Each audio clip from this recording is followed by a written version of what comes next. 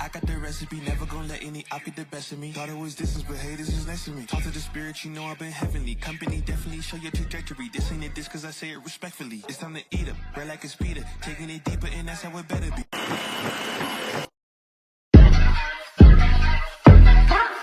Ayy, I got the recipe, never gonna let any op get the best of me. Thought it was distance, but haters is next to me. Talk to the spirit, you know I've been heavenly. Company definitely show your trajectory. This ain't a diss cause I say it respectfully. It's time to eat up, bread like a speeder. Taking it deeper and that's how it better be. I never let the comparison get to me. I just remember the promises meant for me. I know the enemy and that he's meant for me. I keep the blood of the lamb as my centerpiece. I cannot trust in no Christians or energy. Look at the chemistry, it do not even mix chemically. Most of the tricks they be gimmicks, they mimic the truth. It's poison and we got the remedy. There is a bomb, apply it, the fire can stand to the tallest of giants, the tyrant and all the suppliers are scheming and lying. They selling this dreams and we buying it. Show me the chicken, I'm frying it. Show me the dough and I'm prying it. Ain't never lacking it, so what I'm packing, he taking it, he magnifying it. They say you ain't bout it. Tell them that you finna make it, but they doubt it. But you rose like a flower. Tell me what it's like to live with superpowers. I don't know, but I'ma get it. I'ma get it. I'ma get it. Get it. I just know that I'ma get it. I'ma get it. I'ma get it. I'ma get it. I'ma get it. Ayy. I got the drive, the bus, the truck, the gas is stuck. I ain't the one to rely on the luck. I put in work and then he show up. I know it's fake to sit in the reps, ain't no regrets, I do too much. It ain't me if you saying I stunt. He calling the plays and I do what he want. This ain't a front, glory to G-O-D. It's what you could do with a mustard seed. It's what you could do when you start to believe. Take fear and you cast it inside of the sea. 100% out of me, cause he gave it all on the T when he let it bleed. So what is you saying to me? You just insecure about the love that turned me to a beast. I take a step and I ain't turning back. He made me first cause I know that I'm last. I ain't got time for no thing in the past. Learn from it first and then I react. Hands off me, don't hold me. Get it jumping like a trampoline. All truth ain't no trolling. We in good hands, no folding. They say you ain't bout it. Tell them that you finna make it, but they doubt it. But God did it. But you rose like a flower. Tell me what it's like to live with superpowers. I don't know, but I'ma get it. I'ma get it. I'ma get it. I'ma get it. I just know that I'ma get it. I'ma get it. I'ma get it. I'ma get it.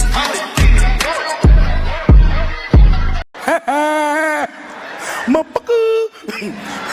That's his favorite word, motherfucker. Can't argue with the numbers. The numbers are the numbers. Drake knows the business. It's all about the singles. Damn, what happened? Well, now you got me, like, in my Ja Rule kind of mode, John Galt. Like, just talk about, like, rap music. One of my favorite songs of Ja Rule was Put It On Me. I die if you ain't with me. So, baby girl, put it on me. What would I do without you? I only think about you. I was tired and lonely. So, baby girl, put it on me. On me. 10 more seconds in, Ja Rule get a stream for this. Keep going. Who would I be without my baby? The style on my break, man. I don't wanna go crazy. So every thug needs a lady. I think Ja Rule just got paid for that way.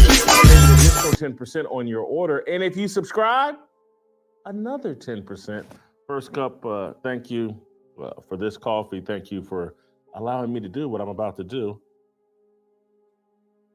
And that's roast LeBron James. And the people that are sitting here wondering why LeBron James has time yesterday to hop on Twitter and say, hey, man, why are we playing this game in Milwaukee? It's a preseason game. LeBron James actually tweeted this out. Can someone please explain to me why we're getting on a plane and heading to Milwaukee for one preseason game? Why are we doing this? This makes no sense to LeBron. But he has time to do that. But somehow LeBron is incredibly silent on politics. I actually think it's a good thing. Will Leach and the New York Intelligencer and New York Magazine, they think it's a bad thing. Let me read to you from Will Leach's piece here. In 2008, LeBron James, just 23 years old, still a year out from the first of his 4 MVP awards, did something highly unusual for a top-tier professional athlete. He endorsed a presidential candidate. Of course, that was Barack Obama.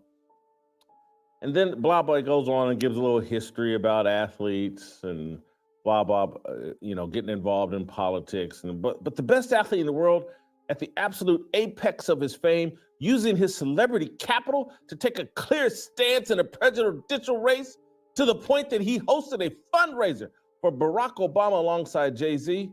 James was doing something unprecedented. And then they go on to take a little pot shot at Michael Jordan. Since then, James has gotten more and more involved in politics. He has never missed an opportunity to make a presidential endorsement. He endorsed Obama in 2012, Hillary Clinton in 2016. Then they go on to talk about in 2020, that led to James essentially leading the movement in 2020, the most politically active sports year in decades, through the voting rights-focused activism nonprofit More Than a Vote. You guys remember LeBron? He's more than an athlete, and in 2020, he was more than a vote. The group worked hand in hand with the NBA to transform the league's arenas into early voting sites and canvass tens of thousands of new voters. James had fully established himself as a political player, and you could tell because he would spend the next year and a half being waylaid on a nearly nightly basis by Fox News. What happened to LeBron? Make LeBron James a Democrat again. What is going on here? Why is LeBron so silent? And why is Brittany Mahomes? Why is Tua Tagovailoa's wife, I believe her name's Anna, why is Raheem Mostard's wife? Why are they all either endorsing Trump or trashing Kamala Harris? What is going on? What is the wind just blowing Trump's direction and everybody knows it? As it relates to LeBron James, I have a couple of theories. We'll bring TJ Moe into this discussion, but I have a couple of theories as it relates to LeBron. One more sinister than the other. But I think a lot of the athletes are piping down this year, partially because of P. Diddy. Diddy's locked up. We don't know what kind of snitching Diddy's going to do. I think people are waiting for Diddy to commit suicide or for Diddy to be assassinated. And then I think guys like LeBron might be more outspoken. But as long as Diddy's out there, and as long as these guys have all gone to Diddy parties or hosted their own versions of Diddy parties, I think people are piping down. Like, holy cow, if Trump gets back in office and Diddy starts talking and they start sniffing around what I'm doing, who knows? I don't want to cast aspersion. But the other thing that I think that is going on with LeBron James is Bronny. Bronny James, playing in the NBA, has put LeBron in the crosshairs. ESPN, just we talked about yesterday, did a story trashing Bronny James, saying he's unqualified. Everybody in their right mind knows what's going on with Bronny James is one of the most selfish, narcissistic, hey, look at me things that's ever been done in the history of sports. It's being done by LeBron. Bronny's just an innocent collateral damage in LeBron's narcissistic, wet dream of playing with his son in the NBA. He's forcing this. And I think LeBron knows that if he were more involved politically, if he were more outspoken politically, the backlash on he and his son would intensify. So I think LeBron's being very calculated here. I'm throwing all of my goodwill and capital into, hey guys, overlook the fact my son's completely unqualified for the NBA. Let's frame this as a great story. It's going to be this big positive history-making story. LeBron James and his son, and it's just LeBron pleasuring himself in front of everybody in America. He doesn't want to be called out on that. And then the other theory that I have, or I wouldn't even call this a theory, it's just a reality of terms of what's going on with athletes, why people and their wives and their spouse, why people are more comfortable saying, you know what, I'm good with Trump. I'm not going along with the Democrats are our savior and I'm racist if I like Trump. People aren't going along with that. And the number one factor is Elon Musk's takeover of Twitter. I've said this from the get-go. This is long before Elon Musk. Twitter was the misinformation narrative driving force that drove the left wing and drove the alphabet mafia. Yeah, but before Elon Musk, when Jack was running Twitter, Jack Dorsey, and when Jack's group of people were running Twitter, and when there were thousands of San Francisco-leaning leftists working for Twitter, it was just a tool to pump alphabet mafia talking points and to confirm false narratives. And so Twitter was the driving force behind the whole Black Lives Matter movement, convincing everyone that there was this pandemic every other hour. An unarmed black man was getting shot. Twitter drove that. You could go on TV anywhere and say, oh my God, I'm afraid to leave my house. I'm black. I could get shot. Oh, I was helping an old lady across the street and I had just come home from church and the police shot at me. You could say, and Twitter would say, yeah, that happened to me the other day too. I agree. Here's 10 million likes for saying that, you nearly got shot helping an old lady across the street when you had just left church and you were an A honor roll student and you were hunting down drug dealers just before you got shot by the police. Twitter would say, yeah, that's right. That's true. Now that Elon Musk is there, now that they've moved Twitter headquarters out of San Francisco, now that they've fired 90% of their employees, now that Twitter is no longer this tool to confirm the insanity of leftists, people have to move closer to reality. And so now it's a bit more high risk to jump into the insanity of, oh, Kamala Harris, what an unbelievable politician she is. She's so deserving. And Donald Trump, when he was in office, black people were just dropping like flies and it was so racist. You can't get away with saying that on Twitter anymore without significant blowback. And so LeBron James says, shut up, and he's dribbling. Isn't that amazing? Hats off to Laura Ingraham. She won the long war. LeBron James is shutting up and dribbling. Many athletes, as the Will Leach's piece in the New York Intelligencer, New York Magazine says, are shutting up and throwing footballs and shooting basketballs and dribbling, rather than injecting themselves into a political process that they know virtually nothing about, because they spend most of their time smoking weed, getting high, and chasing tail, and complaining about, I'm getting paid $50 million a year, and they're forcing me to get on this private jet and fly to Milwaukee and play a preseason basketball game. Make LeBron James a Democrat again. TJ Moe, welcome back to the show. TJ, am I right, wrong, indifferent? Your thoughts on any or all of this? I think you're partially right. You're right as it relates to Twitter for LeBron and some of the others. I just think, they never had to read any real criticism. They pretended, the criticism was a hate crime for years and years. And now there's actual criticism. And I think the opening of the internet and the continued popularity of podcasting has really changed things. But I don't know if the wives thing is what intrigues me the most, to be honest with you, because Trump's biggest group that he's struggled with is suburban white women. That was a mainstay for Republicans for a long time. And now you have suburban white women. And this is a little bit anecdotal, but Butter, maybe you probably, you look like a guy who's around a bunch of suburban white women. You're married to a suburban white woman. So I will tell you, anecdotal. TJ is married to a black woman from Africa, I think. Yes. He's not around any suburban white women. Yeah. Found her on New to Africa. Go with, ahead, TJ. Mark Robinson. Yeah. No.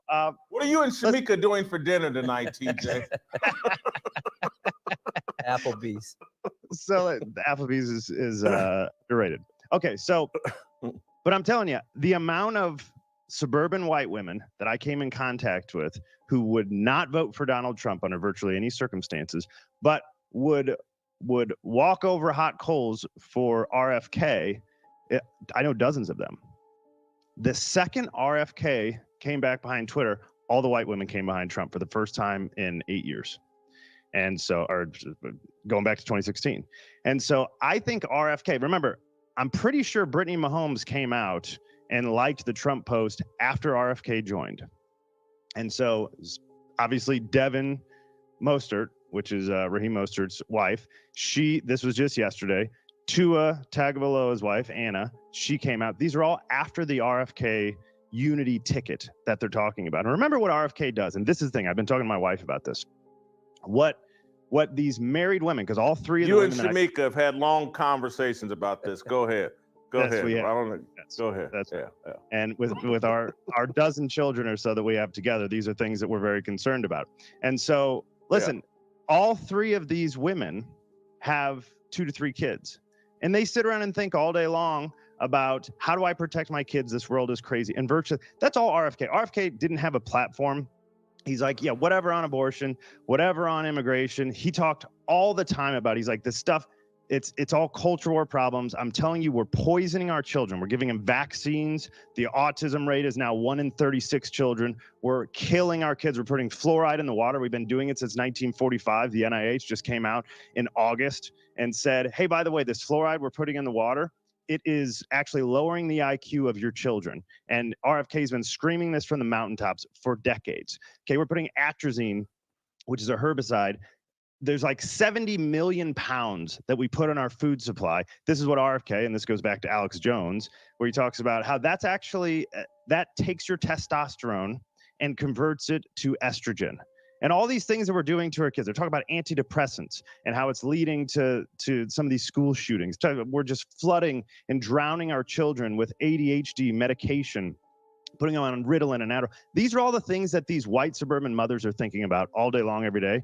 And that's all RFK talks about. And RFK has now stood up and said, trust me, Trump's on board with all of it. Vote for Donald Trump. And so I think that is the one thing that he has solved the suburban white woman problem for Donald Trump. And I think that's what's leading to all this. I think there's a lot of truth to what TJ's saying. I personally have countless encounters with super powerful, strong women, suburban women that all love Donald Trump. I have seen a lot of them that weren't in favor of Donald Trump, but were in favor of RFK. I have seen that a lot as well. And I have seen and heard those conversations. I've been in them, some at home, some outside of the home, that RFK coming over to not only, from him as a candidate, but coming over and the support that he has shown for Trump has really moved these folks, a lot of these gals, over to Trump. I've seen it very consistently, so much support for Trump and for the RFK Trump ticket. I do think, as it relates to these NFL wives and just women in general, you guys are opening my eyes to the RFK factor. That I get that. But I also think, and again, we'll get into it again later in the show today, this whole cis rights thing, this whole deal with men playing in women's sports. I just think as a mother, and your husband is an athlete, that they just really get it on that level of like, we got men and boys playing against girls, and the left seems to be for this. I just think all those videos of Kamala with the transgender people, the man that flashes fake boobs on the White House lawn. I just think all this stuff, the drag queen story hour stuff, I just think all this stuff is building up. And now as we move closer to the election, people are kind of just saying, F it. I'm going to say what I really think. And I don't think we can underestimate, and I don't think anyone is, the Elon Musk factor as it relates to any of these public figures. He has made it easier for people to be honest. And I know some people will say, well, Elon's just made it easier for you to support Trump. I don't think any of these people ever really had a legitimate problem with Trump. They just couldn't be honest about it. And there were rewards for lying about it. And now there are less rewards for lying about it. And there are less penalties for telling the truth about it. And so people are now more comfortable. And I think LeBron James's handlers have told him, hey, man, just stand down. I'm going to throw one other, and this will really irritate people. Chat's about to explode, Shamika, because I'm about to mention my favorite person, Caitlin Clark. She's coming to snatch all the shoe sales from LeBron James. She's the biggest star in American sports. She has not taken any sort of political position. She's actually appealing to middle America, housewives, and just traditional sports fans. And anybody with a brain can see that momentum coming. And that momentum will overtake LeBron James. And LeBron James, he had the market covered for 20 years. There was no rival to LeBron James. Now he has an actual rival in Caitlin Clark. He's at the end of his career. He's burning up some credibility with his son here. And so now he's actually following Caitlin Clark's lead. And again, a lot of this is testament to Twitter and Elon Musk, but it's also just like, oh, now you gotta actually compete. And look, Juju Watkins, and again, I'm not throwing her into the political thing, but if men have figured out what they've done, you're subsidizing, the NBA's subsidizing of the WNBA has actually created a competitor to the NBA. And anybody with the wet finger in the air can see like, man, Nike's giving Juju money. They're giving Caitlin Clark money. Some of that money could be going to me. All the emphasis they're putting on Asia Wilson and all this other stuff. Trust me, these guys love to talk that communist. Oh, this is the greatest show in the history of shows. We brought. Oh my God! Bro, baby, shake it. Let's go. Let's go next. Can't argue with the numbers. Numbers are the numbers. Drake knows the business.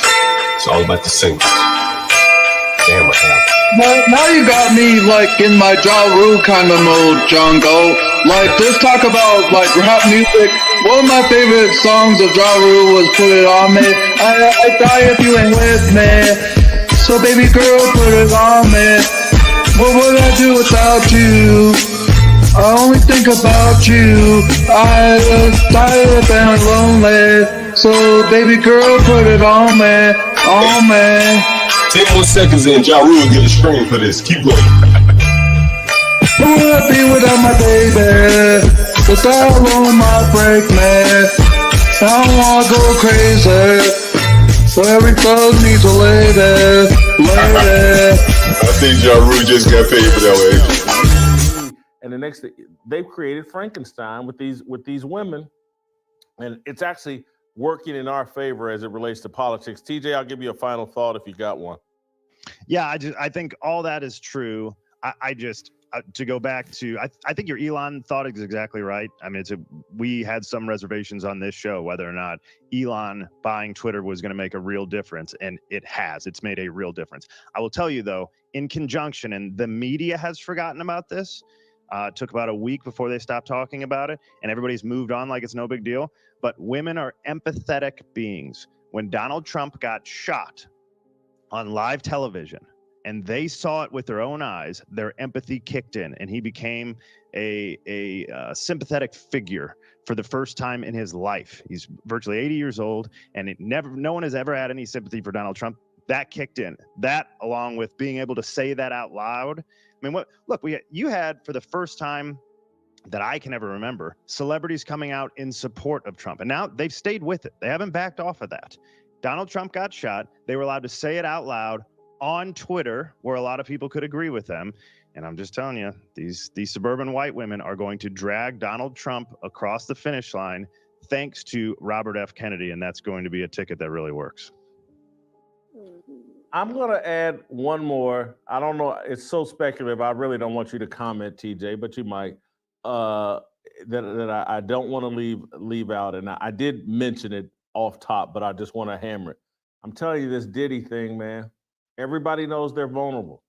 Everybody knows their secrets can come out.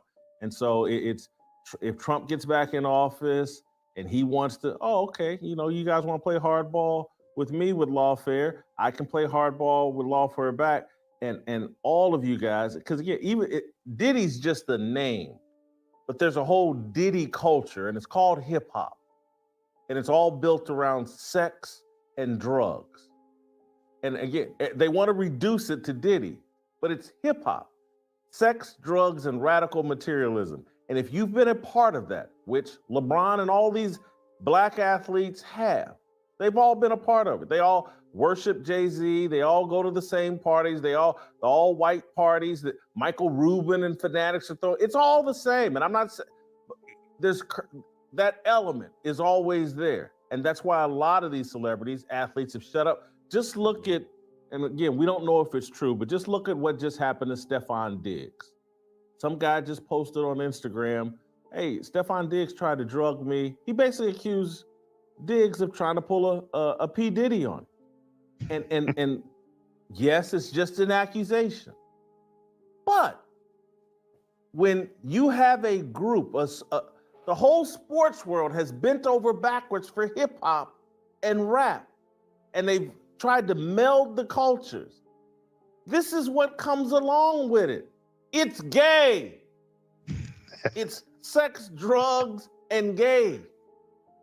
It is.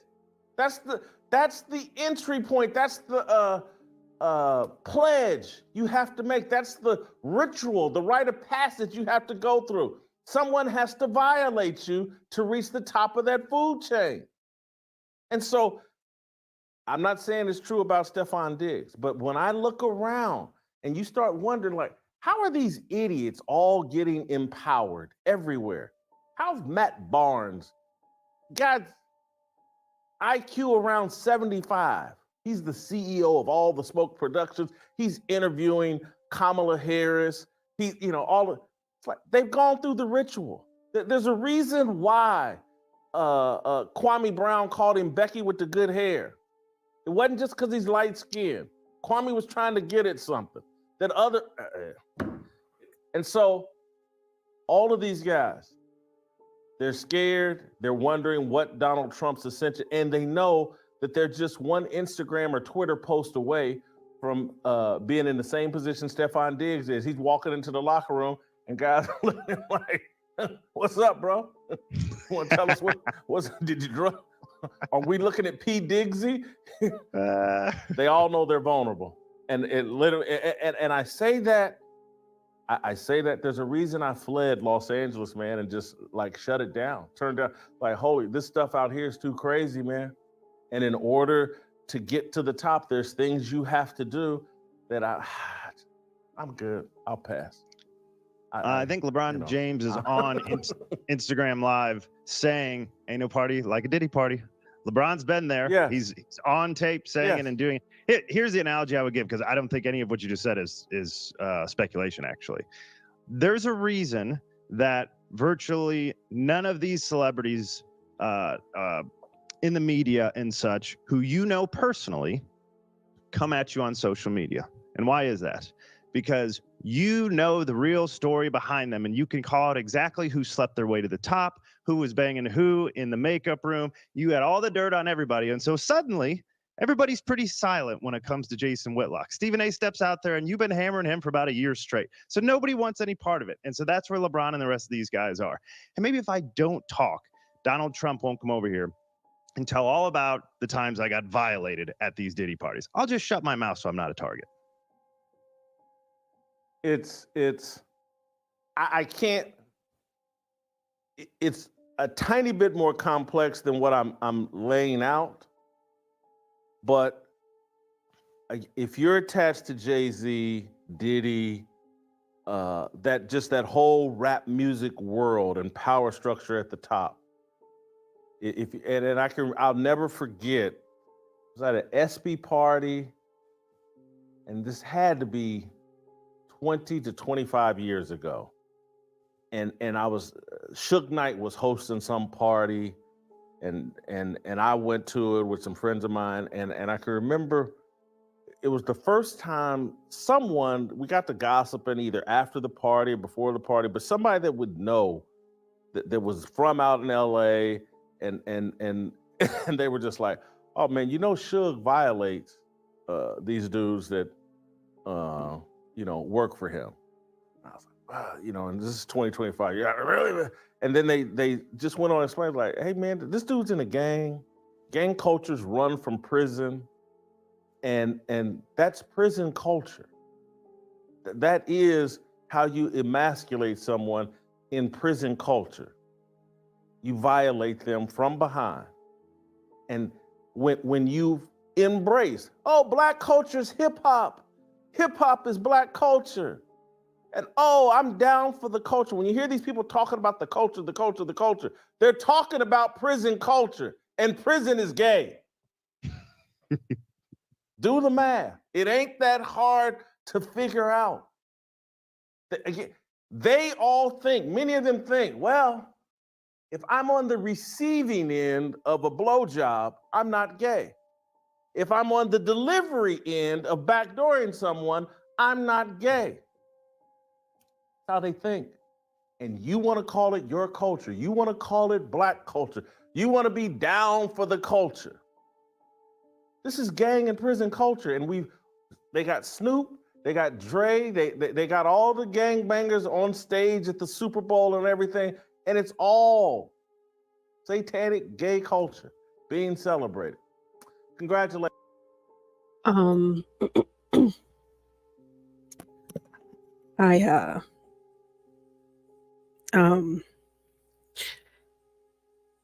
Wow.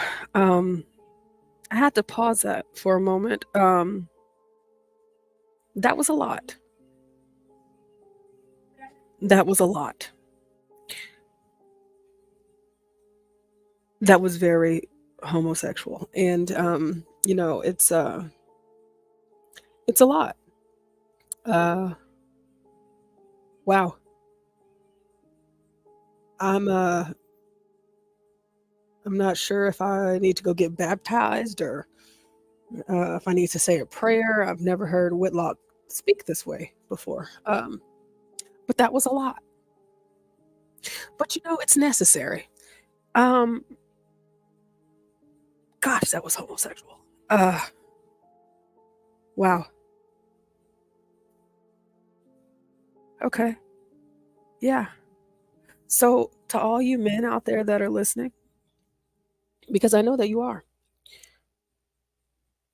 if you're on the giving or the receiving end, or if you're on the giving, as in you are standing or whatever it is that homosexuals do whenever they okay, if you are the top, okay, if you're the top, if you are a top, or if you are the receiving end of getting top,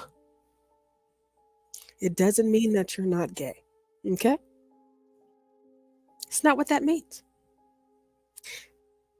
Either way it goes, you are a homosexual. Okay? And don't you ever forget that. There's no excuses. You can't, dress it down to make yourself feel better whenever you go to sleep at night. You can't do that. Can't do it. Just be okay being gay. Let's get back into it. Congratulations. Thank you all for joining that movement. And that's why I've deleted all my rap music. And it's why from behind. And I feel like for those of you that did not hear that, I think you need to hear it again. And I'm not suggesting that any of you in this room or, in the building are a part of this, but just in case you are, live your life however you want. Nobody's judging. Maybe a little bit. Maybe a little bit. Maybe a little bit.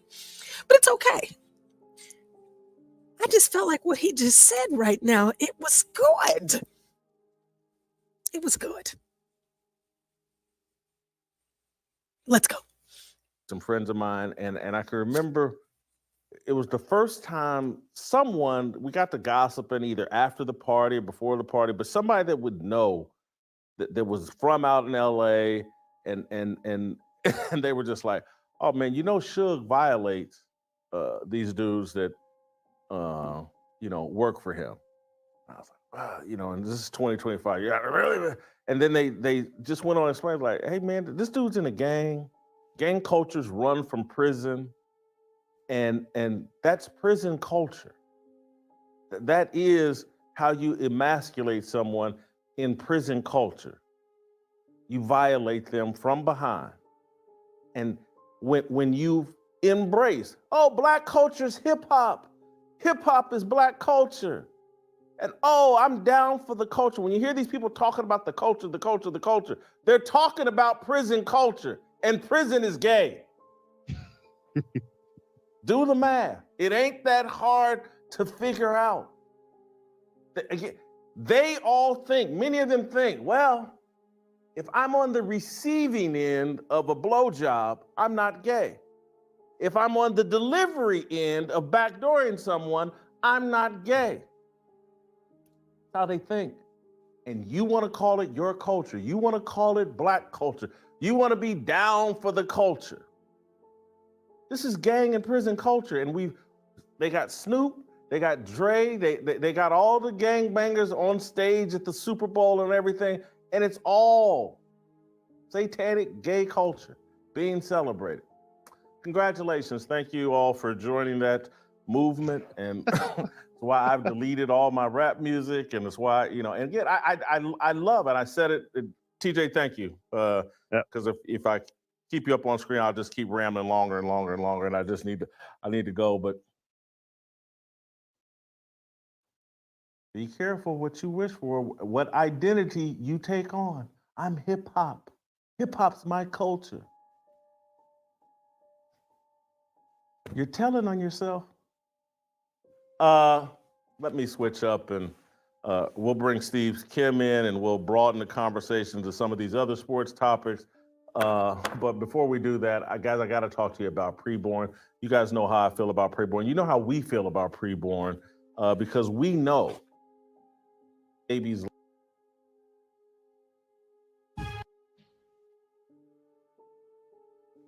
Don't miss a second of Fearless. We'll be right back, but check out this clip from an earlier show. If Elon Musk and someone like Clark Hunt sat down in front of Caitlin Clark, and particularly Clark Hunt, because his dad's history with starting the AFL, his dad and Clark's history, and why Will Leach and New York Magazine are complaining that LeBron James is being awfully quiet on politics this year. What do you think's driving LeBron's shutting up and dribbling? Well, I think a lot of what you said in terms of nobody throws a party like Diddy, that I think that is a factor. Like, they don't want the extra scrutiny. But I have to be, this is maddening to me. I don't know what's worse. Athletes or celebrities, when they give an endorsement and when they're propped up like a Muppet and just used, right? Or the people that look to celebrities and athletes and follow their lead. But you know what's worse than all of that? Is when the media demands that these very same people speak out against something. Because here's the issue that I have. It's not even about them speaking out. They're trying to force an endorsement out of LeBron and everybody else. Can we be honest? As much as we don't like LeBron, and I really don't, I'm not a fan of his.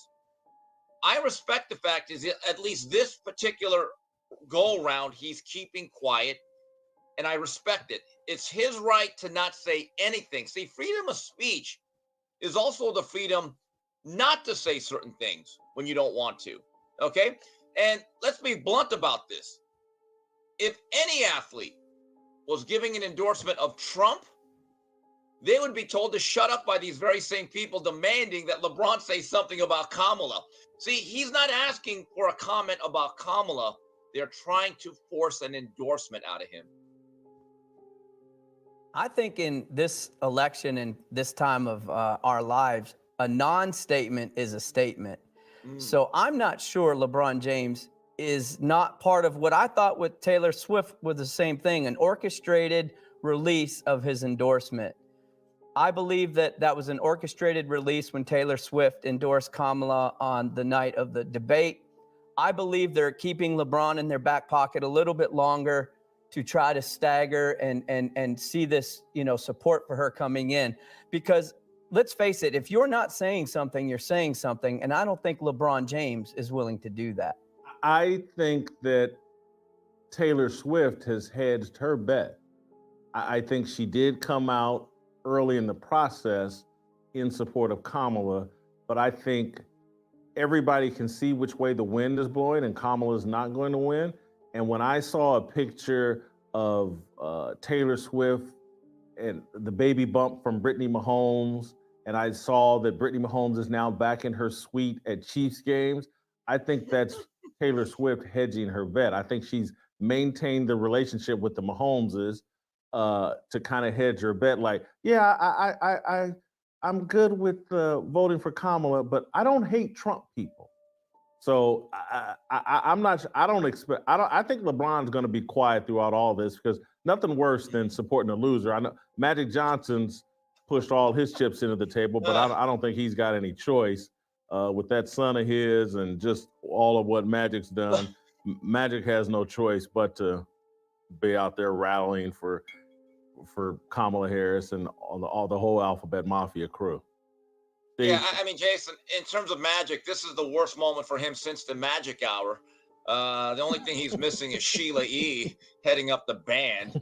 Yeah, by the way, I do find it interesting that wives now, specifically of the Miami Dolphins, are coming out saying, hey, we're with Trump. And I think it's very simple reason why. They're probably looking at this thing, wait a minute. How much are they going to tax us? Oh, no, this money's staying here. Everyone looks out for their self-interest in these situations deep down privately. And you know what? They should. That's their right. And I think there are other factors, like you mentioned. They'd rather have their little Timmies not be forced into being Tammies. I think all of this kind of matters. They are, when you are married to a professional athlete, it's a solid, stable marriage. Those do exist in pro sports. And you're actually looking to build generational wealth, have a family structure that is traditional. It's a nuclear family. You don't want any of the madness. You really don't. But here's where, again, I get very frustrated by the public. Just because you wear a guy's jersey or buy season tickets, that does not mean that they have to shoehorn their political beliefs to fit yours. You have every right not to cheer for them. You can start booing them. But guess what? They have a right to have their own political dissent. I also think down in Miami with all those Cubans, I just don't think there's a political consequence to supporting Trump. The state of Florida is red. There's a Cuban culture that is very red and anti-communist and anti-Kamala Harris. I think you're on safer ground in Florida. It's like one of the main reasons I left California is like, man, I gotta be me all the time. A lot easier to be me in Tennessee than in California, and particularly Los Angeles. Steve, I want to play you a clip from Shams Charania, I believe. Where Shams is talking about The Lakers have plans to play Bronny and LeBron together on opening night. They're going to make this history. Let's play the clip. Obviously, we're seeing something unprecedented. We're seeing LeBron and his son Bronny playing together, and this is obviously the culmination of a lifelong dream for LeBron. What is the plan for them to onboard? I guess what I'm asking is, how soon should we expect to see them on the floor together? We're going to be seeing history very, very soon. The expectation on the Lakers is that their debut together, the first father-son duo in NBA history to play at the same time in a game, will be as soon as opening night, October 22nd, against the Minnesota Timberwolves at home at Crypto.com Arena, from everything I'm told. That is the plan. That is the hope. But again, it's up to JJ Redick, LeBron James, and I guess their comfortability. JJ Redick has said publicly that he's going to involve both LeBron James in that process. And so I think that is a process we'll see play out. But this is a player, Bronny James, 4-year contract, second-round draft pick. This is going to be a developmental year for him in a lot of ways. He's going to spend a lot of time on the active roster, a lot of time also in the G League when that starts in November. So we're going to see a player who went through a lot of medical stuff last year with a cardiac arrest. He's still finding his footing, and that's how we're going to see him this year in a developmental. And I'm still getting used to hearing JJ Redick as the coach of the Lakers. What is the early sense of how that's going for him, our former teammate here at ESPN? The early sense is how detail-oriented JJ Redick is. The making history. This is how this whole thing's being framed. It has nothing to do with, hey, they're going to put their best lineup out there. They really want to start the season out strong. It's is this history? LeBron James stuffing his son into a role that he hasn't earned. Is that, calling it history? Why aren't they calling it what it is? One of the most selfish, most narcissistic assaults on meritocracy that we've ever seen in sports. But instead, we're framing it as, hey, we're going to see this history. Make sure you tune in as we make history on opening night. I just reject all of that. Yeah, it's funny. The very same people, I'm going to go political just for a minute. The very same people that say that Donald Trump was propped up by his father will be the same ones paying tribute to this. Just think about it. But here's the thing. And by the way, good job on Shams. He's pretty good on camera there. So he's the NBA insider. I'm just a Laker fan in recess, right? So Shams actually said that Bronny is a developmental project who will be in the G League soon, right? That's where he's going to really learn how to play this game of professional basketball. Jason, when was the last time you heard of any player that is earmarked for the G League being promised opening night minutes? It makes no sense. So this XYZ player, oh yeah, he's going to be in the G League. He's going to get some minutes. He's going to develop. Oh yeah, but he's going to play opening night. What, excuse me? And this goes to show you that JJ Redick is not their coach. Calling him the Lakers head coach is an absolute insult to men like, forget Pat Riley, Jackson, Randy Funk. Oh, I can't hear you, Bush. I didn't know if you wanted to talk or say something. No, I just jumped on. I thought I heard something in the background. So I said I couldn't hear you. I was playing because I wanted to listen to Jason's show today because he was talking about LeBron James. Because if you've noticed, LeBron James has been very quiet politically. We haven't really heard much from him. Yeah, that's right. As of late. And that's different. You know what I mean? Mm-hmm. He always got something to say, but he ain't said nothing, John. Not a word. Nothing. And so I'm like, there has to be something going on. But then I realized that I forgot that Bronny, his son, is in the NBA. And so on October 22nd, they'll be making their debut on the Lakers, playing together, making history, which apparently is unprecedented, where they'll be playing together at the same time, the first father-son duo. And I wanted to see Jason Whitlock's breakdown of it.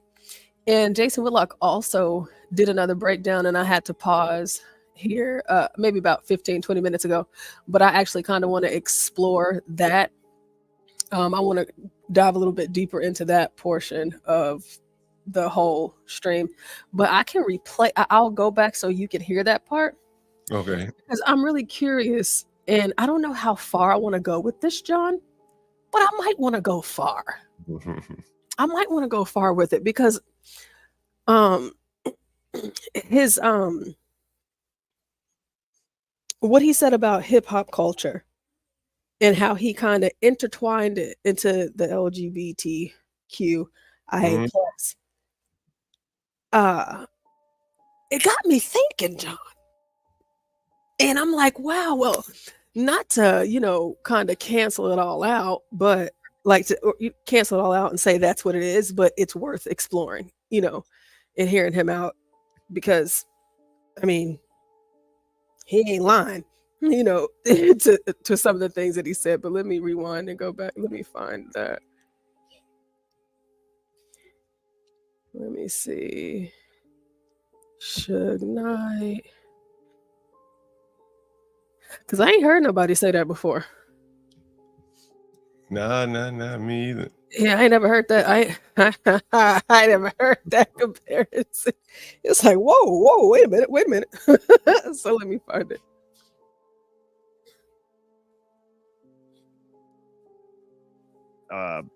In the media and such, who personally, come at you on social media. And why is that? Because you know the real story behind them, and you can call out exactly who slept their way to the top, who was banging who in the makeup room. You had all the dirt on everybody. And so suddenly, everybody's pretty silent when it comes to Jason Whitlock. Stephen A steps out there, and you've been hammering him for about a year straight. So nobody wants any part of it. And so that's where LeBron and the rest of these guys are. And maybe if I don't talk, Donald Trump won't come over here and tell all about the times I got violated at these Diddy parties. I'll just shut my mouth so I'm not a target. I can't. It's a tiny bit more complex than what I'm laying out. But if you're attached to Jay-Z, Diddy, that whole rap music world and power structure at the top, I'll never forget. I was at an SB party, and this had to be 20 to 25 years ago. And I was Suge Knight was hosting some party, and I went to it with some friends of mine, and I can remember it was the first time we got to gossiping either after the party or before the party, but somebody that would know that was from out in LA, and they were just like, oh man, Suge violates these dudes that work for him.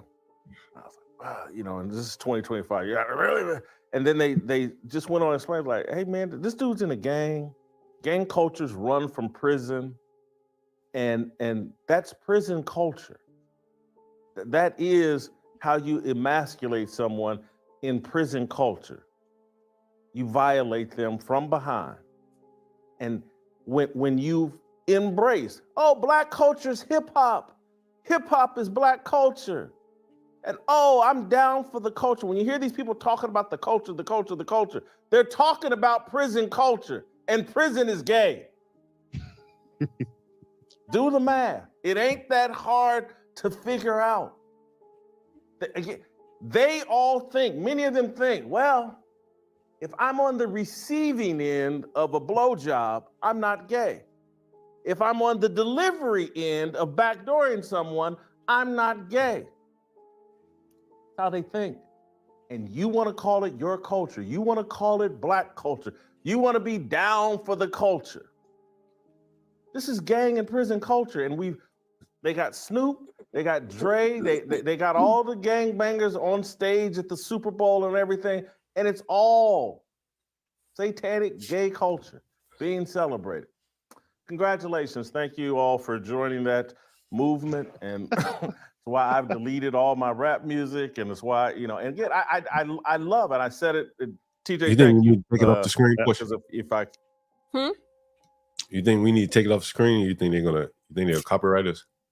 Oh no. So I actually last night I went through some of the YouTube classes on copyright and what to do. So especially whenever you're playing a video, audio can be tricky. So if we're gonna play the video, you want to make sure you play the audio too. But us playing our music that we play in the background, that helps. And then also not full screening the video. So the only time we want to full screen a video is going to be if it's a news story. Like But the news. I see. but like for something like this, because I actually just made this layout, the one you know how what the screen looks like right now. I just made a custom layout. So if it's the two of us up here, and I'll make another one like as people join, but we want to make the video small. I see. Yeah, we want to make it tiny. So yeah, you know, just it's just different ways to get around it, you know. So what was the you know, not to derail it, but what was the language that said, hey, make it, do they say make it small? Yeah, essentially. Like either and I'm working on the opaque overlay. So you want to kind of distort the video in a way so it's not being taken as though you are stealing their content. But like now there are some companies or you know content creators, whatever, media videos, some of them you can't get around it. Like it doesn't matter what you do. So you just got to be sure, and that's for all of us, dependent upon what we play. We want to be careful.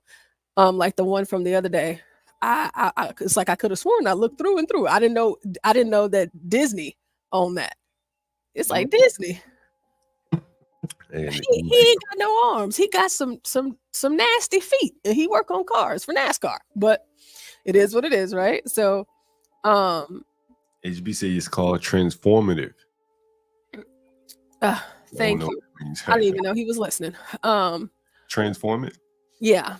So I am working on the opaque to put over the videos whenever we play them too, but we can still show them. But like I said, like us making sure we have the music playing and making it small or transformative and putting the overlay and that you all can access. So all of the hosts, y'all have access to that overlay whenever you want to play something. And hopefully I can add it to this custom portion that we have here. So, you know, it's there for everybody's use. So it'd be like on the right and just like a screen or something, like an opaque screen, or you'll still be able to see. How would that work? Yeah, what I'm doing is your picture. Mm-hmm. Gosh, I wish I could maybe in about 10. Yeah, I ain't mean to derail you. I'll be able to pull it up and show you, but I'm going to I'm gonna have one for each of the segments. So like for the urban landlord, so your picture and like the houses and stuff, just making it opaque, and I'll just place it on top of the video. You can still see the video, but it'll be opaque, you know, like a translucent, if you will. Yeah. So interesting. Go ahead, Portia.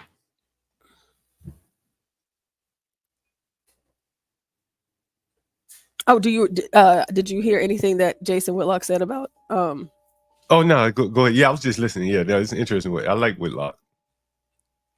So what did you think about his position? I hadn't thought about the homosexual angle or even Suge Knight.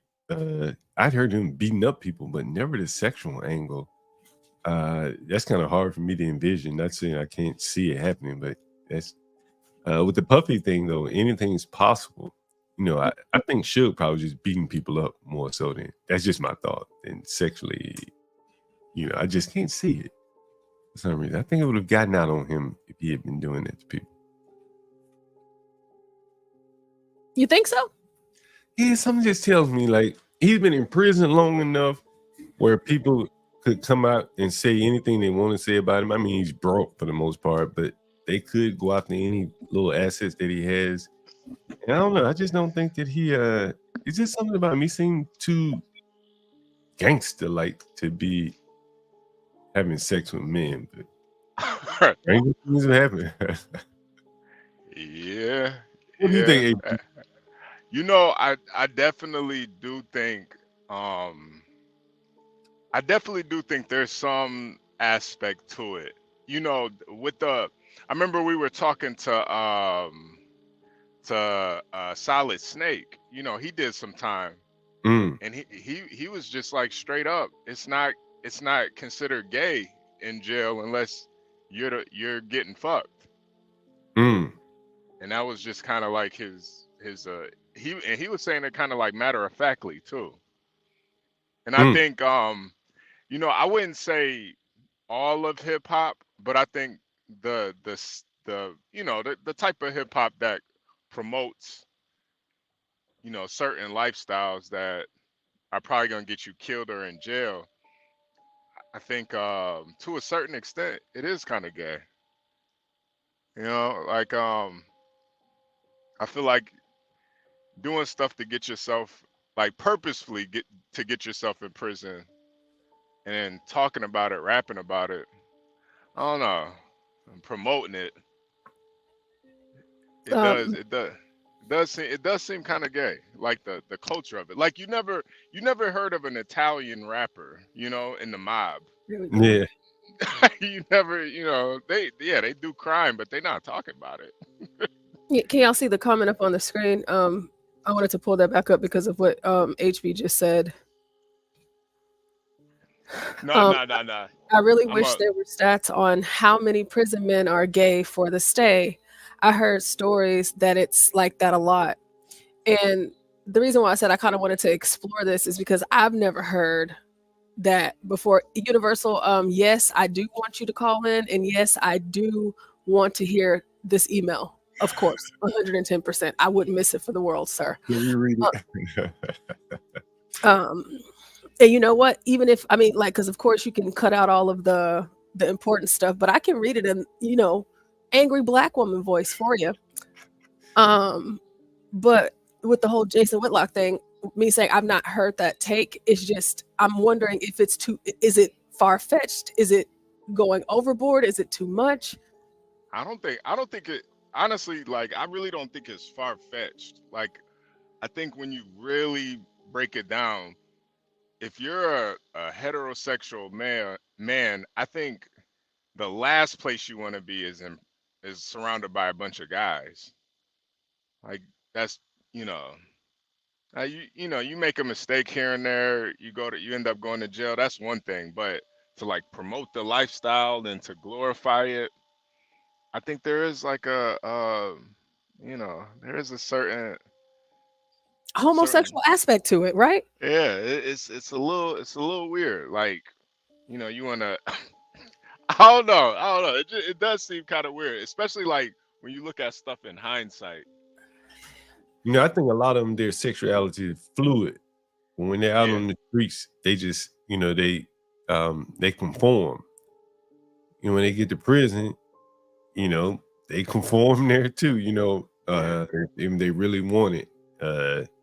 That's kind of what I think. You know, I don't think there's any, you know, like moral belief that would keep them from it, or cultural scorn per se. yeah, You know, like in you know, I've talked to many Africans. They're like, yeah, we know we got gay people, but they just know they better live their life under the cover. yeah, Whereas here, you know, these guys would be living kind of out, you know, and so when they get to prison, you know, it's just you know, probably just easier to just slip right into the lifestyle. yeah, Yeah. yeah. And then too, as a form of you know, kind of like dominance too. Like, in you know, I would assume like in prison, if you make somebody do it, you know, it's a different aspect to it. You know, like it's like, damn, I really don't want to fuck with that nigga. Nigga forcing niggas to fuck. Like, god damn. That's like gay in and of itself, though. Like, Yeah, I know, but it's like you ain't trying to get in a fight with a nigga like that. That nigga forcing niggas on it. Like, god damn. you know, when you hear about Says when you break down the meaning of gay or homosexuality and compare it to hip hop culture, I'm lost. She said, I would say hip hop culture can be a pimp and where situation, if you, I mean, maybe she's trying to say weird in a weird situation if you can't maneuver through. No, no, him no. I to hip wouldn't hop. say Okay, I can see the correlation, but she can't see it with homosexuality. no. I'm talking more about like the super gangster rap. That's why for me personally, I really only like listening to dead rappers because it's kind of like it's more poetic in that sense.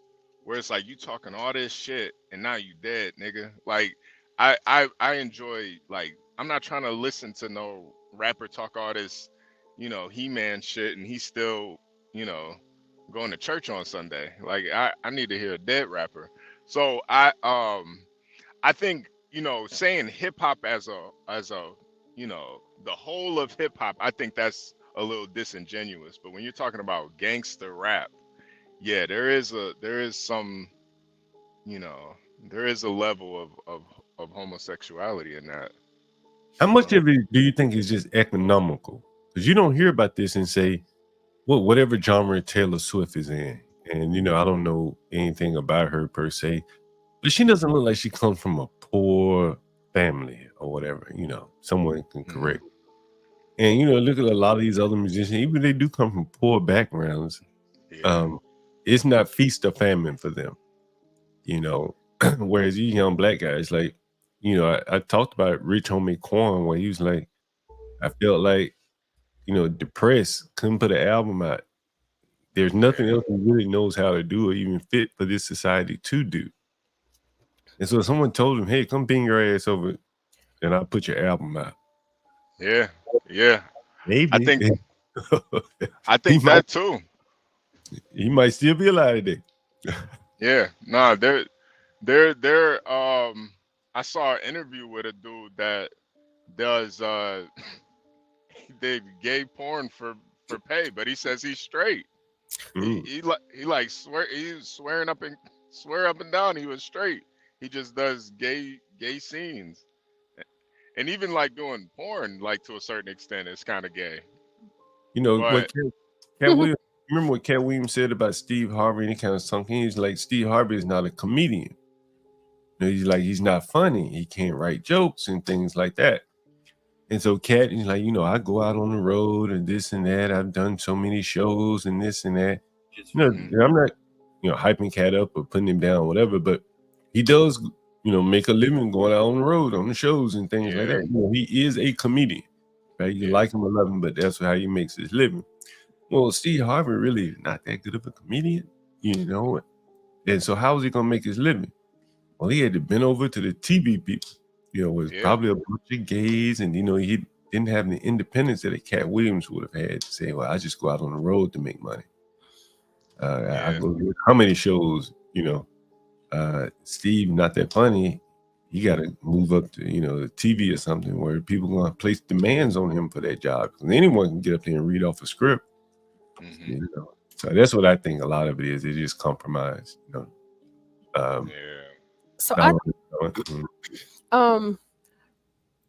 to what HV just said, as it concerned like the porn, the guys that do porn and swear up and down that they're straight.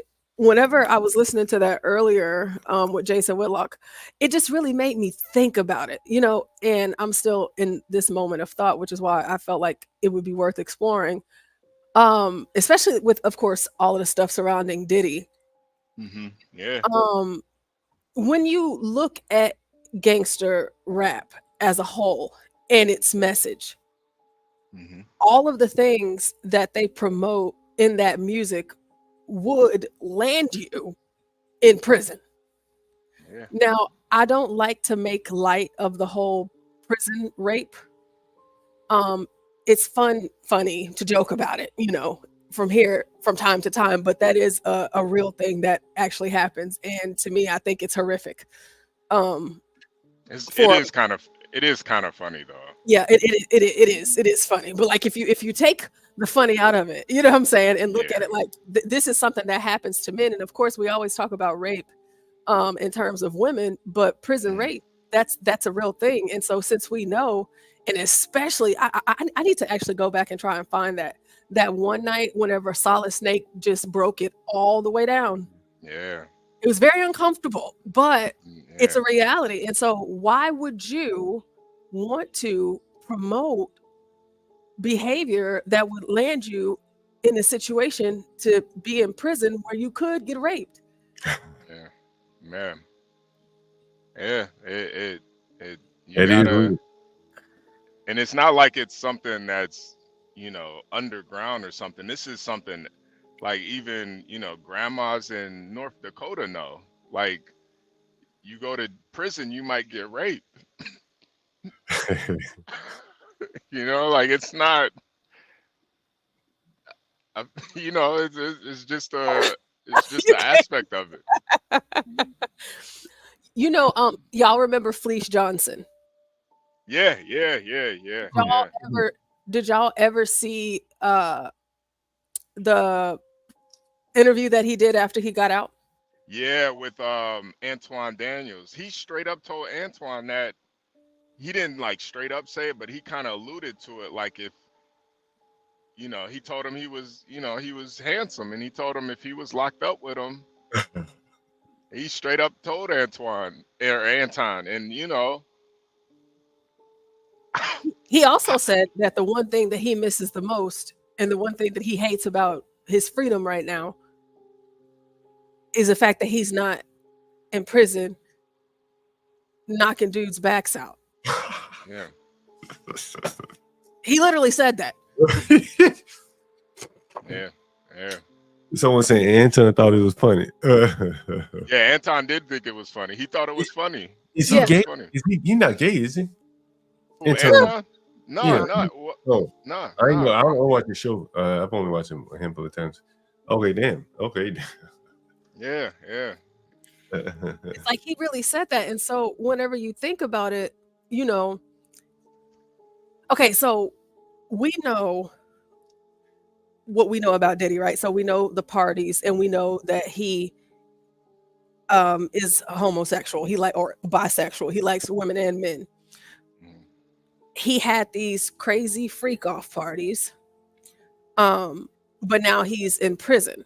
Now he's in solitary confinement because he's a high profile, right? But do you think that Diddy would, do you think that he would engage in homosexual acts in prison? If he wasn't in solitary, yeah. He would be forced. He may be straight up gay though. You know what I'm saying? He may be straight gay. And forcing other women to have sex with strange men, shit, he may have been looking at the man. Mm-hmm. Oh, we know, right? Otherwise, why don't you just jump in? You don't need some carnival actor. So he may be just gay, and all this shit was smart. Yeah. That's the only thing that makes sense to me. Because a straight man would not want another man touching some woman, and he walking up and down the street with her, parading her. That's his girlfriend. But John, I think it is more of a morality thing too, because I always say, like, when it comes to like evil doesn't really have any allegiances. So I think it's like a morality thing. Like, I don't think he would even consider himself gay for doing that act. Evil doesn't really have any allegiances to anything. So it's just like, for him, watching another man have sex, I don't think he considers it gay. But I think, just him just straight up, doing a guy out of lust, that would probably be gay to him. But, forcing a guy to do something for a rap contract, I think that's how they like compartmentalize it. Like, it's, I made him do it, like it's like a power thing. But damn, you still got to be turned on to do it. Yeah, you right about that. Yeah, like, damn, if you were gonna do it, would you have baby oil for this shit? Like, stacks, like, he ready to go at any moment. Yeah, and they say he would, masturbate to watching, two men together, or his woman and another man. Like, he got off on it, of course, but it makes me, because in that I didn't get to finish reading it, and I might pull some of it up today just because. But in the, what is it called? The papers from court. I can't think of what they're called. I think they're called court papers. Is it the indictment? Oh yeah. So I'll like tell you. those being released, and I was reading some of them a few weeks ago, but all like they didn't name the celebrities by name, but the description, you know who it is. It's just the thought that all of these Black men, and just these men period, are engaging in that, and of course the component of going to prison. It kind of makes me think that like gangster rap music is gay, or it's promoting it and it's encouraging it in a sense, in a way. Maybe not 100%, but in a lot of ways it is. And that just kind of makes it weird, it's like it makes it kind of uncomfortable just even having that thought introduced. Yeah, I think that I just think that a lot of these guys are just immoral, and whereas heterosexuality, may be part of the moral core of people. Like you think about an Italian, from old gangster movies, they killed someone, they found out he was homosexual. Not to say that was right, but it was morally enforced. But Black people are more or less, adopted any agenda, even if it went kind of against nature, abortion, homosexuality. We just take it all, or accept it all, and we'll find some way to wrap it in a law or the rights that are bestowed upon you. And I think that just, creates kind of a slippery slope where you're willing to do anything, Mm-hmm. Yeah. It's like at what cost? Like, it's wild. Like, you want to be put on so bad, like you want to be famous and rich so bad that these are the sacrifices that you yourself is willing to make. Like, you're willing to compromise these things. But then too, I'm not going to sit here and say that they don't like it. But go ahead. I don't know how you, in your mind, like whenever Jason Whitlock said, if you're on the giving end, like if you're a top, or if just like if a man is going down on you, or just because you're the top person, like you're not the quote unquote feminine one in the relationship, there's men out there that believe that they are straight because of that. And it's like, no, you're gay. Do you believe Black men are more gay than white men? Do you think it can be like racially, I think so. Honestly. Or do you think we're all equally gay? Nah, I think Black men, they're if you look at mind you, I don't know any numbers, but I would say there's definitely probably more Black gay and bisexual men. Like the rate, I don't know. I don't think, obviously there's probably more gay white men, but I think the rate, disproportionate. Right.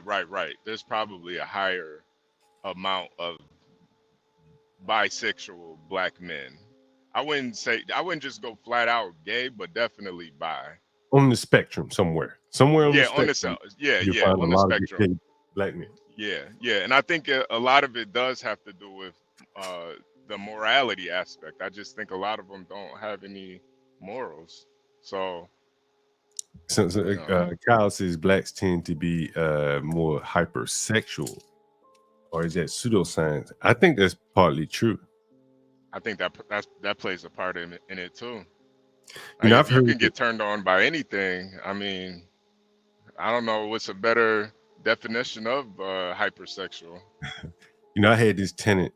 I guess you can see he was like a friend of mine, and before he became a tenant. And he was like going to medical school or something, but I don't think he became a doctor. And I mean, he would sleep with anything, man. Anything moving. And someone said, man, he sleep with men too. He was kind of softish, like, like it's hard to describe. I mean, he wasn't gay, like, but he was kind of, I can't even describe it. But someone had accused him of sleeping with a man. And I just thought, like, damn, he is so hypersexual. Like,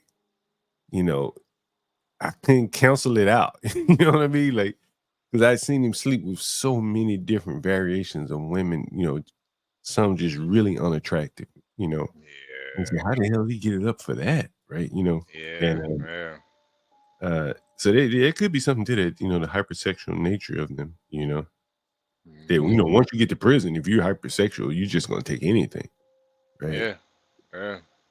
I'm one of my buddies. He did some prison time. He's actually a trucker now though, and he did like a year. And he said like after that 3 months, those ugly ass prison guards started looking good, like the real ugly prison guards. And I find myself on the road sometimes, like you go into this truck stop and it's a toothless.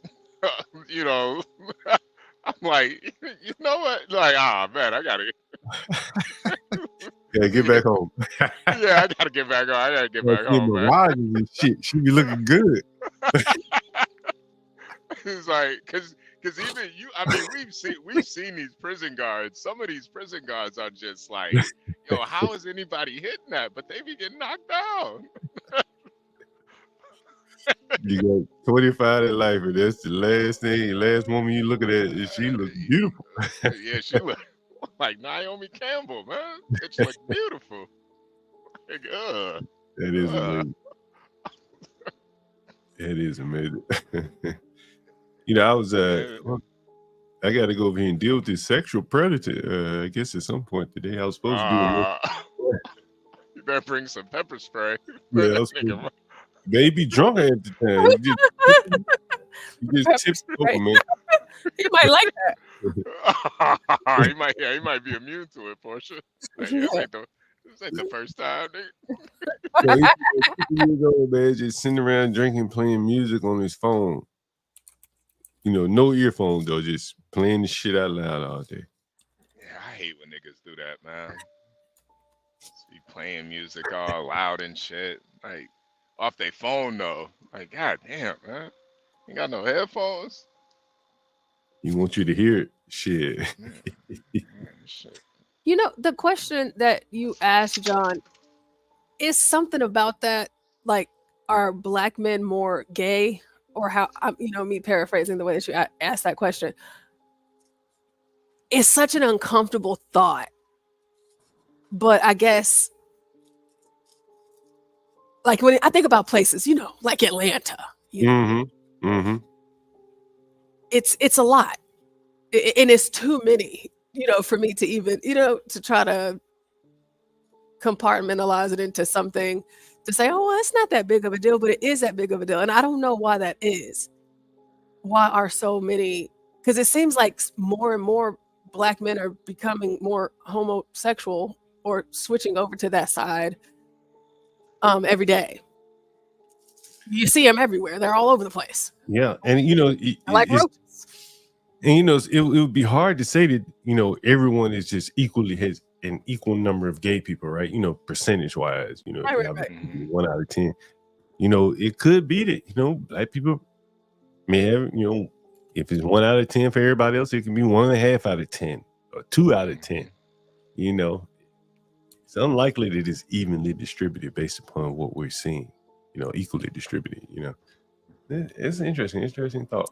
So what do y'all think about the idea that, single mothers, what do y'all think about the idea that black women are responsible for homosexual black men?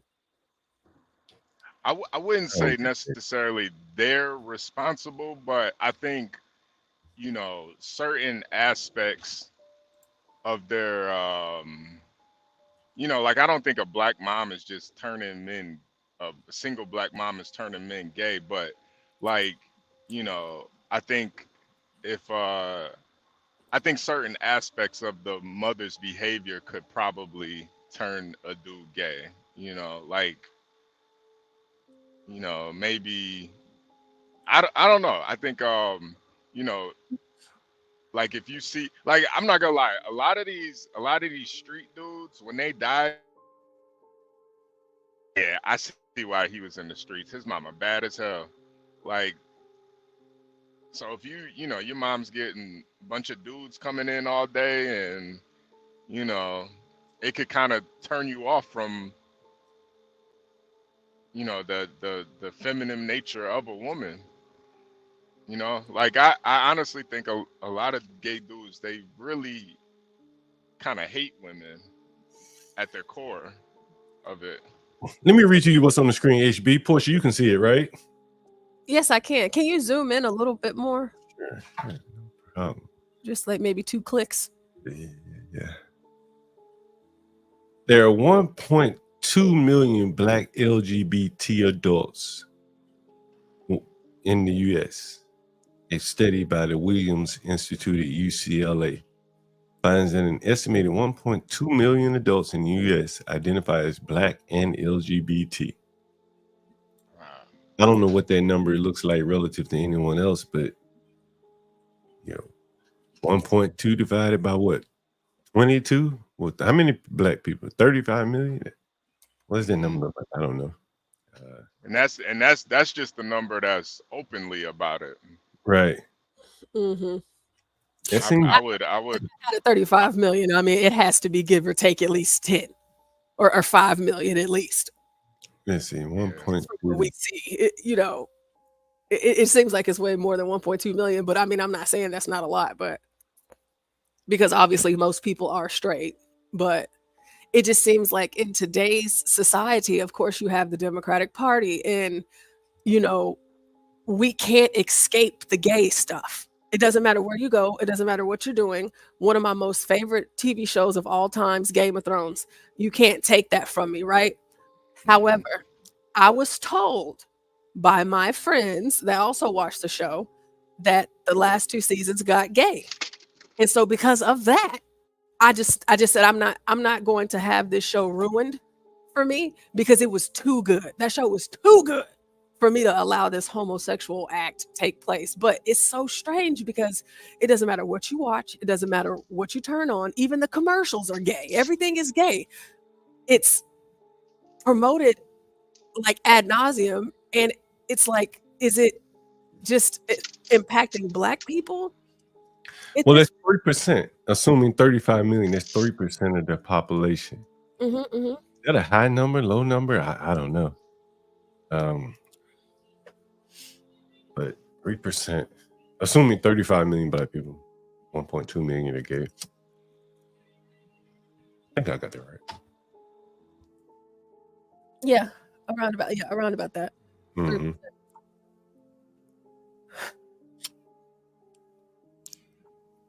It very well could be genetic. Who knows? I wonder what they like the Hispanic population. Yeah, let me see if I can look something up too for that.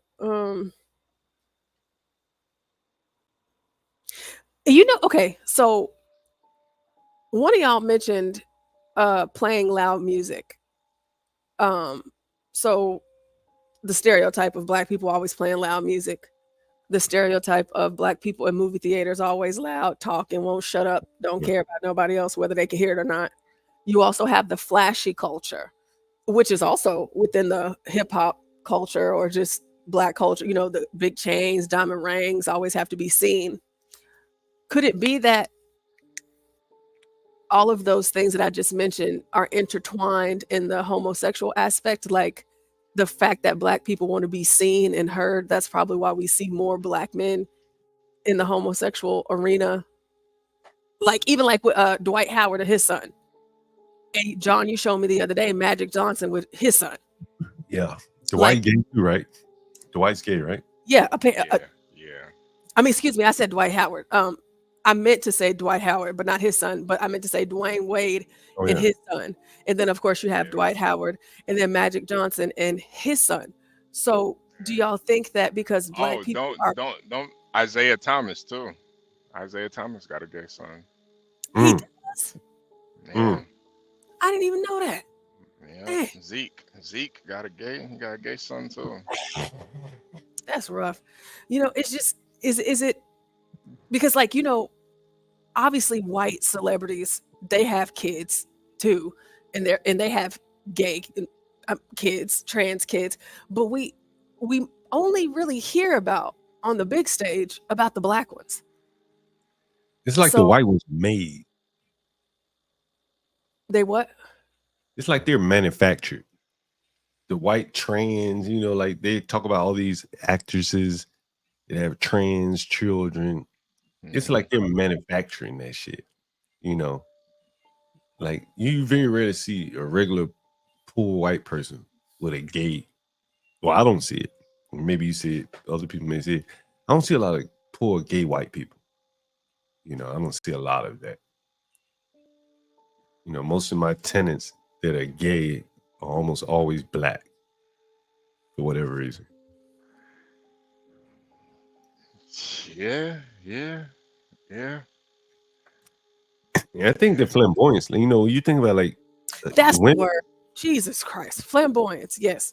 you know, like the women, they love fashion and all that kind of shit. And, you know, you think about a lot of these gay men or men like Puffy, he was into fashion, right? You know, going to the Vogue, you know, wearing all them, you know, flamboyant ass outfits that most men just wouldn't even really feel comfortable in. A nigga want to put some jeans on, maybe some shoes or boots or something, but wear all that kind of shit, he's just not manly, you know what I mean? And someone said Kanye big into fashion, but he actually designs shit. These men don't design shit, right? They just wearing clothes, you know. Yeah, and then too, Kanye, I wouldn't consider his music gangster rap either. Right. You know. And he is actually talented. Like, yeah, that too. You can't really fuck somebody who's talented. He ain't gonna let you, right? Unless he wants you to, right? You go figure out another way. John, here on the screen, and HB, if you're driving, I'll read this out loud, but I think that you might find this of interest possibly. So we have 5.5% of adults in the United States identify as LGBT. 13.9 million adults in the US identify as LGBT. So we're talking numbers now, right? So we are roughly 350 million people in America. And 13.9 million of them are gay. That's only 5% of the population. Why do we cater to such a small faction? And why is it that it's promoted so heavily everywhere, but more so to me from what I've seen in Black America? Also, they say 36% of the gays live in the South. So roughly about 5 million live in the South. However, 14.3% of the gays are in Washington, D.C. That's it? Yeah, that's probably why you've seen so many gay. Well, they do call it the chocolate city. I guess they it was a different kind of chocolate. Oh, HB. Ew. Ew, that's so nasty. Oh my, I just got that. Oh, yeah, it took Portia a second, Josh. No more white chocolate. Oh God. That's so oh gosh, that's so gross. It's so nasty. Yo, this comment is funny. Let me go back to the screen. I'm not gay, my boyfriend is. I'm telling you, I honestly think the numbers are a lot higher. I think there's a lot of. I'm sorry, I think there's a lot of niggas that they not you know it's that mentality. I know it's a joke, but it's that mentality though. Like I I'm wonder not what gay. percent of that 14% of adults in DC are like black. Yeah, hopefully I can, because I'm still looking around to get that breakdown. But 1.5 million of the gays live in California, but California is also the top state of the gays, which I think we all knew that. California is very homosexual. So, and then this also says that 15.2% of young adults ages 18 to 14 identify as gay. So that's roughly 4.7 million 18 to 24-year-olds that are gay. It's pretty gross. Oh, so they have the percentages by state. This is interesting. Okay, so Texas has 5.1%. Let's look at let's go to Illinois and Detroit. So Illinois is 4.5%. Michigan is 6%. That's all Detroit.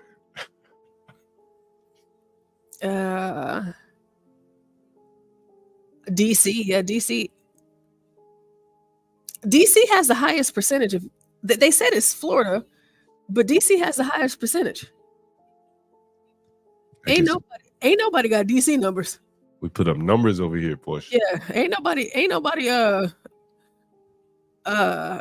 doing it like DC. I mean, if 14.3% in comparison to all these other numbers, no, there's no other state that is even at 10%. So there's a lot of homosexuals there. Well, in Alaska, shout out to 12th Man, 5.9%, Florida 5.4%, Hawaii 5.1%.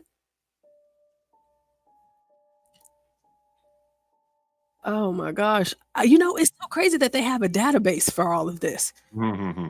Like, do you sign somewhere on a piece of paper and say that I'm gay? I'm sure they keeping track of like employment statistics, all kind of shit. They probably keep tracking. I wouldn't be surprised they ask you on a food stamp application. Yeah, I think it's self-identification. Oh, it's blacks. Hey, blacks. Hey guys, how are you?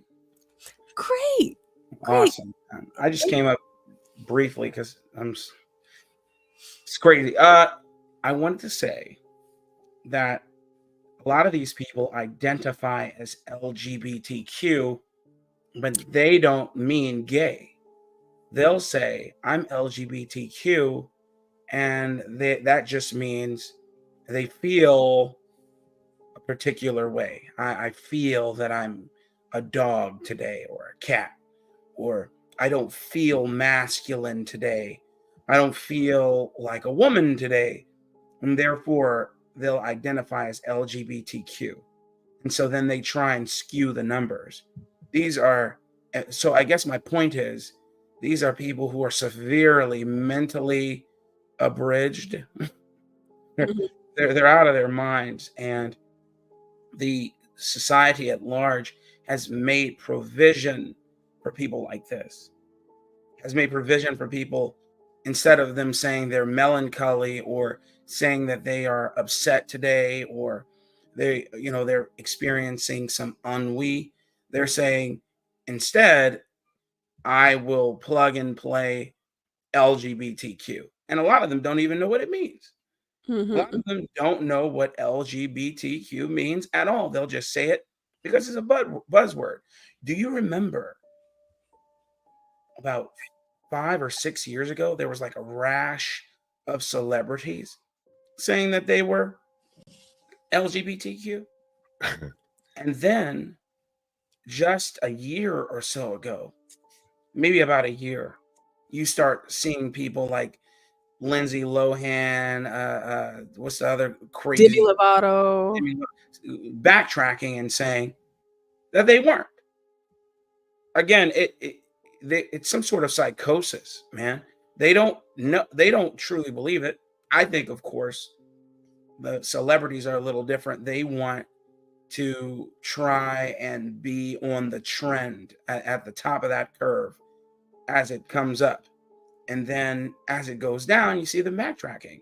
Remember, Toyota, well, maybe you don't know, Toyota recently said they would no longer be sponsoring LGBTQ parades, Pride Month, none of that. Completely doing a 180 on their previous announced, what's the word I'm looking for? A previously announced affirmation of LGBTQ. So again, these people, I don't believe these numbers. I believe it's far less, far fewer people who actually are gay in this world, let alone the country. Do you think that because what I have on the screen right now, okay, so blacks and John, have y'all ever heard the saying that the older you get, the more conservative you get? Yeah, I've Yeah. heard. Okay. Except for So- John. John likes that action. But go ahead. Yeah, certainly. Certainly. So looking at this, it says the percentage of LGBT adults. And so it starts at age 18, and then we end here at the bottom with 65 and older. Now, from 18 to 24, we're seeing 4 million.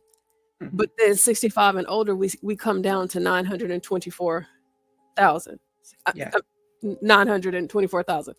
So do you believe that component Yes. apply similarly to the conservative? The older you get, the more conservative you are? Yes, because you could call this chart here, you could call this a mortality scale. Think about it. You 18 to 24, I can do anything. I'm free. I am recently emancipated. I can go to school. I can engage in all sorts of fruits of my debauchery. 25 to 34, you're still kind of in that vein. You're like, I got to work now. Let's say you didn't go to college, or you did go to college. You realize, hey, man, ain't nobody, the party's over. I got to pay for stuff, but I'm still partying. 35 to 49, you realize there is no party, and mortality is very real at this time. 50 to 64, obviously, you're going to die. You got about 10, maybe 20 years left. And then 65 and older, you're looking at glory. You're like, okay, yeah, I need to make sure I get to heaven. This is, I don't know what I was doing at 18 to 24. I got to make sure that I don't die and go to hell. And I don't care what anybody says. They can give me lip service all day and say, oh, I don't believe in God. I don't believe that heaven exists. I don't believe there's a hell. But then, life experience has told you otherwise. And your body's aches and pains have told you otherwise. And you know that that white light is coming for you any given day.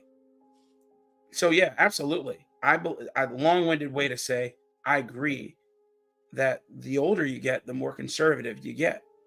And there's just not this idea of, hey, I'm a homosexual, No.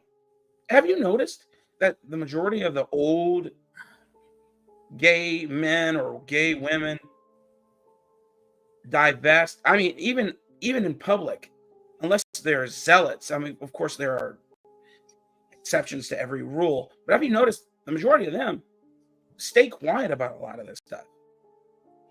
They don't engage in public discourse at all. And they're really rethinking their life decisions. And you get examples of it every day on just to name a couple, docuseries, their Instagram or some other public site that they utilize to pontificate on and give me their inner thoughts. You'll find that the older you get, the less of this you want to engage in, man. I'm telling you, it's just, it's pure unadulterated evil. That's it. No need to make it any more complicated than that. I want to do more evil when I'm young because I'm invincible.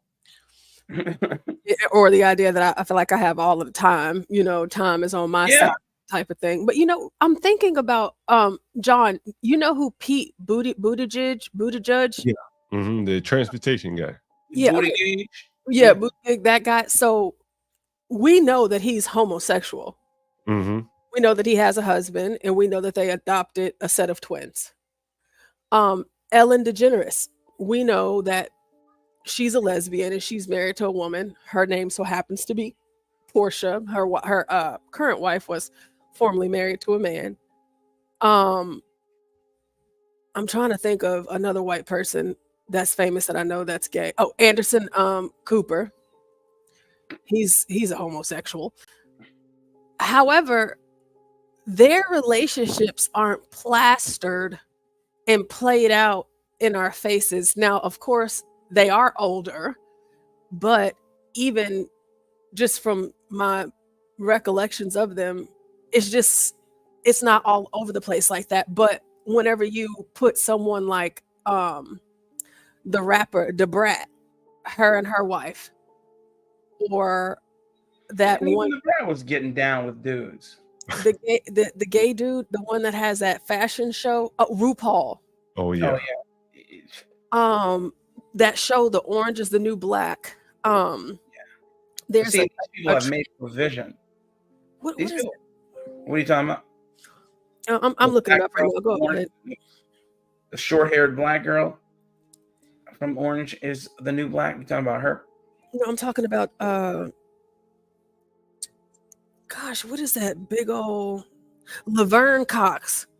Oh, that big. That's a big dude. That's a big dude. But I'm mentioning this because Laverne Cox. I know, right? I'm mentioning it because while we do obviously know that there's white celebrities that are gay or entertainers that are gay, why is it with the black people that they are just like, you know what I mean? Because blackism is LGBTQ. Remember, that is what they have been told. And then in black communities, regardless of what anybody says, we are the most conservative of anyone in the United States. And black grandmothers and black grandfathers most assuredly are saying, hell no, I don't want that in my household, or stay away from me, etc. Regardless of what you see on, Love and Hip Hop and the rest of these stupid shows. And so when they get opportunity to be not only this thing, but what about the other one who wears dresses and produces musicals? What's that dude's name? And is married to a white man and has full-blown AIDS. Oh, shit, which one is that? He has a beard. Not Tyler Perry. This guy, he most recently played the fairy godmother in Amazon's version of the Cinderella story. What the hell is his name? I'm trying to find it right now. Anyway, him too. Even he has a story as to how and why he's a homosexual man, and leaned into it. It's insane. But the point is, Billy Porter. My point in all of that is to say these people have a platform and they want to finally yell from the mountaintops that this is what they are, because they know in society they will generally accept them, where black communities didn't. And I don't mean black communities not loving them as human beings. I'm saying they'd be like, hey, I love you, baby. Grandma, I love you, baby, but you can't come in my house with that. I don't want that around me. But I'll always love you and hold you in high regard. But yeah, Billy Porter, raised by women, molested by the men that the women chose. His story, his words, not mine. I think a good example is Dwayne Wade. Oh my God. Right. His wife seemingly wants to stay in the limelight, Hollywood, and that child of theirs is almost like a pawn that they use to stay in Hollywood. It allows them to use that child, and by way of that child, because I hear he has a movie deal and all that kind of shit.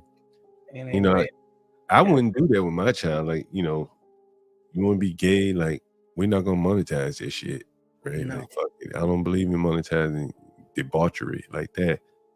And the stepmother, what's her name, Gabrielle, likely wants to be in in the limelight. And I hear the biological mother is not really all for that shit, but the man has custody and he can kind of do whatever he wants to do. And the child's now entering the age where he's probably looking at the short-term dollar signs, the child I'm talking about, versus the long-term consequences. And I think this is a situation where they get caught up in this LGBT swirl here. But you remember, and this is just me. I'm a Christian man, and when you deal with Christianity, it's the abstinence of the debauchery, the things you want to engage in, whatever debauchery that is. You want to engage in a whole bunch of sex as a man with a woman. You want to engage in theft, whatever, and so a lot of people have completely thrown out of the window that abstinence of a particular vice is correct. Instead, society tells you should lean into those vices because that's truly you. Be, quote, authentically you. And so when you have children who are impressionable and parents who push their impressionable brains into the limelight and say, hey, yeah, I agree with you wholeheartedly. Go explore. You're a dude. What's his son? His son, Dwayne Wade's son, is a dude who is LGBTQ female, decided to be a female, who is dating a girl who is LGBTQ male. That's debauchery. So he's dating the boy. He is dating a white girl who identifies as a man. Oh, interesting. John, you didn't know that? Have you seen? I just knew I thought he was gay. I didn't know he was. There are relationships like that. Straight? Is that what you're straight in, right? No, he doesn't. I mean, it's so weird. He might be getting a little. Technically, his phallus is going into a vagina. Right. But the point is, at least he got that going for him. But that's an old picture.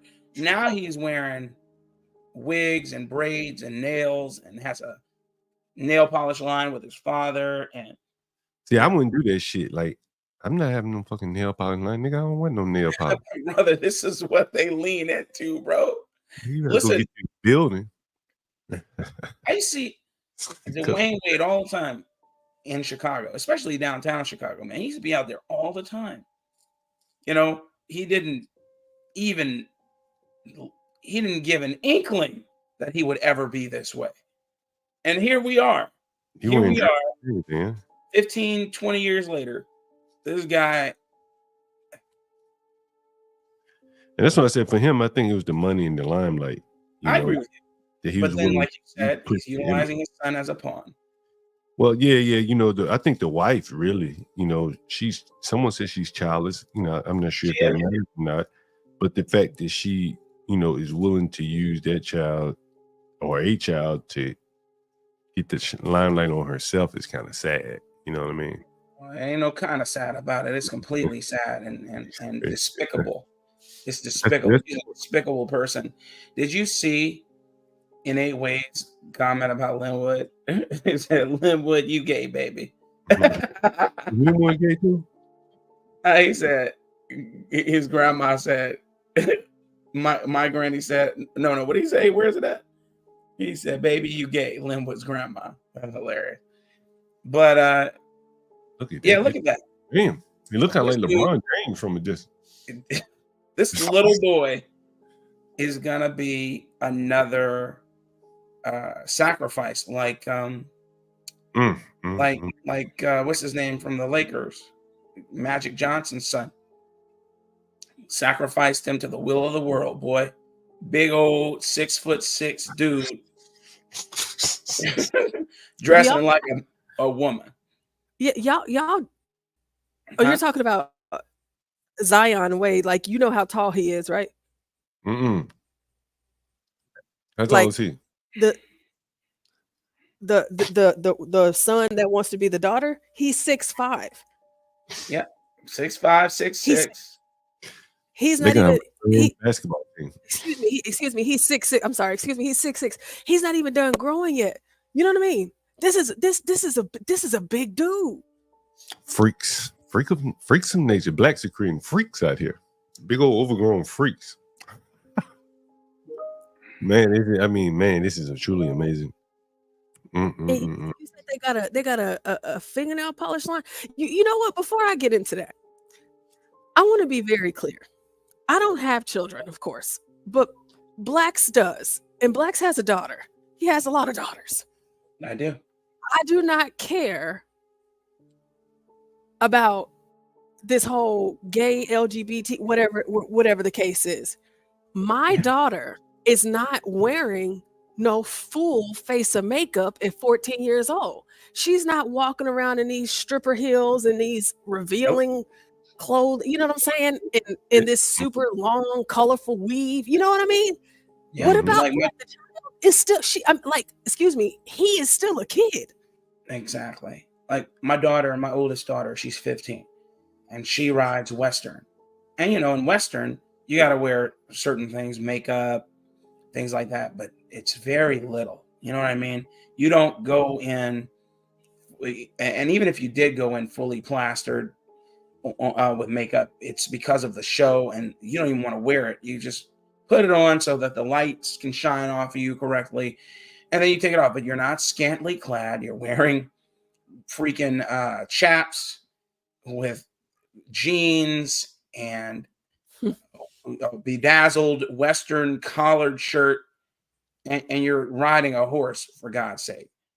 And then you have these parents who believe that you're not feminine unless you allow your daughter to take on makeup from what's the name of that store? I can't remember. I don't know. Ulta or Sephora. Ulta or any of those. So exactly. Take it on.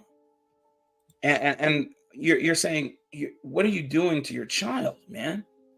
You're trying to expose your child to this world, this debaucherous world, not allowing them to be a child, in efforts to make them a more appeasable or amenable to what the world has to offer them, instead of telling them to resist it.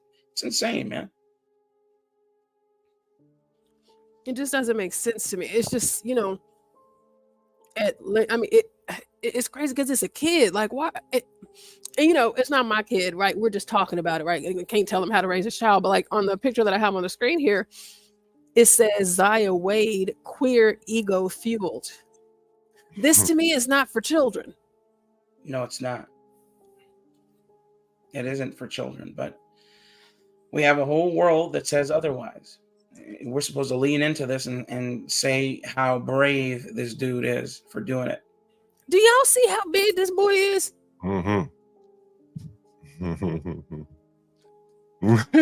That's a big dude. I'm like, you know what I mean? Like most men, Ramsey, Amy, 6'6". This is a big kid. Tall dude. That's a tall dude. He gonna be even taller. John Benet Ramsey was a victim of molestation from her father and mother. They killed that. Yes. It's a handsome girl. Universal's insane for that comment. Oh, let me go back and see what did Universal say. Both parents are dead. Okay? What? Somebody said something about John, but Amy. Okay, I see. Yes. What is that? What Sean Benet got to do? No, she was just saying. Oh, the pageants and stuff. Yeah, how they exploit. And that's another thing. That's a whole nother topic. With the pageantry and the cheerleading, you wouldn't believe how many pedophiles come to those things, and they have nothing to do with it. You know, they don't have any children on the stage, nothing. And they're there to watch little girls and little boys be scantily clad, made up, so that they can get their, you know, proverbial rocks off on legally. Watching children dress up like adults. It's insane. Do burlesque shows, pretty much. Yeah, yeah, I've never been comfortable with those. Oh, your daughter should do cheer. I said, never. This is Not really bad. Not that kind of cheer, anyway. You know, that show cheer where it's all that tumbling and girls got their bellies all the way out and shorts all the way, booty hugging and coochie cutting. Mm-hmm. You know, why would I allow my daughters to do that? I'm supposed to be their father. Anime too, Amy. Anime too. Okay, so John and Blacks, y'all have kids. Whenever your kids grow up, you want them to be successful, you know, and train up and raise up your child in the way that they should go. You want your kids to be able to take care of themselves, right? Yeah. Mm-hmm. So for Zion Wade, his career, or what do you do for a living? Mm-hmm. All this kid does is post on social media and talk about being trans.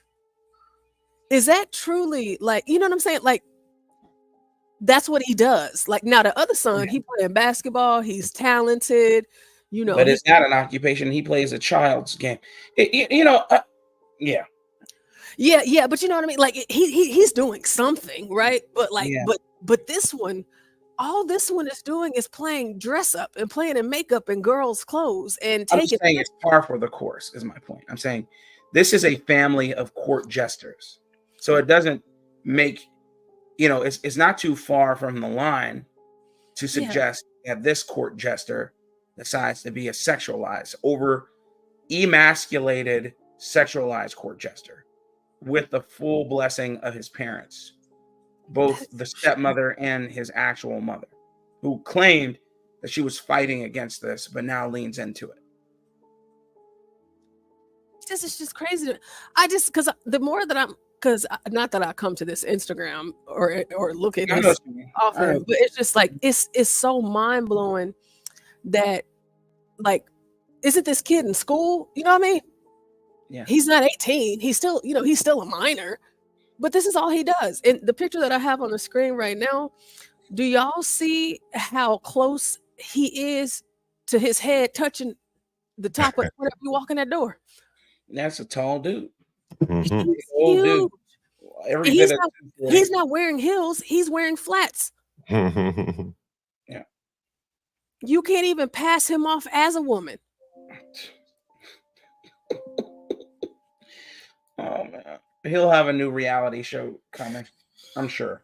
Some reality show where he'll be a RuPaul-esque, and it'll be called Who Can Be the Most Like RuPaul, and he'll be one of the judges or something. I'm telling you, this is what they do. Celebrity picture. I mean, we got a girl who said "honk to a spin on that thing," for God's sakes, who's now a millionaire because they said something that was viral, and now they're in the limelight. That's it. You know, this is what these people, we deal with court gesturing. Everybody wants to be a court jester, period. Lawyers, judges, they want to be court jesters, man. They don't want to actually work. Nobody really does. But these people just lean into it more. Look at it. I mean, what about the other kids? They're not ready yet. What about I'm sure they're. Yeah. It's as if he's the only kid that exists. Yeah. Who else did that? Somebody else. There's somebody else I'm thinking of whose child is the only one they place in the limelight. I mean, people have this bad. Yeah, that's what I'm thinking of. There is a family online who has a daughter who is an actual girl who is autistic, and they have 2 older children. But on the page, they are consistently showing the little girl in all sorts of, ways, dealing with her autism, etc. And they'll do a smattering of the other children in it. And it makes it seem as though these other 2 children don't exist. And it's only this girl. And, I can only imagine what that does to your other children, because they already know more mom and dad's attention goes to the child who has more problems. Yes, that's with any child, whatever problem they have. But now they're monetizing it, putting it online for everyone to see so that they can, make a name for themselves in some shape, form, or fashion.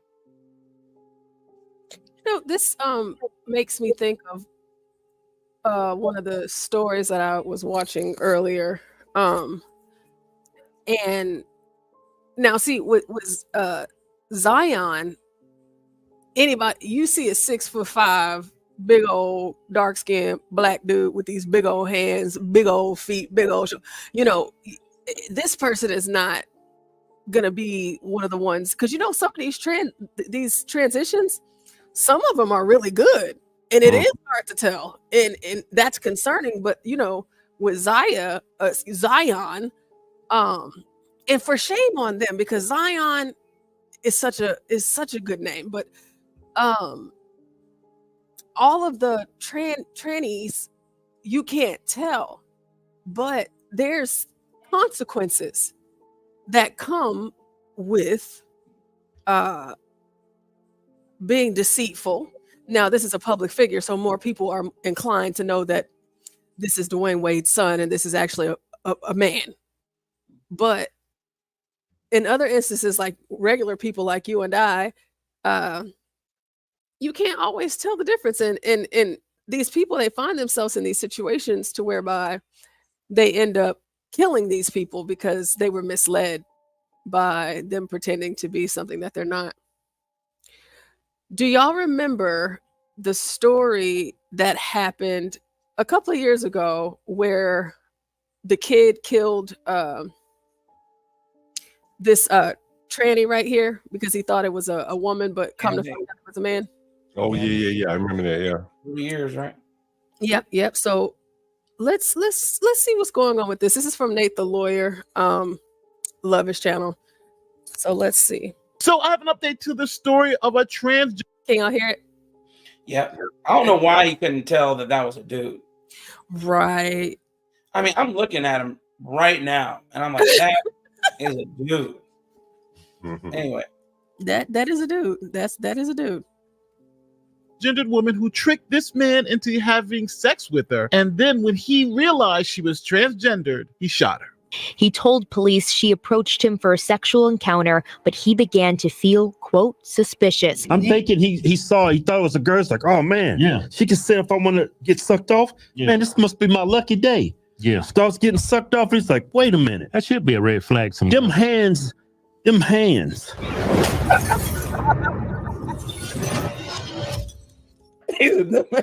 This is Savannah Ryan Williams, a transgendered woman, and she has asked Darian Bible if he wanted to have sex. Now, Savannah seems to be a prostitute with a long criminal history.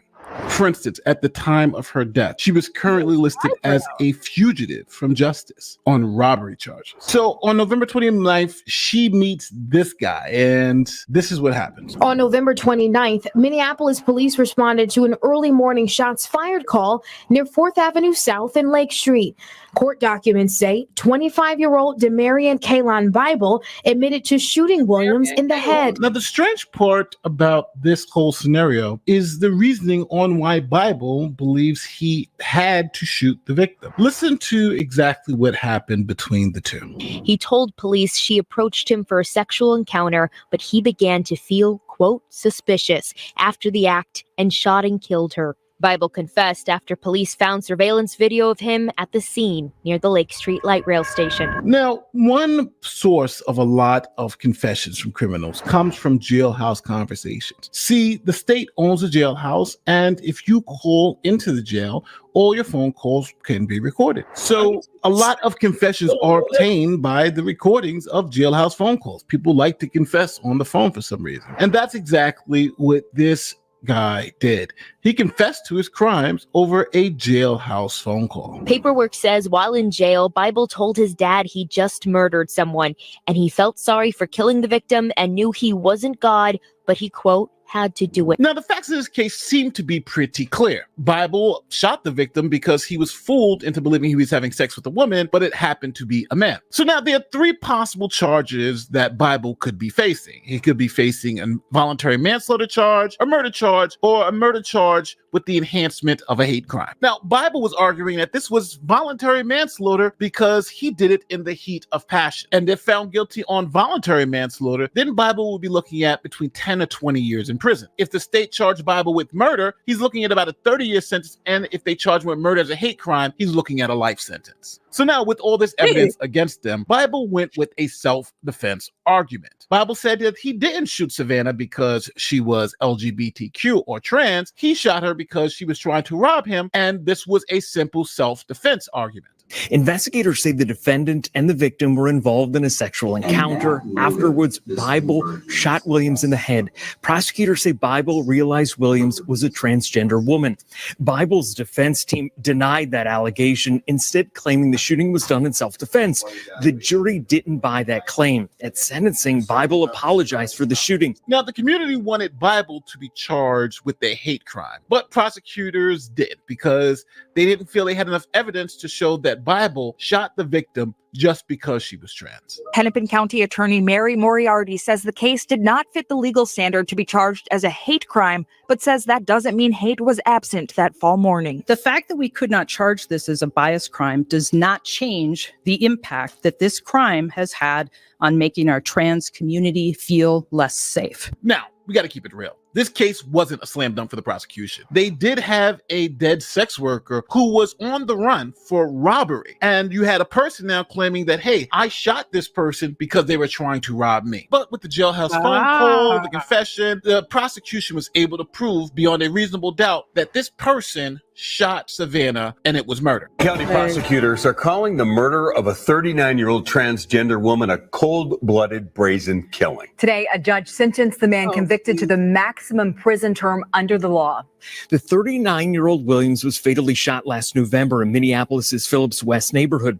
25-year-old Demarian Bible was convicted in Williams' murder. So Bible got 30 years, which is the maximum under the law. And the judge is like, hey, this is a pretty easy case. You shot her and it wasn't self-defense. Now, if I was Bible's attorney, I would have argued for voluntary manslaughter. My argument would have been this was done in the heat of passion. Just like if a woman walks in on her husband in the middle of an affair, pulls out a gun and shoots and kills him, that's considered a crime of passion, not murder. And I think this could be considered that. With a crime of passion, it really depends on how a reasonable person would act in that same situation. Would they have been enraged to a point where they could have done something ridiculous like this? And remember, it doesn't absolve you from the crime. It just lessens the liability, again, from 30 years in prison to maybe 10 to 20. And then I believe for the hate crime aspect of it, I think you could make a reasonable argument that this could be seen as a hate crime because Bible shot her because she was transgender. Now, as you heard earlier, prosecutors didn't believe they could prove that this was motivated by bias, and that would open up the door for a defense of a heat of passion. So prosecutors stayed away from that and just went for the straight murder charge. So I think at the end of the day, with the facts that we have in front of us, this was the right decision.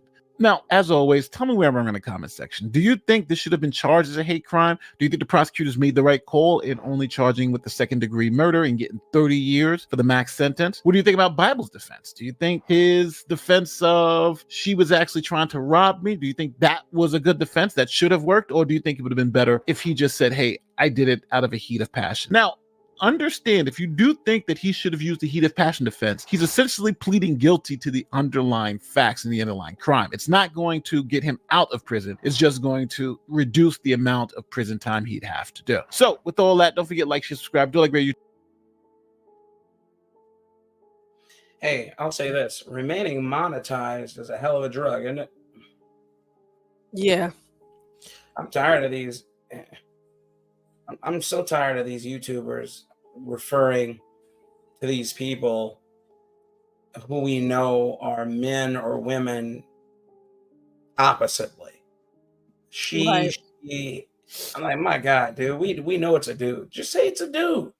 They want to remain monetized. I got it, life's bread and all that. But here's my take on it. No good deed goes unpunished. And I'll tell you this, he did deserve getting some jail time. I don't know if it was 30 years or whatever he should have gotten, but he definitely needed some jail time for that, soliciting a prostitute, all that. But then this dude trying to paint into a saint. There's no way, man. There's no way. He obviously was a fugitive. They said so. They had it in the Right. record. Right. And so, if anything, they should be giving him a medal saying you brought this fugitive to custody, dead or alive. Right. Yeah. The justice has been served. You know what I mean? Exactly. I don't know. I just don't believe he deserved 30 years, maybe 15. And then he could have served 7 with good behavior. Why I'm gonna do the same thing.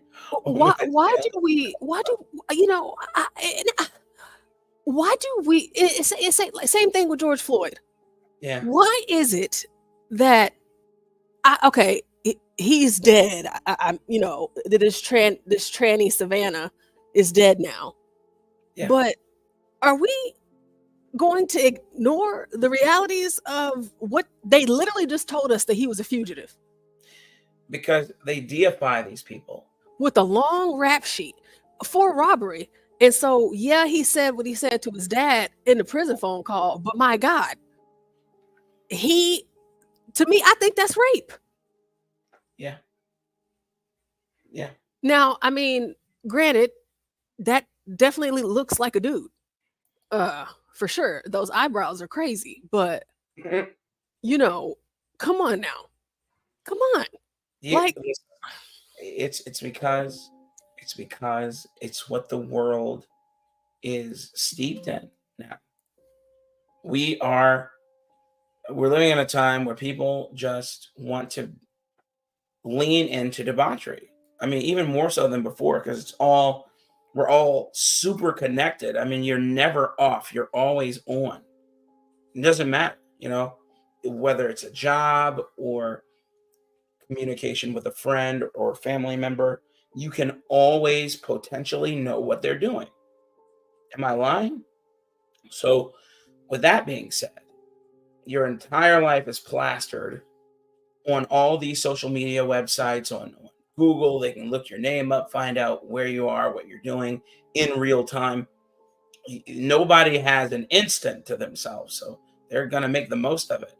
I'm going to always be for the debauchery. I'm going to always be for LGBTQ. I'm going to always be for advocating for someone who identifies as something other than what they were born as, because I can always be quoted by some news organization or some I don't know, zealot who doesn't have any time, nothing but time on their hands, can make some sort of expose on me. And that's the way it is.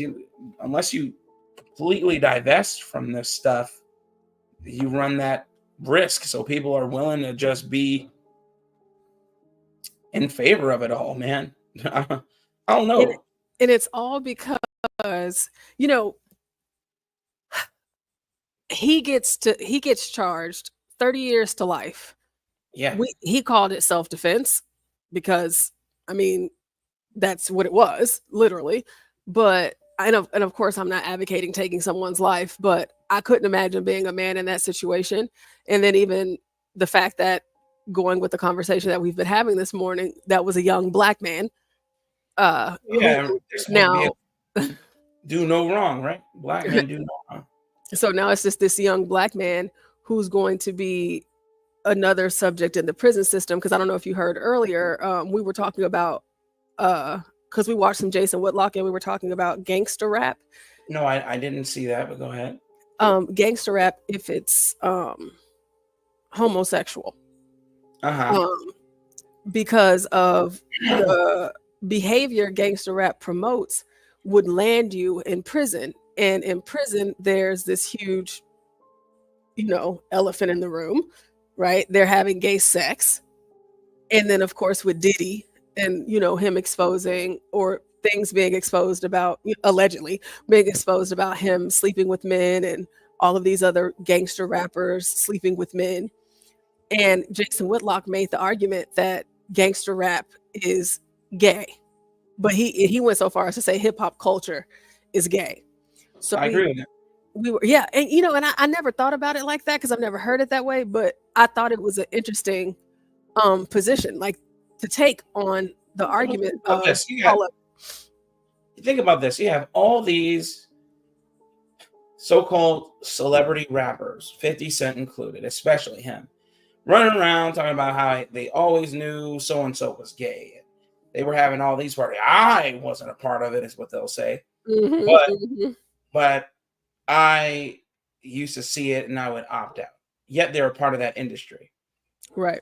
They're all listen, they're guilty by association. You can't abstain from being guilty of being a party to this. These people engage in this is widely known and very well documented since the inception of hip hop and especially quote gangster rap unquote. One of the first gangster rappers, didn't he die of AIDS? What's his name? Easy. Yeah, Easy. Come on, yeah, man. he sure did. He sure did. Oh, And no, that was a conspiracy. They shot him with an AIDS. It was from a blood transfusion. Yeah. Oh, yeah. I forgot they did say that. It's just like, okay, so in the case of the little black kid, because of course, whenever you came on, we were kind of talking about like how many are the blacks more gay than any other group. But you have this component now. This young man, this kid, he's going to be in prison for 30 years. He's more than likely going to get out, close to Medicare, or maybe not. Who knows? But we know that they had to make a spectacle of this because he killed a trans person, and that's a hate crime. And we need to know better, even though these people do not exist heavily in society. Most of us don't see them. We don't know them personally, nor do we have interactions with them. But I have to punish you. But blacks, check this out.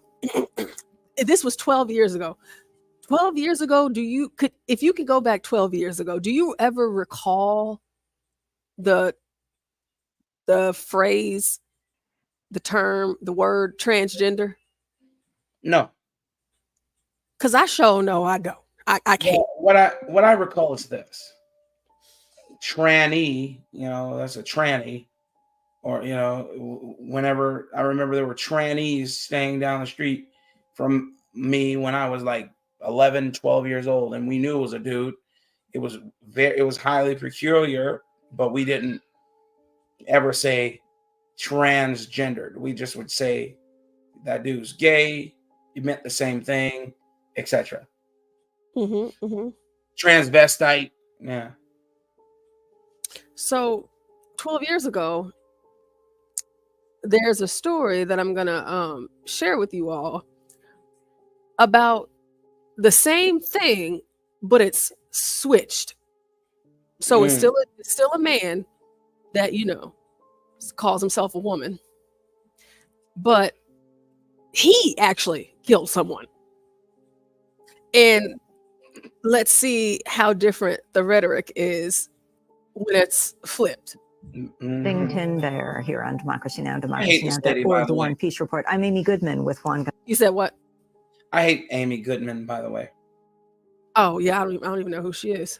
Yeah, This is 12 years ago. she's She living said up. she's still alive. Is she still Huh? alive? Is she still Yeah. living? Oh, okay. Still doing this show. Yes. Oh, dang. Oh, she's pretty old. Gonzalez. A transgender African-American woman is facing trial for murder after an incident outside a Minneapolis bar where she was reportedly harassed and then physically attacked. Krishan CC McDonald, who is 23 years old, is scheduled to stand trial later this month for second-degree murder. But supporters say McDonald was the victim on June 5th, 2011, after two women and a man, all of them Caucasian, began harassing her and her white friends outside a bar, calling them racial and homophobic slurs. A YouTube video posted by supporters of CC McDonald describes what they say happened that night. Krishan McDonald, known as Cece, is a spirited student of fashion design at a Minneapolis community college. Known as wise, outspoken, cheerful, and with a history of handling prejudice with amazing grace. Midnight, Saturday night, early June, Cece was walking to Cub Foods with three friends. Passing Scooter's bar, three haters, Dean Schmitz, and two women began yelling and shit with at Cece and her friends. An argument between the groups took place, which turned violent when one of the women broke a beer mug on Cece's face.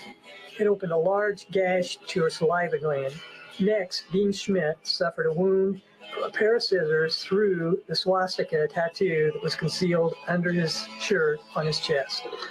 While the events of that night remain unclear, the fight that ensued left 47-year-old Dean Schmitz dead after he was apparently stabbed by a pair of fabric scissors that had been in McDonald's purse. Police arrested McDonald, but did not arrest anyone else at the scene. McDonald received 11 stitches to her cheek. She was reportedly interrogated without counsel, placed in solitary confinement. There were reports the dead man, Dean Schmitz, not only had a swastika tattooed on his chest, but also had a prior criminal record. McDonald supporters have said the case is symptomatic of the bias against transgender people and African Americans in the criminal justice system. Cece McDonald could face up to 80 years in prison. For more, we're joined by two people in Minneapolis. Raven Cross is one of Cece McDonald's best friends. We're also joined by Katie Burgess, Executive Director of Trans Youth Support Network. Katie Burgess, can you elaborate more on this case and the significance of it? How you know, what you believe took place outside this bar? Yes, thank you for having us on, Amy. So what's unique about this case is that I work for an organization, the Trans Youth Support Network, that promotes racial and social and economic justice for trans youth. Yeah, they wrap and themselves up. specifically, we were founded out of this kind of violence that we see against young transgender women of color specifically. So on the that book, types after of the ball dropped violence that in we 1984. see are not only pandemic within our community, but all across the nation. And we would like to also point out the ways that this violence plays out in the courtrooms. We see these kinds of legal disparities. The fact that Krishan is facing now 2 counts of second-degree murder is that the dude right there? When we're asking the county No, attorney that's to drop the charges against her. That's the best friend. So this is the best friend of the dude. I mean, both of these are clearly dudes, but this is the best friend. And then this white dude is just, Is the advocate crazy person, the resident advocate crazy? Got it. right. That said there's violence in the courtroom. Yeah. Mm-hmm. Okay. All right. Yeah. Mm-hmm. All right. The ways that myself and my organization got involved was that we had a relationship with CC prior to this, because we're an organization that was founded because of this kind of violence against young trans women of color. We had a lot of connections with community leaders, and we're able to get the word out about CC's case fairly effectively. People were very enraged about what had happened to her, and the refusal of Hennepin County to recognize her right to self-defense. And word has spread across the nation and across the world. We have seen local support from LGBT organizations and politicians, and also Universal, if you're listening, this case too is from your state, sir. That's what he said. That's why he said in the chat, I can see why people outside of Minnesota think this place is a circus. Oh, okay. I didn't even see it. I wasn't even looking at the screen. Okay, so yeah, because I told you earlier, Universal, y'all have to do better. all of the stories that we've talked about today. Yo, Sir. in fairness, this isn't the Minnesota I remember. I'm telling you, man, I grew up Lutheran and we were in Minnesota all the time. Albeit we were not in Minneapolis. Okay. However, I just do not traveling to Minnesota. I do not remember Minnesota being this freaking crazy.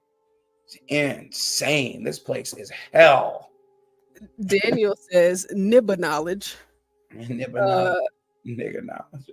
Nate says, as long as the Vikings don't make this thing, well, their mascot this thing. And Universal, I'm giving you a hard time, but Minnesota is pretty wild. They gotta get it together, man. Amy says Minnesota sounds worse than California. Really? It does. It does. They got transvestites everywhere. They got really do Muslims everywhere. Gosh, they got Somali. Oh my! Listen, Somalian Muslims, very militant. Those very militant. Doggone Dwale, if you're listening, please. No, I'm not talking about you. I love you, Dwale. I do. Dwale, you will always be her Habibi. Yes, always. However, whenever I was in college, no matter what, for my birthday, I'm not big into celebrating or doing big things like that on my birthday. But I would go by myself. I would either drive or fly. I would go to the Mall of America on my birthday.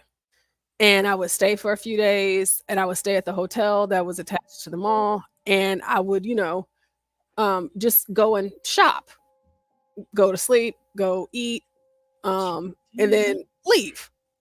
But over the years, I started to see that there were more and more and more and more and more Somalians every time that I went back to a point to where I just had to stop because I just couldn't do it anymore. It just made me feel uncomfortable being around all of those people. Because in my mind, Dwale, I love you. I do. I'm like, gosh, all of these terrorists in the mall, they're gonna blow the place up. Yeah. So the Somalians are fourth world. Yes, they are for sure. So I'm just like, I can't go anymore because they're everywhere. They're not even in the Stone Age, man. They're in the La Brea tar pit age. These guys, man, they're out of there. But you remember when every airport used to have a rash of Somalians working as janitors, as the janitor staff? You remember that? It was years ago. It was nothing but Somalians being the janitors in every airport, no matter what airport you were in. Whoever had the contract had all Somalians working all those airports. Yeah, I don't remember. I guess I don't remember. I remember. It's still that way. Greetings, everybody. Oh, okay, yeah, it's still that way. They run the Minneapolis airport and the rideshare and taxi services in and out of the airport. Okay. They remember. dominate it. Yeah, definitely dominate Minneapolis. But do you remember when they were dominating every airport? I'm talking about from Seattle, Freattle, all the way to New York. I used to see nothing but Somalians as the janitor staff. Chicago, O'Hare, Chicago Midway, Atlanta. I would see them all as I flew through these states. Now, I really didn't fly through Minneapolis. I'm not going to act like I flew through Minneapolis. But yeah. Yeah, we are bringing the John Goat channel to shame today as I've popped in and out. I wish I could be on a lot longer because this is some of the people we've shown, I've known, some of the stuff we talked about, I've had some involvement with. So yeah, Minneapolis, Minnesota overall is not a bad state, but Minneapolis has become a hellhole. Especially since I would say about 2015 on to now, it's been really bad. And George Floyd was just the cherry on top, to be honest. It was the catalyst to make that powder keg explode. man, and we haven't turned back since. It just has gone down, down, and down. Like for instance, Portia, remember that night remember karaoke night me and my friend came on? We had just left. We had just left downtown. We just went downtown to watch some games at a sports bar. And when we got back, I was like, man, let's go because it's starting to get a little crazy. Like it just started getting loud, loud, loud. You can just feel the energy. We literally left like 15 minutes. There was a mass shooting that happened. Like we just missed it, like exactly where we were at. And it's like stuff like that's happening all the time. And I try not to send all this Minnesota news to you, Portia, but there's shit happening every day. That 10-year-old, that's one of like 18 10-year-olds who are doing stuff like that.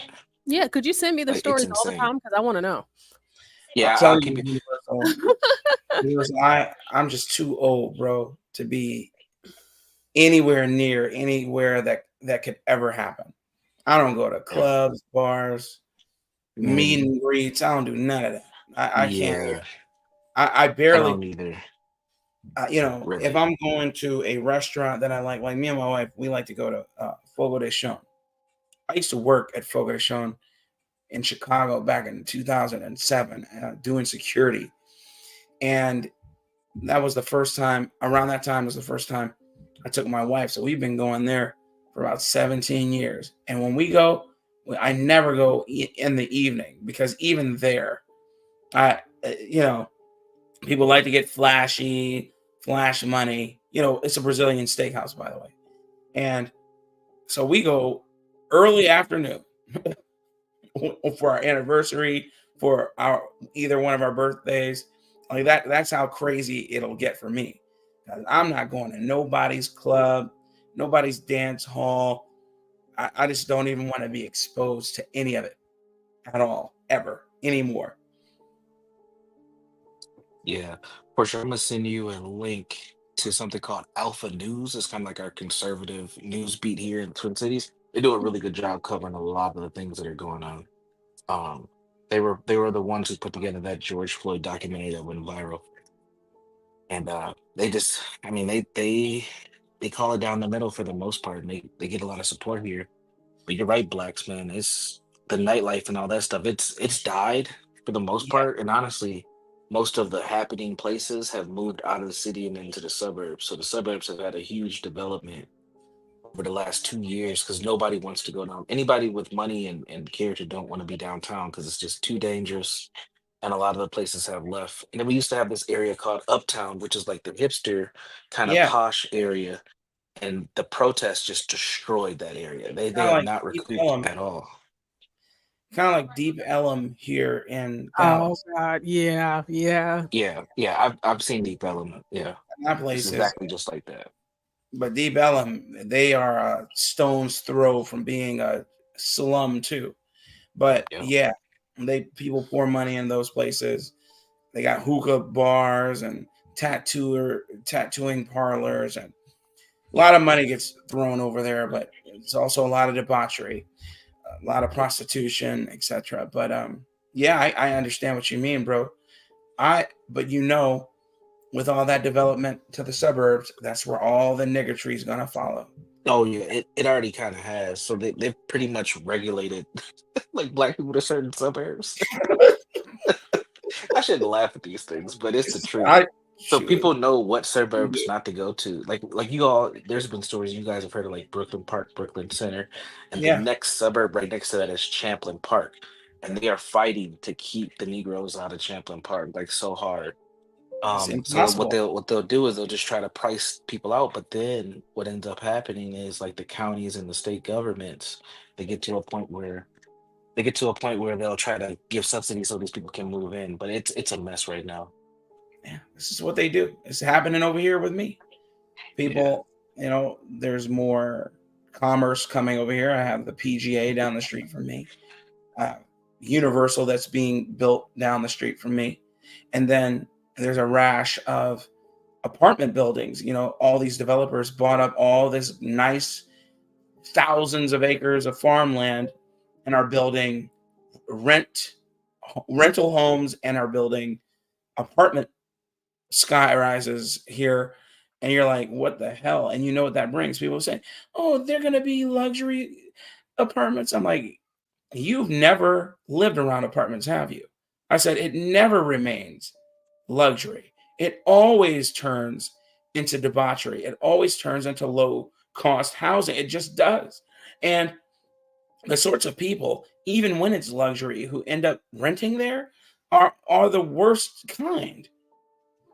You want to bring that near your neighborhood? I'm like, no, sir. I'm always fighting it. Local board meetings, baby, all day. Hell no. Yeah, it's interesting, man. The Somali thing is very fascinating because they have built community here. They've built a really good establishment. They're in politics. They built Mm, businesses. They went from driving cabs to actually establishing community here. And black they folks all who've been their here for children three or get four fed. generations are like so far behind. It's ridiculous. All the Somalian children think that they're thugs, though. Yeah, dude. So that's actually like two parts of the city.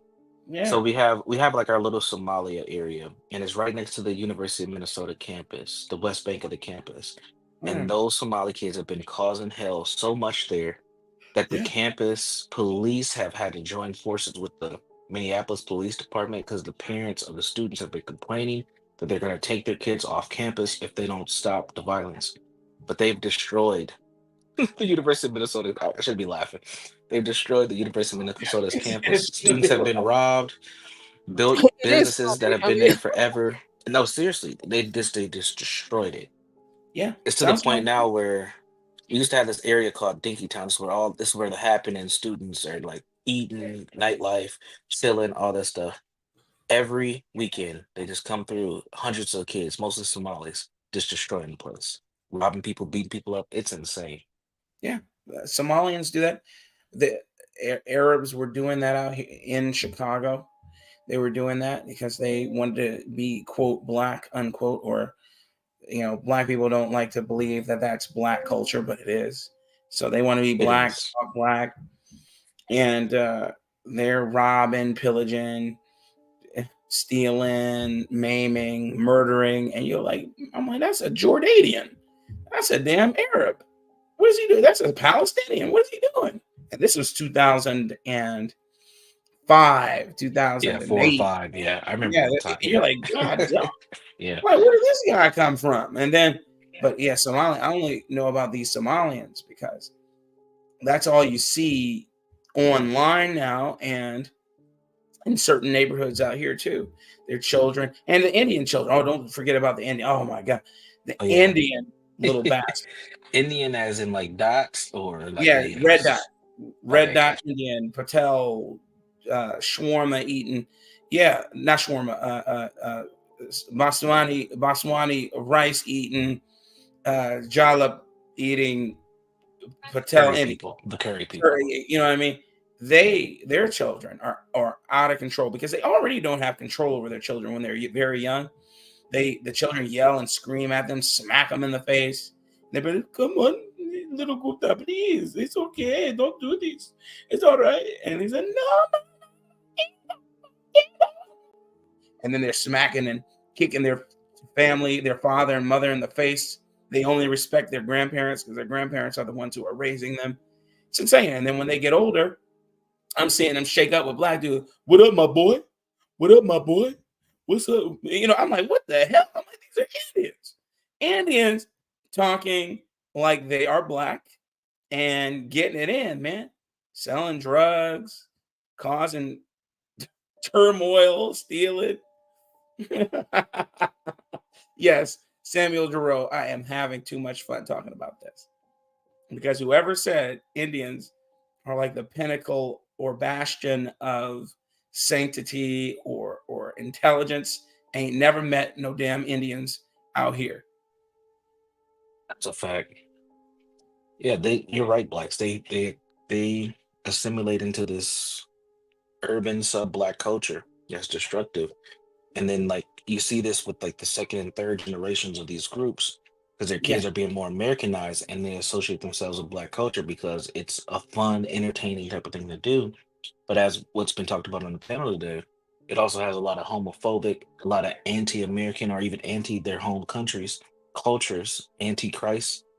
There's a lot of things. So you know, a lot of those older generations, they reject it. They try their hardest to, but it's Yeah. hard to get away from it when your kids are being inundated every day. So you see this cultural Inundated. divide happen.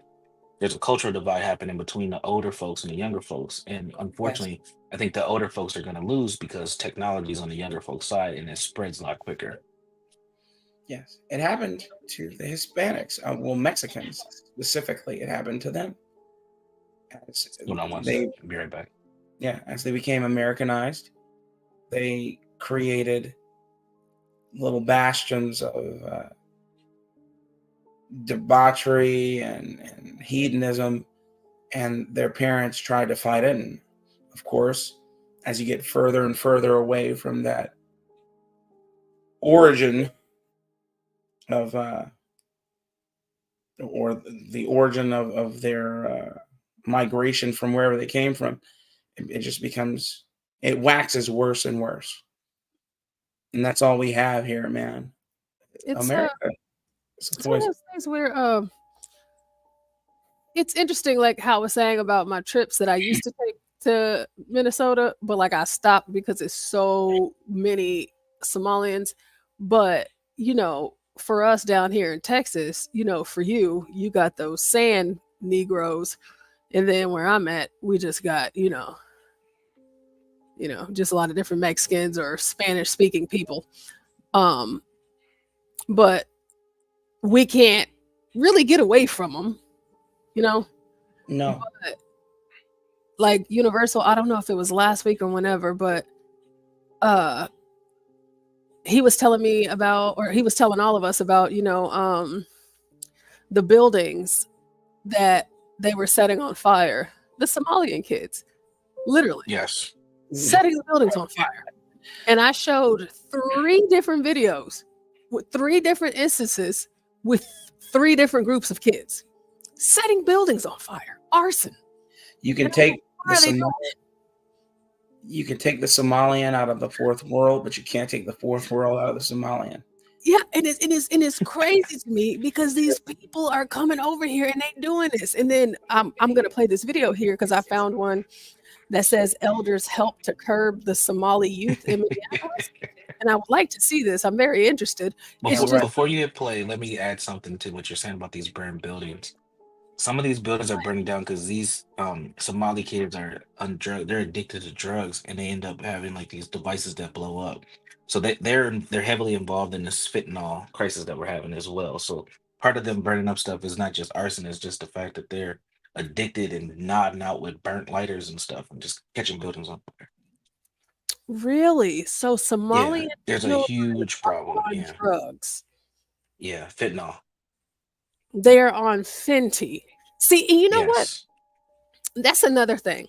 I don't know how much time y'all have, but there's a video that I would like to play also that has to do with the immigration thing. But for the life of me, I cannot bring myself to understand, I know this is one of your favorite women in the world, Universal, Ilhan Omar. How did she get in Congress? Number one. Number two, these Somalians are out here, and you're now because you're introducing something new. I'm not thinking that they're doing drugs because they're like Muslim and all of that, right? The stuff that they do here in America, they would never get away with in Somalia. So why are they doing it here? That's correct. Because they can get away with it. And in Black culture, American culture, we can do a lot of reckless things and not, as you see from these court cases, we don't get slaps on the wrist. So they just take it to the next extreme. And as Blacks just said, you can't take that Somali out of them. It's bred in them. So if you're not going to lock me up and get me in trouble, I'm going to do what I want to do. And I'm going to take it to the max. We just talked about how Black people are pretty flamboyant. We will take things to the max. Hold on one second. I'll be right back. And Amy says they trash their own countries, which is a great example. So let's watch this. It's about 2 minutes and 30 seconds. It was a much quieter weekend in downtown Minneapolis, a welcome change after several violent weekends this month. The MPD's new plan went into effect with more mounted patrols and a stricter curfew to crack down on youth violence. Along with more MPD officers, you can see a Somali patrol group walking the streets. Tonight, we're getting a closer look at their efforts to keep teens out of trouble. Late at night in downtown Minneapolis, Somali refugees on the streets. We patrol. We walk. To stop crime in its tracks. We are the quiet lion in the jungle, and we are watching things. Somali Youth Link is a government-funded organization that deploys Somali elders to make sure youngsters stay out of trouble in the Twin Cities. We want to say, hey, we're watching you. We are here to make sure you don't get into trouble. Safety for all. Minnesota's long welcomed Somali refugees after a civil war broke out in the 90s. We saw 2 rockets land, one in a crowded street, injuring at least a dozen people. Plunging the East African country into starvation. The face of Somalia. 4 million people face death from sickness, starvation, and war. Since then, the Somali American population in Minnesota has risen to about 82,000 as Somalis find refuge in the land of 1,000 lakes. During the pandemic and years after, we had some altercations and some crime incidents. Incidents of Somali youth getting into trouble, including dozens arrested for shooting fireworks at police. That inspired Faria Khalif to start Somali Youth Link to work hand in hand with local police departments. At times, they'll come to us and say, hey, I think this is a police matter. Can you deal with it? Hey, you're under arrest. Sir, you're under arrest. And vice versa. We'll go to the Somali Youth Link and say, I think this is not a police issue. This is a Somali youth issue, and we would like you to address it. What makes SYL so effective? In our culture, Somali culture, there is a respect to the elders. A culture of respect and understanding. The city of Minneapolis granting the group a $300,000 contract. We've learned our lesson from the horrendous murder of George Floyd. Reforming the way the community interacts with law enforcement and protecting the refugee population in the midst of a rise of anti-immigrant rhetoric. We understand the value of immigration, and personally growing up in that as a blue-collar kid, it's wonderful. It's what America is. Alex Tabbitt, Minneapolis, Minnesota. This is where the rubber meets the road, okay? We just saw in that news clip, and I actually just updated the title of the video. I included Somalians wreaking havoc in Minnesota. After all of that, this white man ends the news story saying, hey, that's what America's all about. Gotta love them. These immigrants, they're so good to us and they make us feel safer. Let's integrate with one another. It's complete lunacy to me. This just doesn't make sense. I don't understand. I have one correction on you, Portia. Those aren't immigrants that we just seen in the video. Those are actual American citizens. Those are second and third generation Somalis. Their parents and grandparents were immigrants. They've been here long enough where they've reproduced a couple times. Okay, so kids of illegal. Yes, there you go. Anchor babies. What a disaster. I will say this, though. I don't mind the East African women. That's John knows what I'm talking about. Well, he loves I know the Habesha. I know. They're a little crazy though. I ain't gonna lie. I'd rather deal with a sister, but they're a little bit more cooperative these days. Yeah, I just can't. It's immigrants, fine. That's fine, but it's still. I mean, they've been here for generations too, but there's still something to that though, because it's like, little black kids, they wreak havoc too. We saw the kid that was driving, the 10-year-old kid that stole the car and drove it, to the school and almost hit his friends who were playing on the playground. And he has a rap sheet with over 30 charges starting at the age of 8 years old, and he's only 10. There's also a pandemic that has been going on for a long time of Negroes shooting up the block and spinning the block and shooting it up again. However, I've yet to hear the pandemic of Negroes burning buildings down, okay, and doing that sort of thing. It's just, it's like both of them are bad things, but it's like, where is that specific behavior coming from with the Somalian kids? Is it like their culture, our culture is shooting up the block and their culture is burning stuff down?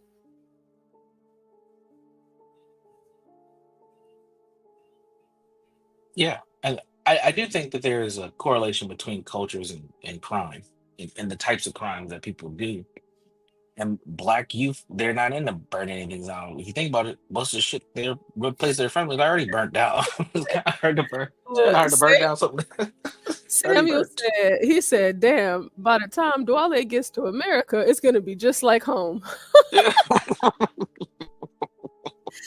By the time he get there, I guess it will be. That's a fact. That's a whole fact right there. Oh my goodness. Yeah, it's a mess, man. Like the So you were Somalis be saying shooting here too, though. They shoot up the area too. They oh, they be they've shooting been up. known. Oh yeah, I wish I can find some links for you real quick. They haven't had a big one recently, but there's a street on the so the Somalis they operate like in Minneapolis for the most part in parts of St. Paul, and then they're in three Minneapolis suburbs: Brooklyn Center, Brooklyn Park, Bloomington, which you guys probably have heard about because that's where the Mall of America is in Bloomington, and then Burnsville. And Burnsville is a really nice suburb. It's been historically white and Indian, and the Somalis have trickled on in over the last few years, and they've been causing all types of hell in that area. And what has happened is a lot of the police department and a lot of the residents they've been complaining because of the kids in the schools. They've been starting fights and all types of stuff. It's just insane. But but in South Minneapolis, that's where all the crazy Somalians are.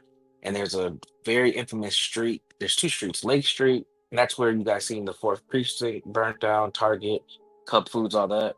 But then there's another street that's probably about a mile and a half away called Franklin. And that's a main street. And there's a lot of Somalis who live off Franklin because they have these high-rise old project buildings that were there. A lot of natives used to live over there too. But in that area, that's where the Somalis be busting shots and just going crazy. So on this channel, we've talked about shot spotter. I can't even get it all right. Yeah. And if you there's a map for shot spotter, and if you look at the map, that's one of the highly activated areas is that Franklin area, and then North Minneapolis, where most of the black people live. And so the reason why this whole shot spotter take it down movement has come because people have been saying shot spotter is racist because it only highlights the areas that these people of quote unquote color, BIPOC people live in. But logic tells you, well, that's where the people are shooting. So how could it be racist if it's just accurately depicting where the gunshots are going on? So they've used the Somalis, the natives, native Indians, and the black folks as a way to get rid of shot spotter and as a way of talking about they don't call it community violence anymore, they call it gun violence and how it's a racist thing. So it's all this stuff's intertwined and interconnected. It's crazy. The addiction, the homelessness, the gun violence, it's all connected, it's all linked. And all these cultural groups just have their own kind of way of going about it, I guess. But the fentanyl thing is a big thing for those Somalis. They're having huge issues with that and autism. Autism is another big thing for them. They have a lot of autistic kids. That's I don't know why that is. No one ever talks about it, but they have a lot of autistic kids. It could be vaccines. It could be they just interbreeding. I don't know what the hell it is, but it's something. Over the past 4 years, let me pause that. Okay, sorry. Give me 1 second. So you said autism. So yeah, how are these children,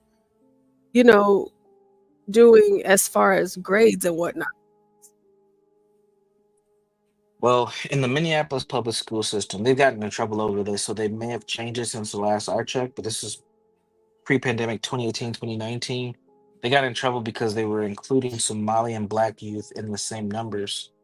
And the community came out and outraged and said, well, those are two different cultures. They should not be included the same.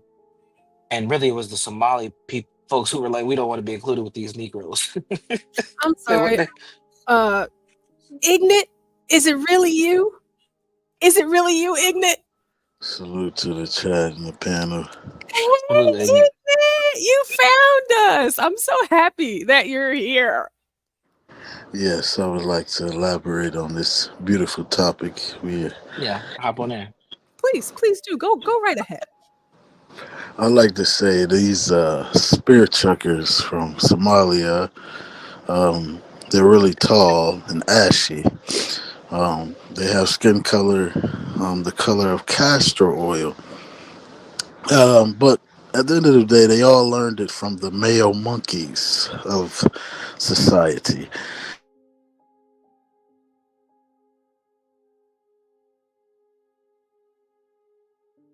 You think they learned it from the male monkeys, not like each other? Yes, I believe it all comes from the Slavic beast of the Caucasus Mountains. These are all his ways, truthfully, and it bleeds into our society. I just feel like white kids aren't running around doing this sort of thing. So I don't know if I agree with it being their fault. I think that this is a Somalian thing. I believe white kids are in their basements creating bombs and selling Glocks that they're making with these printer machines they got. It's a very highly sophisticated world going on now. The criminality has changed. These male monkeys are more sophisticated. Um, they're making what are they? Fentanyl pills in their basement. They're making them in their basement. Uh-huh.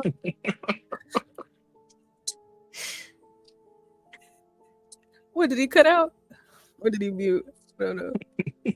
I think he cut out. The white people got him. Oh, they might have got him.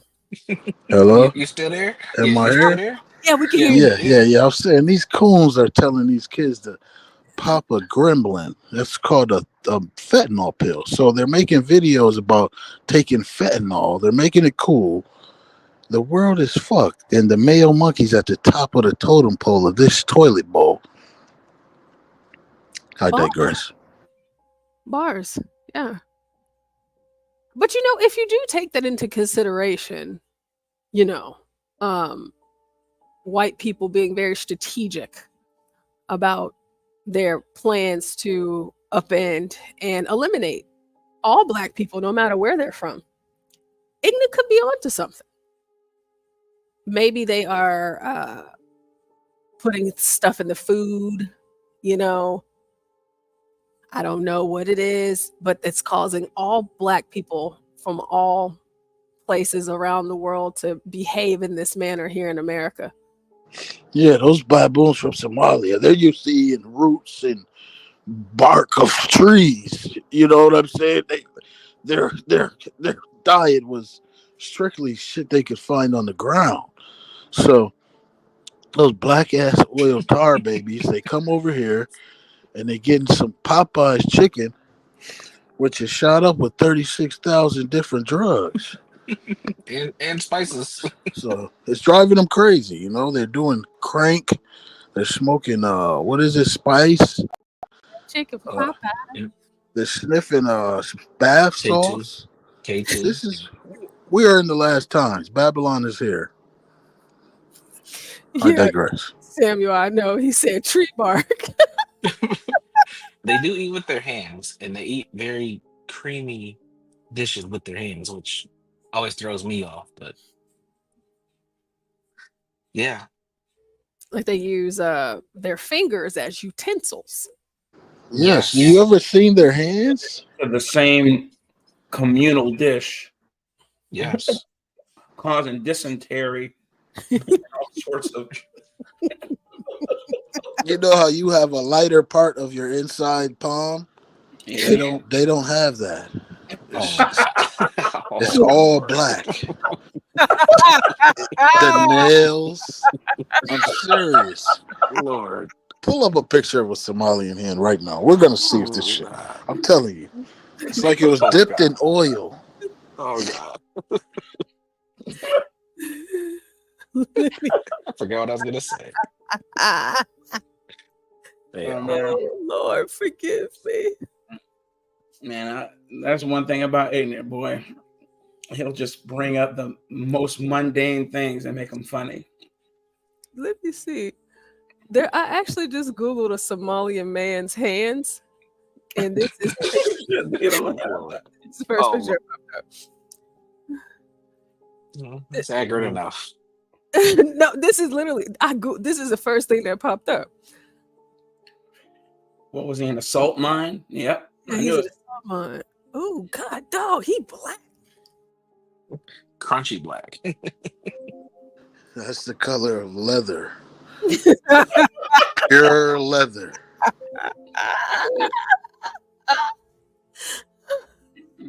Jeez. Oh my gosh, this dude. I mean, but like the orange. I mean, God, dog. He is. Oh yeah. Yeah, a lot of them have those orange beards. A lot of them do. I don't know why seeing that jig at 9:30 at night. They dyed in that color. Is it dye? Okay.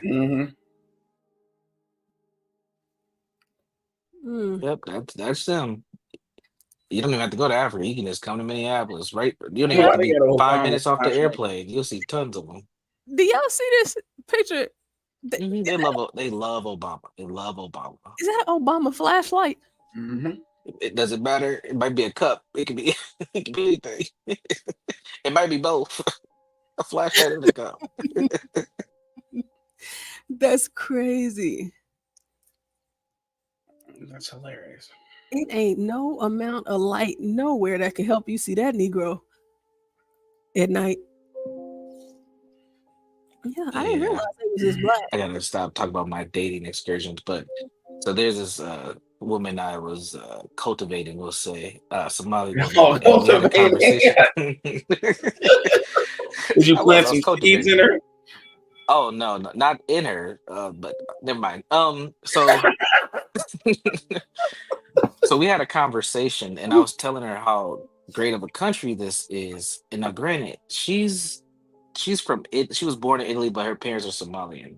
She's from a well-to-do family, and she got really mad because I was telling her like America's way better than Somalia.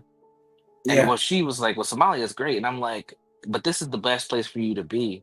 And she wanted to argue with me about this, and I'm like, "I'm not gonna argue about it. I'm like, we can just look at all the facts." Would you go live in Somalia? She's never even been there. Like, would you go live there? No. I'm like, why not? I'm not gonna answer that question. I'm just like, dude, look at this country. Like, look what we just looked at. You guys were taken over by the Italians. You guys went through all types of hell. You fight with the country right next to you all the time. Y'all East Africans really hate each other. Like, there's no way that's better than where you are today. And she didn't want to talk about that no more. But it's just like, oh, she did. It's like, man, like people want to shit on the United States all the time, and yeah, we have a lot that we need to work on, but there's no better place to be than here. It's crazy. It's because they want to send her back. I can't send her back to somewhere she's never been. She was born in Italy. Send her back to Italy. It's because, brother, they want to take it over. That's it. They don't. That's it. Yeah. They don't hate it because it is haram or whatever. They hate it because they don't control it. They want to have control. And so they'll use whatever means to try and guilt you into giving them the control. Yeah. How dare you talk about Somalia, a place I've never even seen with my own eyes. My family fled back in wherever time, and I grew up Italian and American. How dare you talk about Somalia? Yeah, man. It's this the illogic is insane. I'm like, man, this is crazy. But that's actually a lot of Africans' mindset still. She was the only person that I've run into like that. Especially they'll swear by. Yeah, absolutely. I was just going there. Cameroonians, guys from Cameroon and Nigeria, all the same. I joust with them all the time. They can't. It's hilarious. They talk about politics. Lord, for sure. Yeah, I believe it's a serious generational of interbreeding because too many of them look alike. Like, I mean, I literally met it was a party of them. It was a wedding party, and they all looked alike. Yeah, I'll say they are a uniculture in some regards for sure. It has to be interbreeding because they're all tall, really tall, and slinky. They're black, I want blackish. to point this out. Do you guys see what he's doing with his hand as he's eating? It's as if you see. Filthy.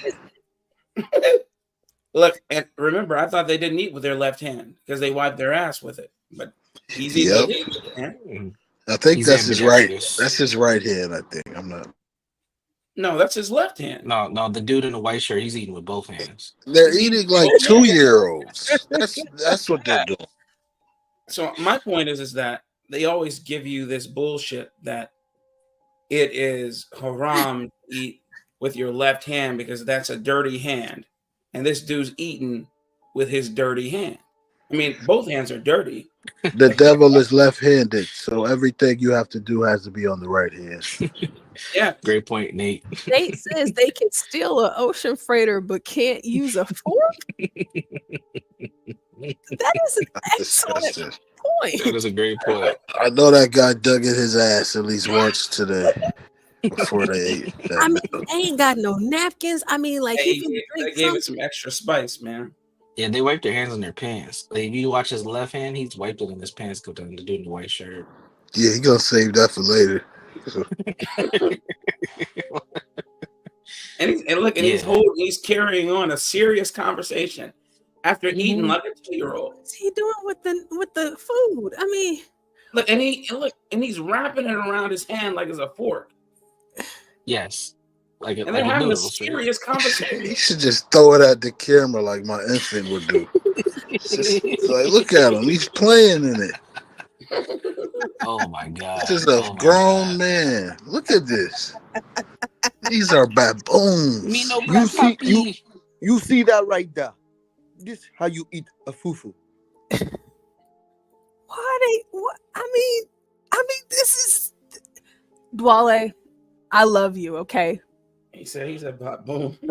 Why you gotta do it like that, man? How you guys do it? Dwale, do you eat with utensils? Do you use like a fork and a spoon? Duale, oh my God, my brother. Were you eating like this like during your Thanksgiving? It was 20 of you guys. And... Dwale, we love you.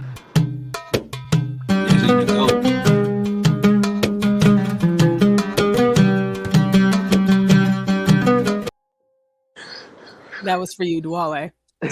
Nobody eats fried chicken with a fork. Yeah. Well, you got a point. No, but here's the thing. That's different. You have a drumstick. That's a valid point, though. You have a drumstick. You have a thigh. There are bones within them. What bones are inside of that pasta? None at all. He's eating not a pasta damn with his thing. hand. And it's a flavor thing, man. And then, the flavor in the hands. like Universal Jones said, or Innate Ways said. I'm sorry, Innate TV said. My bad.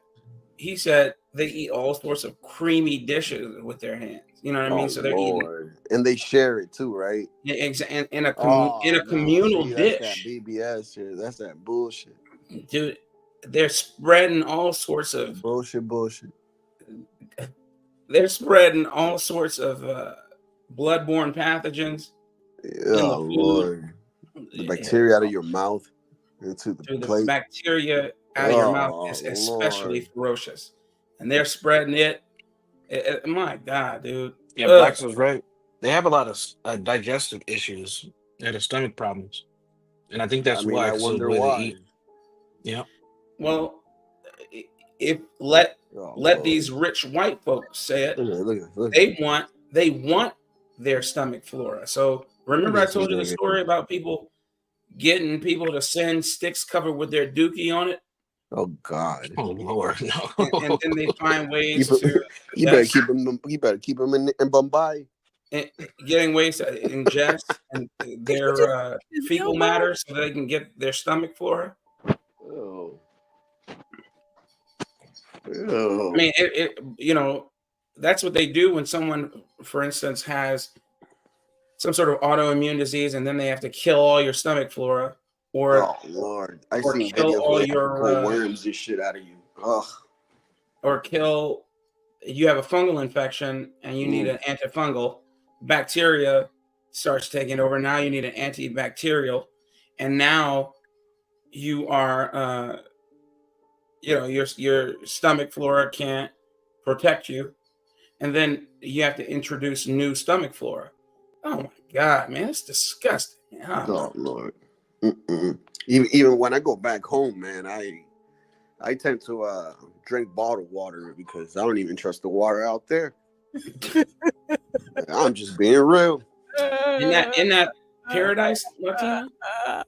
Oh Lord, he just threw all that in there like that. This is one of them African eating. You ever seen that one couple who eat The goat family? and stuff like that? He'll Why be they sitting eat at a like kitchen animals? table, his wife, or sometimes him will bring. Anyway. Yeah, it's this one family. I don't know if we're talking about the same one, but it's this family, and like the house that they're in, there's no way that they're in Africa because it has too many things. But they eat really gross, you know? Yes. They'll put a whole sheep's head on a plate and they're sucking and eating it. Eat the eyes and everything. Yeah, it's disgusting, man. Yeah, he must be a rich African guy because that could feed a village right there. What he got? Wait a minute. Portia, did you say they have too many things on NBA? Hey, what is that he has in his hand? What is that stuff called? Oh, yeah, that That's his bread. I fufu. forgot. That's his fufu. Fufu. Is it fufu? Yes. Yeah. No. It's Is just it a Oh, yeah, fufu? yeah, yeah. It it's just actually looks all a disgusting. dough. Yeah, it's like a dough bread. And It's they a and big they old. use that to like sop up all the creamy dishes. Man, it's disgusting, man.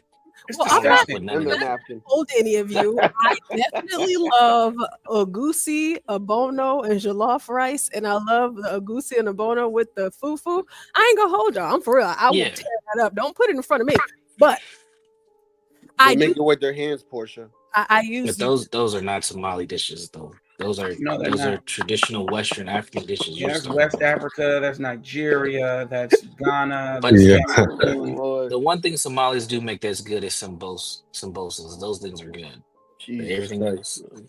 John, They we're talking waving about the East flags. African women. You must have Oh heard man, this. it's my territory right there. He Run, said run that your was his fingers through that territory. hair, sir.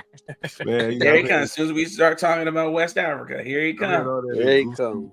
Now, I'm John. not a big fan of it, to be quite honest with you. You know what I'm saying? I think I think I kind of eat with my eyes, and I think that I've How been do you do that, John? you just look at it first. You know what I It mean? has Like to be right, presentable. visually Basically. appealing. I think that's a Western thing.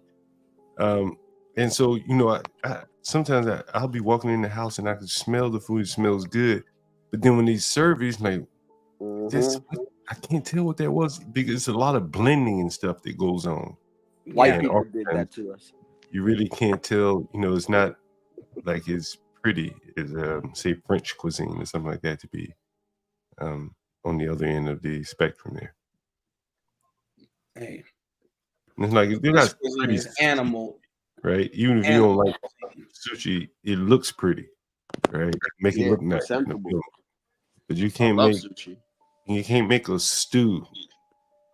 Their stews very presentable. That's what I think. Well, if you go, for instance, if you go anywhere in Asia, you know what I mean, and I know they try and make it seem like they all have their own cultural dishes, but if you go to Southeast Asia, anywhere Japan, all the way to the Philippines, is all that shit's the same. They use the same spices, same star anise, same all of it, soy sauce. It's all the same, and it's hilarious when you see them say, "Oh, this is a traditional Korean dish," and then you go to Japan, and now it's a traditional Japanese dish. I'm like, you all occupied one another. I'm like, it's all the same. And you can't tell them that they look alike. Fried food. Tradition. Same thing with jollof rice. It's a big competition in West Africa among who has the best jollof rice. It all is the damn same, man. I've had jollof from Cameroonians, from Nigerians, from damn Ghanaians, and it's all the damn same. There's a place here called Calabar Pot, run by some Nigerians, man. Their jollof rice tastes just like jollof rice from my neighbor across the street. It's the same shit. He's a Cameroonian. Do we know why they eat with their hands? They don't believe in The flavor utensils. stays in the fingers. It's like a bag of Cheetos. You know, at the end, you just doo-doo crumbs, man. You know what I'm saying? You want to lick those red fingers off. You know.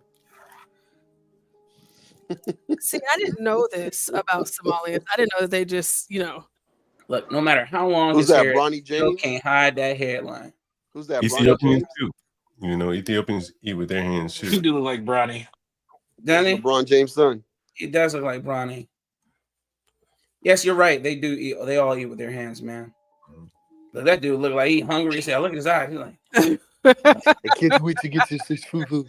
Delicious fufu. But I think the Ethiopians have made it a way to look palatable and appealing. You know, the way they serve it on the injera bread, and that is kind of like your fork or whatever. You know, that steak look good though. It's kind of pork chop. It's kind of a, you know, I guess for white people, it can be more of an experience than anything. And You're maybe right. you like the food. yes. But why? I think with the Don't get me wrong, John. I love African food. Well, places from Africa. I love some of their food for sure. There's a place, believe it or not, at Disney World called oh my goodness, it's called Flavors of Africa. I can't remember the name. It's a buffet. And this place, man, it had some of the greatest African food I've ever had in my life. It's at one of the resorts on Disney World. It's at one of their African Savannah resorts. It's not in one of the parks, but it's in one of the hotels, and it is off the chain. What's it called? It's called Boma. Boma.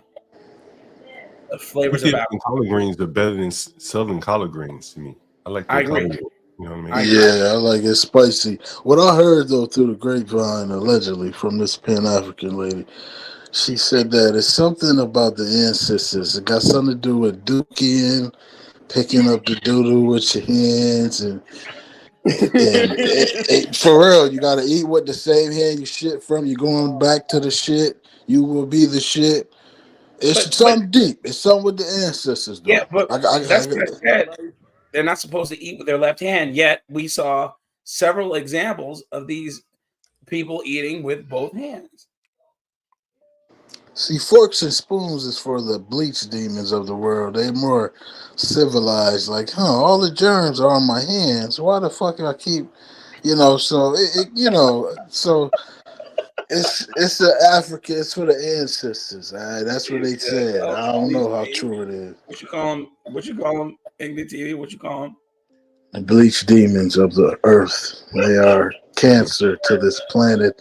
They're here to wipe out all of the kings and the true souls, the people with souls that are the melanated people. So, it's a fight in this principalities and palaces and mayonnaise capitals, all that going. So we gotta, I just stay woke. This man said bleach demons.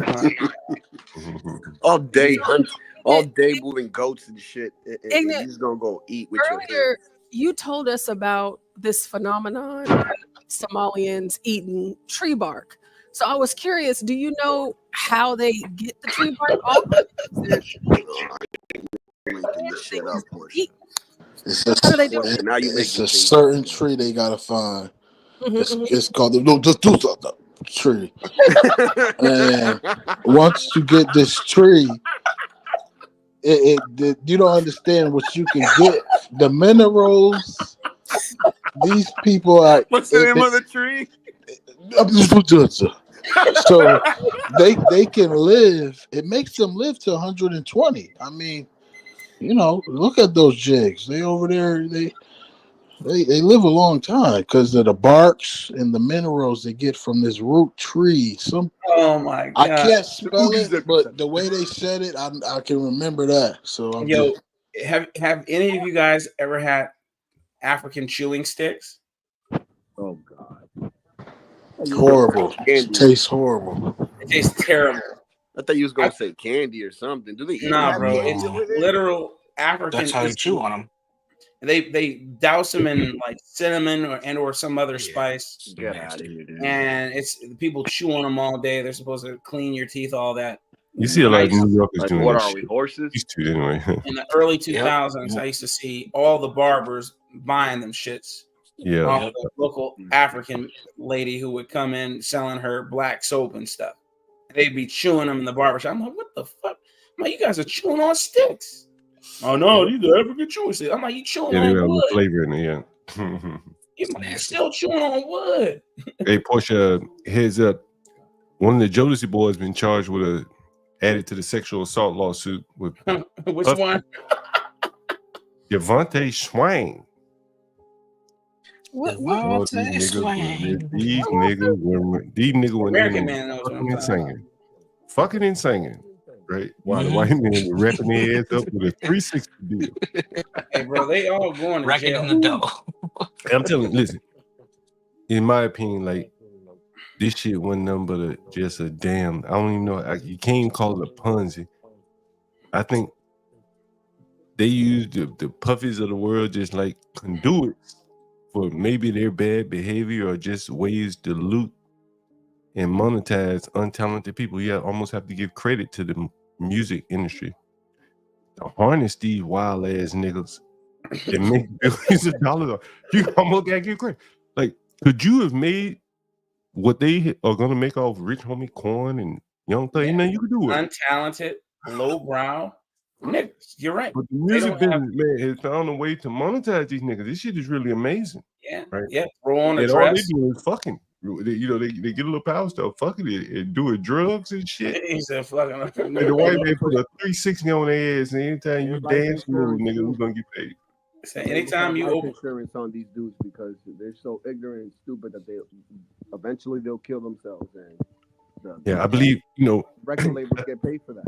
I think it's Hey, look. honestly gonna come out, Portia, that this shit is really, and it may never come out because you can always say, well, Puffy was made a billionaire, he did it to himself. But I believe these people are too damn stupid to even run a business. I don't think they're running those businesses. I think the white man is more or less using them for plausible deniability to have sex scams and gay prostitutes. And That's rough. Puffy would take the fall. Ooh, look at those teeth. Well, Right, dude. It's like he's brushing a horse. Mr. Ed Much. So, John, you said a member of Jodeci? Mm-hmm. Let me look. Devontae Swing. Portia, I will be singing Jodeci tomorrow on karaoke for that very reason. Look at that, man. Yeah, for karaoke tomorrow. I got I'm about to bounce out. That lady right there looks like what's the name? Jesus. What's the name of that woman? Nah, I ain't gonna lie, man. This look like Lupita? CT tribe right here. This is like the tribe. His people. He acting like I could be his uncle, Looks like his auntie. black woman who was in all the Conan movies. What's her name? Lupita? Lupita? No, Conan from I thought you were talking about Lupita. No, what's the name? What's her name? She's from Jamaica.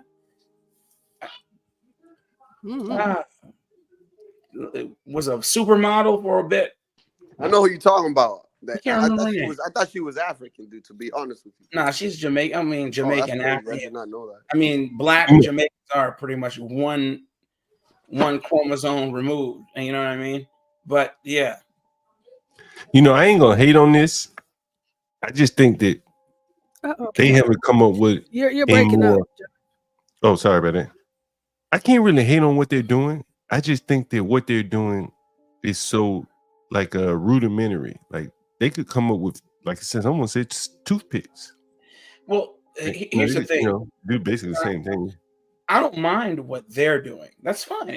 Whatever. I'm talking about how niggas in America turned it into a fad. That's what I'm talking about. This right here, man. That's crazy. I would never do that. You're in the bush. You're cleaning your teeth. You're a goat herder or a cattle herder. You're nomadic. Fine. I'm just talking about niggas at the barbershop doing this shit because they want to be closer to the ancestors. That's what I'm talking about. Like this Colgate over here, bro. I ain't never seen no niggas at. You said what? This is how they walk in here and take a bath. Oh, some people take a bath, but it's not a daily routine. That's what this kid is saying. Well, I mean, like even nine just circle of washing hell. arms, legs, when you remember to take a bath, you take one. Oh, but that's only if you remember to take one. Of course. Can you They don't imagine? clean the genitals. Oh, he's drinking that same water that they just cleaned. So they drink the water that they bathe in. Oh my god! No. Mm. Oh, Oh, come yeah, on, mercy. bro. Remember, I told you people pay a hefty sum for their stomach flora. No, this is disgusting. When there is so much dust. You know, I guess he got a point there. Why waste water? You're gonna get right back dusty. People pay a healthy He ain't sum. going nowhere. Ain't like they going to the nightclub or something. that ass juice that they submit, that they produce. Ah. They do. They want that fecal matter. I'm not even playing. What the hell, man? Is that why Africans stink? Probably. Because even whenever they come to America and they get water, they don't use it. Because what's the point? They're not used to that. They're like, oh my god, it's a flowing river that Hey, you have Portia, a tap. I ever tell you when you flying to Ghana, I've never flown straight. I don't think I have. Usually I fly into Amsterdam. I like their airport and I hang out over there for 8 hours or so. Then you fly into Ghana. And as you get ready to land in Ghana, the flight attendant will have like a mask on and she'll come and spray the whole plane. You don't know what it is. There's no warning. They come spray the whole plane like disinfectant or something. You know, like it's very interesting. I've never seen it anywhere else but flying into Ghana. Wow. This video is actually from Ghana. It's you see they just gave the kids the toothbrushes Mm-hmm. and they don't like it. The No, toothpaste. don't like Ghana like that though. No, don't like. Samuel, If you give him a toothpaste that tastes like ass, he said, I thank the white man for bringing my ancestors to America, and I don't mean Haiti, I mean America. I mean America. Yeah, that looks like Africa to me. American man says, you guys have never drunk your own bath water? You guys are uncivilized. Well, American man, that says a lot coming from you, Mr. Mr. Plumber. Hey, look, I just want to tell you, that's disgusting. Nasty American. These people, listen, man. I remember when first time I smelled an Indian out here. Bro, Say, preach. oh, that's just their pores from the food that they eat. Nah. I said, no. Nah. I'm like, no, that's ass. Is what I'm smelling. But they don't wash their ass. That's what you're smelling. You're not smelling garlic or onion.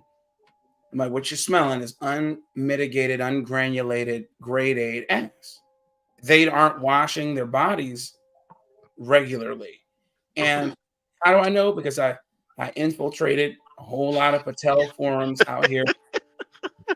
And they talk about it all the time, saying soap is a thing.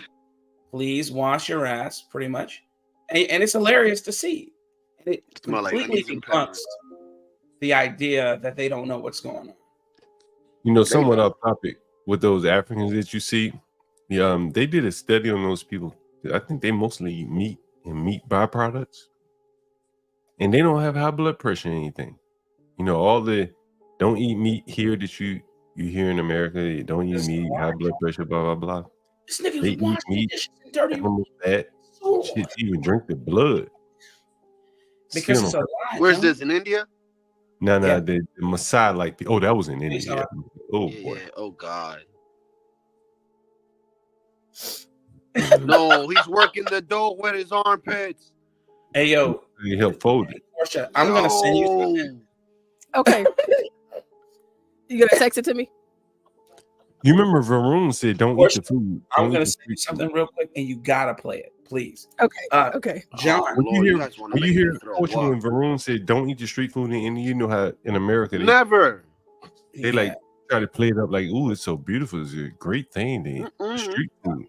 John, like, can I tell you, John? This can't be real. John, it's a lie that meat is what causes the issue. It's a lie because your body is specifically designed to draw nutrients from those proteins are very important. Animal. You don't have 4 stomachs. You can't get proteins from blades of grass or broccoli. That's why it doesn't digest well in you. It causes all sorts of bloat and gases People are idiots if they believe. That's why you ever eat broccoli and you're like, God, dog, man, what? It's like a new. It's like something went off because you're like, why does it smell that way? Yo, And go yeah. ahead, but No, I'm just saying. it's interesting that you mentioned that, and I mentioned this before. I was listening to a podcast a couple years ago during COVID. It was called Germ Theory, and the guy was out of South Africa. So it's spelled germ with a J, Germ Theory. So if you ever want to look it up on iTunes or whatever, and the guy was saying how plants have natural pesticides in them to keep you from eating. Right? I didn't even think about that. And he says that's why you get bloated when you eat broccoli, right? When you eat beans and when you legumes, you're not supposed to be eating legumes ad nauseum. Yeah. And so he went on to say, that's a natural pesticide that plants create, and then man puts other pesticides to keep other bugs from eating them, and then that's what you end up consuming the plant's natural pesticides, which is natural defense. Wow. And then you the pesticides that man puts on it to, grow it in commercial, scale. Very interesting. Very interesting, isn't it? Have you seen a lot of these people who come out and say that they're on all carnivore diets? They've taken away all vegetables, etc., and they are living a lot healthier than they were when they were eating any sorts of supplements to their diet, like green leafy greens, etc. I'm not on here, and that's my point. You don't need any of that. You don't need much of that. I'm not gonna say you don't need any of it, but you don't need much of that, man. I don't eat much of it at all, to be honest with you. I just mostly eat meat, to be honest with you. I agree with you. Yeah.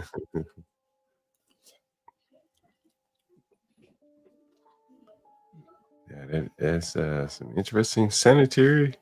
Oh, you got. Oh my God, this is hilarious. This is for you, ignorant. This is for you.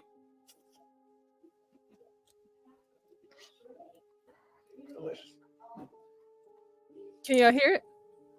No. Okay, give me 1 second. Let me share that again. Okay. Black history be like. Oh shoot. I don't know why it does that. All right, sorry. One more time to fix that. 338.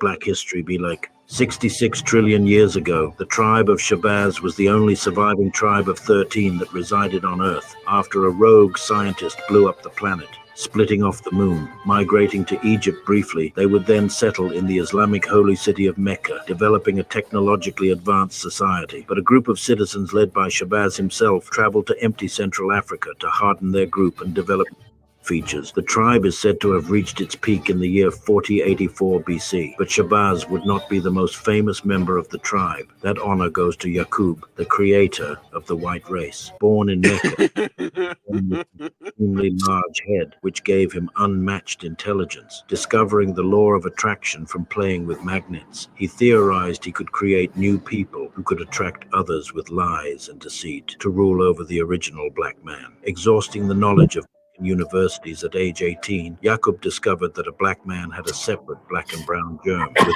59,999 followers, he went to the Isle of Pelan, modern-day Patmos, establishing a dictatorial regime in which black traits were bred out through a eugenics program, in which blacker-skinned babies were killed, but lighter-skinned babies were allowed to live. After 200 years, he would create the brown race. Yaqub would die at the age of 150 years old, but his followers continued his work, eventually creating the red and yellow races, until after 600 years, the white race was born.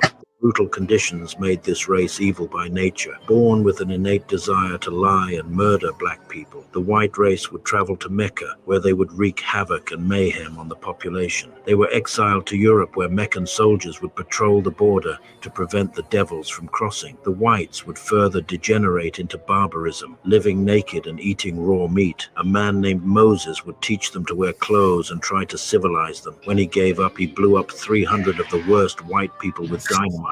Whites, however, had by this point learned use and trickery and lack of empathy to usurp power and enslave the black race, bringing the first slaves to America. Some whites realized they were evil and tried to go back to being black, but with nothing to go by, they instead became guerrillas. Yaqub's progeny would usher in a period of violence and misery. The white race, starting in 1914, would rule for 6,000 years until the original black people regained world dominance. While white people would commit many atrocities, none would be more famous than the Finno-Korean Hyperwar, an event well documented on the Master of Frofulness channel. You can watch by clicking the link in the pinned comment and description below. Thanks for the money, dummy. Wow. Yo, and What, guess what was that? An SNL skit? nah, guess who believes that? Oh Lord, let me guess. Linwood. No, I'm saying guess what well-known group of people that we all know who used to have a red light-skinned dude as one of their leaders believes that. Malcolm, you talking about Malcolm? the Black Nation of Islam believes that shit. Oh Lord. Remember when I told you? Well, They came from the mountains of Caucasian. The Caucasus Mountains. The Black Islam believes that aliens are gonna come, and we'll have battleship. It's gonna be a proverbial Battlestar Galactica up in this piece, and the movie Independence Day directly bit off of that story, and they tried to sue them. Look it up; it's well documented that the Nation of Islam tried to sue them for utilizing that story and not paying them. It's crazy. That's what Black Islam believes. Speaking of that, it makes me think of something that I would like to show y'all. But you know, it's crazy that I've never heard all of those things as they were just presented in that video. But it's actually an interesting thought. So it took them 600 years to create white people. So Ignat, that's to you, because Ignat, you said that the white technology, you know, that they are the ones who are impacting the way that Somalian kids behave. But if black people made white people, then would it be black It people? says Black Yaqub created technology. Ignat, you got some explaining to do. It's black technology, which then became white technology. And then white technology is what caused black slavery. And then it's insane, dude. Hold on. You said something about the crackers and white technology. Yaqub, I don't know who the hell Yaqub is. I don't know what Pan-African nation or what type of kumbaya nigga made that shit up. But that was very entertaining, though. What group is believes this? The Black Islam believes that. Because is a white group that believes White people believe Joseph Smith interpreted some golden tablets from the archangel Michael or Gabriel, and they also believe that if you adhere to Latter-day Saintism, or you are a what are they in Utah? I can't remember. Mormon. Thank you. You are a Mormon. You will die and get your own universe and world, and then you will be a god over your own world, and you will bring all your wives and children with you. Well, with that, with the video that we just watched, and kind of based in our conversation, there's something I would like to show you guys that I feel we can tie into this. This is a body cam video. However, this is a couple, two black people that claim to be possessed by aliens or something. And it kind of strikes me, considering the Yaqub, however you say it, that guy. So, let's see. Give me 1 second. You to show me respect like you show your mother. Okay? I'm the direct lawful heir. Okay?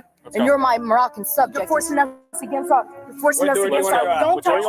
Keep your hands to yourself. On March 31st, 2023, Officers responded to a call from a local library. The caller reported that a couple was attempting to lock the library doors and take hostages. One witness mentioned that the couple appeared to be sovereign citizens.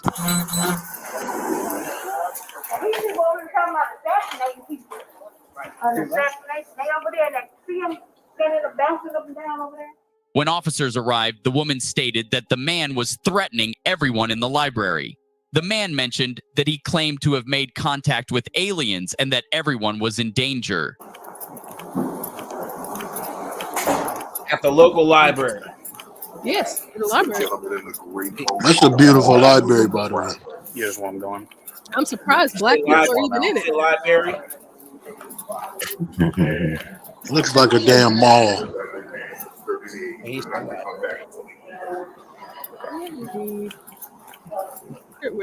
How's it going, guys? You all right? Yes. How This you is doing? Elder Demon Bay, Morse American National, the Morse National Republic Federal Government. We're protected under treaties and Constitution. And my dude's only rolling thing hard, is that we're here protecting ourselves under Constitution. They want you guys to leave. All right. Well, I'm letting you know. That I'm Empress Luna Latoya Bay. I'm with the Moorish National Republic Federal Government and Moorish American Consulate. Okay. I'm a Moorish Consul General, and I'm protected under treaties and Constitution. Do you understand that? Yes. And right but- now, we're communicating with our consulate, Portia, and they're all question. on notice. Okay. Okay. Now. You still have- Yes. How much cocaine do you think they did that morning? Not a lot. That cocaine has shit in the streets these days. Hard to find too.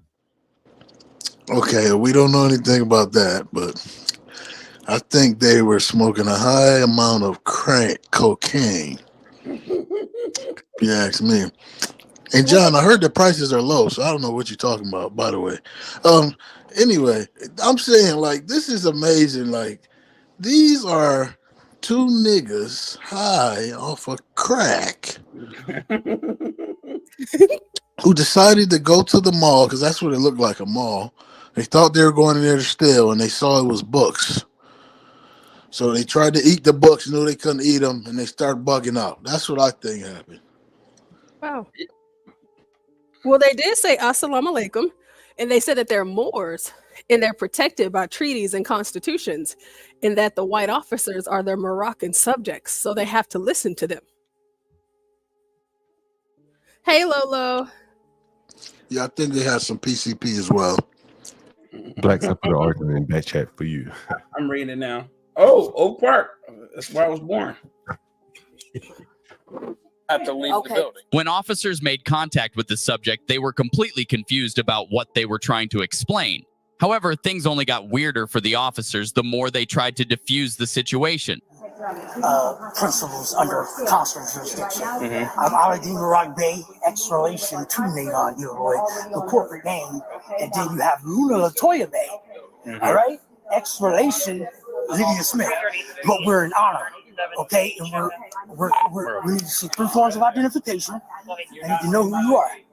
Okay. Listen. Look. Listen, we need to. So listen. We're commanding to see a sheriff. So listen, the sheriff we don't need to get the sheriff, okay? Yeah. So you guys need to leave, okay? Because What's going on? Because listen to me. I'm waiting on our consulate.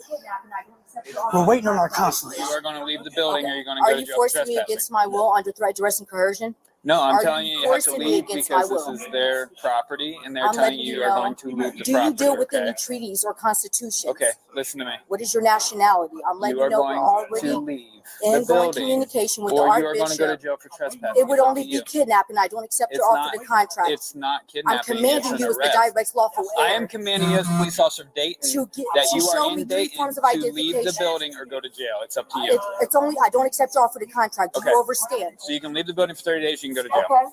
I'm letting you know I don't accept your offer to contract. And I'm letting you know that you have to leave the building for 30 Do days you to go have to an jail. Article 3 federal court? Do you have an? Okay, I'm ma'am. letting you know. If You you can don't leave or you have can a go to jail. if you It's don't up to you. have, They have to be. That's our international protection. I've already been communicating with them for the last 2 days. Okay. Our whole thing is to get grounded on jurisdiction and status. However, So listen, okay? You have to leave this building, okay, because the staff doesn't want you here anymore, and you can't come back for 30 days, okay? And if you don't want to leave, then you guys can go to jail, okay? I don't want to get kidnapped right now, okay? Well, you're not going to get kidnapped. Yes, because I'm telling you that you guys can't be here. it's like you can't even be in my land either, but I'm not doing that. If you want honor, you be here. Now as the beneficiary of the state, hold on. We're making lawful commands as the beneficiary and heirs. Right, but they can let you know that they don't want you to be here, so you can't be here. So you guys either need to leave or you can go to jail. You're not allowed to come back for 30 days. What's your name? I don't have a name. I have a title. You get your name. Okay. Yes or no? Do you want to leave? I'm grabbing my documents and I'm letting you know, okay? Get your documents and let's go. I need to see some identification. Badge right here, name right there. Grab your documents. Let's go. So I'm letting you know you're denying us due process of law. Is that your folder too? Who gave you the permission Is to that your transact folder business too? within our borders? Are you guys? Is that your Are folder? you guys attempting to kidnap the national? Look, you're gonna leave. You're gonna go to jail for trespassing. We can only be kidnapped. We're commanded to speak with a sheriff. Out of the building. Already here. We're waiting on our consul. We're commanded to speak. You have with to a leave the sheriff building, who's or you're doing gonna go to jail for trespassing. It's up to you. Okay, you guys need to walk We're commanded to speak with Robert Shrek. And I am commanding you to leave the building. Is your recorder on? Okay, absolutely. On the record. All right. Absolutely. John, these your tenants? No, you do not. You need to grab your stuff and leave, or you're gonna go to jail for trespassing. Puffy's going back to court today. Signed by.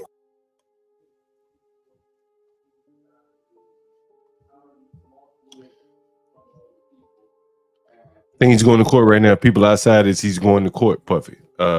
Portia. Hey, this article in the chat.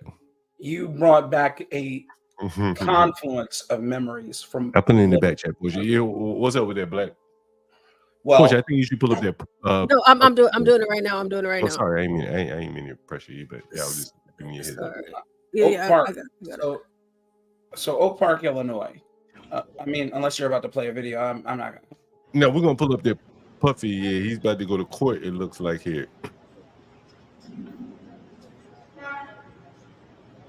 Puffy's headed to court here. The judge is gonna be like, take that. So if it was 1,000 baby oil bottles, how many people do you think got the Portia, baby oil? Have you heard the allegation about why this Fed seized those baby oil bottles? I thought that was interesting myself. One lady is alleging that he threw baby oil on her, and I ain't gonna say the word paralyzed, but it comatose. Did some effects to her, like ketamine or whatever. And they're saying that he has ketamine baby oil. No, they say it can be up the whatever rohypnol or GHL or something. There's something. You think he has spiked baby oil? Yeah, that's what they're saying. They said why would the feds take baby oil? Yeah, roofie baby oil. Product, right? Like, what is the evidentiary value of baby oil? None. It had roofie in it. You leave it. As soon as it hit your anus.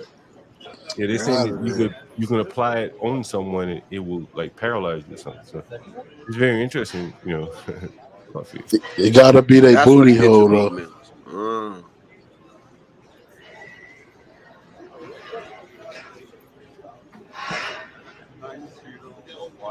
But they gotta apply. You're not gonna come through the front door though. No, he ain't. Because he's in custody, so they're gonna probably bring him in through the basement. They probably want to talk to the lawyers or something. His lawyer, yeah, that's right. His lawyer and then leave through the front door. Yeah, I don't even believe they're gonna leave through the front door. They're probably gonna leave through the side door or something. Yeah, he right downtown. He in the Brooklyn house. I thought I told you that we won't stop. Well, you gonna stop now? I think he's in the prison in the one out in Sunset Park. I don't think. So he in the Tombs?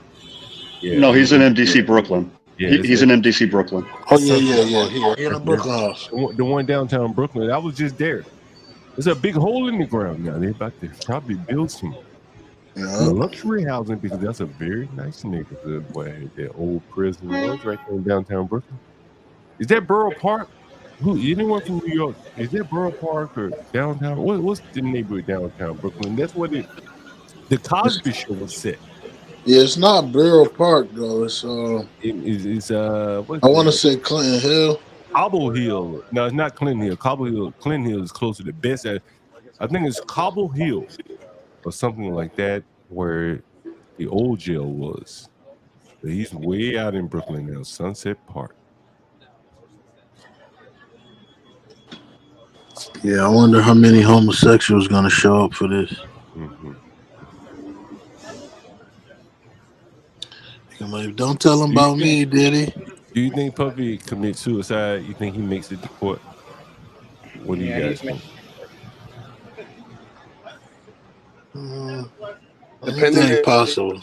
Depending on the information he got, he might commit suicide.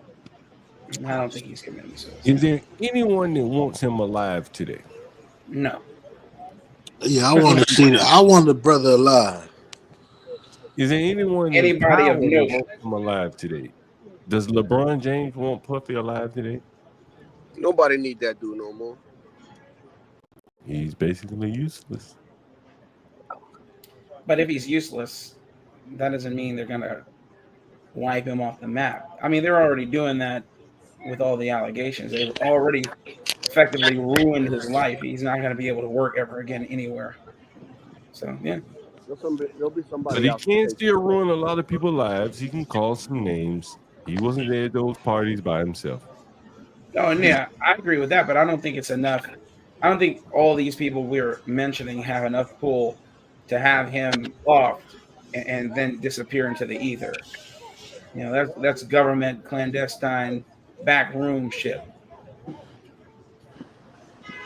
You know, there are allegations that Clive Davis was at some of those parties. There's Gloria Allred there, boy. The wolves out. Oh man, I cannot stand that girl. I cannot. Long knives out for this nigga. Yo, she smells so bad. I'm surprised the media didn't rush her. She will get in front of the media. Yeah, man. She smells like piss and whiskey. She smells like. I've hugged her. I've talked to her and hugged her. Like, this lady smells like a junkie. She smells horrible. I don't know why. I don't know. She's old. She's like 82 years old. That could probably be why. I don't know. She wears pins. She smelled like piss really bad. A little ammonia in there. And she was musty and she smelled like whiskey. You know? So I'm like, whoa, this lady's a junkie in real life. So, she smelled like desperation.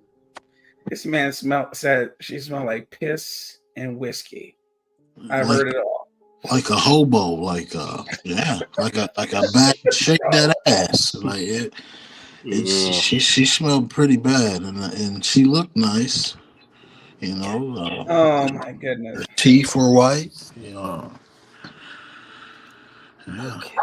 She's really short too. Really short lady. Piss and whiskey. Little old thing. But she's a sweetheart though. A sweetheart that smells like piss and whiskey. Yeah, and you don't want to get on her bad side. She'll find every avenue to sue you. Yeah, nah, fam. If it has a scent. So what do you think he's looking at? Why did they bring him to trial right here? Why did they bring him to court right here? Because this is his third bond hearing. That's why he added 2 more people to his legal team. One of the attorneys that he added, man, that dude is board certified in this type of stuff. So they filed a couple of motions for exclusion, and they also filed an application for a third bail hearing. And I think that's why he's appearing today. Do you think he'll get the bail this time around? No, of course not. Absolutely not. And why pay the lawyer to even just on the hopes that you get it? Well, because he thinks he's going to get it. This is probably about a $3,000 hearing, just to ask for bail. You know, the time for the 2 people for the 2 people that he added, I would argue that would probably be about a $9,000 to $12,000 hearing right now. Yeah, probably These 2 more people than that he that. added are not cheap. Is this Negro talking portion? Yeah. Is there any barring portion? Of a crime. You can't have the punishment before the conviction. Why does he look like Biggie? This Negro blabbo. That's what he's doing. That's Diddy's uncle, Uncle Diddy. He's a black man. That's all we waiting for him to say. Why is They he doing talking this to to him gay? because he's a black man. Listen, my name is Ari and I'm a paralegal. He's It's a paralegal. Dude, sit down. Sit down, dude. Come on, man. Sit down. Yeah, sit down, man. Therefore, it's mandatory that Mr. Coon's been released. Blacks, this is the definition of an attention 304. Oh my God! Did he just say he's a paralegal? Yeah, he didn't even get it. So. Dude, you're a paralegal. Sit down, man. He's not even a paralegal. Sit down, man. You're embarrassing the firm, man. What firm? Exactly. If he He works look for like the one. mayor. He look like the mayor from San Francisco. It's called pre-invention. This dude is crazy, man. Punish a person for something they might do. Why did he come out and say anything? I think this is his uncle. I don't think this is even a real paralegal. He's up there lying. You know. Hey, but even if he were a paralegal, paralegals don't litigate. Why is he? They better not. Paralegals don't look like they're going to church. Hold on, let's hear what he's saying. Well, he's talking with his eyes I closed. think the bigger thing you can take from this is there's no one of any stature here to defend him. Where are the superstars, the famous people, the politicians, the Hillary Clinton, the rock the vote people? Who's next? There's no one else to support him now. A paralegal. You get a good audio check? For $1 billion. It's the only support he is. Motherfuckers out there all man. Winner. Oh, this dude's a comedian. Never mind. He's just there. He's a jester. Okay. Is that what it says? He's a paralegal. He's a Well, he had to be. I knew it. He just wanted to show his face. This is a black man. He's black. But where are the people to support Puffy, man? How did you get to be a billionaire and there's not one person coming out here to say, hey, man, this man deserves a fair trial? No Oy vey, John. Oy vey. Don't notice, John. Stop noticing, John. Don't notice how he got that $1 billion, John. His mom. Oy His vey. mom is the only one, John. His mom is the only one that has it. Mama Cone. Mama Cone. I feel like there should be a lot more homos locked up with him because he's basically in jail for being a queer, so, I think that the whole Hollywood, they just throw him in there with him, They can share the cell, He's what he is. He likes Dookie. Dookie everywhere. He's one of those guys. He likes Hershey Highway. Yeah, he likes to play in the mud. You know what I mean? He just want to blow some air in your butt. Hey, you're pretty much on the nose with that one. Okay. That's how you get the deal. That's how you got the deal. I'm just saying, me and Ignat were being quippy, and you just went straight to ass.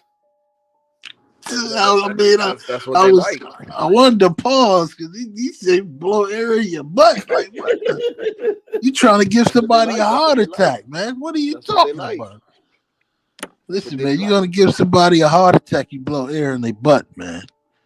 That's dangerous.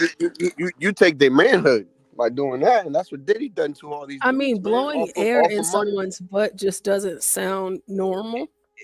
So there was a case where somebody at some sort of industrial plant in India got air blown up his ass by his manager, and he died.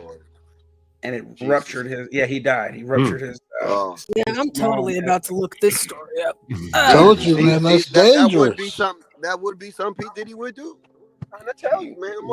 It was compressed air. Indian man dies from so manager blowing air. I feel like the oil will keep the air out the booty. You know what I mean? So. That shit crazy. Wow, there we go. It's right there. Told you. Yeah. Yep, that was this to the docket. That was featured on 1,000 Ways to Die. Wait a minute, that's the Marshals. That's why I said it's dangerous. Look, this is the Marshals bringing. This is not like New York City Police Department. He is in a federal building though, so yeah, it's a federal case. So yeah, of course the marshals are going to come out. There's his son. There goes Mama too. Right there. Mama, his daughter. His Any daughters. volume Those for? are all his kids. Yeah, y'all can't hear it. Oh yeah. He got Can I 3 speak? daughters. They're Man, not I'm saying it. definitely They old just now. noise, but Where's can Pop? y'all hear it? That's the one Yeah, rapper we hear. nigga right there at the end. Oh, she talking to the media. No, she getting in the car. Man, I'm definitely old. I remember his twin daughters when they were babies. They were born about a year after my daughter was born. Talking about Man, before he I'm real killed old now. his wife. I Yeah, mean, that's a fact. I remember Yeah, that too. yeah, before he killed their mother. Yeah. yeah. Before he allegedly blast, Allegedly. allegedly. Allegedly.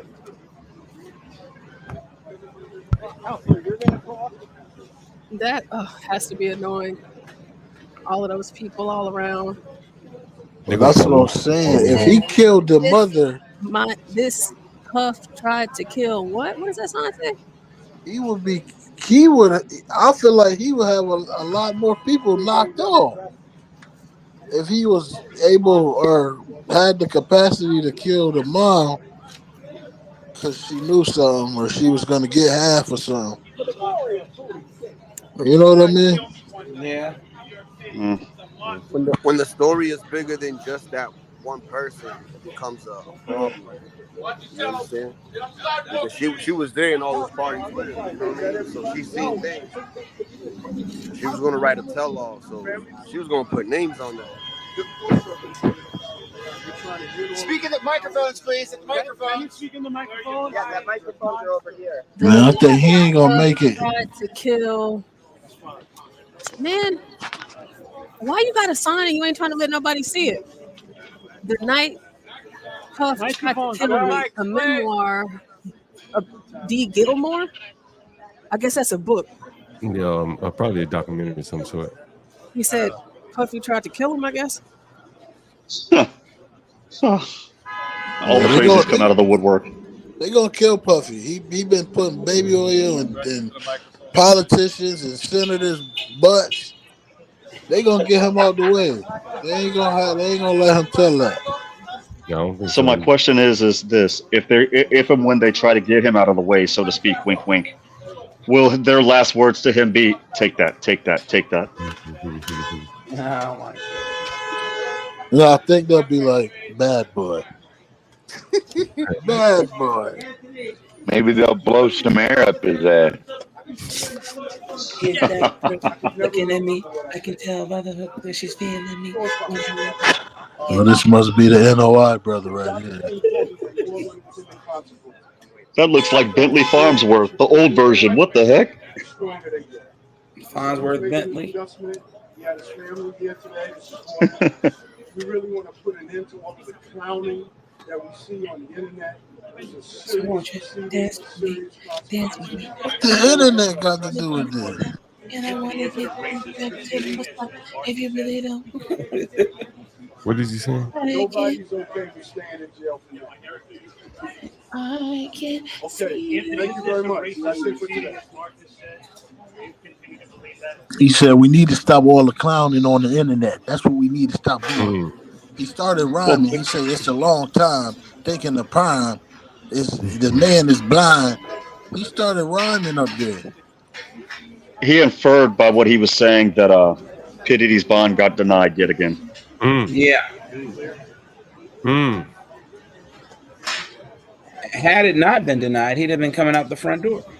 Yeah, they're gonna kill that boy. They just waiting for the Russian that they need to come over here. They waiting for the flights to be lax so he can come over here, take him out, and that's how they gonna say he hung himself somehow, some way. It's going to be a little difficult for the Russians to come over here. You know, they got a little bit of a predicament with Ukraine right now. No, that's the holdup. Remember Epstein? When Epstein hit the jail, he was dead in like a week. You know what I mean? Is May 5th, 2025. They set a court date. Wow, that's a long time to sit in jail. Oh boy. Oh wow, that's a long time. That is a long time. What is the trial status conference? Mm. When's the next status hearing though? Let me see.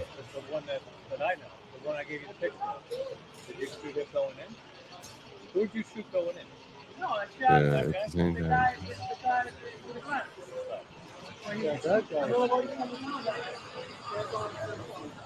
Looks like he's saying that he wants a judicial hearing into unlawful governmental leaks by the Department of Homeland Security, which they allege were intended to smear him. That's not gonna go anywhere. They're allowed to do that. The video by him attacking Cassie is what they're referring to. Man, they allowed to lie to you. They can do anything. You're absolutely right. The Supreme Court said that the cops can lie to you. They want their videos suppressed or the charges dismissed. That's not going to happen. That's not going to happen on either of them. The video is newsworthy, and you can't prove that they leaked it, so that's out. Yeah, that's out. And the charges being dismissed, that's they have more than probable cause, so that's out. But thank you, P. Diddy, for that $3,000 an hour, though. The Southern Department of New York says, to be clear, to our understanding, Homeland Security did not have possession of the videotape prior to CNN's publication of it. Only the government has authority to obtain grand jury material, and the video broadcast by CNN was not obtained through grand jury process. So they're out there.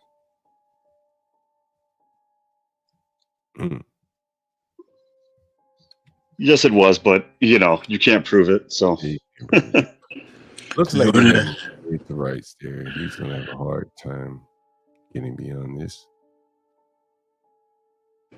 So what's the Diddy package looking like? If he was to order a package and they could let him get whatever he want, what you think he would order? Because of the forfeiture clause in the indictment, the moment he orders anything or the moment any money drops in his commissary, the U.S. Marshals will seize it. So he'll be eating the same bullshit lunches and bullshit dinners that everybody else is eating. Which could possibly explain why he went on hunger strike last week. If he does live, that's a lot of years in solitary confinement because he can't go to general population. And they'll find a way to get to him anyway. Convicts hate diddlers. We call him 12-minute diddler. No, he's not a diddler. I didn't see any, stuff like that. I saw the fruitcake stuff, though, He liked booty juice, but I didn't hear about any, Einstein stuff. Underage girl? Yeah, I didn't hear about that. Did you hear something like that, or? Yeah, I heard something like that. Underage girls there. Wow, that's crazy. I gotta look that up. Man, I just know he likes to play the spin flute and likes to play booty drums. I never heard about him diddling on any underage guys. Perhaps. Yeah, they said Usher. Usher, I guess, was Okay, yeah, Usher and the other dude. Beaver, right? Beaver. The Beeb.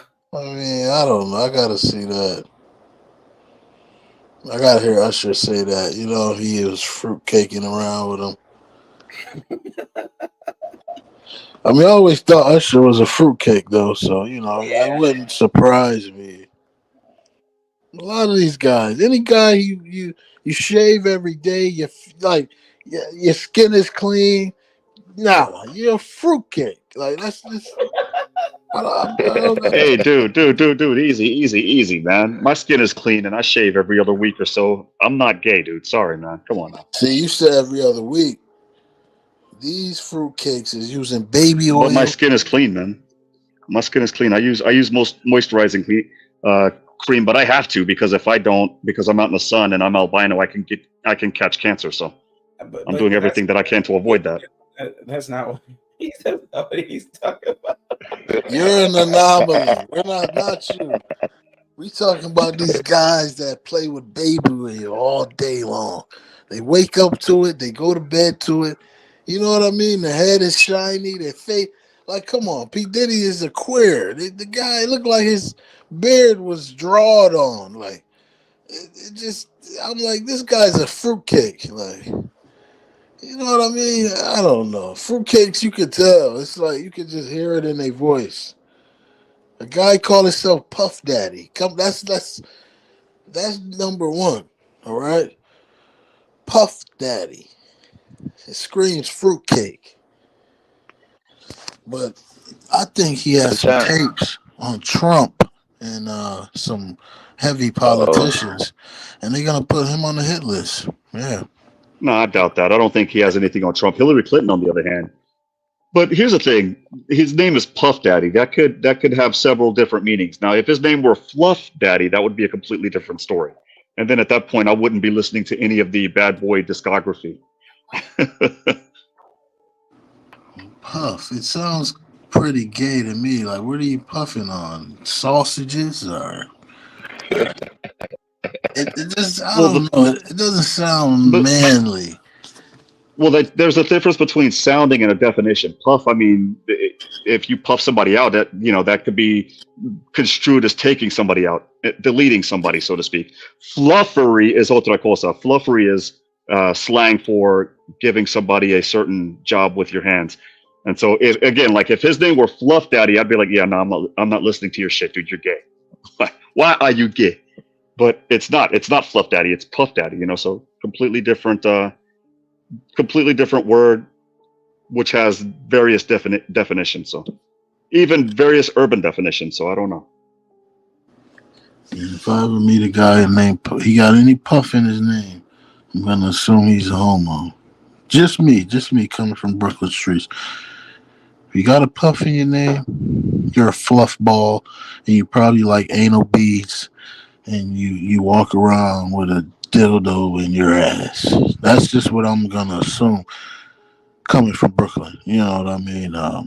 Then he changed it to P. Diddy. That also sounds like penis and dick. It was all. I mean, I knew the guy's a fruitcake. Or diddler, P. Diddler. I just don't think he should be held to the standard of going to federal prison because he likes dookie juice and he likes rim jobs and what else those fruitcakes like eggplants, whatever the fruitcakes. Hey, dude, eggplants are good for you though, man.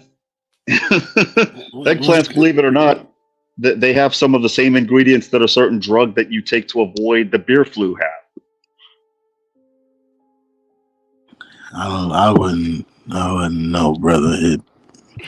I'm in America where we got vitamins over here, and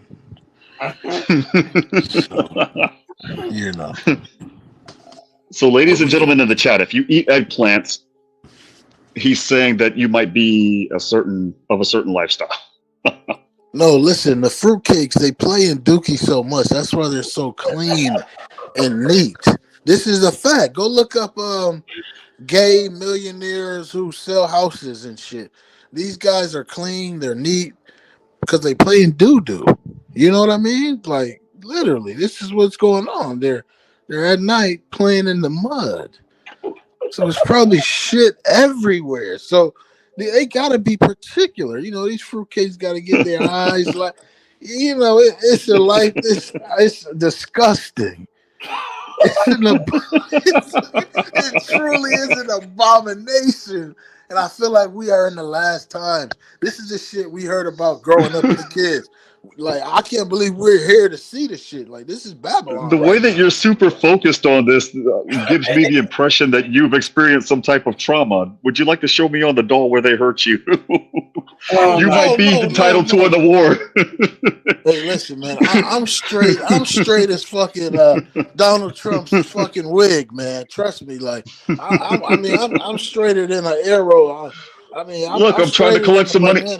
I'm trying to collect some money for you. I mean, you might be entitled to compensation. I mean, if Diddy did something to you, let me know. I can let my boss know. We can see if we can appear on your behalf, pro hoc vice. If there's fundamentals involved, then I've been hurt several occasions with Diddy. If I can get $1 million out of this shit, I'll say whatever.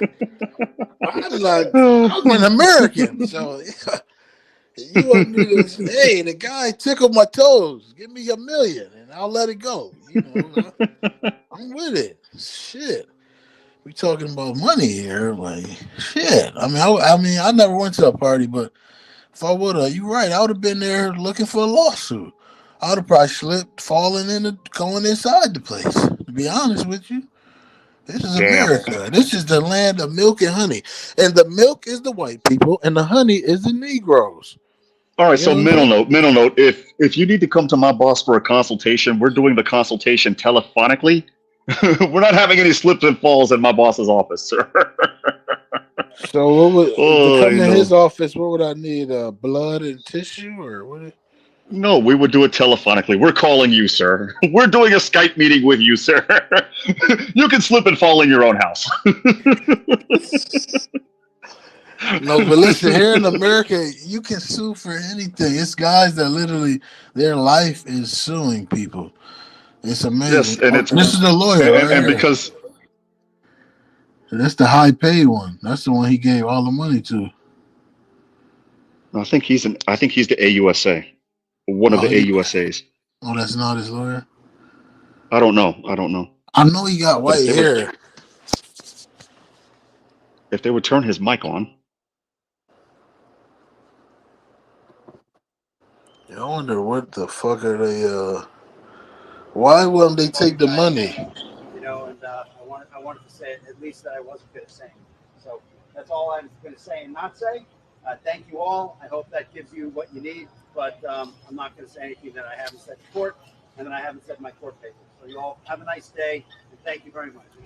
How is he doing? How is he doing? I saw your bullshit potion. It's full of social media. It's bullshit. You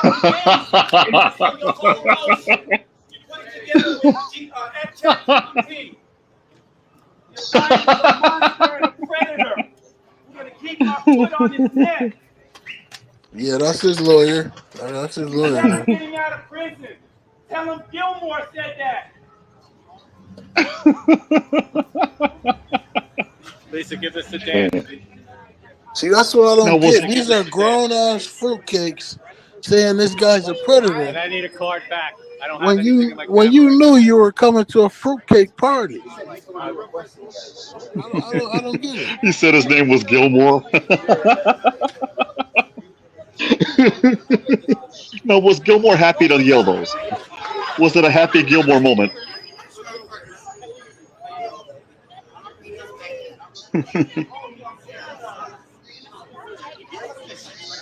Yeah, I just don't get it. It's like the liberals were the ones at his party, you know, the fruitcakes with the blue dresses and the, you know, it was so. It's like, what are you guys?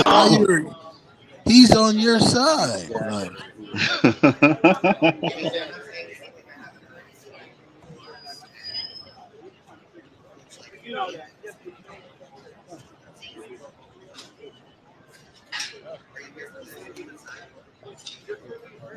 yeah, he's willing to pay $50 million to get out of there.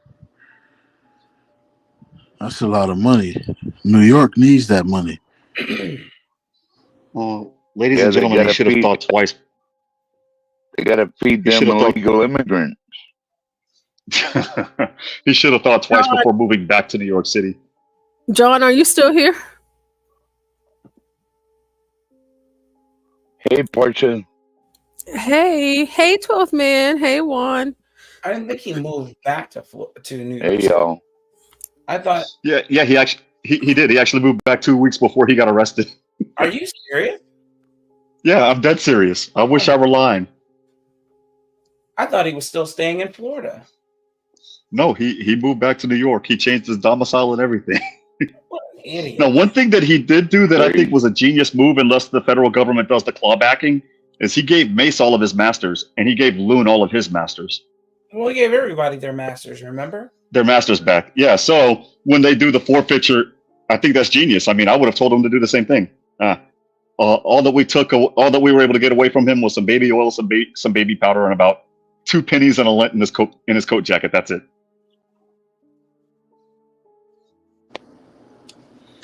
Yeah, they probably found like 1 million butt plugs,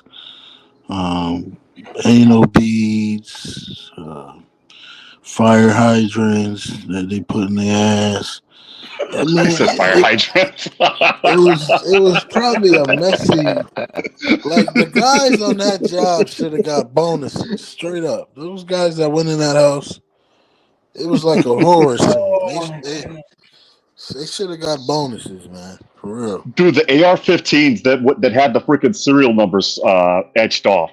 The moment I saw those when they gave the initial indictment announcement, like, oh no, no, no. Even though I think that's a bullshit law, right?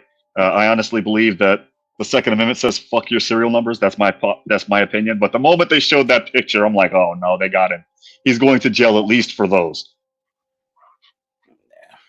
John, are you here, John? I am the urban landlord. This is your host. So I wanted I wanted to ask you a question. Well, let's wait for John to respond to Portia real quick, though. It's Wolfman. Hang on 1 second. I think John isn't here, but I'm going to show you guys something. Go ahead and ask your question, 12th man. Sorry. What? So how is he affording to pay these attorneys all these grandiose fees? I mean, they didn't find a way to confiscate his assets or anything. What he did when they raided his house, 12th man, was he sold off his share in Revolt. He sold off his share, and I forget, in Ciroc, the vodka. And he also sold off a portion of his share in Arista Records. So he had about $300 million of liquid cash. And that's money that was not involved in criminal activity that he could actually still touch. And so that's how he's able to afford those attorneys. All right. Well, John seems like he stepped away, but while we have y'all on the panel, Ignat, I would like to hear your thoughts on this first. So I'm going to play this, and then of course I want everybody to respond, but I want Ignat to go ahead and respond first. So this says Suge Knight exposing that many celebrities had to do the egg and butt test. So let's see what that is. Oh my goodness. And the sad thing about it, I don't like mentioning Usher. I don't like mentioning Justin Bieber. I don't like mentioning all these people that everybody know what time it is. So at the same time, they used to have a joke. They never played this joke with me. And they used to walk in the Interscope office. They'd go back there and they'd be like, hey, we passed the test. I said, we haven't did the test. One dude said, well, don't say that in front of Mr. Knight because he's going to take it offensive and hurt somebody. I said, well, whatever it is, I probably would take it offensive when somebody would get their ass whooped. You know, that was me in those days. But I used to have these guys, they used to call it the boiled egg test. They used to take a boiled egg, a raw boiled egg, they have those guys put their pants down and bend over and they stick it up their ass. The eggs break, they say they're not ready yet. They ain't put enough work in. This is Hollywood. So everybody want to go act like they don't know what's going on. Hold on a second. But Suge. if you just look. Suge. The sad thing about it, I don't like mentioning Usher. I want us to take a moment as a panel and as an audience to reflect on what we just heard. How do you have a raw boiled egg? You know, I looked over that, you know, because it is Suge Knight. But Ignat, you go ahead and go first. What do you think? Okay, a boiled egg. The shell is still on this thing, I'm assuming. That's what I'm assuming, and I'm assuming it's boiled. And if it cracks in your ass, you fail the test. This is the test they put Little Richard through, Prince, any guys that dance funny. James Brown didn't take the test. He tried, but his ass was too tight. I just think it's an abomination test because, you know, music is the devil's tool.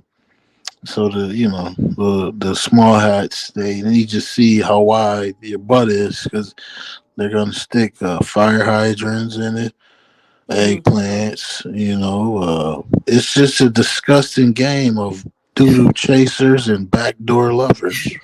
That's what it is.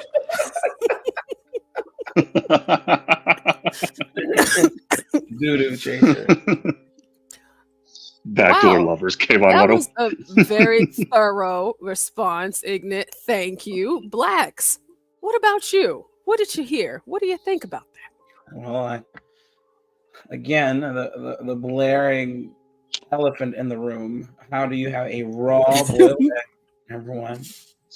Number two, do I just believe him on his face? Not necessarily. He has a history of embellishing the truth. However, I do believe that if there was any shenanigans going on sexually between men and women, and it's in his midst, he was squarely a part of it. He definitely was a part of it. So he would be a good source to go to about what's happening with P. Diddy and the fantastical case of the diddlers, for sure. Wow. You know, whenever I was listening to it, I had a visual. I could see it as I was hearing it. And I understand I'm the only woman on the panel, but 12th man and Juan, did he paint a picture well enough to where you think you could probably visualize that and see it actually happening in real life? Sounds like borderline satanic to me. And you know, I know about fisting and squirting and golden showers and all that, but what these people are doing is really over the line. I mean, kind of like what's his name? Ignite says, Ignite TV over there. I'm not sure what to do except keep praying and stay the hell away from them. I know that's right. What about you, Juan? I was trying not to imagine it. I'll be quite honest. Yeah, I can understand that. My question would be because Suge Knight left cryptic messages regarding Jimmy Iovine when Death Row, when they did this three-way deal with, no pun intended, this three-way deal between themselves, Sony and Interscope Records. Did he have to go through some stuff like that? Well, Suge says that he didn't participate and that he's glad that he doesn't that he wasn't invited, to the parties or things like that, but he knows a lot. For those of you that do not know, Suge Knight actually has a podcast. And he has hundreds of thousands of subscribers. From prison? While he's in jail? Is he in jail? He is actually in prison for the rest of his life. Now, he has been on Patrick Bet David. You just saw him with that brother, the Cuomo. He's been on Chris Cuomo. Yep, all of these major podcasts, Flagrant, it's endless. He even was on with Joe Rogan. But he does have his own podcast, and I think it's really incredible that there's someone out there facilitating this on one end, and he goes live every day, Monday through Friday, most of the time. And whenever you hear him, especially on the PBD podcast, every 15 minutes you'll hear the lady, and she's like, "You have to add $5 more to extend the call for 15 more minutes," like whatever it is. You can hear it. Like, so he's in prison doing interviews and running a podcast. And I think that's really inspirational. Yeah, it's very inspiring. Just because you're behind bars, it doesn't mean you have to stop living. Imagine if P. Diddy tried to do a podcast and he decided to appear on this show. Portia, you and John Galt would receive the following call. This is a call from Take that. No, not today, please, no. An inmate at Metro Correctional Center, Brooklyn. Yeah, isn't that crazy? I just think that he has a podcast. But anyhow, going back to this video clip that we just watched, The thought of a raw boiled egg, so I'm assuming that he means that it was just hard boiled, not Is it cooled off or is it still hot? I mean, yeah, like so there's so many questions. But the fact that he makes these men drop their draws, bend over, spread the cheeks, who's putting the egg in there? Is the man putting it in there himself? Is Diddy putting the egg in there? Who's How do you putting know it's an egg? this is my thing. I mean, I'm gonna tell you some personal information. When I take a shit, I use wipes. I don't just use toilet paper. I use wipes first. But when I use the wipes, it makes me feel kind of gay. So I don't see how you can put an egg hard, soft, raw. I don't. I just don't see the plausibility of that. But Yeah, baby, he likes it raw. Yeah, baby, he likes it raw. Ooh, baby, he likes it raw. An ass is made for shitting, and that's it. It's not made for putting stuff in. Shouldn't maybe they people crack know the that? egg and take it out of the shell once it's boiled, and they can do it like that. Maybe that could be plausible. I can see that. I can't see it hard shell going up there. Just boop. No, I don't. But if you think about it, you know, I'm thinking because he said a raw boiled egg that it's going to be a hard boiled egg, so it can hold up while it's going through this test. So they put it up there like an enema, because people use those. Those go up your butt. So the egg What? is up there, Ain't and nothing going up my butt portion.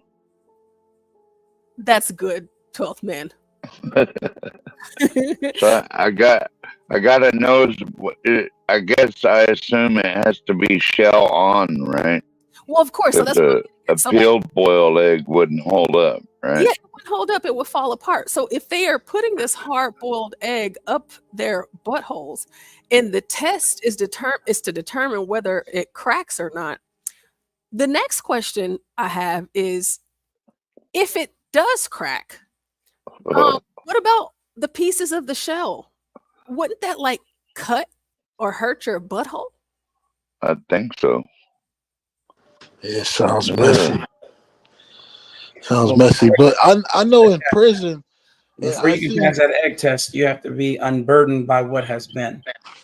Sound like a bloody hemorrhoid. You're right. They probably taking fucking jackhammers in the ass before the egg test. So you're right.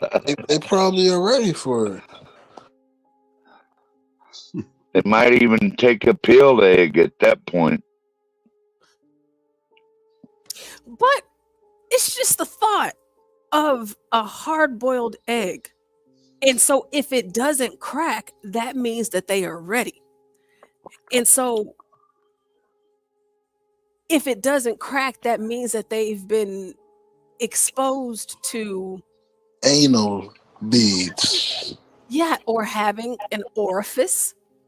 But listen, gang members in prison, they boof. They call it boofing. They can stick a knife in their ass and it won't cut anything. Don't ask me how they do it. I don't know. But yeah, in Texas and in California, they call it suitcasing. They do the same, something similar as well. I don't know what part of the asshole they put in this blade, or where it's not cutting nobody, or what's going on. But these guys can boof this bananas, like stuff the size of fucking Febreze bottles, and it's amazing what the butthole of a queer can do. Because I believe you got to be some type of fruitcake to not have any reaction to that. Well, fruitcakes and orifices and hard-boiled eggs and whatever the hell else these guys do. All aside, you know what this tells me, and I wish I would have seen this at 20 instead of now at 44 years old. Is this what we saw? Remember MTV Cribs and all these other shows that showed their lavish lifestyles? Ladies and gentlemen, this is the lavish lifestyle of Sean P. Diddy Combs. He has 3 yachts and 2 recording studios. He's so rich he has a recording studio on his G6 plane. all of the stuff that they show off as theirs, it's not theirs. To me, it's confirmation. To me, it's confirmation that all of this is a freaking illusion. So you telling me that they had to take a cock rocket for each plane? Like, just think about that, because these guys take a lot of trips, right? So these fruitcakes are taking a cock every month or every day. This is just unbelievable. No. Look. Eggplants and cocks and all this other bullshit aside, right? The point that I'm making, fruitcakery aside, the point that I'm making is everything that they claimed was theirs is not theirs. You look at Epstein, all of his shit got taken away the moment his plane touched down from Paris to New York. P. Diddy, literally the exact same thing. Everything that he thought was his, all of the power that he thought he had, never existed. It was all an illusion. That's the point that I'm making. I have to give you a little pushback, Juan, because he did take men's buttholes and he had power over them. So that belongs to him. So he thought. Portia, you know a guy by the name of Anthony Busby. He's an attorney. He has a law firm in your neck of the woods, and he has a law firm in Houston. I think Houston is his principal law practice. You know, he got 12,000. He got 12,000 complaints last night. No, I don't think that after I'm looking it up, Busby. I don't think that after a man takes your butthole, you can get it back. You know, and No. Well, your dignity you're not going to get back, but you certainly are going to get your hands on that guy's money, which is what's happening. P. Diddy's accounts are just you could just hear the drain sound. Bloop, bloop, bloop, bloop, bloop, bloop, bloop. I mean, so I'm about to get a little graphic here, and please forgive me, but I don't know if you guys have ever heard this before. I don't know where I heard it, and it's not that I was looking for it, okay? So don't get the wrong idea, guys. But I saw something, however long ago, that said that homosexual men that engage in gay butt sex, their buttholes are like opened. And so they have a hard time keeping their poop in because it just falls out. Oh. Just because they have broken the elasticity of their colon. Right. Women as well, believe it or not. I was just about to say that. I tried it with my wife. Her ass leaked for 2 days afterwards. So I believe it. You know, I was not expecting it. That's why you're so interested in this shit. Okay, I got you now. You're not living this down now, buddy. Ignorant. Sorry. No. I was a kid. No. Yeah, demasiado tarde. Too late, buddy. No, she was on a period. It's over. What do you mean? Yeah. No, Flam. It's too late, man. It's too late. Over here. What are you talking about? Forget about this dude was experimenting, man. Too late. Listen, man. I was. You can never live this down, sir. And I was seeing a bunch of these. They call Buttman magazines. All right. Mm-hmm. Is that why you wanted to experience that way with your wife, or what? Come on, man. But I'm giving yeah, he admits it. He admits it, fam. I'm giving you step by step. Go ahead. Listen, they called the Buttmans, right? All they got in these are big booty white girls. This is the first time I've seen Belladonna. All right, she looks like trailer park trash. All right, but she's a fucking disgusting mayonnaise beast of a caucus. She's just disgusting. You could put anything in her. You could put a forklift in her. You know what I mean? These guys, it's amazing what these white beasts can take. Like, you gotta look them up. The Buttman. So yeah, I was just seeing, because I'm not. Sorry, bragging, homie, I'm not looking that shit up. No, listen, I'm blessed. I'm hung low. I'm gifted. When I take a shit, my dick gets wet. So it's like, okay.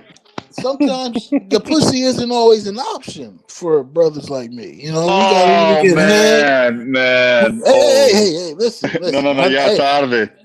I'm not like you Spanish guys. You guys don't think it's gay. You ain't doing the bending. Hey, that's not me, buddy. I'm from Brooklyn. We don't do that freaky shit, all right? We're 4 hours and 45 minutes into the stream, Portia.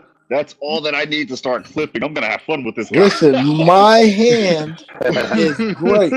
I love it. What you say But can and will when be you used have a against you, big sir. cock, sometimes the girl can't. She's not gonna want to fuck is like that because you really stretching it out. You know, you making it a tortilla in there. You know what I'm saying? So Where's it's Latinos just when I need it, man? yeah. I tried it and I know that. So these fags. That's why if you look at a fag, they walk like their back is broke. That's because his butt is leaking. I'm telling you, This their dude. butts leak. They smell like doo doo. You can't even go near. Good. I don't care if they got $1 million worth of clothes on. They smell like dookie juice.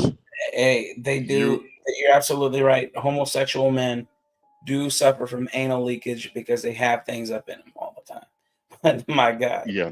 it's disgusting. Oh man. You know this show is getting age restricted, right? And what's crazy is it's totally avoidable. Yeah, Nadeji, you're absolutely right. Duwali, we was talking about you earlier, Duwali. You got to start using forks when you eat, okay?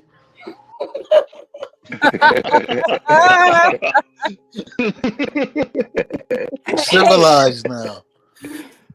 Dwale, do you have forks and knives and spoons in your house, or do you eat with your hands like the other Somalians? What I don't get about is they cook in the kitchen and then they go in their living room and eat on the floor. I don't get it. They stand up cooking and then they go eat on the floor. It just doesn't. I Well, don't get it.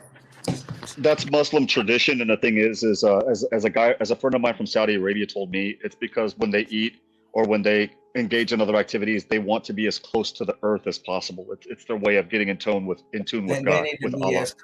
But I fucked the Vietnamese girl. I went over her house and ate. They eat on the floor too. So it ain't. I think it's like it's a certain tradition, and her people not Muslim. They like Hindu. Eating all that spicy and curried food, absolutely. I mean, so speaking of spicy curried food and not using utensils, as well as sticking hard-boiled eggs up your butt. So if you're a homosexual that enjoys very spicy food and your booty is leaking, Oh, that's an image. Why'd you put that image? Oh no, Wouldn't it burn? no! Nightmares for days. That would have to burn, right? I'd I imagine. believe, yeah, I think when they fart, a little bit of chocolate milkshake with hot sauce. You know, it's a combination of things probably leak out of there. You know, onions and what they ate last week. You know, and, the whole chicken bone can come out their ass. Like anything's possible. Jesus Christ, man.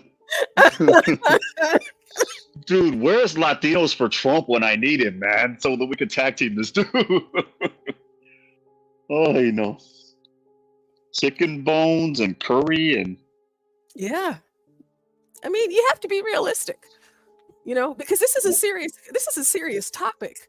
This is not, what's next? Baby pine trees and it's not anything you want to, take lightly. I mean, because that's a serious accusation that Suge Knight made against P. Diddy.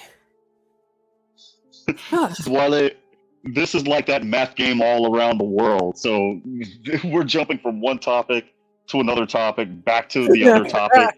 I believe it though. Think about it. Bambaataa, he was touching boys. So I kind of believe it. And he was like one of the founders. So I believe it, man. It's a lot of that booty stuff going on over there. You know? If he's still alive, he needs to be put up on the wall. You don't mess with kids. Sorry. Yeah, he just came on BET last week. They still honor him. Ain't nobody say nothing about it. It's like, I don't know. It's like these jigs, they don't acknowledge the fuck. It's like the fuck niggas is like kind of honored a little bit. That's how it kind of looks. A little bit. Yeah, you know what I mean? We need to get the wall in Nick Ricada voice. We need to get the wall ready. Yeah, no, I'm sorry, I don't tolerate that. Me either. If It's that like is if you true, got then money, no. anything goes. That's how people look at it. This guy got money, so he can do whatever he wants. Like this shit is weird now. It's like it's no morality base. It's Oh, like so people don't methinks. believe in God no more. Honestly, Well, there's a certain group of people that don't believe in God, and they believe that we are God, so we can indulge in our own vices. Some of those people have been on this channel, and to that, I don't have a comment. There are just certain things, I'm sorry, that are innately written in our system that we don't do. Period. The end. see, And if and that's that's not what you written in don't your code, know. then that's a problem. See, that's what you don't get. What's written in your code is normal. Be brave. He messes with dogs that he founds at the park. So it's like this is normal. Dude. You gotta understand some things that like this what black people don't get. Melanated people don't.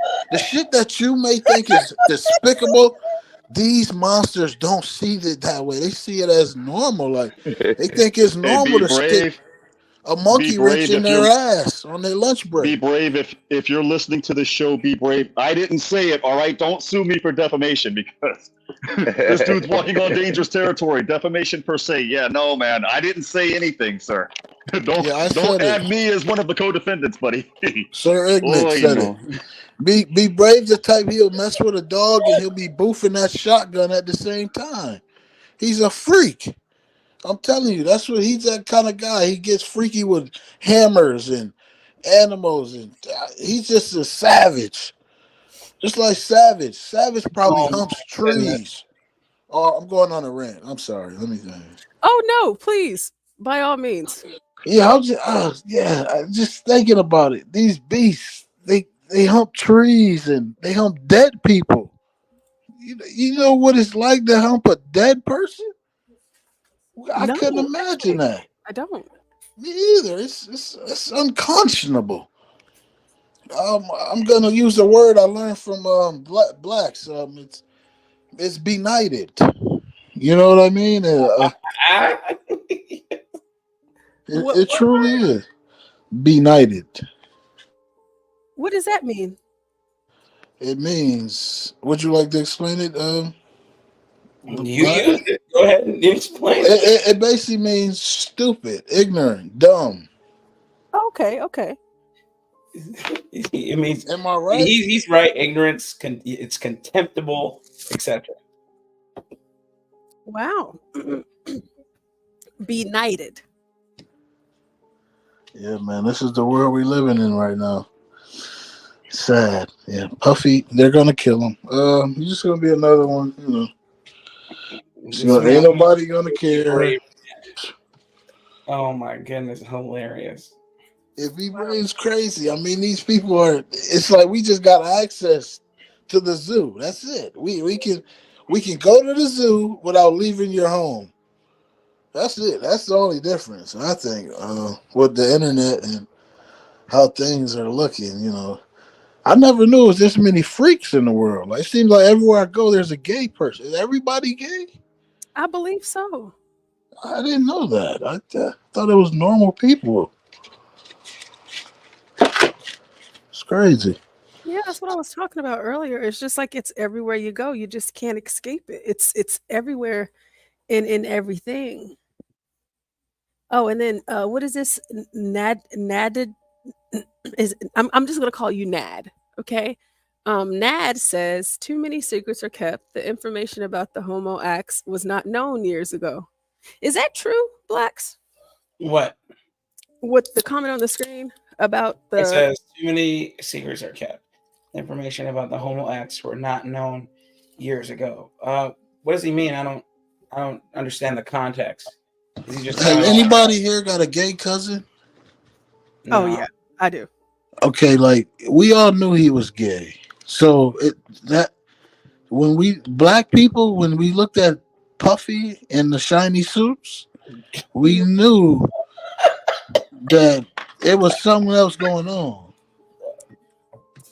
Yes. He liked to dance. Just think about it. I dance a lot. You know, everybody had a girl that liked to dance. Mm-hmm. So, you know, we knew he was a fruitcake, basically. came up in that era, everybody knew Puffy was gay. Everybody knew what's his name was skirting that line. Mace was skirting that line if he was with him. Yeah, man, this isn't new. It was very well documented. The issue here now is a lot of the people who listen to that music are no longer, they don't avail themselves of this. And so it kind of fell through the cracks. And then you have people like Puffy and his ilk try and remain relevant to their detriment. And he should have taken a page out of Daddy, his dad. What's his name? Who did? What's the name of the who had a Fat Farm and all that? What's his name? Oh, I don't know. Who had He's married to Kimora Lee. Yeah, he was married to Kimora Lee for a bit. What's that dude's name? Is it Simmons? Russell Simmons? Yeah, Russell Simmons. He should have taken a page out of Russell Simmons, liquidate all his assets, and move to Bali, a non-extradition country. Should have done that. Instead, he wants to get all types of Botox in his face, get veneers in his mouth, and still live the bad boy life. It's insane. Yeah, Like American Man said, man, we knew Diddy was gay since the early 90s. Everybody knew, man. Take that. Oh my goodness. So let me see if I can get these ads out of the way. So we have here. Okay, hopefully that's big enough for everyone to see. 457. Rape accuser claims Jodeci member aided and abetted assault. You can't even get no pussy. If you got more than $1,000 in your bank account, you can't get no pussy, it seemed like. For real. That's what it seemed like. I don't know. Oh my goodness. Oh, I forget. Juan actually, I know he left, but I'm sorry, y'all. I got like so many screens up. So let me actually just say Houston. I wanted to say, Portia, the chaplain's after me, man. He's trying to get me to do stuff. You know what? I talked to him last night, and because church and everything, but like he made me mad a couple of weeks ago, and so I haven't been talking to him. And so I was talking to his wife last night, but he's all in the background, like hollering because he's mad because I've been ignoring him, Yeah. And she put me on speakerphone, and he was just going on and on and on. I had to snap, crack, and pop on him again. Really? Yeah, because it's just like, chap, I can't do everything. But maybe I make things look easy. Like I can do a lot of things, but I can't do it all. Like I do as much as I can. I try to help and do whatever it is. I try. But like he wants, like everything. Oh, did you get the invitation for the party? I may have. I gotta look at my email. I'll send it again. And my wife is calling too. She's like, where you at? Me or you? You. Oh, let me see. Let me check, Lord. I actually just went to the printer and printed off the handouts that I wanted, that I'm gonna do the videos of today. Oh, okay. Yeah, because that guessing, listen, I have never in my days heard of guessing and problem solving, especially whenever you're solving equations. They want you to guess. It's like, no, this is math. You don't have to guess because there's only one answer. It's insane. This new way of doing math, I just don't even. Don't even try, man. I'll be honest. I'll teach you my way, and then that's it. If you don't pass the test because you couldn't show your work, well, then they didn't want you to pass anyway. That's it. I don't know, man. I don't know what to say. Let me see. Yeah, we gotta talk. You gotta tell me what he talking about. Man, social media. Oh yeah, we'll talk about it later. Okay. Yeah. I want to hear that. I want to hear that. All right. Oh, it's pronounced Najee. Sorry, Najee. I'll remember that. Actually, I'm going to write it on my sticky note so I can get that whenever I see your name so I don't forget. It's Najee. You know, my name is spelled how it sounds, though. Thankfully, my parents, they didn't stay away from the ghetto, but at least they made it easy to pronounce. Yeah, and you know, Najee grew up in the project buildings where the windows were knocked out and the windows were cinder block. yeah, you know, the windows had doors in front of them. And, you know, the elevators never worked. You know, she probably don't know anything about toilet paper.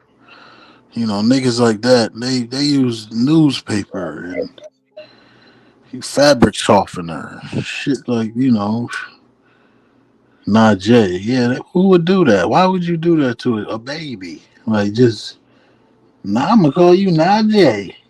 That is so niggerish. Like, why you say it like that? Man. It's just, it is just so. I don't know. It's really bad. It really is. Najee. And they pass these names on for generations too. I don't know what's wrong with my laptop. If you're gonna name her son a DJ, Shame, bro. it's gonna be spelled how it sounds. DJ. These niggas, they don't. I don't know. It's crazy. And then whenever he goes to school and he starts, you know, making friends, and he's gonna be like, my name is DJ, and they're gonna be like, okay, what's your real name? Like, what's your full name? And he's gonna be like, DJ. They're gonna be like, how do you spell it? And he's gonna be like, DJ. Yeah, that's how it is. Like that. I actually know someone in real life right now, present day, whose name is like that, like DJ. It's just 2 letters. Literally. Wow. I guess that's better than BJ. Oh, that's true.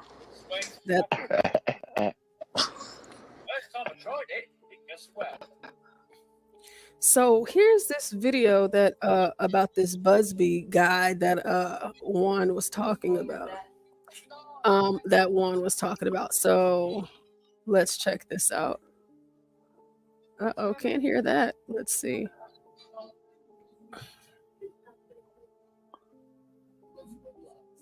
Oh my gosh. Today in the Sean Diddy Combs case, a press conference was held a short time ago detailing. Can y'all hear it? Yeah. Okay. Yeah. Oh my gosh, it's so stupid. The music mogul. Combs is currently being held without. What is it? Before we head to break, new developments today in the Sean Diddy Combs case. A press conference was held a short time ago detailing more than 100 new allegations against the music mogul. Combs is currently being held without bond, awaiting his criminal trial after being arrested last month on racketeering and sex trafficking charges. Today, Texas civil attorney Tony Busby announced that he represents 120 individuals allegedly victimized by Combs or other unnamed high-profile individuals. The conduct is alleged to have occurred over the course of 20 years, beginning in 1991 through the present. Now, the youngest victim of the group alleges they were 9 years old. One was about 14 years old, another 15 years old. In all, there are 25 minors alleged. Take a listen now to some of today's press conference. The admission to this party was that you had to drink the chosen drink that was handed to you. And now we know that in most cases, I would say 90% of the cases, these individuals were drugged with some sort of drug. That was kind of the MO. Another instance, this individual who was 9 years old at the time was taken to an audition in New York City with Bad Boy Records. Other boys were there to audition as well. All of them were trying to land a record deal. All of them were minors. This individual was sexually abused, allegedly by Sean Combs and several other people at the studio, in the promise to both his parents and to him himself of getting a record deal. Another instance, another minor, told allegedly by Sean Combs that he would make him a star, but needed to visit with him in private about it, away from his parents. Once they were in a private area, allegedly Mr. Combs made the victim perform oral sex upon him. Another incident, an individual 15 years old at the time, flown to New York City to attend a party, was drugged, and then taken into a private room, allegedly in the presence of Mr. Combs, where this female individual minor was raped, and then other individuals took turns raping her. I wish Juan was still up here because he was talking about how apparently this attorney in Texas, I guess he said he got raided last night or something. He said something about him getting exposed and something, but I'm trying to find it. I thought it said it in that video, but it didn't. Hey, American Man. Hold on. Big ups, American Man. Hi, everyone. I'm not going to be on too long. I'm still working. Doesn't some of this stuff sound too spectacular to be true? And I'm not defending the guy because I could care less, but the chosen drink and all of that, come on. That shit don't sound a little too spectacular for y'all.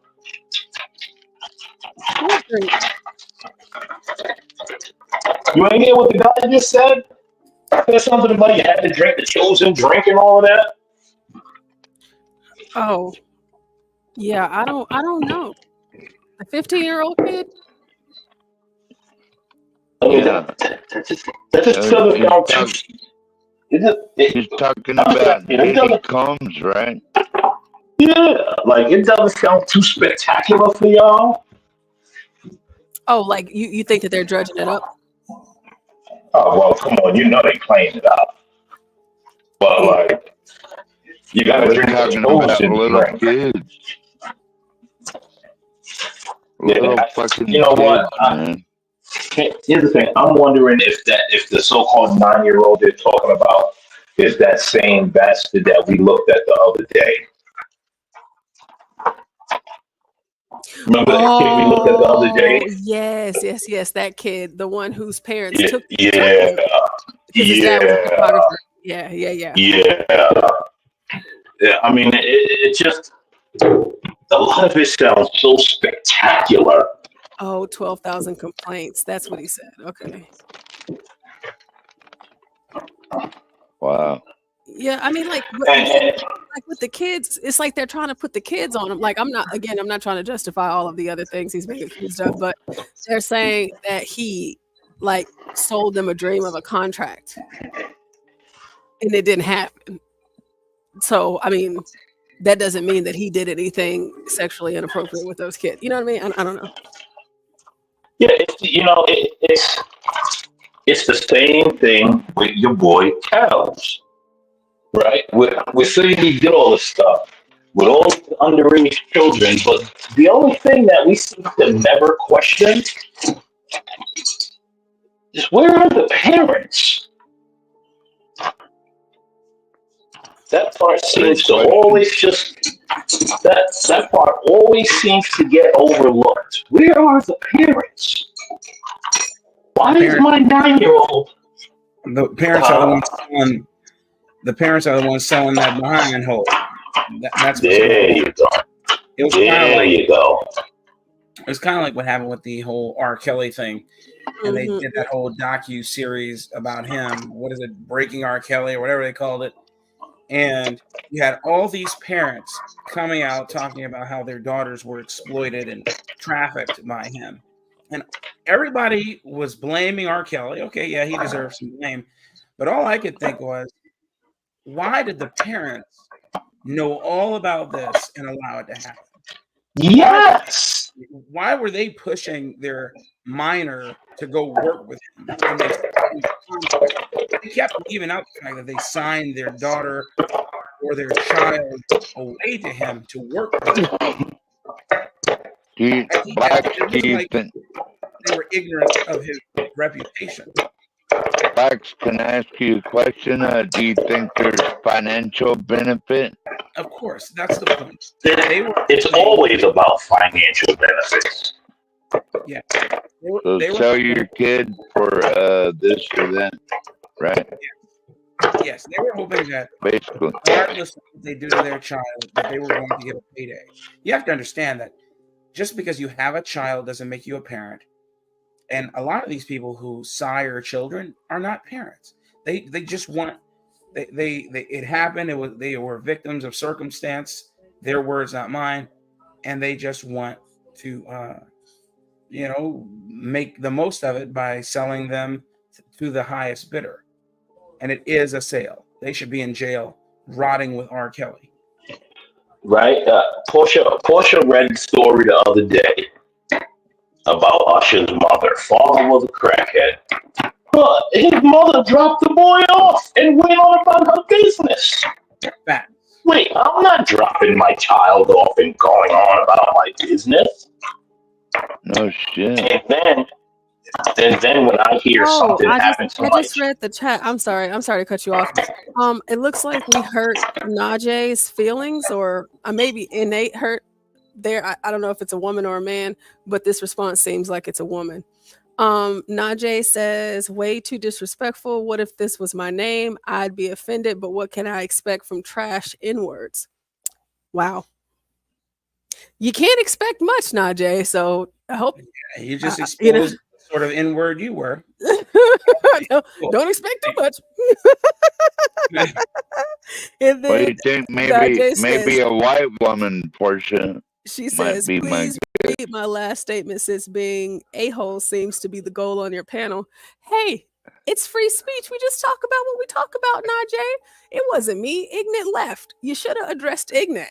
I said I was going to write your name down, and I actually wrote it down for real. I wrote it down so I could pronounce it right. But you, the person that was talking about your name is not even here. But I think you said it's like Czech or something like that. That your name is Czech? Najee, we don't care, man. Yeah, really don't. I just wanted to make sure I addressed that. Now, I actually did. Can I just say? But hold on, just real quick. So I found the video about what Juan was talking about. So I'll play that after American Man, and it's a really short. Yeah, Juan was back for a minute. But he bounced typed in the back chat, but I'll play that after American Man says what he needs to say. Go ahead.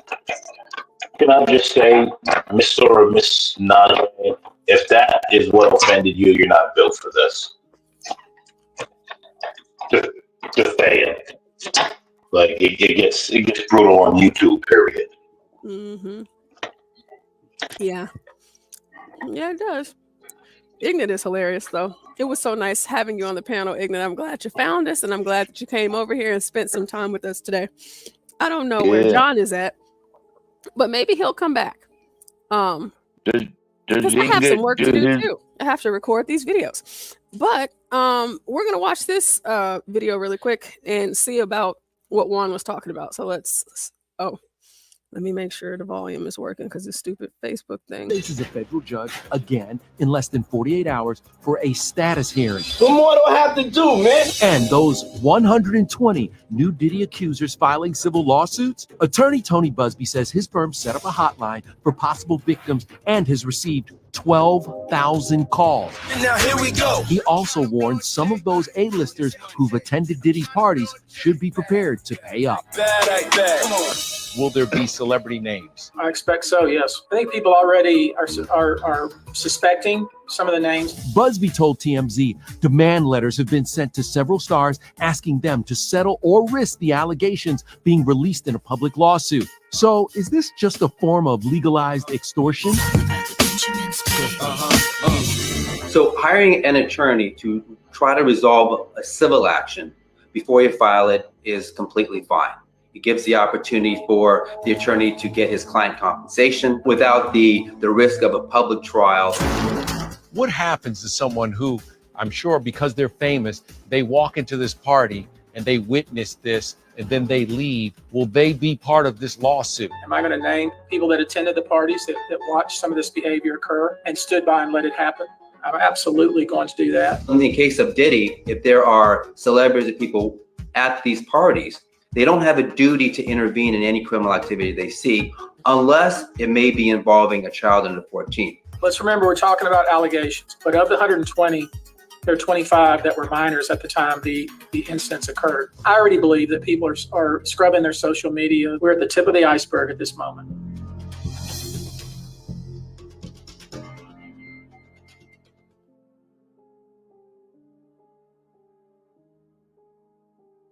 Okay, so they said that he set up that hotline and it was 12,000 calls in 24 hours. That's insane.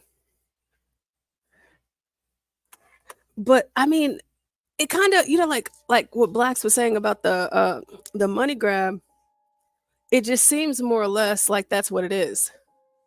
Because it's been like these people, they're older than me, like they're in their 40s and stuff. Y'all didn't say nothing then. You didn't say anything about it then, but like now you want to say something. And then too, Well, I didn't know what was going on, Portia. I would have said something. Like, Isn't that kind of like you, 12 man? Like, well, 12 man, we're not talking about you. We're talking we're talking about the victim. like I used to like some of his music, you know.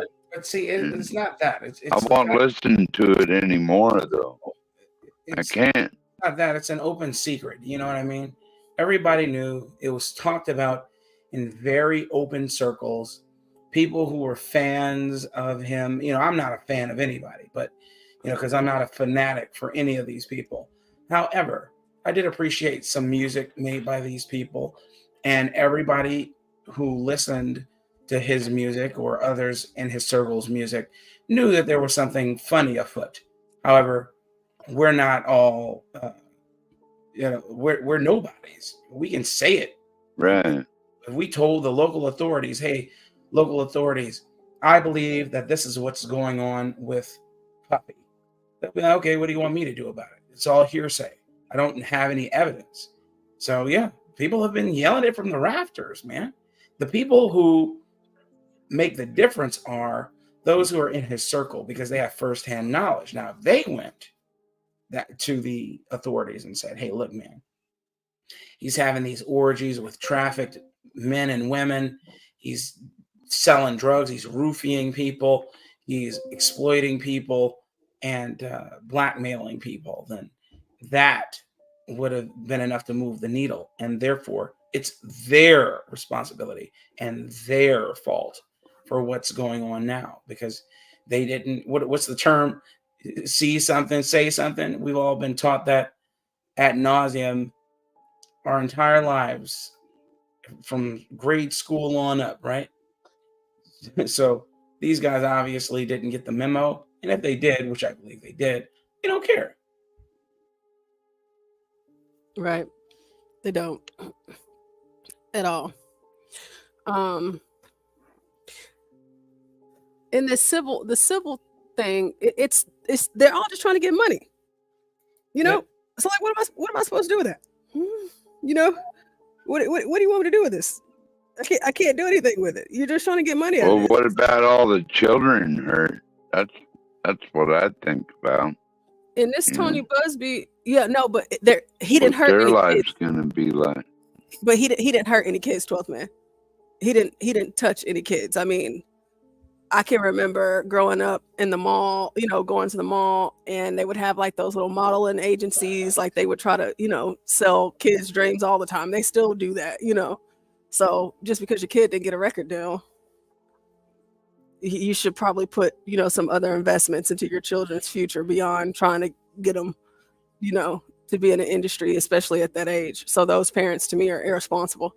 And whatever they're suffering, if they're suffering at all, it's their parents' fault. That's not Diddy's fault. To me, that's my personal opinion. But for the adults, Diddy's situation is like very different to me because these were all grown-ups. And because they were all grown-ups, like Cassie, for example, he paid her off. Okay, millions of dollars. Then we should be done here. Because if Diddy is sitting in jail, Cassie should be sitting in jail right next to him, in my opinion. And Well, just every other think person that saw, because the thing is, what we have to acknowledge here when we're talking about Diddy at these parties, even the one whenever American Man just brought up that little boy that I showed y'all the video of, the 9-year-old the other day, we do realize that we've seen every major celebrity at these parties, first of all. But in the video, he was like, in about an hour, it's going to be time for the kids to go because you don't want the kids to see this. But if the kids see this, this is going to be a party that they want to go to when they grow up, something like that. But everybody that was there, they were watching and witnessing everything that was going on, and nobody said nothing. Y'all just watched it, and it was okay. So I'm just only supposed to fault Diddy? Yeah. No, come on now. Go ahead, 12th man. No, I agree with you, Portia. Now you laid it like American Man was saying, like, where are the parents? Like, shouldn't they be prosecuted?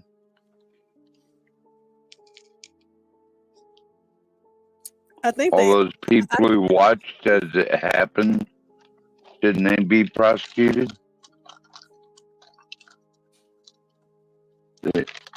Well, I wish Juan was here, because it's like if you witness a crime and you don't say nothing about it, right? That's a crime. Sure, Juan's got the correct term for that. Yeah, it's just, too many people knew about it. Too many hands were involved in it. Too many people, because, I think Ignat was the one that said it, that they're going to delete him. But I can see that being a possibility just because he does know too much. Like, he knows everything. And the fact that nobody's coming out speaking up for him, that just makes it look worse. Not for Diddy, though, but for them. Because it's like, y'all know y'all done been at these parties. I mean, we even saw at one of those parties, which I could pull up the picture, where he had like that gigantic bed. Yeah. Parties. Let me pull that picture up. Hold on, let me see in the chat. John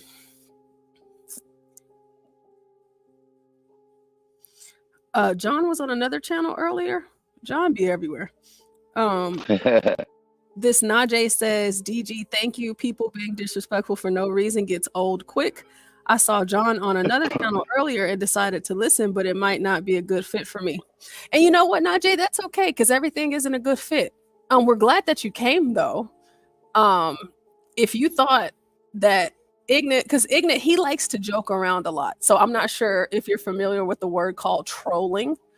There's a lot of that. A whole lot of that. We over here, we just really like to have a good time. If you're sensitive and you don't have thick skin, it's probably not for you. And that's okay. But you got to have thick skin, because you never know. You never know. That's what I was gonna ask you earlier, Portia. Does Ingrid TV have his own channel where he goes live? Because I kind of like his vibe, man. I love Ignat. So like whenever I saw him in the chat this morning, I was so happy, because I absolutely love Ignat. He is so funny. He is absolutely hilarious, and he can turn any conversation crazy. And he always gives like this thorough breakdown that, is just ridiculous. He's so funny. He was talking about the Somalians, and he said that they eat tree bark. That really took me to, I almost coughed out my lung, He's just so funny. But Najee, it's a lot of laughing. It's a lot of fun over here. There's insults that get thrown out. There's actual real disrespect that happens, and I understand that you feel disrespected, but Again, I can't tell you how to feel, you know. Portia can't control your fifis. That's right. I can't control your feelings, and I can't control everybody on the panel. And we're not the type of show where we kick people off the panel, or you get paid to kick people off. We just kind of let people be who they want to be who they are. But you know, some stuff can get disrespectful. I mean, wait until you meet Stanley. Wait till you meet Stanley. But Stanley, he is a liberal. Most of us over here were conservative voting, leaning, and a lot of our conversations are surrounded by that. We talk a lot of politics. We talk a lot of business. There's another stream going right now with our number one Asian, Get Crack, where he talks about stocks and whatnot. The only reason why I'm giving this attention to you right now, Najee, is because you said it's your first time over here. So I want to make sure that, you know, you're okay, I guess, and that you kind of understand how we rock and roll over here. We laugh a lot, we make a lot of jokes, and if you thought that was bad, I just couldn't imagine. I mean, Jesus Christ, I'm even thinking about HB. I mean, like, it's just you know, he was just Ignis just joking around, you know, but like the jokes that HB tells, it's just like help us all. You see that a while ago, Portia, where HB said someone booped a PS5?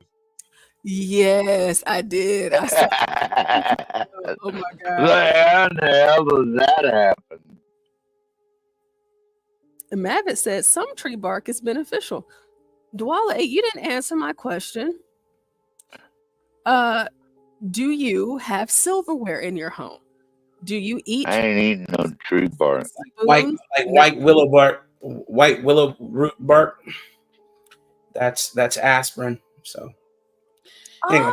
Oh, okay. See, I didn't know that. Oh yeah, cottonwood is aspirin too. You can boil that down and make a tea out of cottonwood, and that's like a natural aspirin. Yep. That's really interesting. That is really, really, really interesting. I'm not as dumb as I sound, Black. Oh, I never said you were dumb. Good I sir. know. I always thought you were smart. Stanley doesn't think you're smart. That is so funny. You know what, Black? I find myself agreeing with Stanley more than not, believe it or not. We have our little fights or whatever, but at the end of the day, you know, we salute each other and go to sleep. Y'all know what's funny is whenever Stanley and Be Brave argue, oh my God, it's like watching the two granddads just having a riff. And they'll go like they'll have blows going back and forth with each other, and then they'll have a nice laugh afterwards, you know. And then 12th Man, you and Stanley late at night. Oh my God, it's so funny because y'all argue too. And then, but anyhow, Najee, we're just it's a lot of fun. Seriously or personal. We're just kidding. We like to have. We really do enjoy having fun over here. Yeah, and Najee, come on by again if you dare, because it's not gonna stop. Just want to let you know. It's just and you know what? It's gonna be funny, and we're always. And if you do become a regular, we'll embrace you as one of our own. You certainly will. You'll become a part of the what? And the only person I ever seen Stanley say that he don't want to talk to anymore and he'll never let him up on the panel is Lasagna, which is a little snowflake liberal. He said it. And he's a liberal, okay? So that shows you where Stanley kind of stands. I think he's more center right than he thinks. You know, it's also interesting too, like thinking about like Najee in the chat and her feeling, or because I'm assuming it's a woman just because of that reaction, because men usually don't behave that way or get offended by things like that. But like Lasagna got very disrespectful with me the other night. I believe American Man was here, Juan, Universal, and the only person that was missing was Blacks because we were having an excellent conversation. Oh my gosh. Like it always is whenever it's me, Blacks, Juan, American Man, and all that. So he comes up and he gets crazy disrespectful, but I'm not trying to argue with him. I'm not. But the stuff that he said to me then, and this is his second time doing it because I just had to go ahead and get him up out of there towards the end of it, that was very disrespectful. So for me going forward, if I'm on the panel, I'm not going to let him up. Anybody else, that don't mean that he can't call in. Good job, Portia. I agree. He's definitely free to Stanley's a liberal and he don't want another liberal up here, then I'm going to second that motion. But that doesn't mean that Lasagna can't come up here and kick it, of course, like with HB or John or whoever is there for that point in time. It's just for me.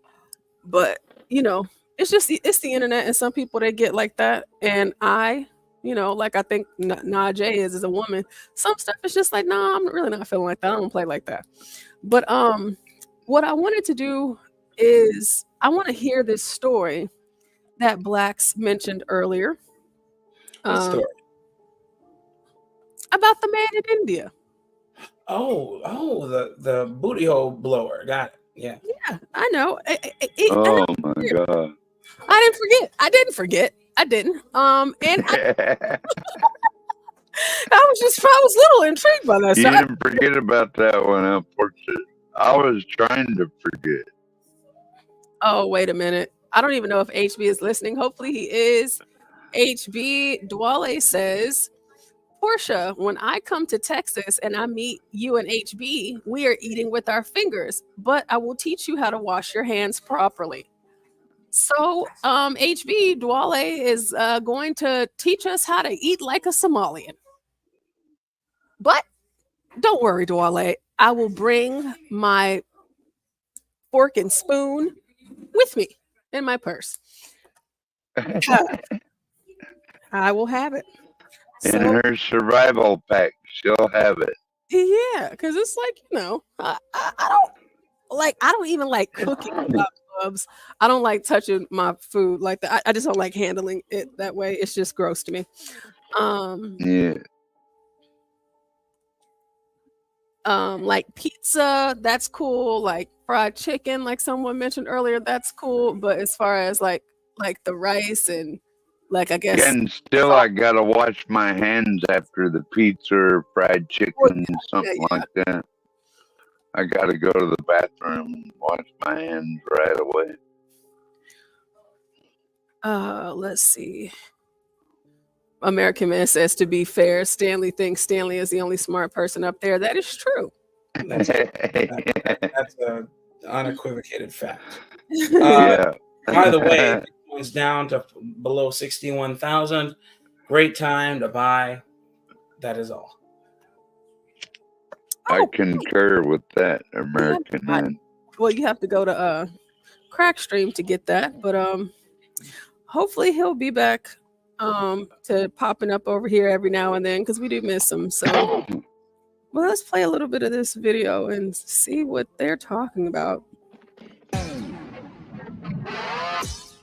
In fucked up coworker news. I have a few of those now. I'm gonna do this like Joe Vic. Hold on, wait. This don't seem like that dude right there. That Asian dude, not him, but the other one who was sitting next to the woman. She is a he is a power lifter. He is the guy from what is that show with Nick Cannon? Oh, Wildin' Out? No, not that. Not that Asian. Okay. Hold on, wait. Is this a video? Asian LA is small. You know what I mean? They all run in the same damn circle. What y'all doing? It's time to go. It's time to go.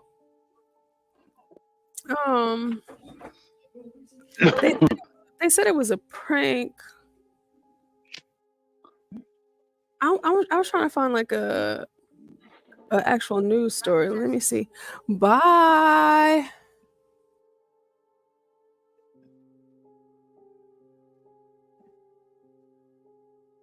The Instapot. Yeah, if it'll play this way.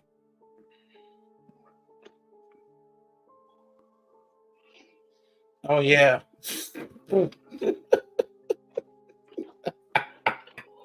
Okay, let's see. What is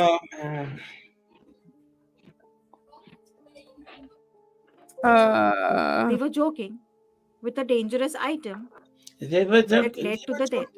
We need to joking. be careful while playing pranks. Let me tell you what happened. The incident occurred in Bangalore when a 24-year-old man passed away just a few days before his sister's wedding. Devastating. In Bangaluru's Sampigehalli, there was an automobile service center. Service center. The man named Yogesh, his sister Jayashree, was soon to be getting married. Yogesh, who was a food delivery agent, got his bike to the center for servicing. He wanted to get his bike properly serviced for his sister's upcoming wedding. When Yogesh went to the service center in Sampigehalli, he greeted his friend Murli, who worked there.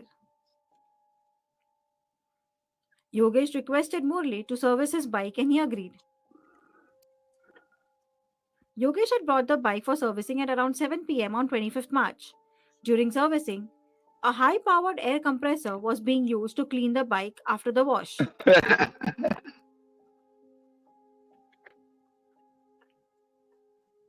For example, after a head bath, we use hair dryer to dry our hair.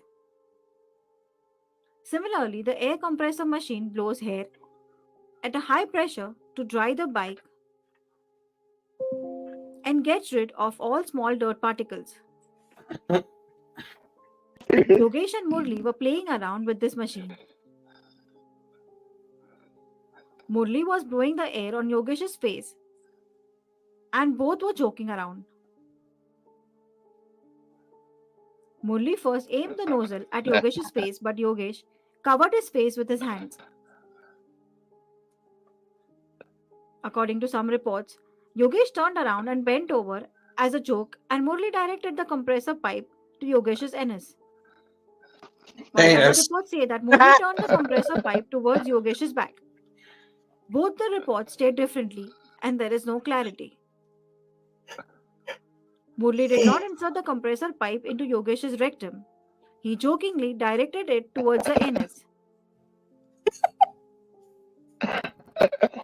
The air pressure and the temperature of the compressor pipe was very high. Compressor pipe is used for bikes and is not suitable for human body. After the pipe was directed to Yogesh's anus, he fell on the ground unconscious. Murli was shocked on seeing Yogesh and rushed him to the hospital. That is not suitable for human body. Hi, sorry to interrupt, but I wanted to tell you very special that IPL has been translated in Indian Sign Language, and this will be broadcasted on Star Sports 3 channel. Don't forget to watch. The hell? Meanwhile, Yogesh's sister Jayashree was waiting for him to return home. At the hospital, Yogesh underwent emergency surgery. According to the doctors, Yogesh's rectum and the intestine were ruptured, and it was not easy. Like, imagine having to have an emergency surgery on your ass. Jayashree called Yogesh and was shocked to know that he was hospitalized and critical.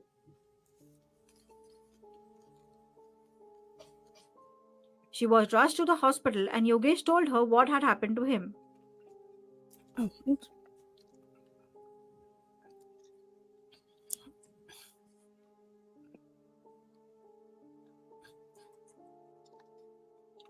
On 26 March 2024, Yogesh developed severe breathlessness and the doctors were not able to treat him.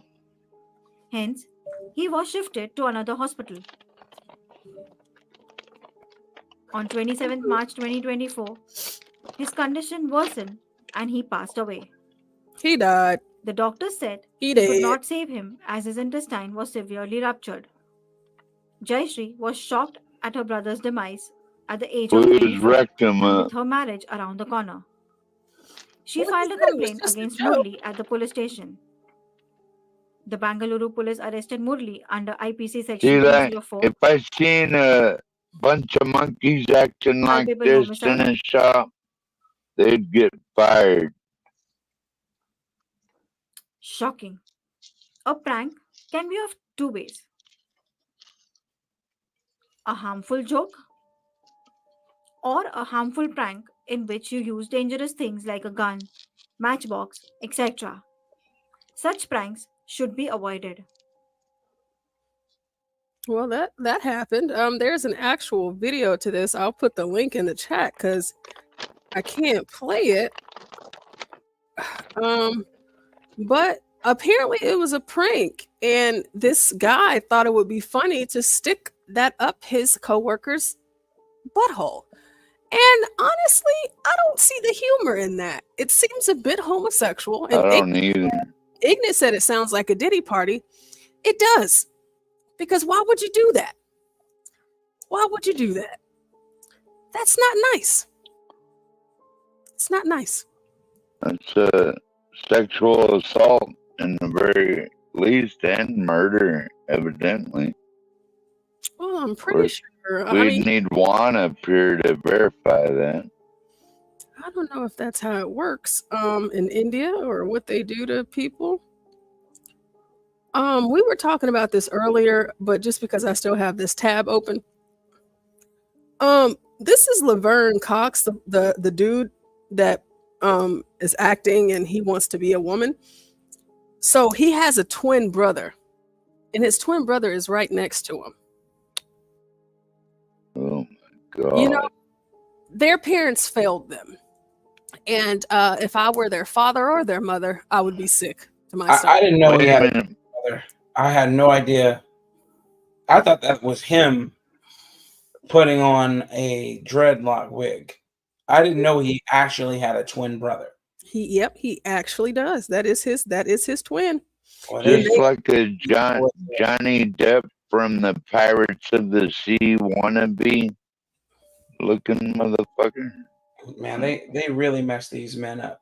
Oh well, blame the parents. Keep trying to be Johnny Depp and they ain't.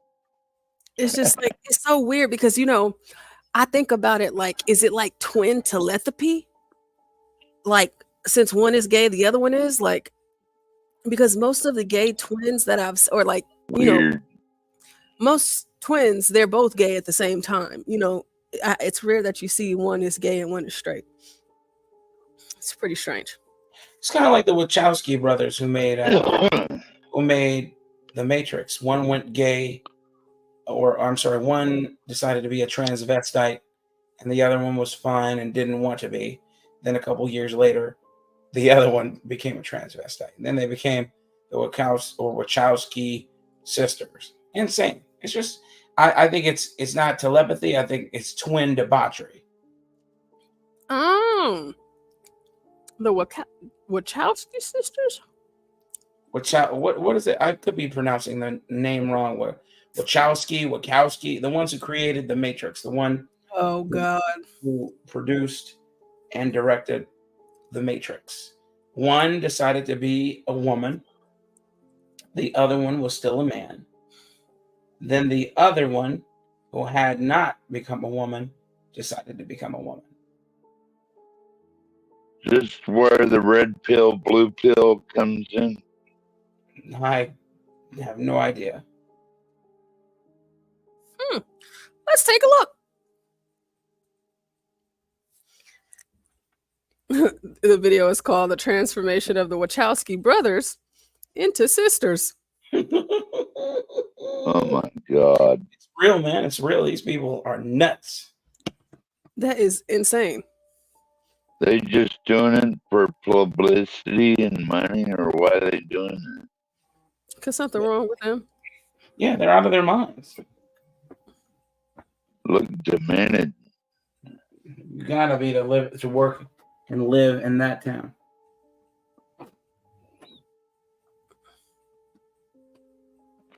So they're brothers, they're boys and whatnot. They look normal, like normal men. I wonder Not what. really. Oh God, they what a ugly. Oh, what is this? It's your new boyfriend, Portia.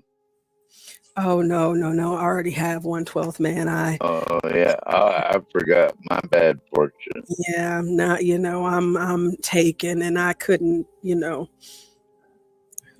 No, he paints his fingernails. Look at this guy. Or Oh, it. wow. Okay. My new transformation. Thank God I'm a redneck. Wow. Insane.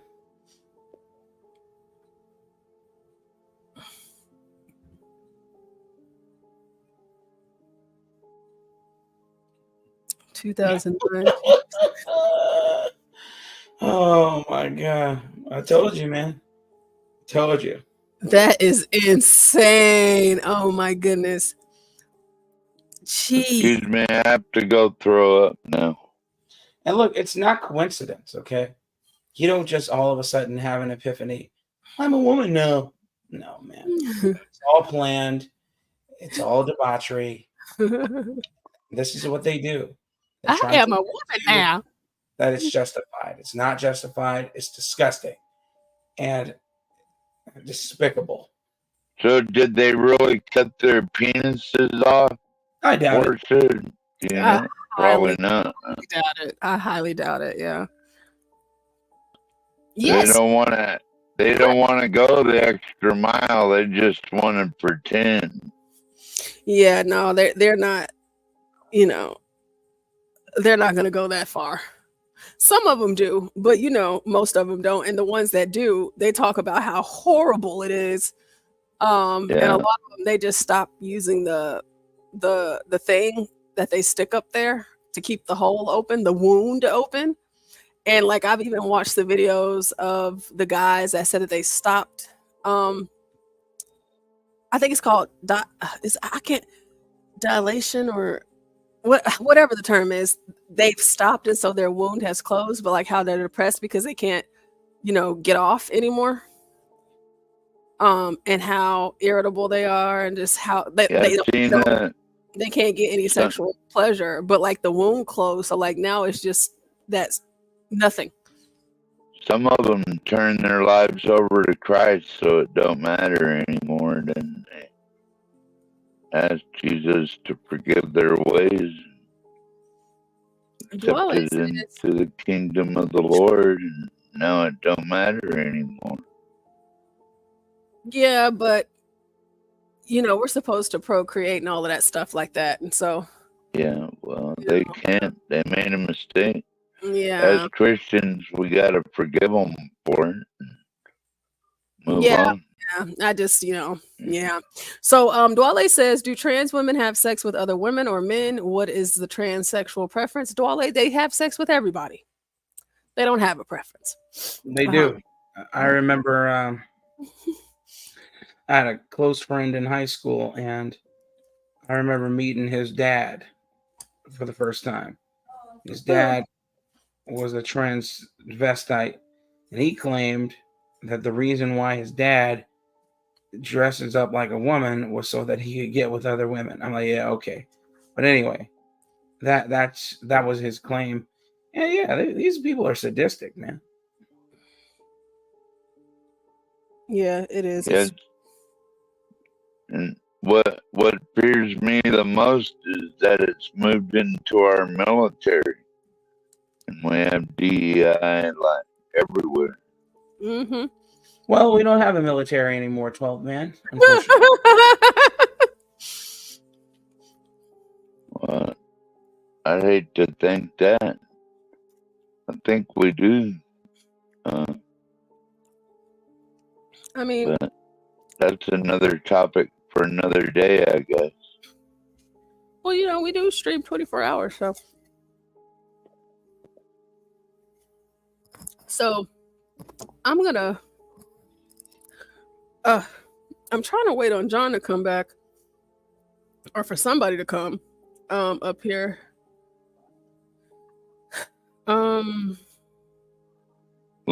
Latino volunteered me to be a host one time. But I know y'all can't let a white person be a host.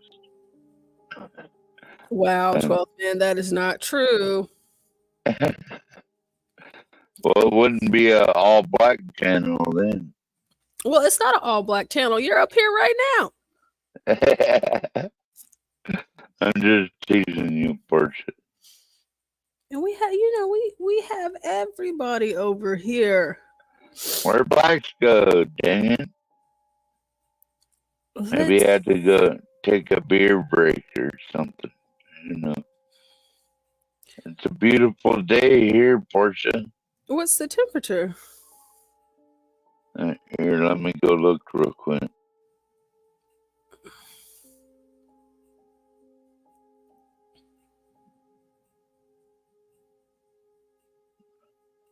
$46 degrees. Sounds like a blizzard. Blizzard, dude, that's nice. Feels like Indian summer in the cabin. Let me just put 5. I could send you some links, but you might not like them, Portia. Oh, I have a lot of news. I have a lot of topics that I want to cover today. It's just, I have to record tutoring videos. I have to do that today, and I also need to drive home. So okay. I'll hang out, but unless I'm a host, I can't bring anybody up or anything like that. It's fine. I'm here. So don't worry about that. I'm here. I'm here. I'm just updating the clips in I'm fixing the back chat, not the back chat, the description box for what I'm about to play. So let me take John down because he's not here. And let me add this screen here and then change the layout where it's just me and 12th man. And let me see, where is that video at? So we are going to see what Joe Biden had to say about Hurricane Milton, what his response was to that. Let's see. 12th man, is he going to say $750? Well, no, what I thought was really interesting, Portia, was Joe Biden came out and said Ron DeSantis was doing a fantastic job and would totally contradict what Kamala said, that he wasn't handling it. So I played that the other day, a few days ago. So this actually is the response from today from Joe. So what he said about Hurricane Milton. So that's what we're about to watch. I'm about to play that. I'll be brief. Last night, Hurricane Milton made landfall, as we all know, on the west coast of Florida. Brought hurricane winds, heavy rains, including 10 to 20 inches of rain in the Tampa area overnight. Storm surge measurements are still being taken, but 38 tornadoes ripped through 13 counties. 4 deaths are reported thus far. Jeez. It's too early to know the full account of the damage, though. What did he say? But we know life-saving measures did make a difference. Let me see if they got More something. than 80,000 people followed orders to what is he talking about, Portia? safely shelter last night. And we've had search and rescue teams at the ready for any calls for help this morning. There's still very dangerous conditions in the state, and people should wait to be given all clear by their leaders before they go out. We know from previous hurricanes that it's often the case that more lives are lost the days following the storm than actually during the storm itself. Vice President Harris and I have been in constant contact with the state and local officials. We're offering everything they need. I must have spoken to somewhere between 10 and 15 mayors and county executives and all the governors. And in fact, starting this morning, we are getting direct assessments from the storm of FEMA from Director Criswell as well. Also, Florida Governor DeSantis, whom I had a chance to speak. And the Vice President and I have just convened a meeting this morning with the leaders of the Department of Homeland Security, Department of Defense, including NORTHCOM Commander, who has responsibility for providing defense support to civilian authorities. And that apparently is going very well as from the Coast Guard and from FEMA we've received reports. We focused on what the American military can do like no one else can, provide emergency support for communities in need, and we're required by the governor in the federal and required by the governor in the affected states. I've spoken to all the governors, not today all of them, but I've spoken to all of them thus far, and how we can be ready to go in an instant when the call comes. At my direction, the Defense Secretary Austin has provided a range of capabilities both to Florida for Hurricane Milton, as well as the states impacted by Hurricane Helene. And the more capabilities are available, we assess the pressing needs, we can get whatever they need. To the servicemen and women who are on the ground responding to these disasters, thank you. Thank you for your professionalism, your dedication to every mission you're given. You're repeating it again. This is a whole of government effort. It also includes the Department of Energy, Department of Transportation, Department of Health and Human Services, and the Department of Housing and Urban Development, which is providing mortgage relief for impacted homeowners. As directed, FEMA is going to open disaster recovery centers all across the impacted communities right away. So there's one stop the residents can go to learn about the support they might need, and they'll be advertised where those places are. 3 million people are without power, but more than 40 million power line workers have come from around the country, from Canada to Florida, to restore power across the state. In addition, the Federal Aviation has authorized Florida Power and Light to fly large drones before other manned aircraft can get up in the sky to quickly assess the damage on the ground so ground crews can restore power as quickly as possible.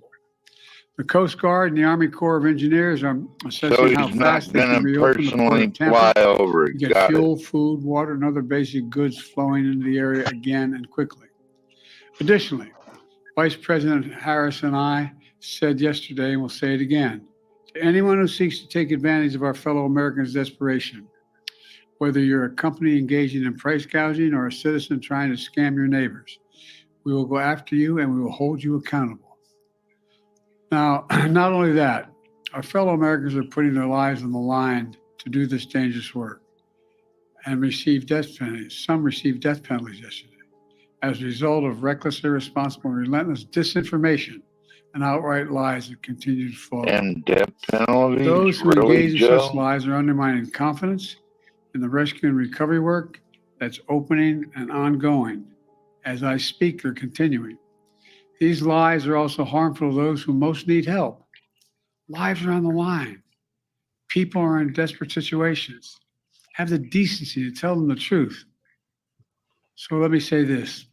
To all the people impacted by Hurricane Helene and Hurricane Milton, despite the misinformation and lies, the truth is we're providing the resources needed to rescue, recover, and rebuild. Let me close with this. I know recovery and rebuilding projects can take a long and difficult time, but as long after the press and the cameras move on, I promise you, you have to pick up the pieces still. I want you to know we'll do everything in our power to help you put pieces back together and get all that you need. But God bless you, and may God bless our troops and our first responders who are in some cases risking their lives to help. Thank you very much. I'll be reporting again tomorrow.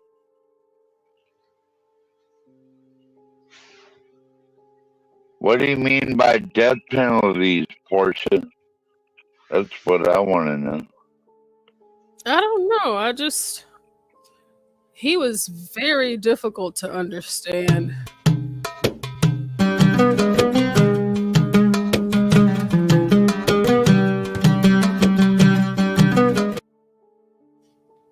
Hey, Dwale. Habibi. Hey, Habibi. What's How up, are you? Habibi? Hey, 12 man, how are you, my brother? How are you guys? How you doing, motherfucker? I am great. Thank you very much. Hey, Portia, you healed. You sound nice. Oh, thanks God. Yeah, it's getting better. I still it's still in there, you know. I still don't sound all the way right. Not to myself, at least. I still feel like I sound funny. But thank you. I am feeling better. Each and every day, it gets better. Yeah. I know I asked you this before, Portia, but can you get some medicine for that or something? Oh yeah, I've been taking medicine since last week. Like I take my allergy medicine every day, but I got antibiotics and stuff like that. So yeah, I've been taking. Well, you shouldn't take those all the time. You know that, right? Well, yeah, no, I'm only taking them for the time allotted. Of course, I'm going to take them all, just to make sure I get it all out of my system. But yeah, it's just y'all know how it is when you get sick. You take medicine or you don't, and you just gotta wait, and you get better. But thank you guys. So yeah, my hand is swelling up, Portia. I might have to get on an antibiotic. Oh yeah. How is your hand? Well, it's swollen up compared to my right hand or my left hand. Have how you got the new I forget what it's called right now. What the cast on your arm? The splint. Is it, well, I'm going to the clinic tomorrow, so okay. Hopefully they can fix it up. Yeah. What are you eating, Diwali? Are you eating on the floor? What was that question, Portia? I think I have missed a lot. I have to go back to the stream and listen to it. I don't know what you guys were talking about. Is my sound okay? Can you guys hear me? Well, we can hear you, Diwali. Yeah, we can hear you. We're not talking about dicks and asses anymore, so that's a good thing. All right. Okay, yeah. This hurricane or this storm, we have also in Germany, especially the southwest in Germany. Today and last night we had a bad weather. It's not like the United States, but it was also a storm. And in Germany? It was crazy, yes. Especially southwest, yeah. And it was raining just yesterday, today. There was a thunder where I live. But it's definitely not what I'm seeing now the news how the Florida is, and I hope Fergo is all right. I asked HP if she made it, and he told me she made it, so that's a good news. Diwali, I have a question. What part of Oh, Ignet. Hello, how you doing? Salam alaikum, my brother. Wa alaikum assalam. Rahmatullahi barakatuh. I wanted to say, what part of Somalia are you from? Well, I am born in the capital city of Somalia, Mogadishu, which is the south part of Somalia. I knew it, because the northerners are really dark. You have a brownish hue, so I just knew you wasn't from the north. Yeah. Well, actually, HB. What up, Assalamu alaikum, HB? What up? What up? What up? My brother. What up? What up? What's good? What's going on? Assalamu alaikum. Wa alaikum wassalam wa rahmatullahi ta'ala wa barakatuhu. Habib. Speak English, goddammit. Diwali, don't you speak like 7 languages? 6. Yeah, he can't speak Okay, English though. Yeah, you didn't get the English one down. It sounds like you just got over here. It's just he's not over here yet. No, I am ignorant. I'm not in America yet. You're in Germany. It's better than America. Come on.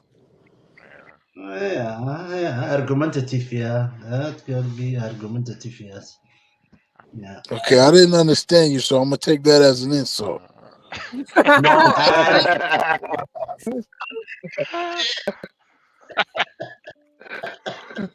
Oh, I think it was Oh, Arabic. I don't know what he's yeah. speaking.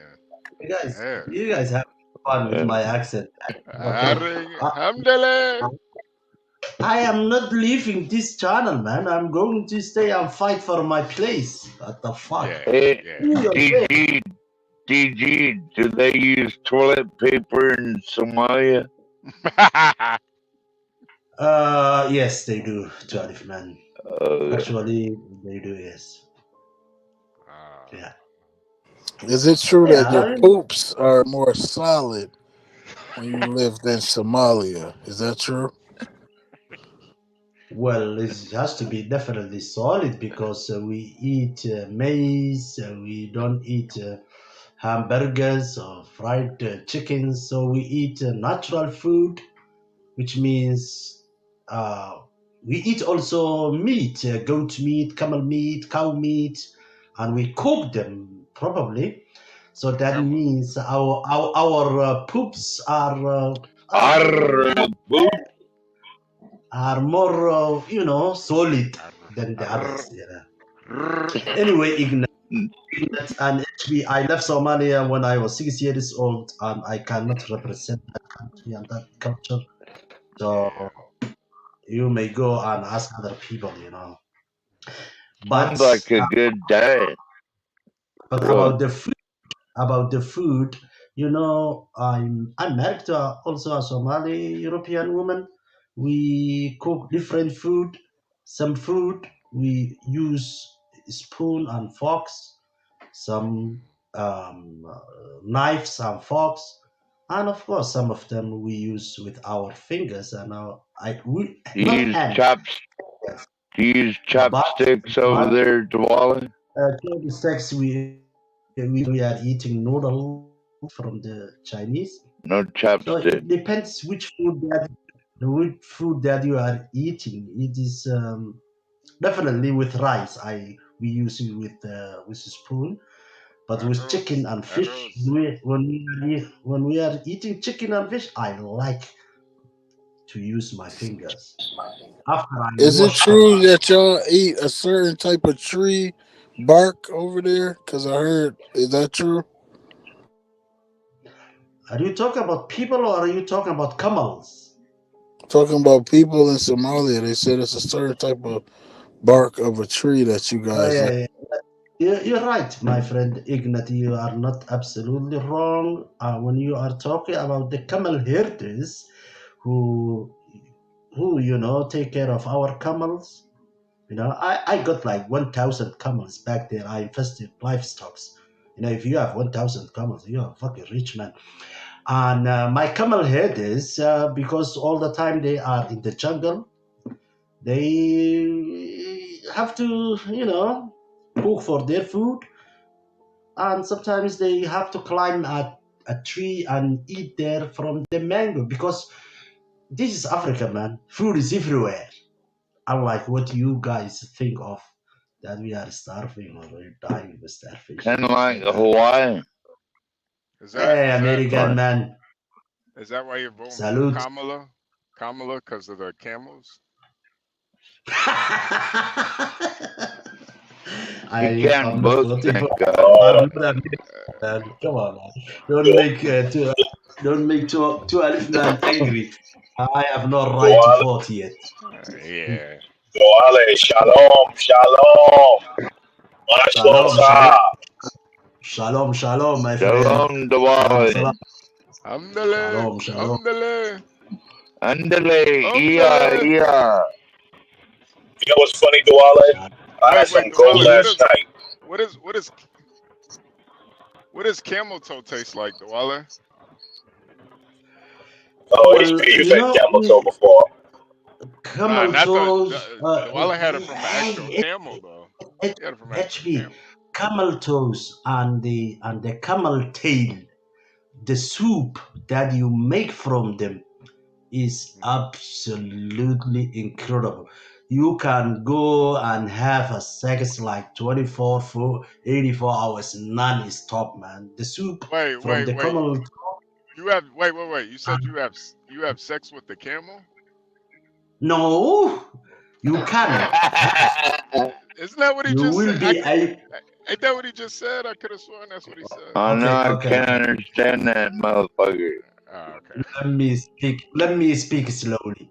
When you make soup from a camel toe or a camel tail, that will make you very, very horny, and you will keep going on having sex non-stop for like a week.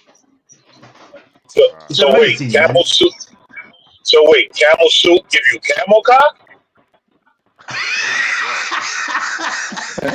Is that what you're telling us here? You doing living off the camel? Right, Cut its tail off and eats the tail like an oxtail. You guys are not real. Soup, You guys eat are. the tail. Something You like are that. asking me questions and you are not appreciating my answers. What the fuck is wrong with you guys? I am educating you something that you don't know about camels. So camel toe and camel tail, whenever that you go to a restaurant and you have problem with your erections, try that, man. Your direction. I think the only one is Gary, and he said he has problems with it, but I don't have those problems, man. Or Faron. Maybe I can hear Faron, as Faron, the Indian guy, you know. Oh yeah, Baron too. Baron. Yeah. Or Ben Trops. Ben Trops also needs. Yeah. Maybe that's why he had a Utopia restaurant before. You saw that picture too, Dweller? No, I don't want to see that. I'm not Garian. Gary got a picture in his wallet of it, man. He's weird. Where did Porsche go, man? I think she had to go. I think she had to go home. All right, It started turning into locker room talk. It started turning into locker room talk. She got up out of there. She's a lady, man. She's a lady. Salute to Porsche. Yo, HB, did you watch that Trump on Flagrant 2? Did you watch the entire interview? The what? Wait. Say that again. Did you watch Trump on Flagrant Foul 2 with Andrew Schultz? Nah. I was watching that Kamala. What's that nigga's name? Howard Stern's. Yeah, we watched that last night, the Flagrant and the Howard Stern American Man. Yeah, Trump on Flagrant was kind of epic. Like he was kind of based on there.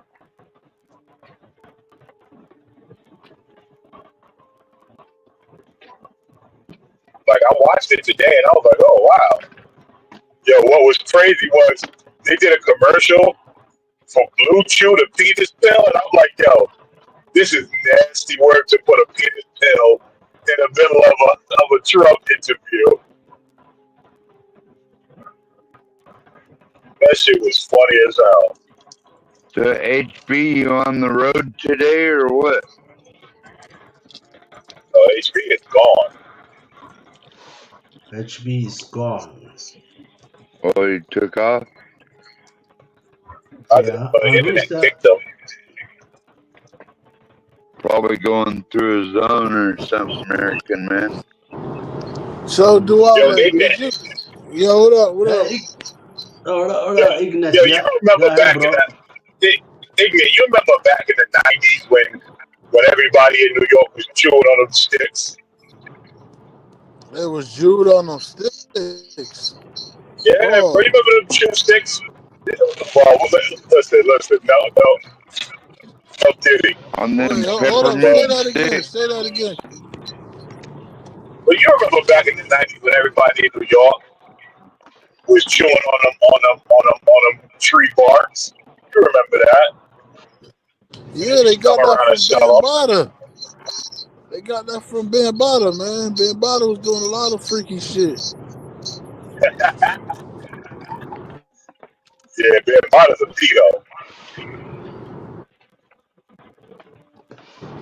Yeah, he brought all that to the scene. All that chewing on sticks, wearing hawks feathers on your forehead, all that freaky shit. But can you hear me, Ignorance. Duwale? Yeah, I hear So you, did you brother. bring your whole family over here, Duwale? Yo, No, it's only ignorant me. man, what's been going on, ignorant? Well, I ain't been doing shit but swallowing shit, swallowing spit, slapping tricks. Uh-huh. What else? Ignat, are you in New York? Yeah, I'm I in New feel you. York. Oh man, Brooklyn, right? Brooklyn. are they going to make Buff Daddy your cellmate or what? Come on, Dwight. All right, Ignat. I don't even Hey think man, ignorant. Did you even understand what Dwight said? he did. No, I don't think he even understood what you said, man. I don't even Can think. you hear me? Yeah. Did you understand what Dwight said? It sounded like he was speaking in Spanish to me just now. Okay. Nah, he asked if you were gonna be Puff Daddy's cellmate. Why in the hell would I sign up to go be a fag cellmate? Duwale, you should. It's a thing we do in America. It's called slap yourself. Just slap yourself when you ask a dumbass question. For real, No. just one time. Go ahead, Forgive Dwight. me, man. I thought you were in a prison or something, man, in New York. So that's Come on. And I thought that you were in Germany making love to the corpse of Hitler, but we ain't gonna talk about that. For real, all I right. already know. I already know that the guys you date in Germany got blonde hair, blue eyes, or blue hair, blonde eyes, whatever you like. Hey, man, I'm not judging you. I'm not judging you. No way. I'm not judging you I like either, my brother. Yeah, I take it back. I thought it because your internet connection was cutting off. I thought maybe the brother is in somewhere, man. Yeah. I'm in New Nah, York where the hey, traffic is fucking. Anyway, I'm very glad that you are free, man. wait. Yeah. Ignorant, you're in New York City? You're in the city? Yeah. Ah, shit, man. Damn. Why, man? New York City is the best place on earth, man. Why you say that? Brownsville, You New gotta be York. kidding me. Yeah, nah, it's not. It's definitely not the best place. It used to be. Oh It my used to god. be. New York And used to you be the best guys, place. you have not I watched love coming the to city, America. man. I Yeah, love the city. We get Somali and coochie. We get Afghanistani and coochie. We get Pakistan. We get bitches from all Sound, over the world in New York. I done sounds fucked the like a Indian good bitch way to last catch week. monkeypox, Ignite. I fucked the Indian bitch last week with a dot on her head. She sounds just like Duwale. It might have been his sister or something.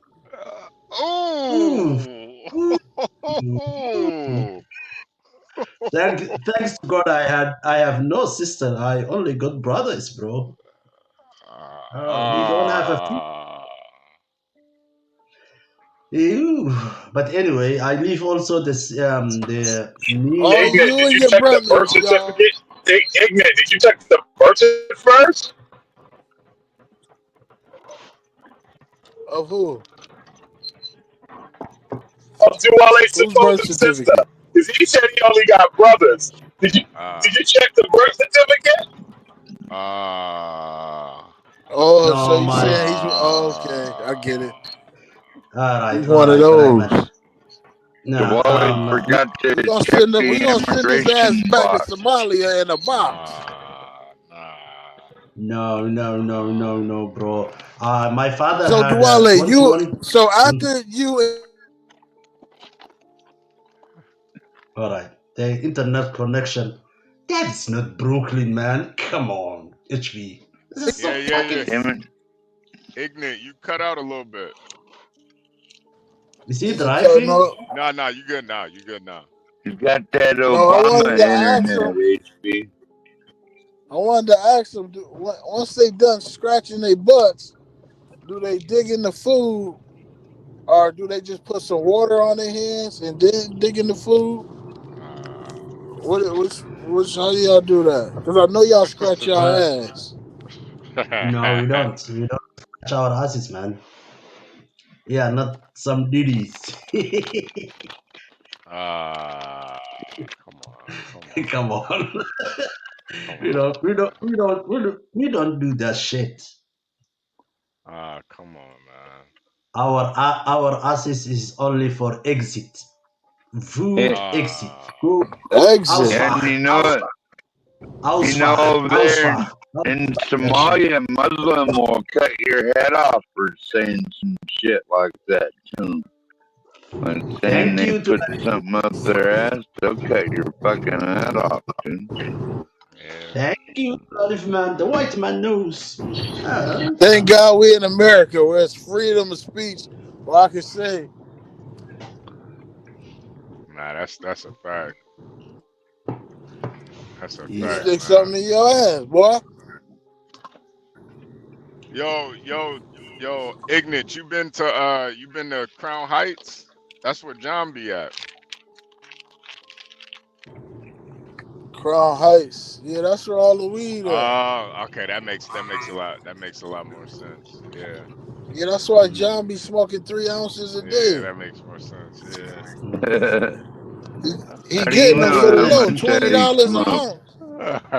Weed is so cheap. That's why I see why these kids these days don't do weed. They want to do extreme drugs. Cause like back in the day, we used to buy nickels. Like Yeah. now, $5 A will get you a half nickel. ounce. Yeah. It's so cheap now. And then the quality too. The Like back quality doesn't make any sense. It's like, yeah. yo, it gotta be some type of chemical in this motherfucker. Yeah. Nah. I can't even fuck around with it no more. I won't get nothing done if I smoke. I've always bought good buds, man. I've never got smoked. Yo, that's why I smoke at night. I don't see how. Well, John don't do shit, so yeah. Cause like me, if I smoke, I'm going to sleep for real. John is a different creed, man. I never got ripped off on a weed deal, man. If you did, then you was a sucker, dude. Nah, I did. And, no, I did only one time. Only one time. It was during COVID, man. I got ripped off one time. I was trying to buy like this was like when COVID first happened, and in Chicago everybody was going crazy. They were rioting and shit. So I hit up my man's for like a QP because I was about to sit down for a minute. I was about to be inside for a minute. Man, this nigga got me for some I opened the bag, it was some wood chips in that motherfucker. I was like, damn. Damn. Let me guess, it was a nigga that did that. Nah, it's actually a Mexican. It was a fucking Mexican. well, I made a rule of thumb: only buy weed from natives and white people. Yeah. The garbage is weed and they weed is horrible. Natives and white people, they smoke anything. What are I you was about talking to about? ask HB, what a You said what? Mexican. Yeah, I know. I used to a Mexican, bro. I usually never bought weed from him. I usually bought something else from him. But I fucked up, man. It got me, man. It was during COVID, so he hit me with the COVID, you know. He hit me with the I'm not trying to get sick. Let's hurry up. You know, I was like, got you up out of there. Yeah, got me up out of there, man. I was like, damn. Yeah, that's called the Brooklyn Shuffle. Yeah, that's a fact. They hit him with the Brooklyn Shuffle. Yeah. Oh man, that shit was terrible, man. Yeah. After that, I'm just going to the dispensary from now on, man. Fuck niggas, man. Man, I always bought locally grown weed, man, from my hillbilly friends and fucking moonshining motherfuckers, man. Everybody else, they go. We gotta get, taco. We gotta get the Wale high. Oh man. They're not peddling tacos or burritos. I don't trust them. Yeah, man. I wanted to kill him, but it was during COVID, so I was like, man, I don't even. Should went back and put a cap in their ass. I know. I really wanted to kill him, but it was like not enough to kill somebody. It wasn't enough to kill somebody. £quarter, that's a lot of money, bro. Yeah, yo, I was just about to say that's a hell of an L, boy. Yeah, no, it wasn't for me at the time. Like I wasn't really I wasn't really struggling like that. He kind of knew how I got down, so Yeah, well, here's the thing. It's not really about struggling. At that point, it's all on principle. Yeah, no, I did want to kill him. I'm not gonna lie, I did, but I was like, man. You should have. You was in Chicago. You would have got 30 days. I know, man.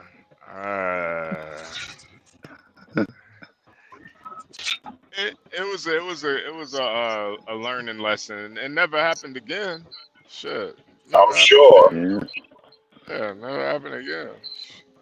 Yeah. Shit. At least we have legal weed now. We don't have to worry about it being laced with fentanyl or nothing like that. We got good buds today. Yeah. I should have. Nothing I've It's ever seen. oversaturated. You should have killed him. I know a guy that killed a guy and said he tried to rob me for my drugs, and I killed him. And the guy got like probation. Damn. So you should have, that was a free kill. Yeah. Yeah. That's I didn't find out till later. So yeah. Ignorant, you ever kill somebody? Yeah, go ahead and admit that online, buddy. I know Dwale said he killed somebody back in Somalia. That's why he had to leave. No, man. No. HB, please. No, I never had to defend myself and do a defense killing because that's all I'm gonna do. I'm a citizen, so ain't nobody ever tried me yet. I'm wishing, I'm hoping, I'm praying for somebody. I want to send somebody up there. Stop it. Hopefully, it's a Caucasian. Listen, you better make sure it's a goddamn Mexican. That's the real deal. Overkill. What's your gripe with Mexicans? What happened? I said, what's your gripe with Mexicans? Oh boy, you don't know, huh?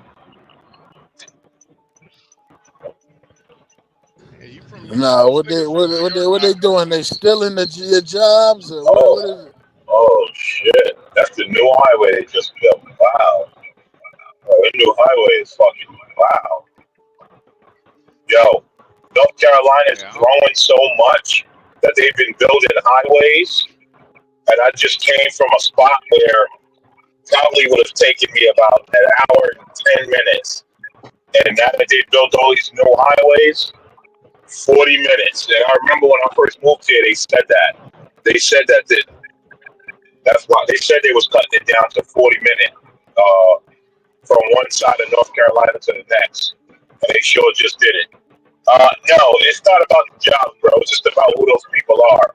You think white people hate you? But spend some real time listening to how Mexicans and Hispanics feel about you. Well, listen, I know black people, melanated people, we are the chosen one. Can y'all hear me? Yeah. Yeah, we can hear you. I'm hearing like a feedback. We are the chosen people, so everybody's gonna hate us. That's just the way it is.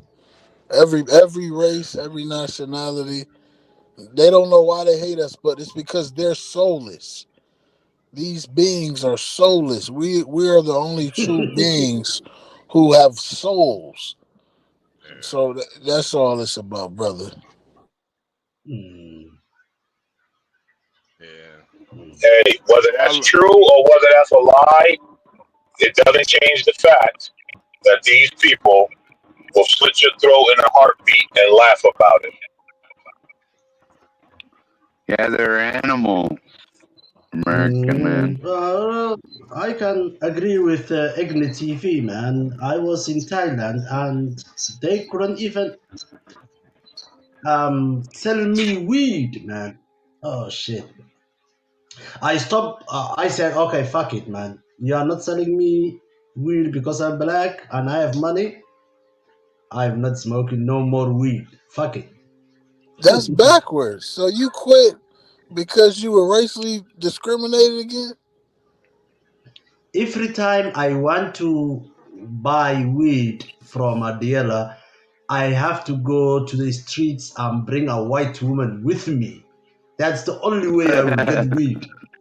Oh, the white woman is the gate. Really? Okay. In Germany? No, in Thailand. In Thailand. That was 2003. And then I I decided, thought weed okay, was legal in Germany. it's legal That now, was in Thailand. 2024. He I said thought China. no, No, Thailand. Yeah. Look, the first time there was an Australian woman that I was like, having a good time with, and we went to a place and we bought weed. The next day she was like, "Hey, Duale, can you go there and buy for us some weed?" I went there and they are not selling to me. They was like, maybe I don't know. Then Dewale, I you went. know you could get Let me 1,000 finish. years. Let me Okay. finish. Let me finish. For a Let me joint. finish. All right.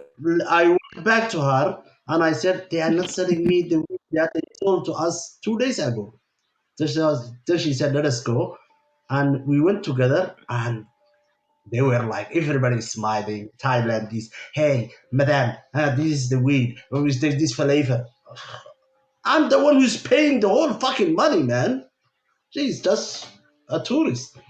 And I was also a tourist, but I'm the one with the money and I paid. Then 1 month later, I came back. They are not selling it to me alone, but every time they are selling with the weed to me. When I got a white woman, then I said, okay, is that the weed will cost me to bring a white woman with me? Fuck the weed. And that was the last time I smoked. That was 2003, man. Fuck the weed, I said. No, I'm not using it. Wale, tell us about that time you killed somebody. Hey, come on, HB. Alhamdulillah, I never shed a blood. We want to hear it. The Wally, Yeah. come on, man. Was it an honor killing? No, guys. You're Yeah, fucking nah, brutal. some HB, girl. HB, Nah, shut the fuck up. nah, ignorant. Some girl like she like showed her legs, like she went out and showed her legs, so the Wale threw acid on her face and then she died. What? Say it again. I So didn't that's understand an the honor joke. killing. That's what it sounds like. Yeah, She yeah, that was dishonored the family. yeah, it was an honor killing. It was an honor She killing. showed her hairy ass legs, and you had to. Yeah, Oh man. he threw a I am not she died in Well, the in fucking. hospital. She died in the in hospital. Somalia, they believe in genital mutilation too. Yeah. That's what I heard. Why do y'all That's a smell fake. like onions? I just gotta know That's this. It's like y'all can literally take a shower and still smell like onions. What is that? men or women. Why do you smell men, man? What the fuck is wrong with you? Come on. No, I go to the gym and there's Indian guys there, and they I'm smell not an like Indian. What the I'm just. hell? Look at the level of the ignorance of Black Americans. He's comparing with the Indian. What the hell is wrong with you? Ignorance. And to begin with, why do you smell men? Ah, Hear actually, that, that's why Ignite? You ignorant. ignorant. I'm not trying to be, brother. I'm seriously inquiring about is it like do y'all just like touch an onion before you leave the house, or you wipe it all over yourself, or because you guys literally can shower and still will smell of onions. Like, do y'all use it every day? Is it part of the deodorant regimen? I'm just trying to But figure it out. what guys are you talking about? You said Indian. I'm not an Indian, my friend. Anybody that sounds like you, y'all all smell like Okay, onions, man. I'm an African. I'm not Arab either. So, and I don't smell men. I don't care. Be careful, 12th man. Be careful. No. If you were talking about women, maybe I will say, okay, this guy had an experience. You smelling men? What the fuck is wrong with you? Yes, the women too. Y'all all smell like that. Hey, What I don't what care. is it? Do y'all love onions? Y'all eat it for breakfast, or y'all eat it like it's an If, apple? What like? if I I'm hit a horny couple and my dick Somalian is women, up, bro. I don't care. Listen, I hit a couple of Congratulations, you. you know. I don't care. I don't care when I am entertaining a woman. If she doesn't smell bad, well, bad is bad, but onions, mayonnaise, spice, who cares, man? Do the chop. Get over it. But So y'all you, keep onions and spices at your houses. Okay, that but makes you sense. are telling me I go to the gym and I smell onion for some non-American. I'm on the treadmill. You walk by, you reek. I go get in the shower, come out. And my, You and, getting out the and, shower before me. You and still my stink. I can smell my nose work. I'm black. I'm sorry. I have a big nose. You're my my racist, Ignite TV. no, it's not. He's xenophobic. That's the only thing that I can describe. Listen, don't try to put all these terms on me. I'm going off of my experience in the world, and I'm asking a serious question. You can take offense to it all you want. You can ask me anything. Hey, why do you got a big cock? I'll tell you why. So you can ask me anything. I'm not. Hey, this is a conversation. Don't take offense. All right. Get your panties out of a bunch. Pull your nuts out of your vagina. All right. Don't ask This that. is Nobody's Don't this. ask taking. that, Dwale. This is Don't ask men. that, Dwale. Don't ask I'm that. not taking on offense, man. I like the jokes and I like the fun and I like to challenge you and I challenge you whenever that you go to the gym. Why do you care how the other men smell?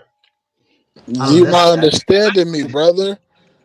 I'm somewhere. unless You walking by me.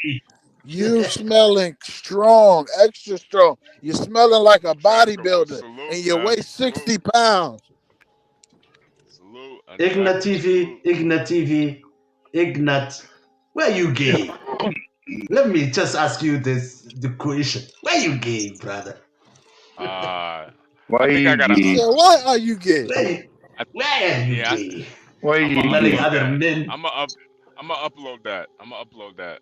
That why are you gay clip? I'm smelling gonna other upload men that. in the team. Shit, man. What the fuck? It's Yo, haram, haram, ignorant. haram, haram, haram. You driving? You If, drive around in New York?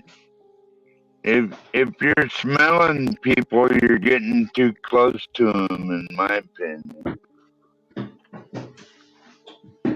Hey, But ignorant. You some drive around in people New York? do stink. Well, I do Good. Ubers, I do Instacart, so yeah, I drive around when I'm doing that. Oh, But I okay. usually walk though, cause I don't need like where I live at.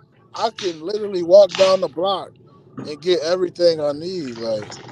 But like when I'm doing Instacart, Ubers, Grubhub, shit like that, I just turn it on and I just hop in the whip and go do it. Damn, I bet Well, they probably pay a lot down there, huh? yeah. Yeah, especially like when I go to Queens or if I go to LI. LI is insane. Well, you go to Queens to Alif, man. Do you have in Queens McDowell's? McDowell's, not McDowell's, McDonald's. McDowell's, McDowell. McDowell's. As a child, I watched that movie and I was always, oh, I have to go to Queens and eat that McDowell's. No, French fry. I think they no, Dwale, I think they closed McDowell's. Oh, all right. I never Yeah, exist. That's a fantasy, man. Stop it. they closed. McDonald's don't serve Somalians, Dwally. You didn't hear? No, Oh, he's talking no, about we don't. McDowell's. He's talking about McDowell's. Not McDonald's. McDowell's, 12 man. McDowell's. Wake up, Yeah. motherfucker. For you, They for you guys who don't know, LI is Long Island. Oh, I Long knew Island. that. I knew that. That's what he's talking about. I knew that. I knew he wasn't talking about Staten Island, so I knew he was talking about. Yeah, but Long most Island. people ain't gonna know that.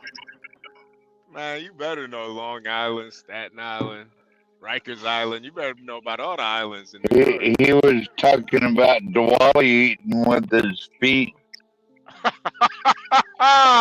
Ooh, 12 man. Dwale, is that true? You eat with your feet? Is that true? Is that true? Okay. Salute to Alif man. I'm just fucking with you, Dwally. Yeah, I'm fucking with you, man. Damn, that's gotta be brutal. To Alif man you should one time be a host on this channel, man. It will be an epic.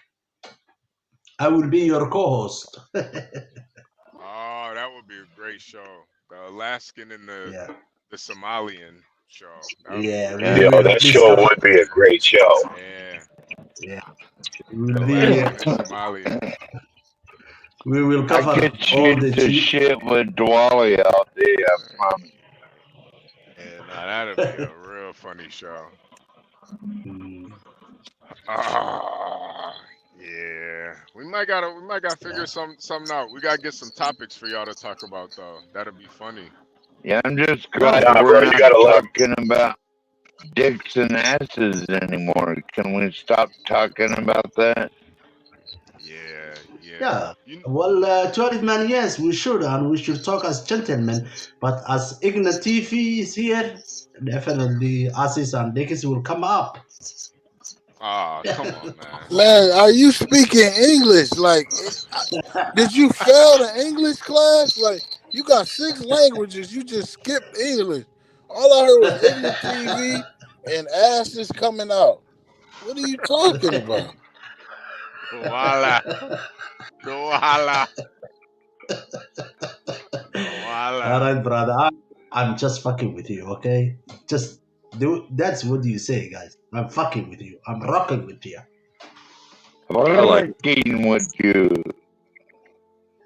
Yo, it's not raining Why is this random kid on a scooter wearing a garbage bag? What the fuck is going on? It's raining hard Yo, as fuck. it's like 85 degrees. This guy's a garbage bag on. Ooh. Like what is happening? Wait, what's going on? Some weirdo got a garbage bag on in the middle of the day. And he's running? No, you're on a scooter. Oh.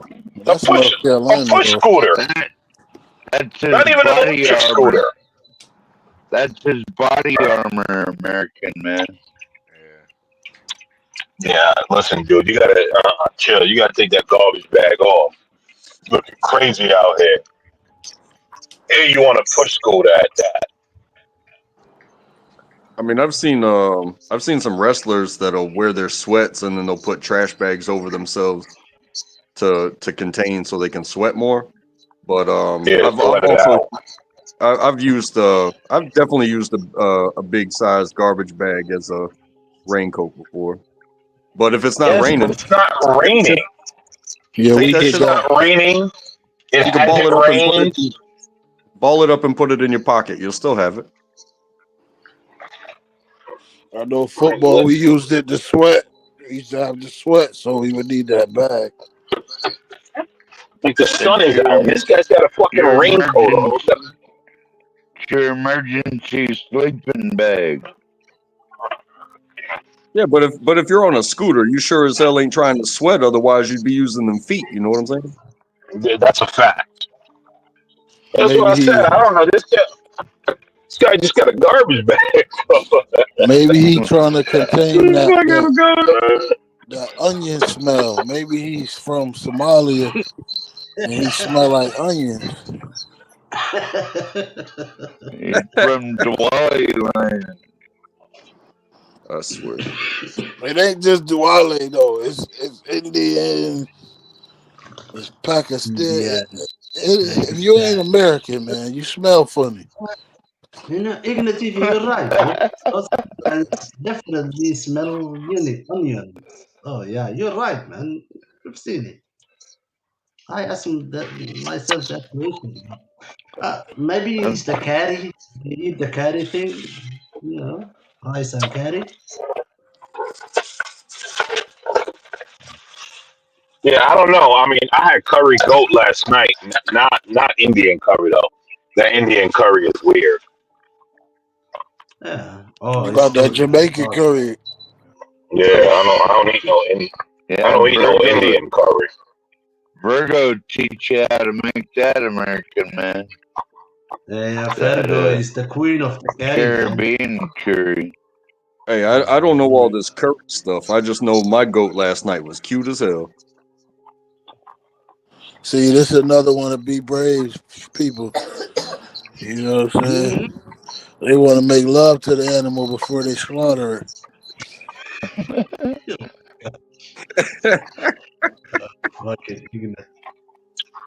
Who's winning the game? Anybody know? What game? Seahawks or the 49ers? Who's going to win? I'm going to place a bet. Oh, actually, ignorant. Are you still loyal to the Knicks, or did you switch over to the Nets? You know I'm with Brooklyn, man. I'm a Brooklyn Knight. Oh my God, that's crazy. We came to Brooklyn. We got to represent, B. You set tripping out there. Don't forget where you from, B. You go out there where it's houses. Don't forget where you from. Listen, yeah, you think you better because there's houses out there, clean air, no rats. Sir, I'm New York Knicks all day. Through and through. You went the Nets? What happened? You say you went the Nets? Nope. Oh, I'm not from God. New Jersey. I'm not from New Jersey. All day. Oh my God. I'm not from New Jersey, bro. You must be from New Jersey. It came to Brooklyn. It's called the Brooklyn Nets now. Can't do it, bro.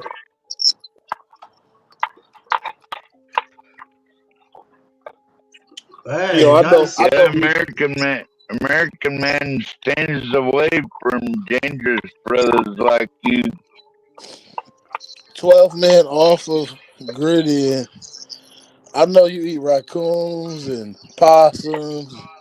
No, we don't have those up here. That's We because don't you ate have them those all. up here, my brother. What you 12 got? man hunt. There's a reason 12 why man they call them pets. and That's he eats bears tax. and he hunts bears, man. Not We have raccoons. moose and caribou and It's So bears. what do you eat? beaver, Squirrels or porcupine, stuff like that. Mm-hmm. Rabbit. oh, rabbits? Good. Rabbits. Haram.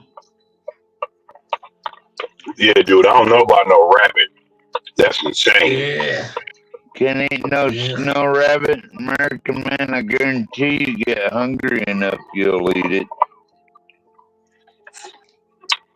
Nah, we eat, as long as you eat Chinese food, you eat cat like the Haitians.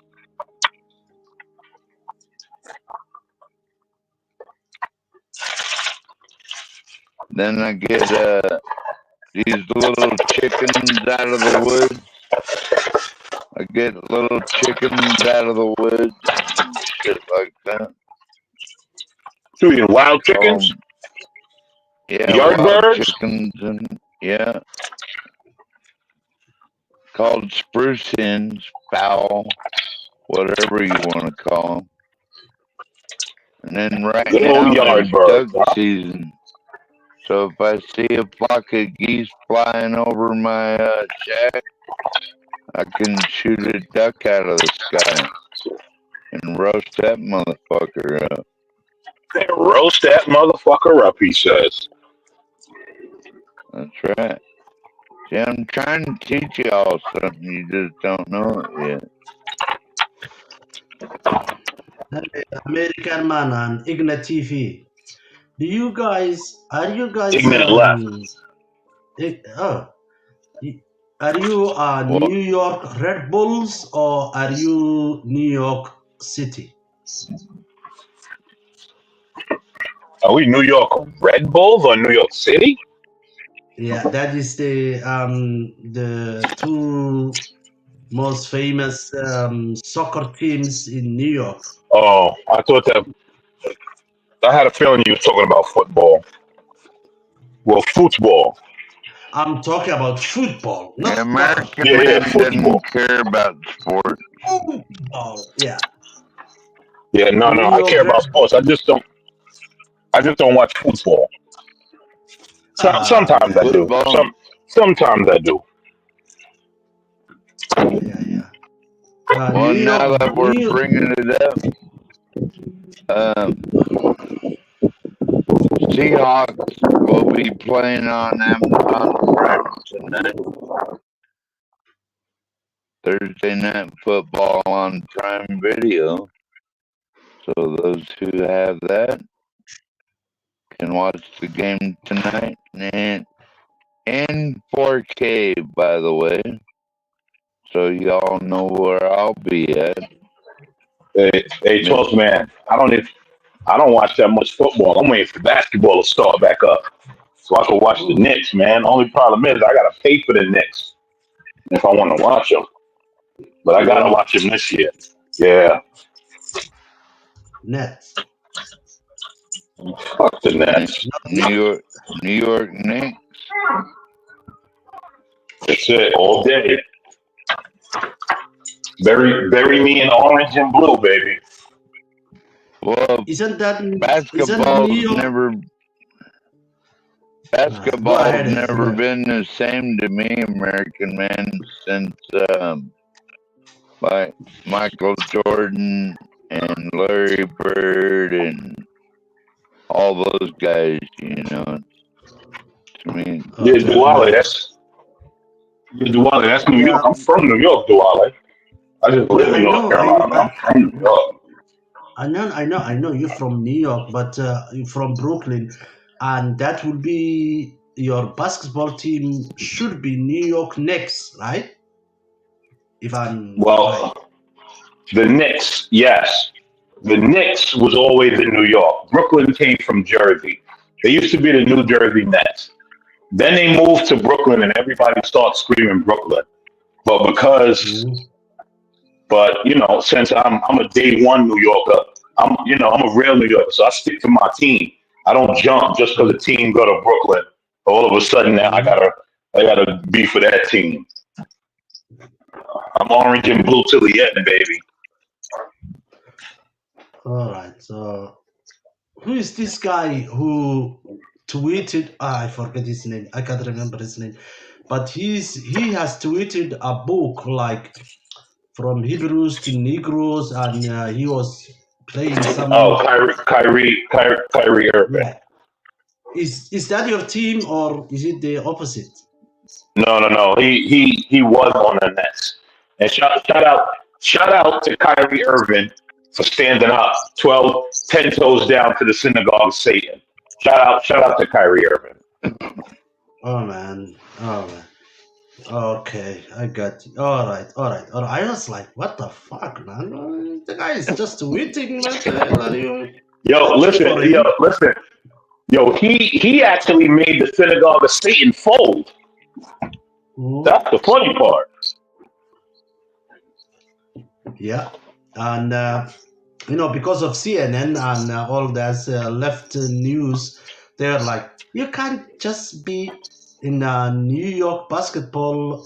No, Brooklyn, not New York, and doing that thing because you are going to make so many fans here angry. So I was like, okay, the most fans here are like Well, it wasn't. It actually was. It actually was multiple things, Duale. It wasn't just that. They were already upset with him because he wouldn't take the shot. Okay, fuck that shot, man. Yeah, exactly. He wouldn't take the shot, and he came out and said it. And I mean, they were actually upset with him for a couple things before that. That he stood on his principles, and then he stood on his principles again with the shot, and the rice grower tried to take it out on him, and Kyrie stood 10 toes down. And a lot of people don't know the rice grower actually had to pay him because they suspended him for not taking a jab, and then later on, New York City put in a decree that anyone that was fired or lost their job had to be paid. So a lot of people don't know that the owner of the Nets had to pay him actually. Oh, well, he's good. I was fired from my job not to take that shot. They said me. I wasn't taking it. Said no, I'm not taking that shot. Fuck that, man. No, not taking that shot. And it was an American company called Amazon. Hey, Portia, I guess you made it home. You go fired in 2 weeks. I said I quit. Yeah, I don't blame you. I would have got up out of there too. I quit. It's crazy how you even think about things like that, like the making something mandatory. Is like I understand 100% saying things you cannot do, like you cannot horseplay in a construction environment. You cannot drink and drive, but telling somebody that they absolutely have to do something, like you don't have to buy a car and then you don't have to get a registration and a license, but to say, hey, you will take this without else. That's the problem. Or else. Right? Or else it's a problem, right? Yeah. Or else. Like I've had a hell of a distance between where I live and where I work. If I chose to not have a car, then the alternate would be on my deciding. You know what I'm saying? But to say, oh, if you live, 25 plus miles away from work, you must have your own car, otherwise we're gonna fire you. Yeah, but that is different from when it comes to your body, man. You can solve that problem different ways. But when it comes to your body in experimental vaccine, you gotta be smart and say, you are not sure this will work. I'm not sure this will work.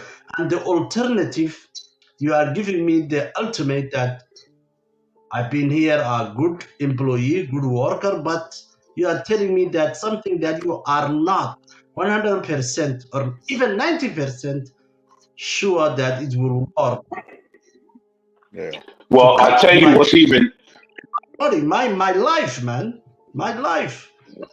Then fuck that, man. I can get another job and can salute to you. Thank you very much.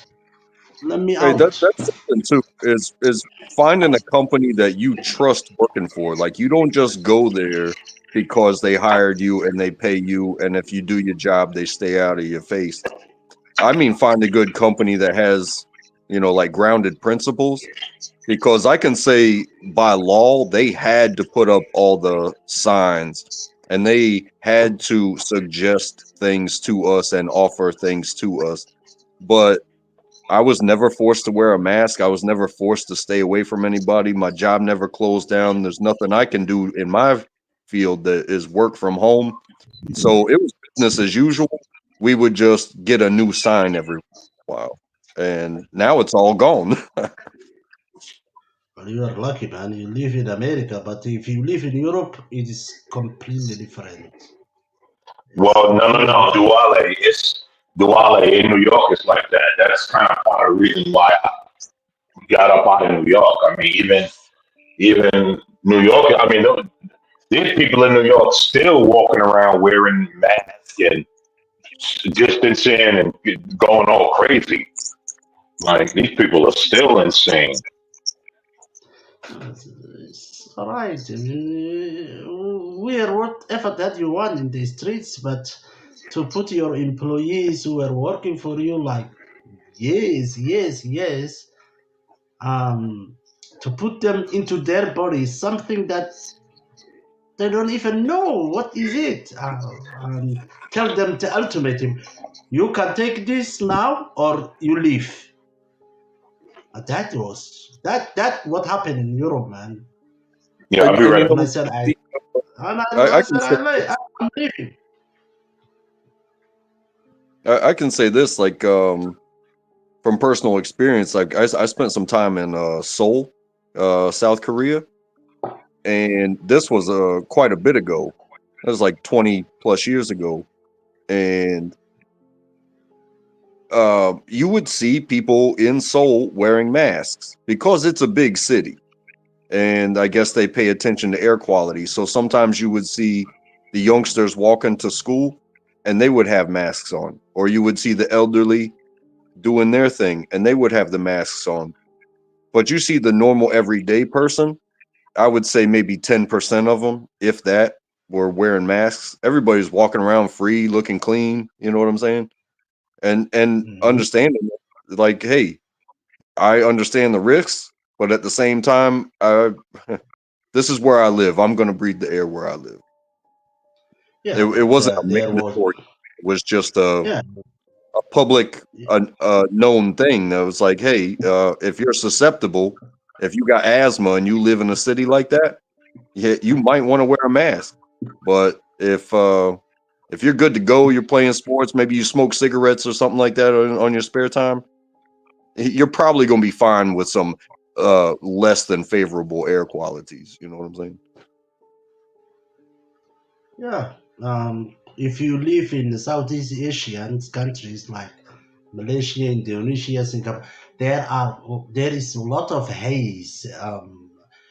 The forests are burning up. People wearing masks and they have umbrellas and stuff, but it's not a government regulated um, um, rules. Or if you It's a live in a person. city, then you're basically breathing shit every day. So Yeah, you might it's as a well personal be choice. smoking cigarettes.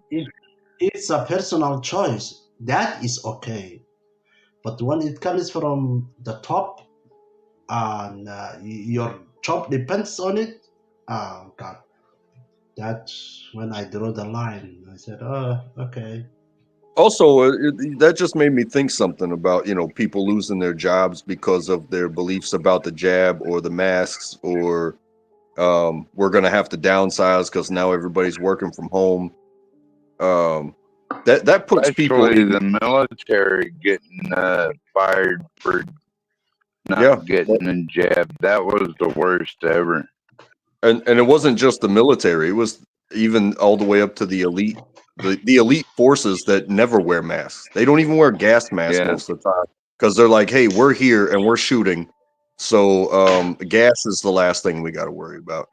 But when I say like people losing their jobs, that puts a lot of people on the market, and then they can say that we gave so many people jobs because there's going to be so many open jobs. People are just going to rotate like a dial. It's like, okay, you do this in this field and you're in this piece of the pie and the person next to you. So we're going to fire all of you and make you move one space over.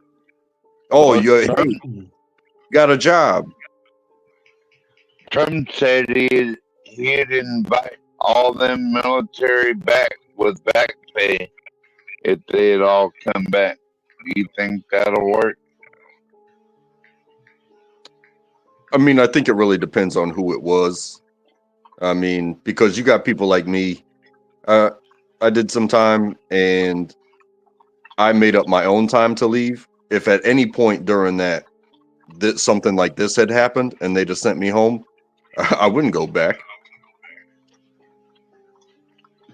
Maybe thinking as like a 20-something, maybe I would, knowing what I know now about the free market and the retirement benefits. But at the same time, that's a hell of a life to live. No matter what level you're on, no matter what job you do, it's a hell of a life. Yeah, who wants to be a killer for a living, right? Well, I mean, that's a job or some jobs, but there's so many other jobs where you're basically, okay, I'll tell you, I was a cook.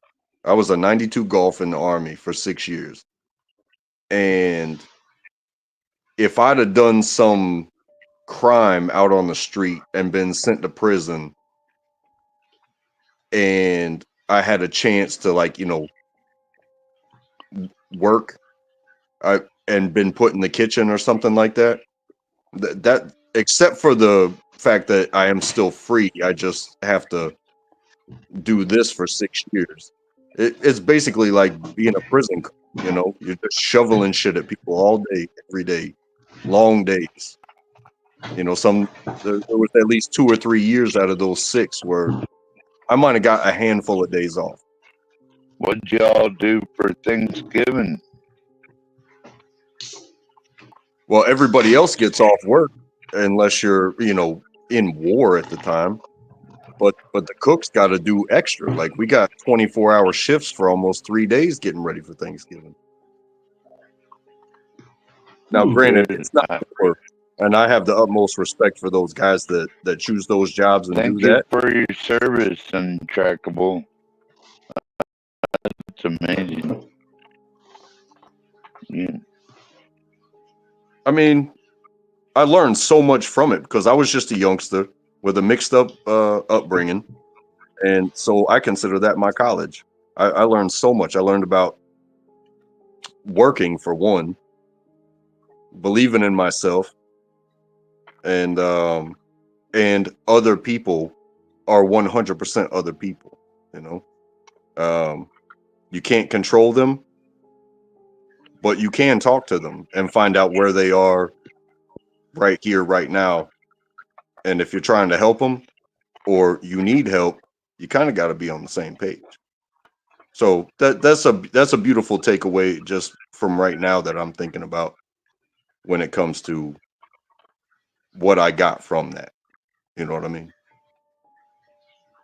So untrackable, you are a cook as a professional, right? No, that's what I did then. So what kind of cuisine that you cooked? French, Italians, Americans? Or I was what's your wondering, did the soldiers speciality? appreciate it? Untrackable. What is your speciality? My speciality is standing next to somebody who knows what the hell they're doing and helping them out. If they need a dish So cleaned, you I'll bring it right back. Hey, you want me to grab this spice so you can stay and make this perfect? Yeah, I'll go grab that. Or hey, I need to make sure I thaw out this and that and the other for tomorrow. I'm on it. So you were an assistant cook, right?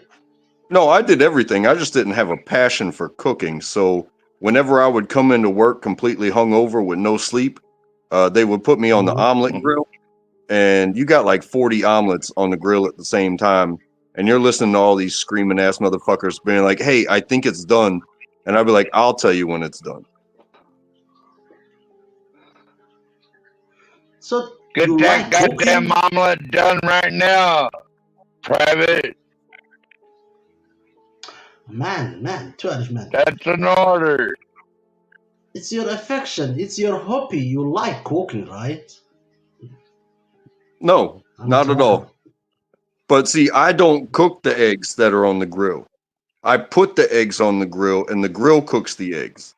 I'm just in charge of how long it's there before it's fucked up.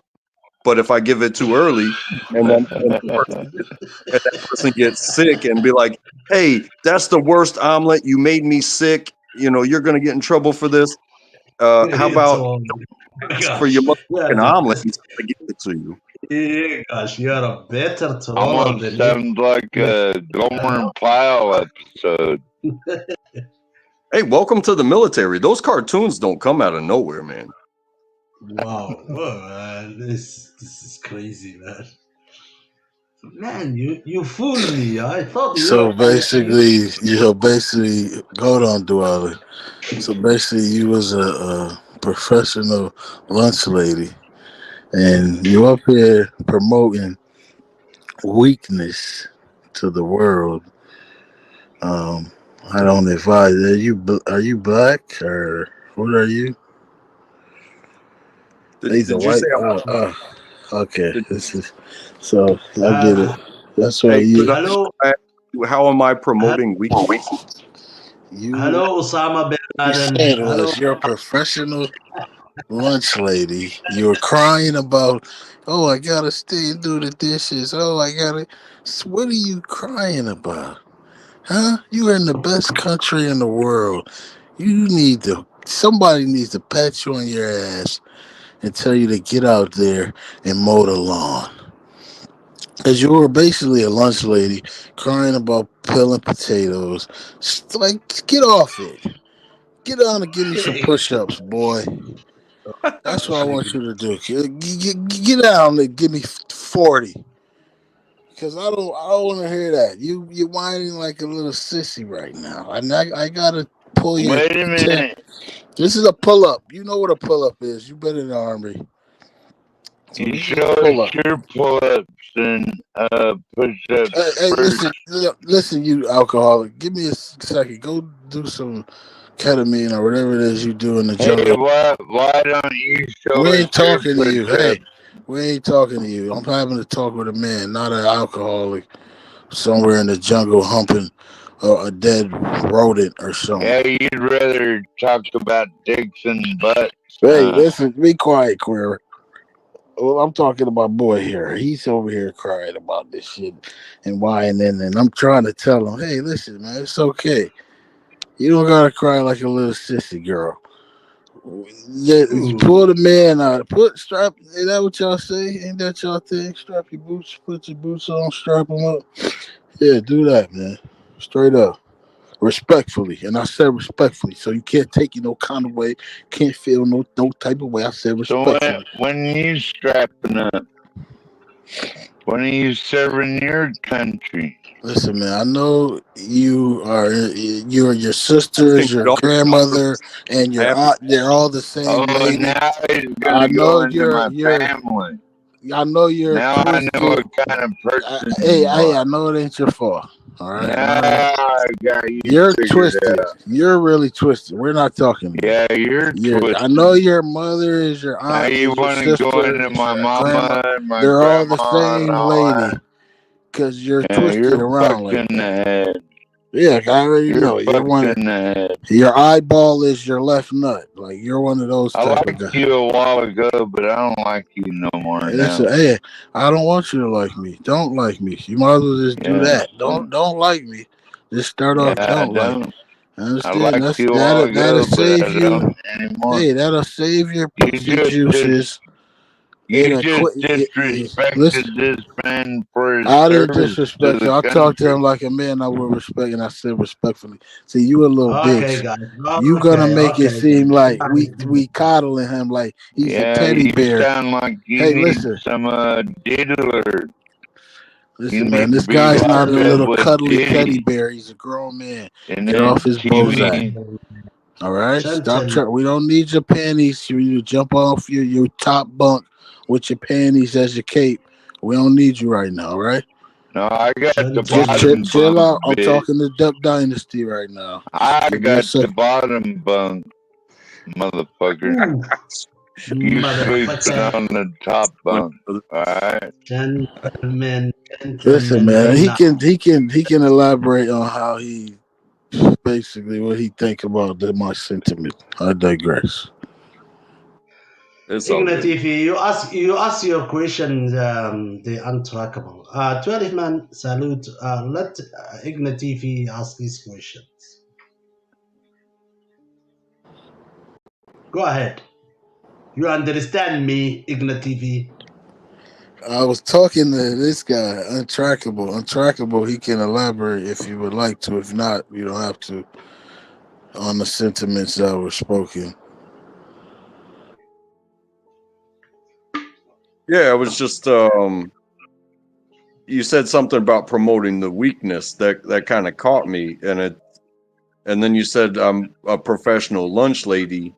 I'm not offended by these things. I could have just as easily made the transition from being an army cook, feeding those dudes, and being a school cook and feeding the kids. But like I said, I did my contract with the job that I chose. I learned a lot of lessons, and now I do something else.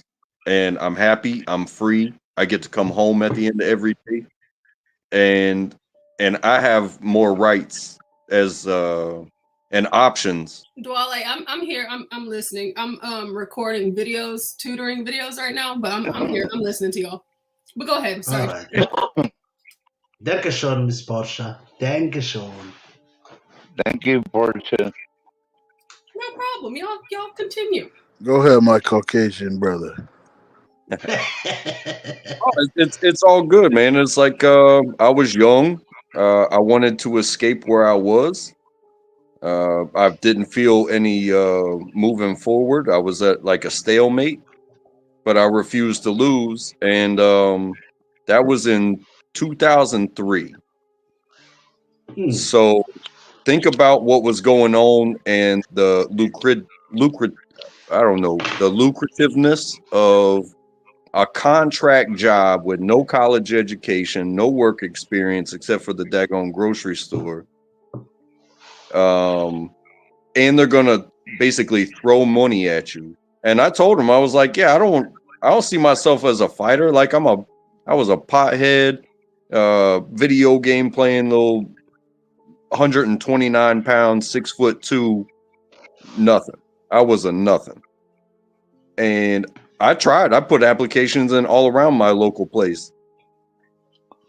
Nah, it's not good for you. It's not good for you. It's not good for you. I had a family member that had joined and was actually on their quick way out. Got to visit them. I grew up in a military family, so when I made up my mind, I went for it. So, but what I do now I bring all the lessons. I just do a different job now, and I'm happy with my job. So yeah, Well, you can call that's it a glorified lunch lady all you want. I'm cool with that because I know what I did, and that's exactly what I did. I put together lunch lady food and I handed it out with a smile, even though I was eating shit every single day. But that's what I did. That's how I got that's how I got to be who I am and be okay with Thank you things. for your service, So, untrackable. yes, I appreciate it. But the point is, like, we all live our lives, and if you can't hit a fork in the road and make a decision, but bring everything with you at the same time, you know, you know, go ahead and forget a lifelong lesson if you want to. You're gonna need it around the next bend. well, that's very nice. Thank you, man. You That gotta was do what you cold. gotta do. It's really nothing to say to that because, I mean, you just dropped some more info on us. But, we didn't say anything about what you've done. And that wasn't what was said. What was said was, listen, don't cry about it. That's where we was at with him. He probably would have. Because listen, at the end of the day, we all make choices. I didn't cut you off. We all make choices, and we gotta live with them. And I think it's good to tell people yeah, if you did something that you didn't like or you didn't agree with it, you know what I mean. That's okay to say, but you can't interpret how somebody's gonna take it. So you know what I mean. And to me, it just sounded like that. But I hear that a lot. It's like nowadays, it's okay for us to be like crybabies and shit, and get into a bunch of groups where we all circle jerking each other, saying, "Yeah, you're right, man. Yeah, you jerk your left ball. Ignorant, I would have shaved in your omelet. Yo. Hey, If I listen, was man. the cook, I would have shaved in your omelet. If I Don't you was got the like a army raccoon cook. hat that you can make right now? Just chill out, man. We having a conversation. But Yeah, yeah, but that so was yeah, too. That that's was all I'm out of saying. But it ain't nothing, man. We talking shit, swallowing Hey, spit. that's I hope one of hey, y'all that's got a bitch because I got Hey, about 4 of them, and I'm trying to it's get all fun, 6. man. It's all fun. that was It's good. 2003, man. But What you like? Duale, you need to stop eating with the same fingers that you cleaning your booty with. Just don't do that, brother. Okay. You gotta All what right, do what brother. do what do. You gotta make I hear voodoo. you. Oh, I hear you. Wudu is great, man. Wudu. Anyone who doesn't know what wudu means here is to actually clean your hands, clean your face, clean your nose, clean your Watch your hands again, booty. or Watch your leg. booty. So wudu is actually unhygienic. You know, Igna TV, I do wudu every 5 times a day.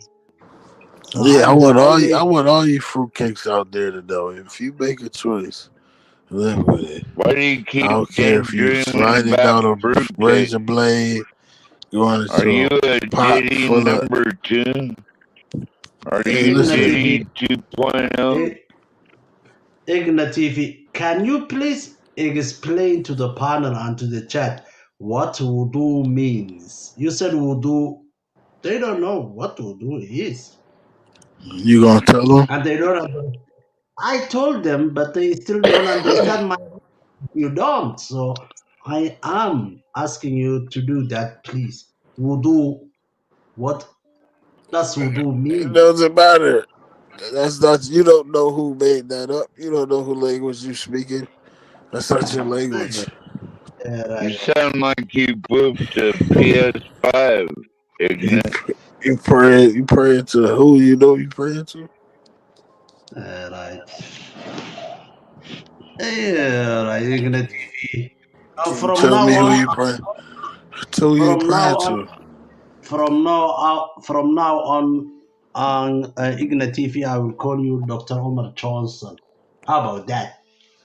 Oh, well, actually, that who you praying to? Hey, you I'm do that, praying man. to my guns and ammo. That's what. You pray to the east.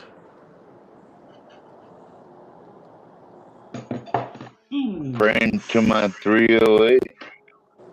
Hmm. That's what I pray to every night. Is my gun. Yeah. You pray to a gun. But Wow, you a real one, to Alif, man, you know what we say? real nigga. Any person who lives with a gun die with So a gun. niggas still pray. That's stupid. Why would you do that? You gotta give that gun a break, man. Yeah, Well, man, put the gun down. there's gonna be a horde of zombies soon. Ooh. You don't If got you enough don't have a bullets. gun, then You don't have enough That's what bullets. What are you talking about? someone how do else you have know how many bullets I got? You don't. It's trust me. You don't got enough bullets. There's more people than there's bullets, right? I think they'll get the message after a few. That's not how it works either. When You got a headshot every one of them. people will keep coming, and when they know that you're out of ammo, that's when they're gonna come hardest, and they're gonna kill you.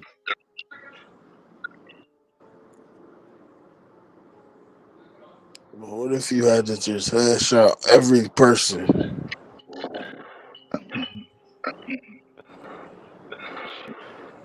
Good Are luck. we Think you can make talking it? Call of Duty now? No, just hypothetically.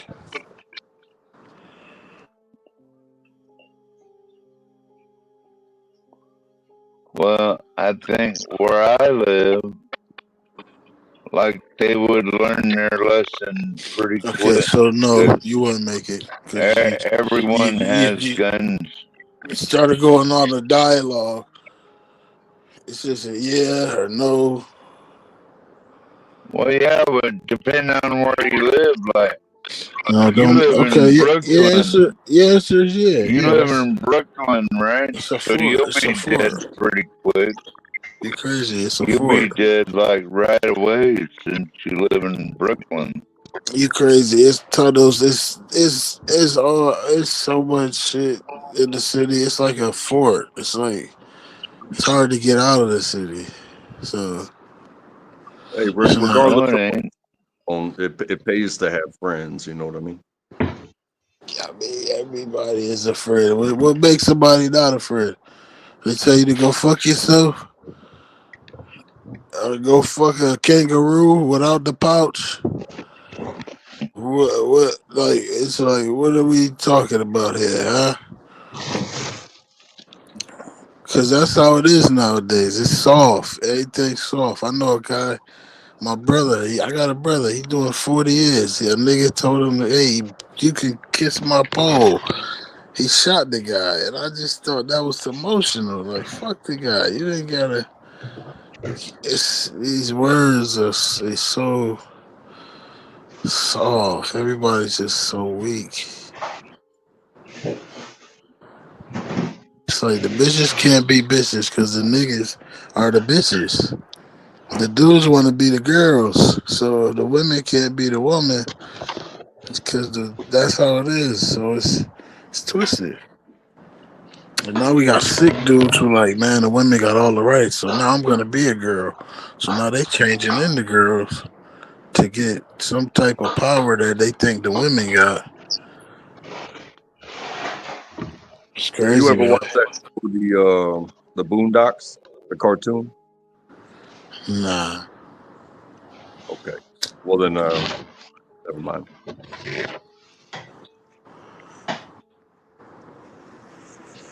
The Boondocks. What's that? Oh man, I'm trying to think. Hey guys, good night. Thank you very much for having me. I am going to hit the sack. Everybody have a good Hit night. the sack, Diwali. Good Diwali. night, Yeah. boy. Good night. Say I love America. Hey, take care, buddy. Thank you very much, Chicken. I love America. Fuck America. I love Ignat. How about that? Assalamu alaikum. Alaikum salam, my brother. Ciao, ciao. Auf Wiedersehen.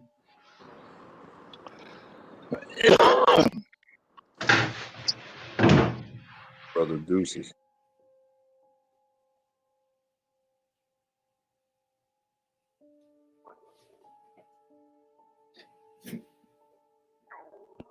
So what were you saying, Ignite TV? I'm saying that we all part of the Matrix.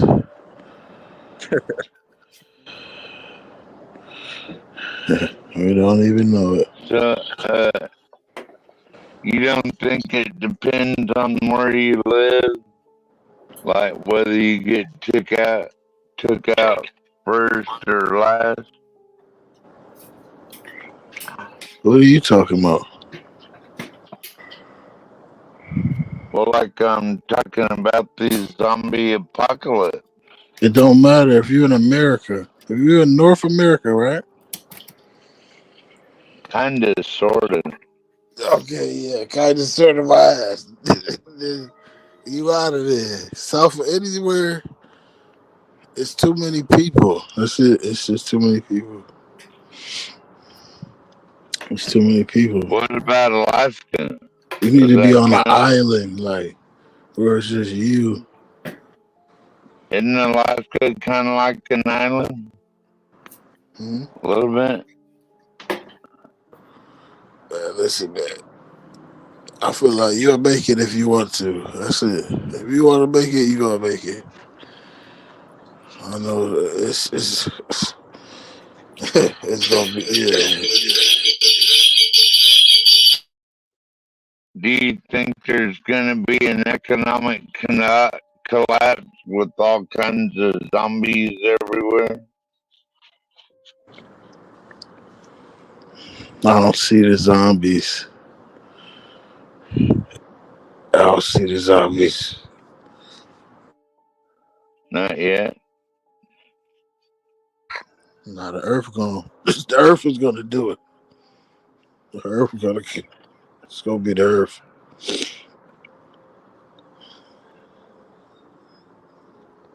So wipe it clean. Once dudes start cutting off their dicks, it's over. It's time to reset this motherfucker. We gotta start all over again. Like you understand, like how, like in America, especially if you dig, you will end up finding some shit. Like, Dig.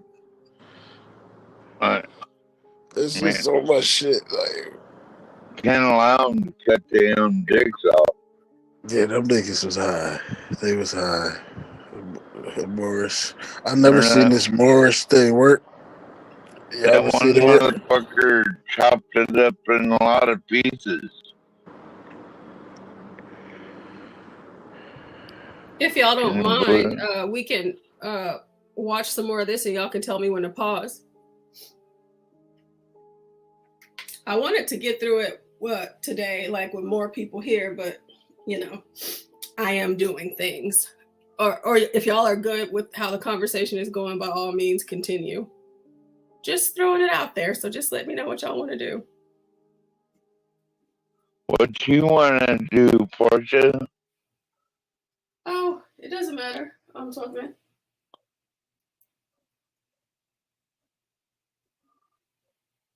Ignat, why did you call Track a lunch lady? Because he told me he was in the I'm lifting like a fucking 3,000-pound refrigerator, and I gotta hear this shit in my ear. So he's like, I'm at a lunch.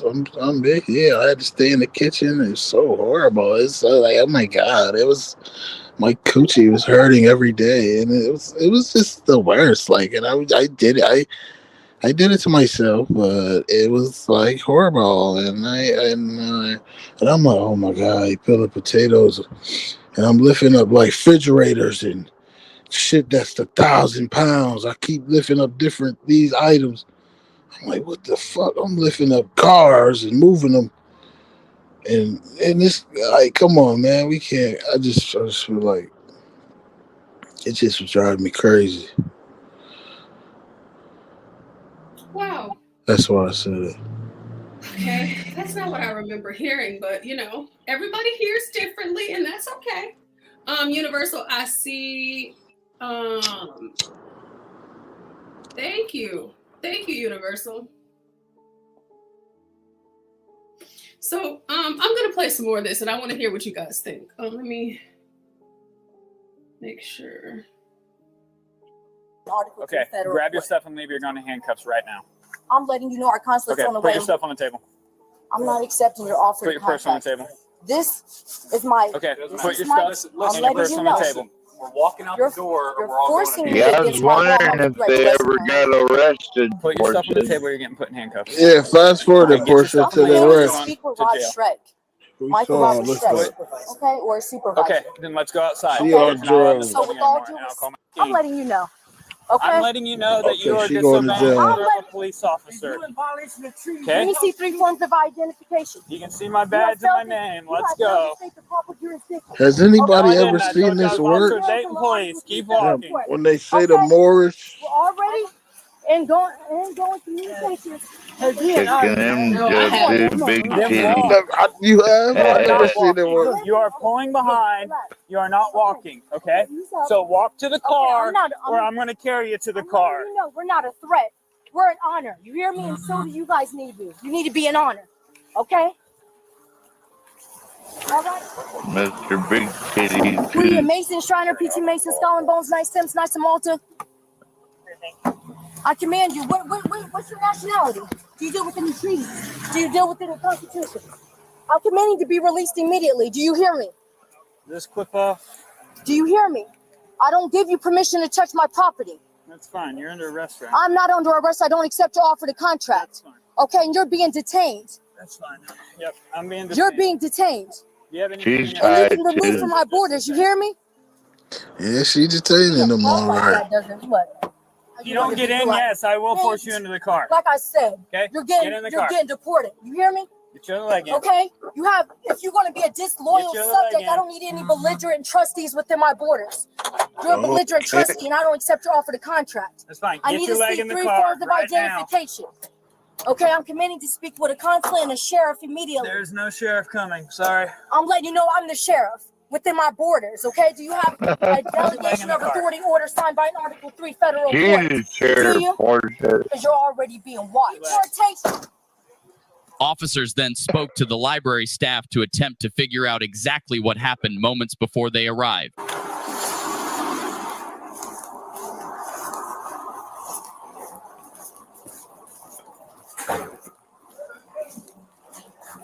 Would be like, yeah, let's go for that one.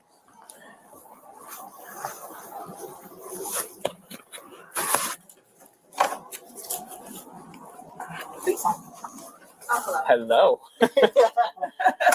Okay, so they're both going to go to jail today. Oh, you can eat your lunch all you want. That's fine. I don't really mind. I'm going to give you a report number. Okay. Today is the 31st. I'll write it all down for you. You can write nothing down. Okay. Yeah. So Monday. Or do you work? Yes. Yeah. Okay. Are you allowed to leave like during work if it's for a work-related incident? So they were talking about how they're Moors and how they have like the constitutional right because they are Moors, and so they don't have to follow the same laws of America.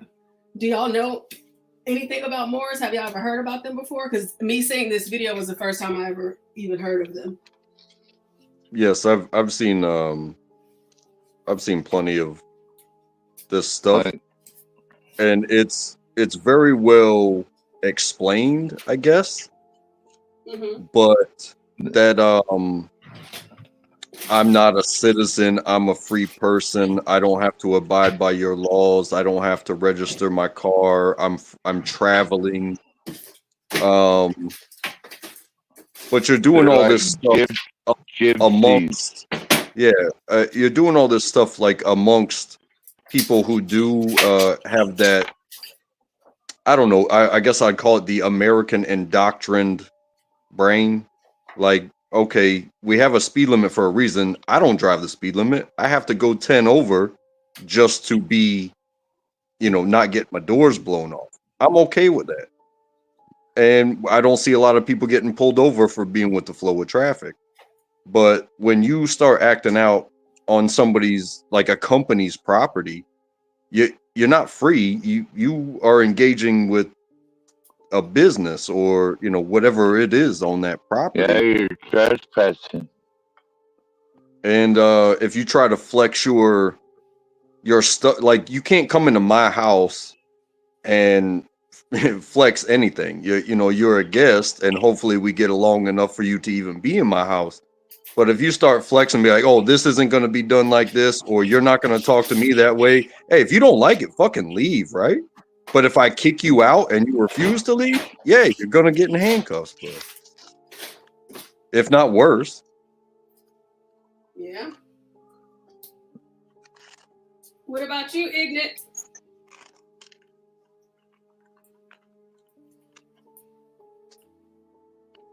Can y'all hear me still? Yes, ma'am.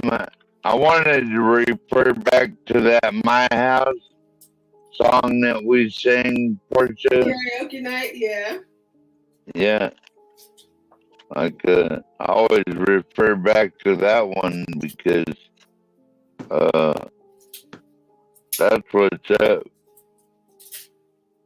Right there, I mean. And that's another thing too. Like when you engage in these things, like buying a house, buying a property, having a mortgage that's owned by the bank, that's supplemented by the government, to keep people feeling free.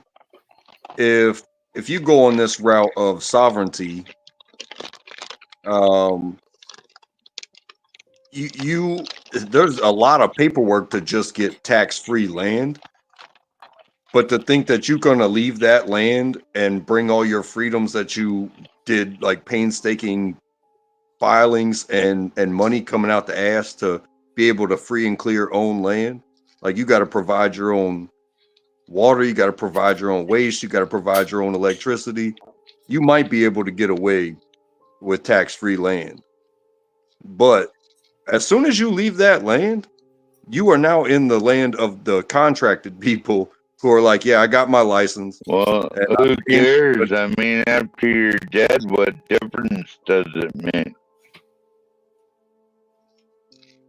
Well, I'd rather not that sovereignty be the cause of my demise, where I could just, register my vehicle, pay my taxes, raise my daughter, and be below the radar. Because when that radar locks onto you, but anything can happen. You've seen those police videos. There's crazy people out there, but there's also crazy cops out there. And you get the wrong one and be like, hey, get off, you start waving your hands everywhere. That motherfucker might remove you from your body. That's why I stay out of the police face. I've never seen it work. That's why I'm not jacking it. And in the black community, we not jacking it. We never seen it work.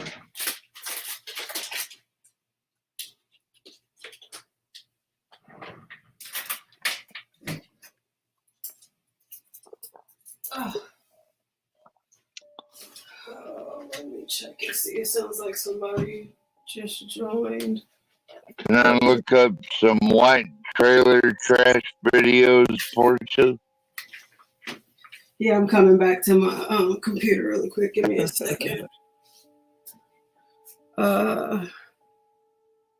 Okay, so no, I guess I'm just hearing things. So I'll go ahead and Universal is going to be joining us soon. He told us about a lady that he had to fire the other day. And she sent a very threatening email, and hopefully he'll be reading that for us, because I just want to hear how crazy this woman is. And I believe it will be very entertaining. But I want to see if you guys remember this particular story, because there's an update on it. So let me...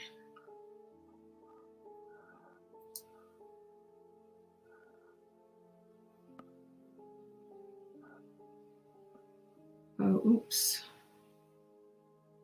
So, we talk about migrants a lot. The election is coming up, but we have to be mindful. These people are a nuisance.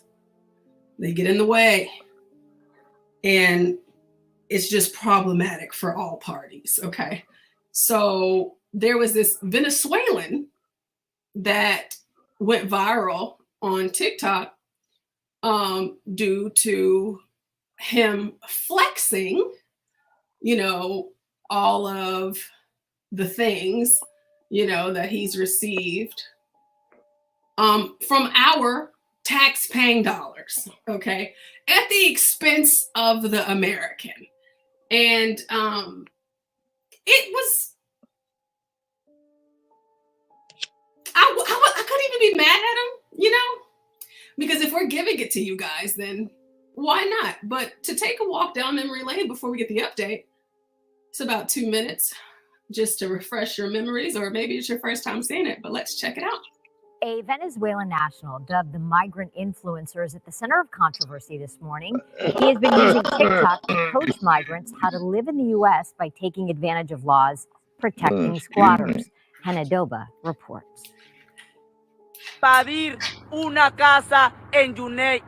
In his most recent controversial TikTok video, Moreno is telling his followers to avoid living on the streets in the United States. They can, quote, invade empty homes and live there, saying under U.S. law, if a house is uninhabited, it can be seized, referring to squatting rights in our country. That video garnered almost 4 million views. As we have more migrants moving into cities, more homelessness, we are going to see more of it, more squatting. James Burling is a property rights attorney. But they're talking about all the advantages that you can get from squatting. It's inevitable that it's going to increase. In past videos, the illegal migrant bragged that he came to the United States to vacation and now lives off U.S. taxpayers because he had a child in this country. He also tells his followers that he waits for Americans' hard-earned pension checks to come in every month. In another video, he is urging fellow Venezuelans to pay the fines of a 15-year-old migrant who allegedly shot a tourist in Times Square, saying, quote, today it could be him, tomorrow it could be one of you. But this recent video on squatting is making headlines, as Moreno tells his comrades that if they fix up an abandoned home that is deteriorated or in bad condition, they can get credits when the properties are sold. While Burling says that is not the case, the misinformation is now out there. Well, I think publicity, like what we're seeing in TikTok and viral videos of that nature, are going to magnify the idea that squatting is an alternative to not having enough housing.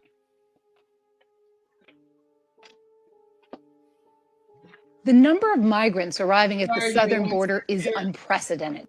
All right, so do y'all remember that story? Yeah. No, I had never heard that before.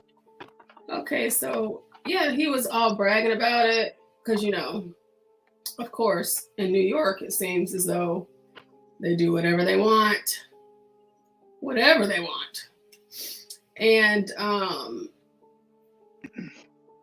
he was encouraging his people, the people that haven't, I guess, gotten here yet, or the people that are here already, because, in New York, they're giving them checks.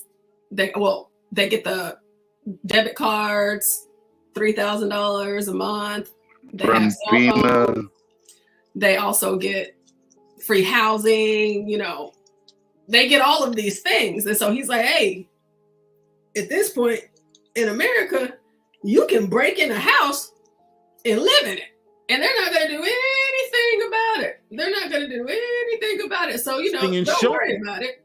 Don't, you know. But think about this. That's what a lot of them are doing. Can I add this as well? Like, you think about the time frame. You have a massive influx when so many this is, you know, what they're saying in the news, that they're gonna, you know, they're complaining they're gonna start taking our jobs, whatever. But if this is their path, is through the benefit, and he's teaching them, hey, you can live for free here. What happens when the government shifts and those plans get cut?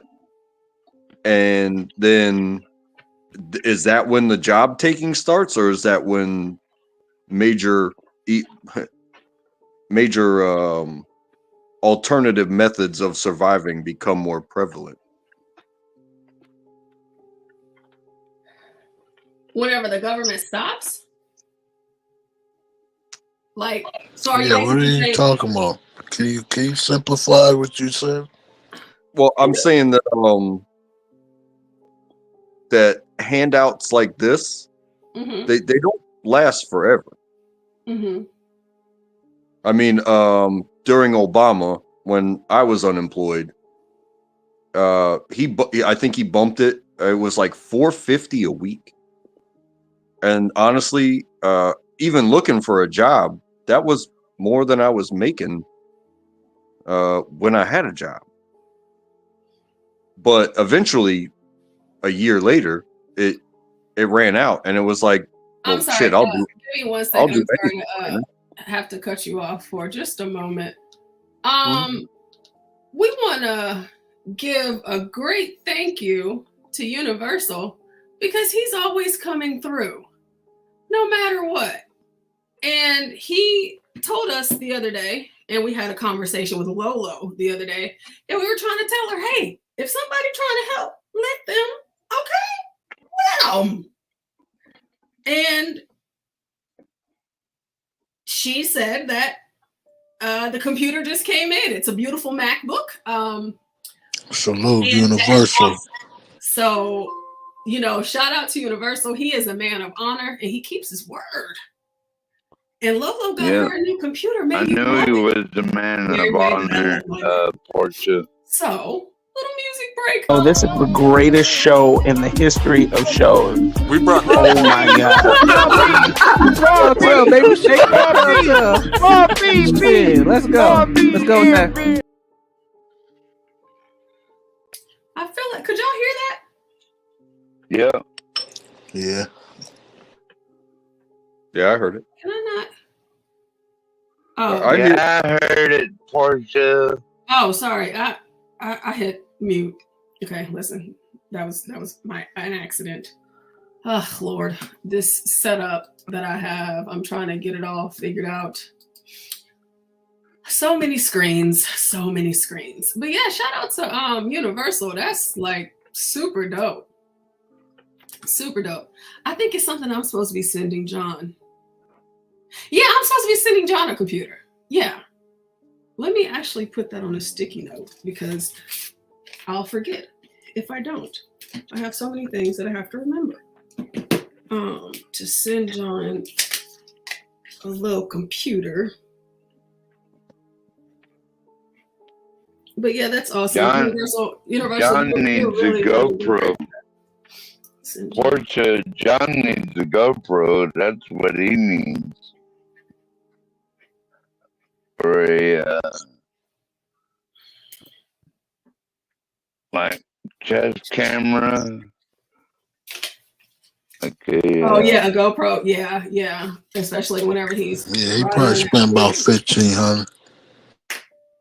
Yeah, whenever he's doing that. But I'm sorry. Oh, and Witchy, Virgo, she did pop in earlier, so she's doing okay. I'm about to check my email here in a second to see if I have gotten anything from her since earlier. But yeah, she's doing okay. So I'm pretty sure she'll pull up at some point here soon. But Track, go ahead with what you were saying about the government and the illegals. Like in the event, so basically right now they're getting all of this stuff. But and then be mindful too, it's October now.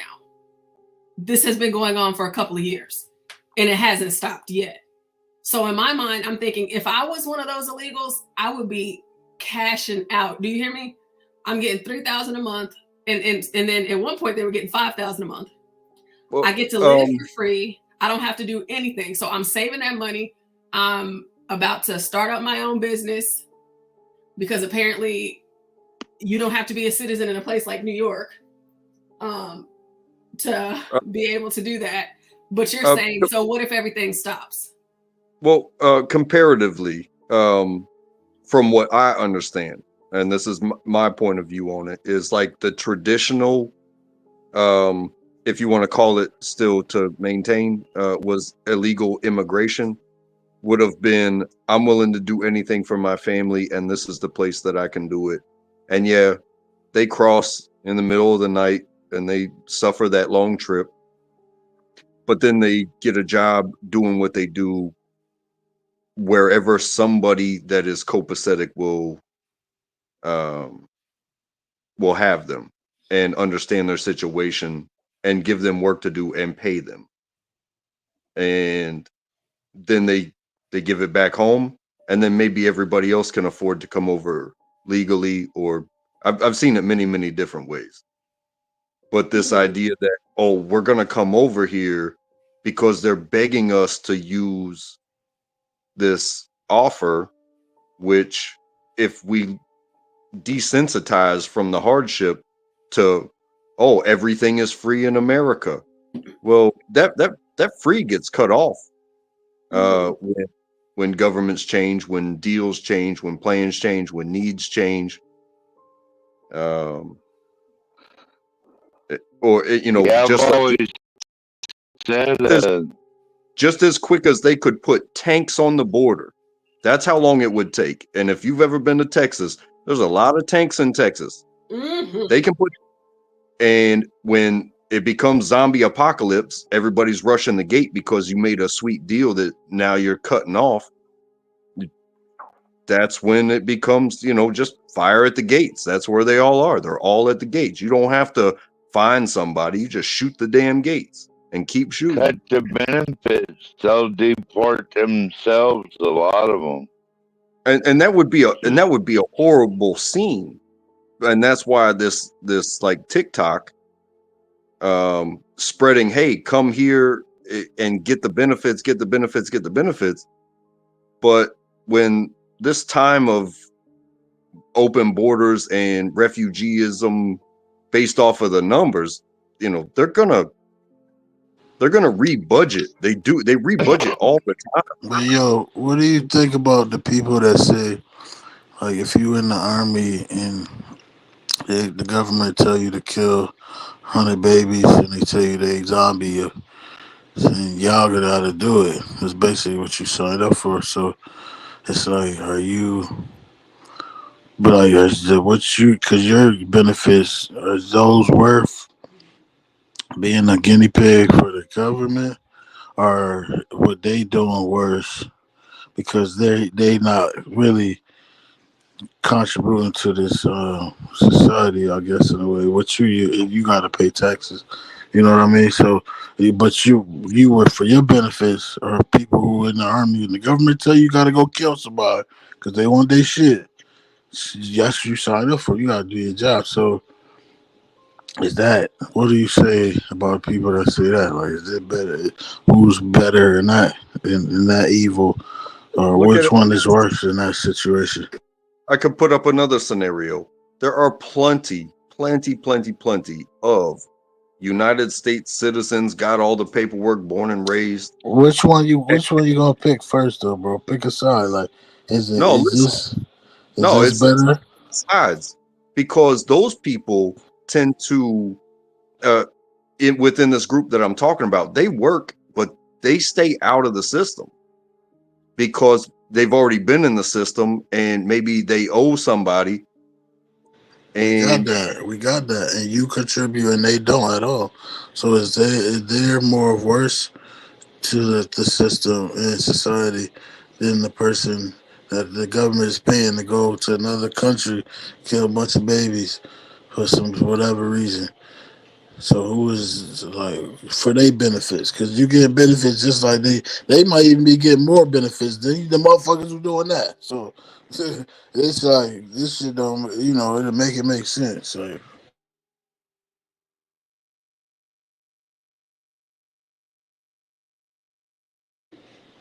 hello. Is That's what I'm that saying. The government, literally, the motherfuckers that's coming over here is getting more benefits than the motherfucker that went and killed people, blew up shit. Now they got it's gonna be with Android, fucking flying shits now. So it's gonna be that. but you understand when you work for your benefits, statistically, you're probably going to hang on to them longevity wise. But when something's handed to you, like, it's a thing with lottery winners. They win, $2 million and they go nuts. I'm rich. But they stopped working. They didn't invest. They bought everything they ever wanted as a fucking retarded kid.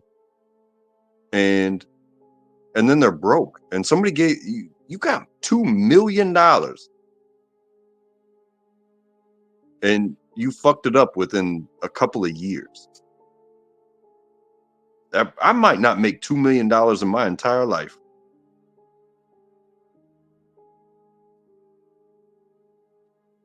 And I'm doing okay.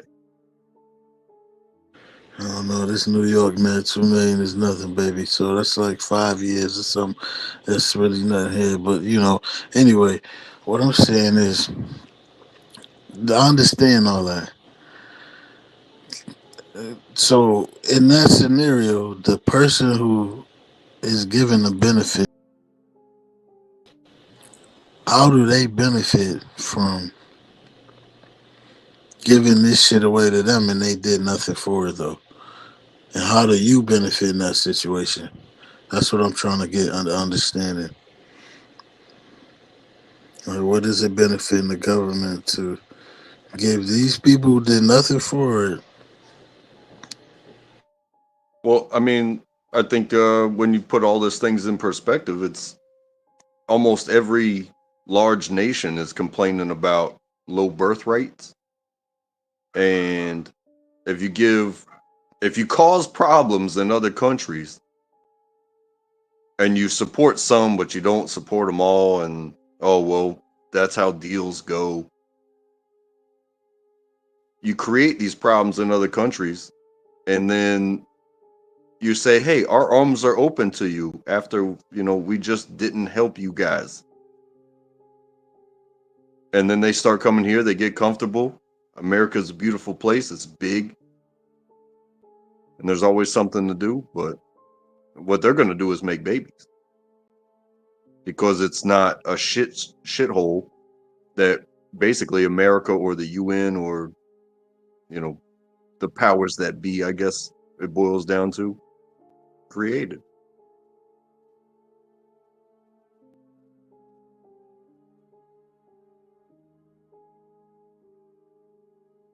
And just like China's got more people than America, but they treat them different.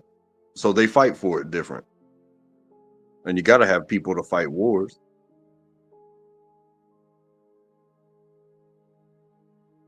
And if you're going to replace, you gotta have children to dig all those mines and minerals. Yeah, and if you're going to dream cars, if you're going to replace foreign deals for resources and concentrate on your own, I mean, you're adding jobs, and you're going to need people out there doing shitty things for regulated pay, which is better than they would get where they are. They're going to have protections while they work. I'm not saying OSHA's perfect, but it puts the boss in his place sometimes, because it's like, hey, we go any faster, we're either going to destroy the equipment and get fired, or somebody's going to die and the other person's going to get fired.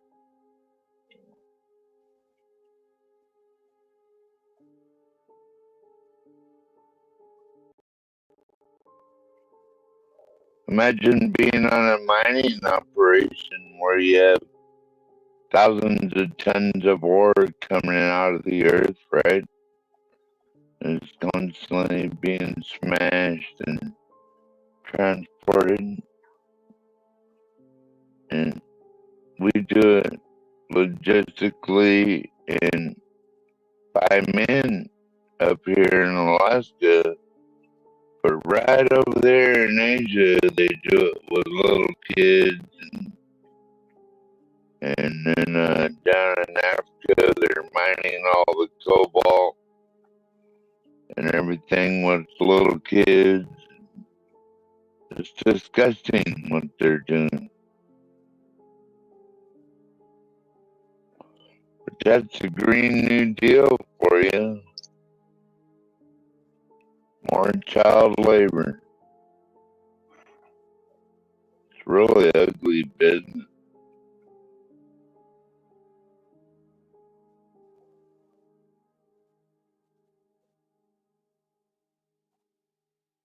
We could mine our own stuff, but no, we can't do that. The environmental nut jobs go off the Looney Tunes about that.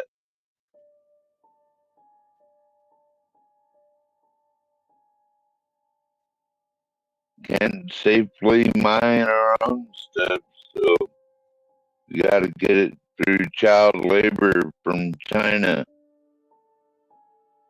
or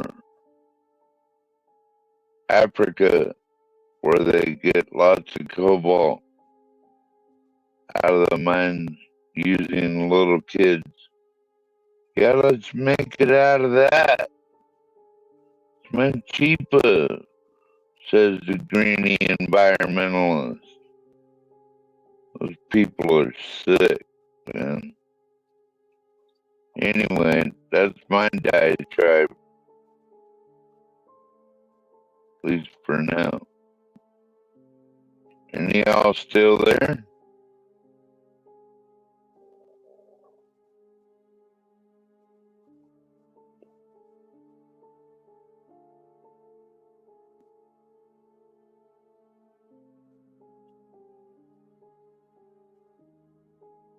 Hello?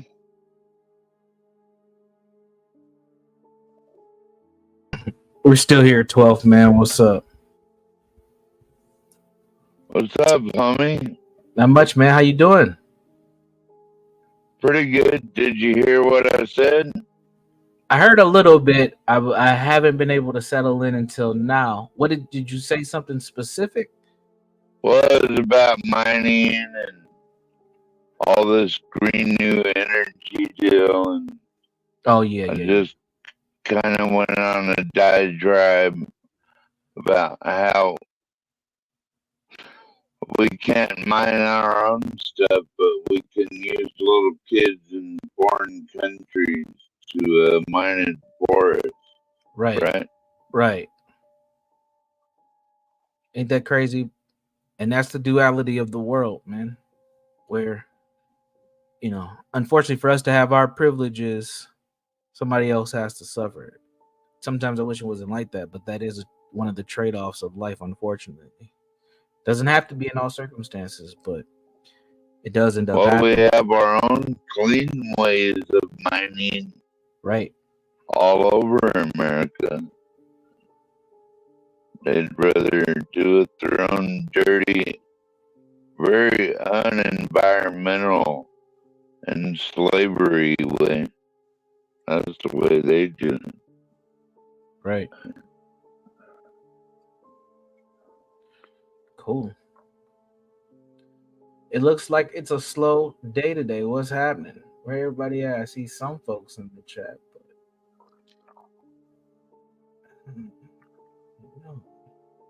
Portia looks like she's getting ready to leave. So we'll see what happens. How you doing, Universal John? Universal. I'm doing well. I'm doing Salute, well. Universal. Salute. Yeah, salute, Ignat. Y'all sound like y'all about to take a nap. Maybe. I We might about to turn stay it up for a little while. Well, 12 man, how long you been on the stream today, man? I peeped a couple times. You've been here for a long time. How many hours are you on? Do you even know? 5 Only an or old lady 6. count. Oh, okay. Okay. Got you. So, Portia, you getting ready to head off to a work trip. Those are always fun. I wanted to ask you a question, Portia. It's not about me firing that lady. It's about a trend that I'm wondering if you've seen and if you have any thoughts about. Let me know when you're back. And I would love to get some other women's thoughts on this too. It's kind of interesting.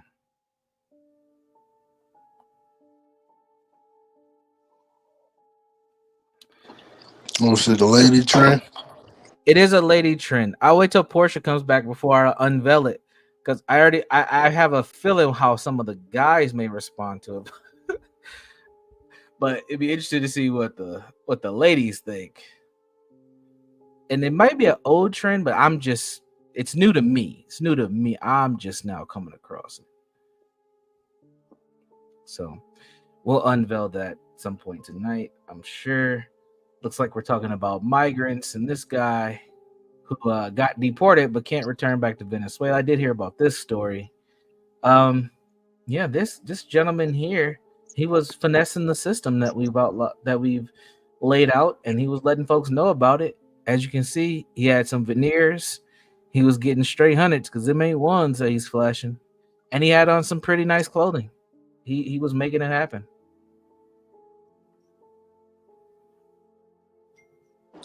What does that say about our government? That we are too easy to finesse, and we don't care about people taking over our system or taking control of it, because I think our government will try to find a way to make these people useful idiots for a later date. And I think that's what a lot of this immigration is about, is bringing on the new Americans and allowing these folks to really lean towards the Democratic Party. But honestly, I don't even want to make it a Democrat Republican issue. I think the Republicans are also taking advantage of these folks, and they're bringing them into these small towns to work and fill in the gaps that Americans have created due to things like laziness from the pandemic and drug addiction.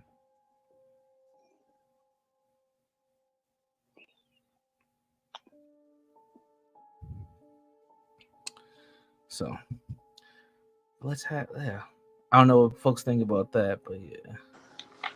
Yeah, man. It's the Democrats. That's who we blaming. The Democrats, the Democrats. And Ignat, you got a channel, right? What's your channel? Ignat TV 315. 315. All right. Cash App.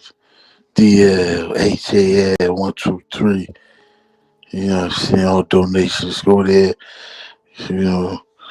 I said 3 times like Umar Johnson. DL. 3 times for Umar. Yeah, you know what I'm saying? It's DL HAL 123. Well, since you brought up Umar, let's talk about Umar. He's one of my favorite people to talk about, simply because he claims to be a school psychologist, and I am a psychologist, and he's part of the conscious Black community, and I have been a part of the conscious Black community to a certain extent. So he's a very interesting character to me. What are your thoughts on Dr. Umar Johnson, just in general? I love Dr. Umar Johnson. I love the brother. He's a Black man. He's speaking his truth, his peace. Anybody got a problem with Umar is a player hater. I'm a you hater. know what I'm saying? I'm definitely a player. Well, I mean, it's okay, man. It's a player hater born every day, B. But tell me what the brother did to you. Yeah, I can answer. So Dr. Umar has never personally done anything to me. I've actually met him. I'm in the state of Minnesota. He's come here several times for lectures, and I was a part of one of the times that he came up years ago. My concern and issue with Dr. Umar Johnson is that he doesn't show any results for the things that he claims or the things that he plans to do. And this is even beyond the school for me. The school is a big thing, but I think that for all the lectures that he's done, that at some point he would build something to show. We haven't seen an after school program. I've never seen him talk to a kid ever outside of shaking a hand and taking a photo. And I think that speaks volumes if you don't have any work to display for all this talk that you have for what you actually do. I don't think that's beneficial to any community to just have a talking head. And even if he was associated with maybe a group that does the work and he's informing them or leading them or instructing them, that would be even more beneficial from my standpoint.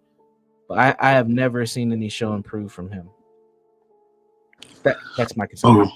Oh, okay. Respectfully, and this is respectfully as a Brooklyn Knight. I gotta give you my take on this. Please do. First of all, who the fuck are we as a people? I'm gonna keep it on the eye, so because we ain't gonna make it.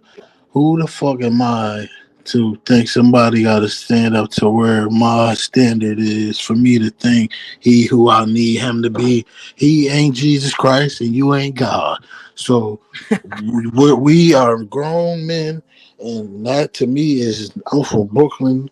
A nigga, I even hear niggas next to me talking like that. I'm gonna tell him we gotta knuckle up, bare knuckles right now, because that shit it don't register. I'm trying to spit it out because I'm hold on, let me breathe. Woosah. Listen.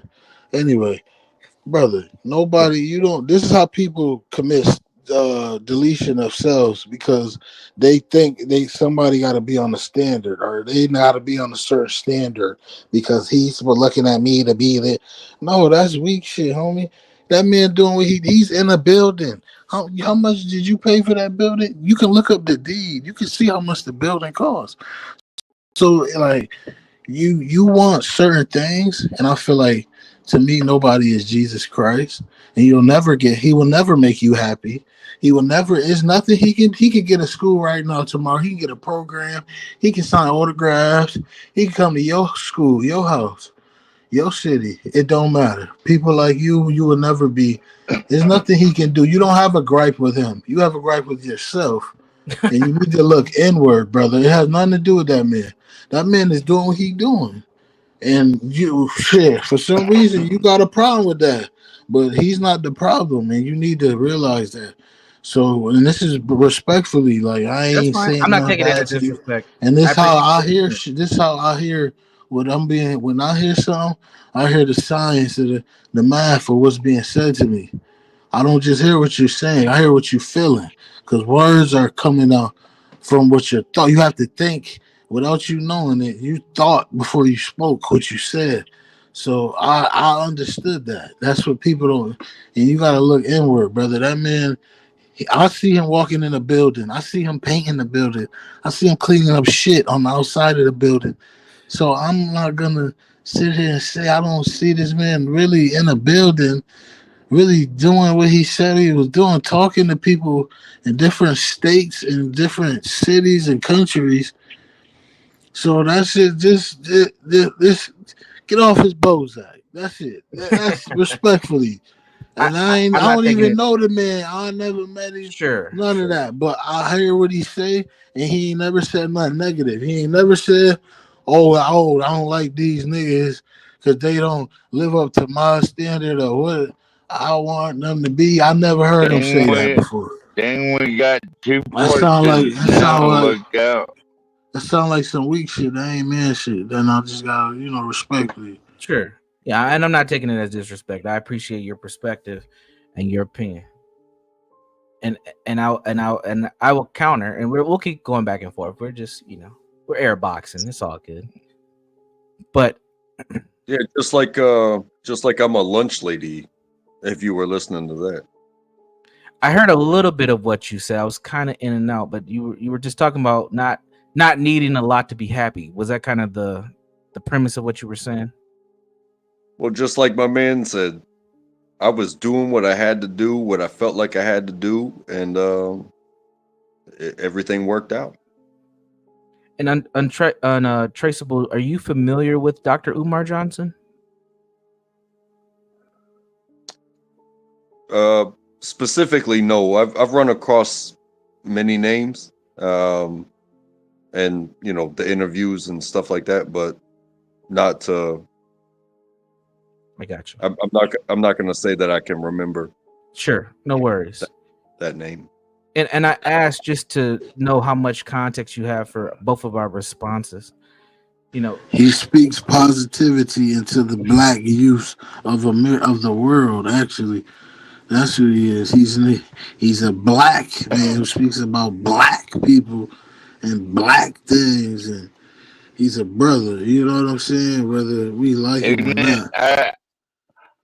If I was untrackable, I'd shave my beard in your omelet and throw it in your face. How about that? Listen, man, drink another beer, man, and talk to me after that. Oh, Just down it. Just gulp the whole joint. No freaky. Just take it the whole one, just real fast. Pause. You know what I'm saying? Just do that for me, my boy. You want to talk about them eggplants again and shit? Nah, my boy, go just chill out, man.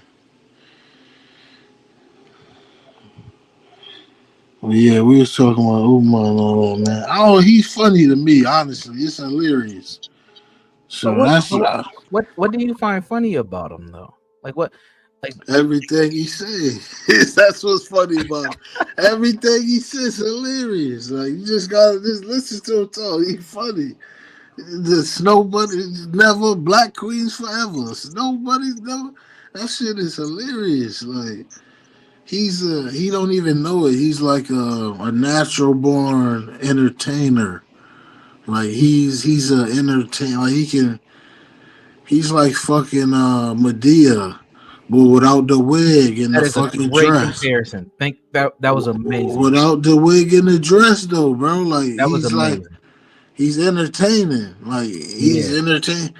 That's exactly. He's a big nigga. I don't mean it like he's a big bitch, but yeah, I know. He's just a big. You got a problem with him, so you got a problem with him. I'm gonna explain exactly what my problem is, but you told me your problem already, though. You got it. But let me clarify. Let me be clear, because it's not just hate. I'm not just a hater. I'm not a hater. It is hate, whether you like it or not. Well, it's hate, bro. Just eat that one. Be real with yourself. It's hate. No, okay. Well, I'll run with that, and then I'll still add my. I can't lie to you. That's one thing I can't do. Let me clarify, Universal Jones. Let me clarify. Go ahead. Clarify, 12 man. You first. Oh, hey, Universal, I got your email and I'm working on that right now. Okay. All right, no worries. Whenever you're ready. Okay. We're trying to add some feminine energy onto the panel. That's not me as well. You said you're gonna do what? I'm gonna try to add some feminine energy on this panel for you. I'm gonna try to bring some. That was crazy. You said it was not you. We don't. Yeah, I knew where you was gonna go with that. I know where you was gonna go with that. I wasn't gonna go there, I had to clarify that I ain't the feminine energy. I'm bringing Santa. We don't want no more butthole juice up on here. Hey, Philly. So here's my addition to me being a Umar hater. Look at the caveman. I don't appreciate. Look at the caveman. Oh, come on. Untraceable. He's a good guy. He's out here doing the Lord's work. So what I'll say is this: Dr. Umar Johnson is. I love your analogy. He is like the Medea of the community. He's pure entertainment, and entertainment gets us barely anywhere. It's short term. It makes you feel good in the moment. But when you go home, you still got reality to deal with. And he can hop around from city to city He can do this. He can inspire you like you're in church every day. But if he doesn't give you something tangible to apply, or if he doesn't build something, what's the point? That's what I'm trying to say. Dr. Umar Johnson is one of the biggest hypocrites that we have in the Black community. And for him to be a voice, somebody who wants to stand out and consider himself a leader, he should have something more to show for it than a building that he struggles to keep up. Sand to the beach, what I say. So for me, Oh, look at all of you. what I tell you, Welcome to the panel. bring them on up. Lolo. Shout out to you again, Universal. Shout out to You know, you doing the Universal. Lord's work. Shout out to him. I'm sorry it's loud. I'm right by a dryer. I got a belt in there. You about to tie yourself up? Yeah. Ooh. All right, we'll talk about that later. Hey, what was the question that you were asking? Like, I was trying to set up this thing for like a good 5 minutes, so I missed the whole question that you were gonna ask. The question we're talking about Dr. Umar Johnson. Are you familiar with him? I've heard of him, and like a lot of people talk shit about him, but I don't think I've ever like watched one of his videos or anything. Got it. CKJ, what's up, sir? What's going on? How you doing, man? Are you familiar with Dr. Umar Johnson? Yeah, I met him in when I was when I was stationed in Virginia, down there in Norfolk. That's my first time ever seeing him. I seen him. It was like a black cafe down there. I go and support, and he had did one of his little lectures. This was like 2014, I think. Sure, absolutely. Yep. Yeah. P Black. P Black. P Black. Yo, it's P Black. Yo, the P is for Universal John Jones. Pronounce your name, yo. Is it supposed to be Universal or Versal? I'm black, so. Yeah, you did miss your P S. Black. Yeah, you can't spell. Your name. All right, come on with it. There you go. Umar Evangelist, let's go. So let's go, P Black. What's your thoughts on Umar?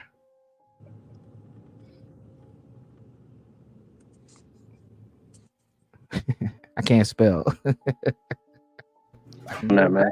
Are you guys gonna guess pulling up a clip of him? Because I have not. He's a comedian to me, man. Ooh. Because once you pull up like a video, I'm pretty sure like I have probably seen him. I just like if he's like one of those people like I'll pull something up for you, Lolo. Yeah, I was about to say if he's like one of those people like Andrew Tate or any of them, I hate those type of people. No offense, but no, he's not like an Andrew Tate.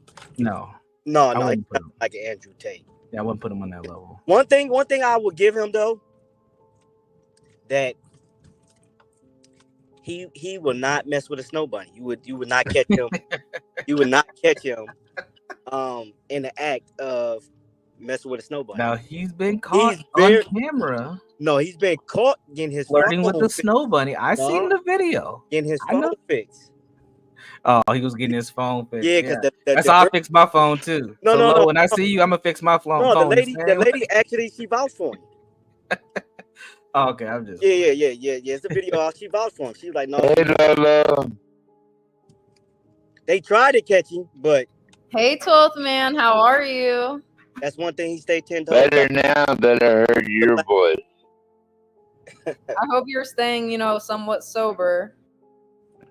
Yes, ma'am. Always. That is not the response you want after you say something like that.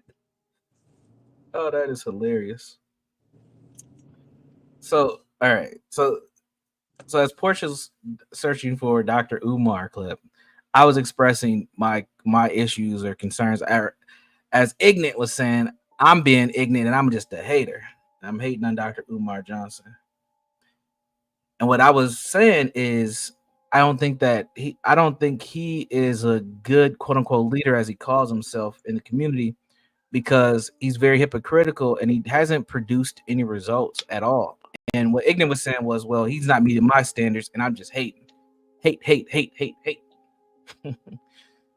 So that's where we left it for the most part. Yeah, I gotta say something about him. I don't think he ever called himself a leader though. Oh, okay. Let me find some evidence. Go ahead, Lolo. I mean, I never heard him call. I really just want to see something about it. I mean, I don't want to say it's like a pro or a plus that he doesn't date white women, but like men who kind of like stick to their race, like I feel like they have a lot of restraint. You know what I mean? That is a very interesting comment coming from you. Interesting. I mean, That's a true comment, because these snow devils and bleach demon women, they be trying to eat me up crazy. So it's like I'll be like jumping. like, for me being mixed, like I feel like I'm like half and half. Like I really get no say because yeah, I got the best of both worlds, but at the same time, like I don't relate to either. So I don't know. You're a hard worker, though, Lolo, and that's what counts. Oh, thank you, 12th man. I've seen it in you, and I see the beauty in you and all that you do, and maybe Portia can bring up your commercial. Take a little time out.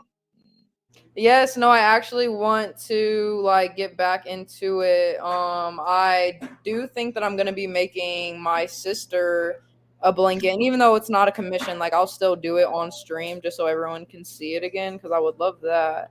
So I think I'm gonna be doing that either next week or the next week after that. But I'll just let Portia or John know.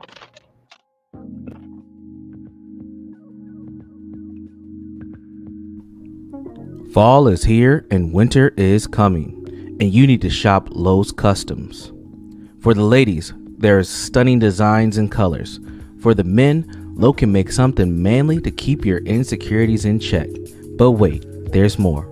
For you simps, there's a special simp edition, where Lowe will roll around in it, blow smoke from the finest Southern Eastern American marijuana. She'll even rub her pretty feet all over it just for you. So what are you waiting for?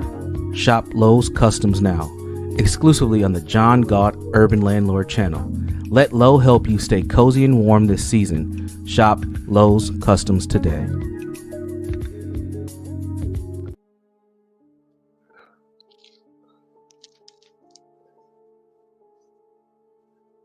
I love you guys so much. Universal, you're the realest. You're the best. Thank you. I won't put the mic on, but it's literally so loud. Like not even just the dryer, but like I'm in the garage because my stepdad is watching whatever game he's watching, and when I don't know if all men scream at the TV the way he does, but it's real loud. It's really loud. Yo, Universal, how much you pay for that laptop, my boy? What's up, John? It's priceless, man. It's priceless. It ain't nothing. Hey, John. Priceless. It ain't coochie. Oh, we can't hear you, John. You boys better learn how to play the long game. Stop playing. Coochie is priceless. you bought a laptop. Look, I'm glad you made that connection. That could break. Like a laptop can break. You can't break a coochie unless you're working with what I got. You know what I mean? Oh Lord. Like, Something wrong with the black man mind. Something wrong with the black man mind. Can't think farther than his dick, but it's okay. Johnny, what's up, baby? How you doing? You brought a cannoli? John, you're on mute if you're talking to us. Yeah, you sure is. I know you probably got about 2 of them rolled up already. There you go, Ignorant. That shot's for you, Ignorant, right there. All right, I'm gonna stop fucking with you because I actually like you. Yeah, no freaky. Yeah, no Diddy. Yeah, no Diddy. No, guys, did you guys see? It's just like it was like a little update, or I think you guys were talking about it that they were putting like roofie, or Diddy was putting like roofie or whatever in his side of his baby oil. Yeah, we did cover that. Yeah, he had the crazy. Just 'cause it's like, yeah, like I understand why the feds or whoever, the police, like, what is it called? Just took all the baby oil away, like brought it into evidence in custody. But like, how many bottles did they say he had? Like, you didn't need to bring that many bottles unless there was an actual like substance within that. Like, you know what I mean? I don't know. That's weird. Hey, Portia. Hey, John. Hello. Hey, Portia. Yes. Hello. Can anyone hear me? Yeah, we can hear you. Hear you, John. Hold on, you. Yeah, he can't hear us. I don't hear him speaking. Let me make sure I'm on. Let me. My mic is working. My mic. Hello? Yep, we can hear you, John. Got a new setup here. Shit, I fucked up. Let's see. I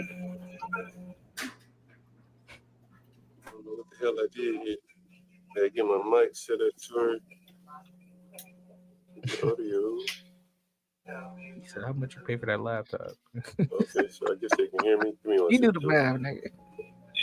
I'm pretty sure if he would have had to pay for anything, he wouldn't have sent it to me. He probably just had it sitting. You don't. Hey, Portia, are you able to hear me? I bought it at some point. Yes, I can hear you. Oh no, that is I true. can That's hear you.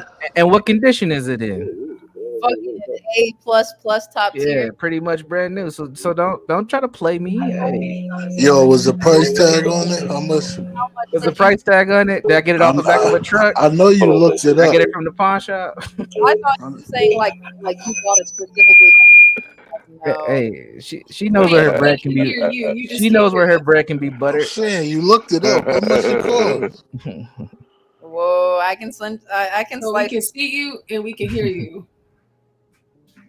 Now we can't hear you, John. Slice of pizza. John literally got. Oh, you can only hear the music. Well, background. maybe you need to refresh because now we can't hear you. He probably needs to log out of StreamYard and log back in. So maybe if you log out and log back in and get all of your You gotta put the weed down, John. Put the weed down. I got 3 grams and 12 packs Hold on, for John, the John, day. Definitely the Oh man, weed. you got a 3.5. Hey, y'all, we got an interview right quick. All right. I gotta catch my way in. I'm on my road due. All right. Around town. It's very low. I'm very good friends with someone who works in the Democrat. That's not coming through his mic. That's through Portia's phone. And there's some concern in the Kamala campaign, apparently, about the black male voters. So this guy has been summoned to write an article, I think it's going to be in CNN, basically demanding black men go out and vote. And so he asked my buddy, Philippe, Philippe, you met Philippe, what are 3 questions he would like to ask Kamala? So that's going to be you. I guess that'll be the tenor of the article. So I'm going to see if I can get Philippe on. He can tell you more about it. I Oh, thought you find that to be particularly interesting. yeah, I love that. You already know me. Let me see if I can get him on here and I'll call you right back. I'll be right on. Okay, so log out and then log back in, okay? All right. Okay, bye. John having to call into his own show. I called him. I'm like, let me call him. It's the Hood YouTube. Welcome to the Hood YouTube. Y'all, hey, everybody that's in here right now, y'all listen. We black. We black. I was about to say we can't really expect any different, honestly. John's figuring out his technical issues, guys. Yeah, no, the one thing about John that always just tickles me is the fact that John, like, we'll be talking and then because I'm on other screens, I don't even be looking at the screen, but like I know for a fact the last time I looked at the screen, John wasn't here. Yep. But then he'll just pop up out of nowhere and he'll just start talking. He's like, hello. You're on with the Urban Landlord. This is John Galt. It's like he really does do that. Yeah. Okay, I don't know who this person is, but I have a video of the illustrious Dr. Umar Johnson. I'm trying to figure. Okay, I'm ready. Cause I'm not gonna lie, like I hear about him like a decent amount, like at least like once every 3 weeks, but I just like ignore it because I'm like, who the hell is this Dr. Umar? Oh, hey, Clue. Hey, Jewel. So I what are my thoughts? Apparently he said something about like Jay-Z being wrong and that Lil Wayne should perform at the Super Bowl. But I'm trying to find a different clip of that. But because the only one is from DJ Vlad, and we can't play it. We can't What does he mean that Jay-Z's wrong for what? Yeah, I don't know. Jay-Z, I can answer that. Jay-Z is a part of selecting the music for the Super Bowl halftime show, and he selected Kendrick Lamar to be a part of it this year. So it's in the Super Bowl's in New Orleans this year, and they're saying that he should have selected Lil Wayne instead. Are you serious? But I feel like, Yeah. I mean, if we're going off like Kendrick Lamar over Lil Wayne in Louisiana. Yeah, I know. Like I got to rock with Dr. Umar. I get what he's saying, but I feel like people, it's probably like a poll type of thing and going off of charts. Like Lil Wayne doesn't make, like, does he make music nowadays? Like, if he does, I know you're young. I used to listen to Lil Wayne. Like back in the day, Lil Wayne was the shit, but he done fell off. She was like 8 listening to Lil Wayne, Portia. No, I was in the 8 years old listening to Lollipop. My mom told me not to sing. Ooh, 8 years old listening to Lil Lollipop. Wayne can't ever fall off, Lolo. Yeah, the best rapper ever, by the way. Like, it's not even, like, if he would have continued to make music, it's his appearance. Like, he literally looks like a full-blown crackhead. Yeah, that's true. Yeah, he do look like he do, but you know, it's Lil Wayne. we make our Okay, we can let him slide since he's been in the game for so long. Yeah, Portia, me and you might have to do a little Lil Wayne tomorrow night. So let's put that on the docket. Yeah, I was about to say, Portia, you cannot miss another Friday because last Friday was not it. Okay. I don't even know what happened last Friday. I don't You even were know. sick. Yeah, because I was sick. Yeah, and I'm not all the way back, but we will have karaoke night tomorrow. Do not worry. Oh, thank you. Yes. Yes, I've heard. I've gotten all of the emails. University. When you call the games before it starts up, University. There you go. Talking Yeah, about. you want to do the Thursday game tonight? It's about to start in a minute. Give me 1 second. Yeah. Let's make it happen. Like, I know we all love Lil Wayne, but come on now, guys. Like, and it's not even that I like Kendrick Lamar that much, but in today's age, you know, he's something. Yeah, Universal. Can you admit though that it's just hate though, because you can't really find a logical fallacy? Coming from my head. No, Yes, so and you, we good, man. We good. Listen, I will admit for you that I have some hate for Dr. Umar, but I have valid reasons. How about that? Okay, peace and love, brother. Keep that hate out y'all. Peace and That's love. right. Yeah, black power. Who you going with, Universal? You going with 12 man, or you going with the 49ers? Yeah, I'm rocking with 12 man. I'm rocking with the Seahawks at home on a Thursday night. The 49ers look like they're losing their way. I feel bad for my boy Nas in the chat. I don't know if he's here, but he's probably getting ready to watch this game. His Niners need a win, but they're not going to get it this evening. Oh, man, I guess I'll go the other way. I'll go with the 49ers. Better coaching, better quarterback. I'm going to go with it, even though they're on the road. How about that? Sounds good. I will be having this game on the other screen as we are talking. So, yeah. Myself, Portia, I was trying to get my buddy in. He'll probably call me back a little bit later. Philippe, I've told you about him. Apparently, the Democrats have drafted a friend of his, a guy that I know, the homosexual, by the way, to write an article about black men and Kamala. And apparently, the Democrats are feeling a little anxious about their black male support. So be on the lookout for an article in the next couple of days on CNN. I think it's going to be on CNN. I'll tell you the guy's name. If you find it, I'll say, yeah, that's him or not.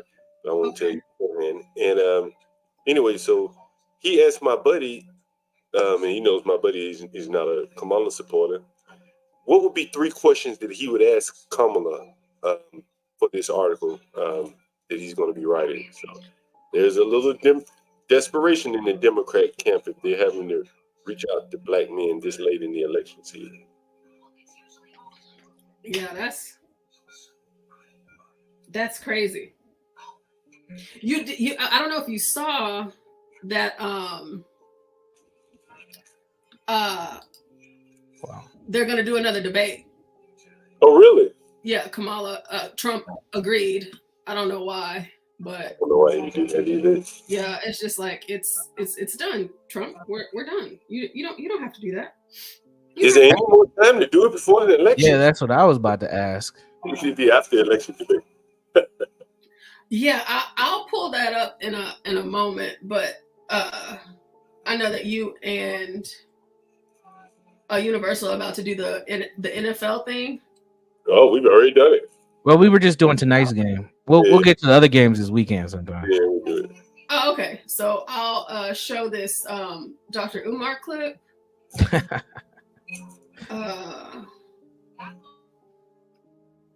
Give me 1 second. What is this, Lord? American Man said the homosexual scolding black men is definitely going to do it.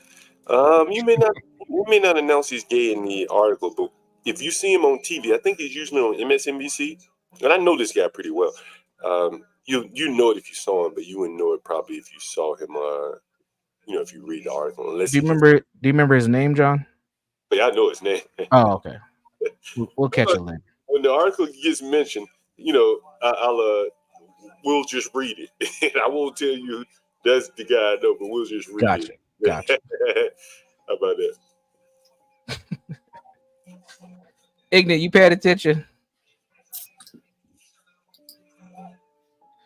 Ignat, are you there? Look at your boy. All right, let's go, Portia. Glenn, I ain't going nowhere.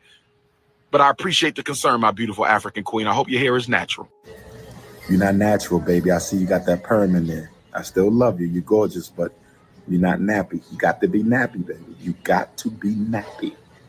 If I can't grab it, I can't have it. It only takes a little bit of white brainwash to activate the coon chip. Heterosexual couples only.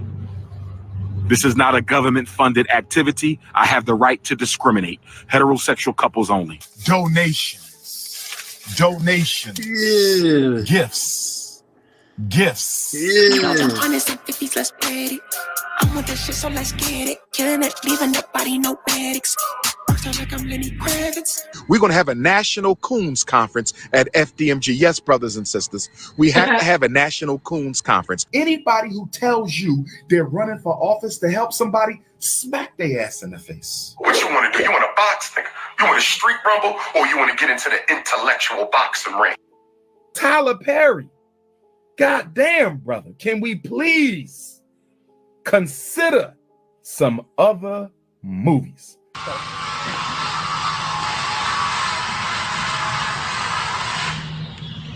And I know that you probably have actresses that I have a naughty picture from one of the sisters. It's gorgeous, but she's naughty. Cut it out. With all this fake hair, like y'all so beautiful, are you addicted to the weave? Are you addicted to the perm?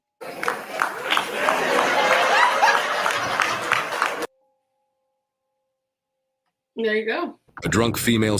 Well, Now what did the brother say wrong right there? about him, I mean, first of all, like, I Elaborate. think that he supports, black people. Obviously, he's black. That's who you should support. But I feel like he definitely comes, like, not only, okay, first off, he's not that cute to be talking that way. That's number one. Number two, I just feel like, I mean, I don't know his background. I don't know if he's an actual doctor. I don't know anything like that. But, like, does he have the qualifications to be talking about what he's talking about? Like, he just is giving me, like, narcissist vibes. I don't know. Like, he wants to be, like, an alpha male, have sister wives type shit. You are a smart young woman. What about him? You know what a narcissist is? You say get you narcissist vibes. Yeah, I deal with at least 3 narcissists today. Absolutely. So what about him right there made him a narcissist to you? I mean, I feel like if I would have watched like a full, like, at least episode or podcast or stream, whatever he does, I would be able to give you more examples. Well, from that clip, we gave him the narcissist tag, though. I'm just trying to. Just like his demeanor, like even just the like words that he says, it's like It comes off a bit hypocritical. being disingenuous, like, not only with everyone but himself also. Here, let me read off a few narcissistic behaviors. An exaggerated sense of self-importance. An exaggerated need for admiration. A diminished ability to emphasize with others. A lack of consideration for others. A tendency to blame others. A sensitivity to criticize or disagree. And that's those are like lifelong patterns of a narcissist. Dr. Umar has been on the internet for at least 12 years. And he's proven all those, if you ask me. But I could be just a hater. I don't know anything. Well, that was my first time seeing him, and I didn't even need to hear that much. And that's just like, I'm a very good, like, I feel like person. Like, I can read people very well. They don't even really have to say shit. They could just be in front of me, and like, that's just the type of person that he seems. Man, everybody entitled to their own opinions, man. But as human beings, we tend to hear and feel then instead of hearing. You know what I mean? So we're not listening to understand. We listening to feel how we feel about what a motherfucker is saying. You know what I'm saying? But I didn't hear any negative thing. I didn't hear him say, "Let's go change all our kids into homosexuals and cut their penises off." I didn't hear him say, "Let's kill Palestine." I didn't hear him say nothing. Let all the kids in the street go out. And he's a school psychologist who just happens to have a fucking iPhone. That's it. That's all he is. He's a nigga with a PhD, like you niggas like to say, and he just got an iPhone. That's it. I don't see none. I didn't see a narcissist. Hold on. I'm just giving up. To be said about somebody that craves that attention and is willing to put themselves out there as a walking contradiction. You know what I'm saying? What you know? What did he contradict? Like you got like we use words. I know they sound good, but y'all don't understand. Words have meanings, so it's like we just apply words when they have a meaning. Like where did he contradict himself at? Right When there. he was talking about fake hair and fake lashes and all this stuff, whether That's his opinion. when your hair is real or not, you set yourself up to look a certain way. So when you do waves, but then he's talking about nappy, and then he's talking about fake hair. You're white. You can't. You wait. He's a black man talking about black let that women. white man talk. He can't. What can he say? That man was talking about a black man talking about black women. What can he tell me about that? Like respectfully, like what? Respectfully, 100%. But I like when it came to what he was saying about like the nappy part. It was just like, yes, you want a girl, you want a black woman with her natural hair and her natural features and whatever else. But like, we don't see what really goes on behind scenes and what type of women he's actually dealing with on a day-to-day basis. Like this could just all be for show for the internet. So it's like, yeah, we can take what he says for the truth, but in reality, it's literally like all of us online. We all could be lying. Like, I don't know. she's speaking of a facade. Yeah, anything's possible. A pig could change into a reindeer tomorrow. Like anything we don't. Yeah, that's anything possible. That's just yeah. But I don't. He's just saying that's what we like as black men. We do. We like natural, straight up. That's all I'm saying. I didn't see the hypocrite. Where he did the hypocrite thing.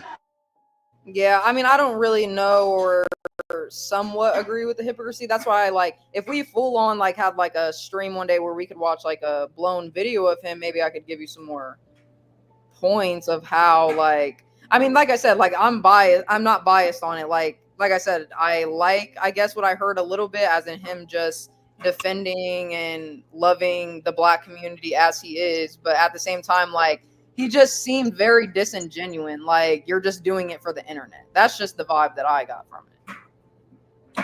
Good pickup. Sidebar, Portia, are you still there? Yes, I'm here.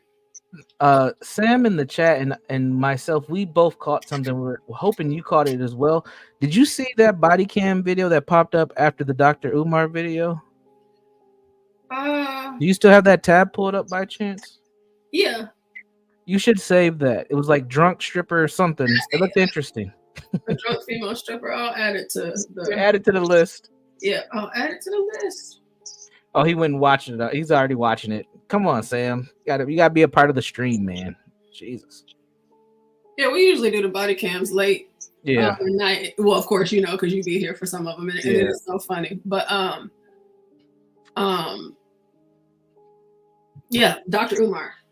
So what he said about Kendrick Lamar over Lil Wayne, I understand that Kendrick is like, you know, they not like us, the whole Cali thing, and he's like the black guy right now and all of that. Kendrick is definitely very talented, but because Lil Wayne is from Louisiana, that's why I feel like. Is there not any other like big artists from Louisiana that they could have chose from? I mean, they need to get the whole Cash Money. Yeah, not Let's Super go Bowl for it. level. Yeah, they can bring Juvenile out, but Super Bowl level, Lil Wayne's up there. He's got enough hits from the past to bring up that are radio edited. Lil Wayne and like Kendrick Lamar doesn't like each other, or like he could. No, it's not any of that. It's no beef.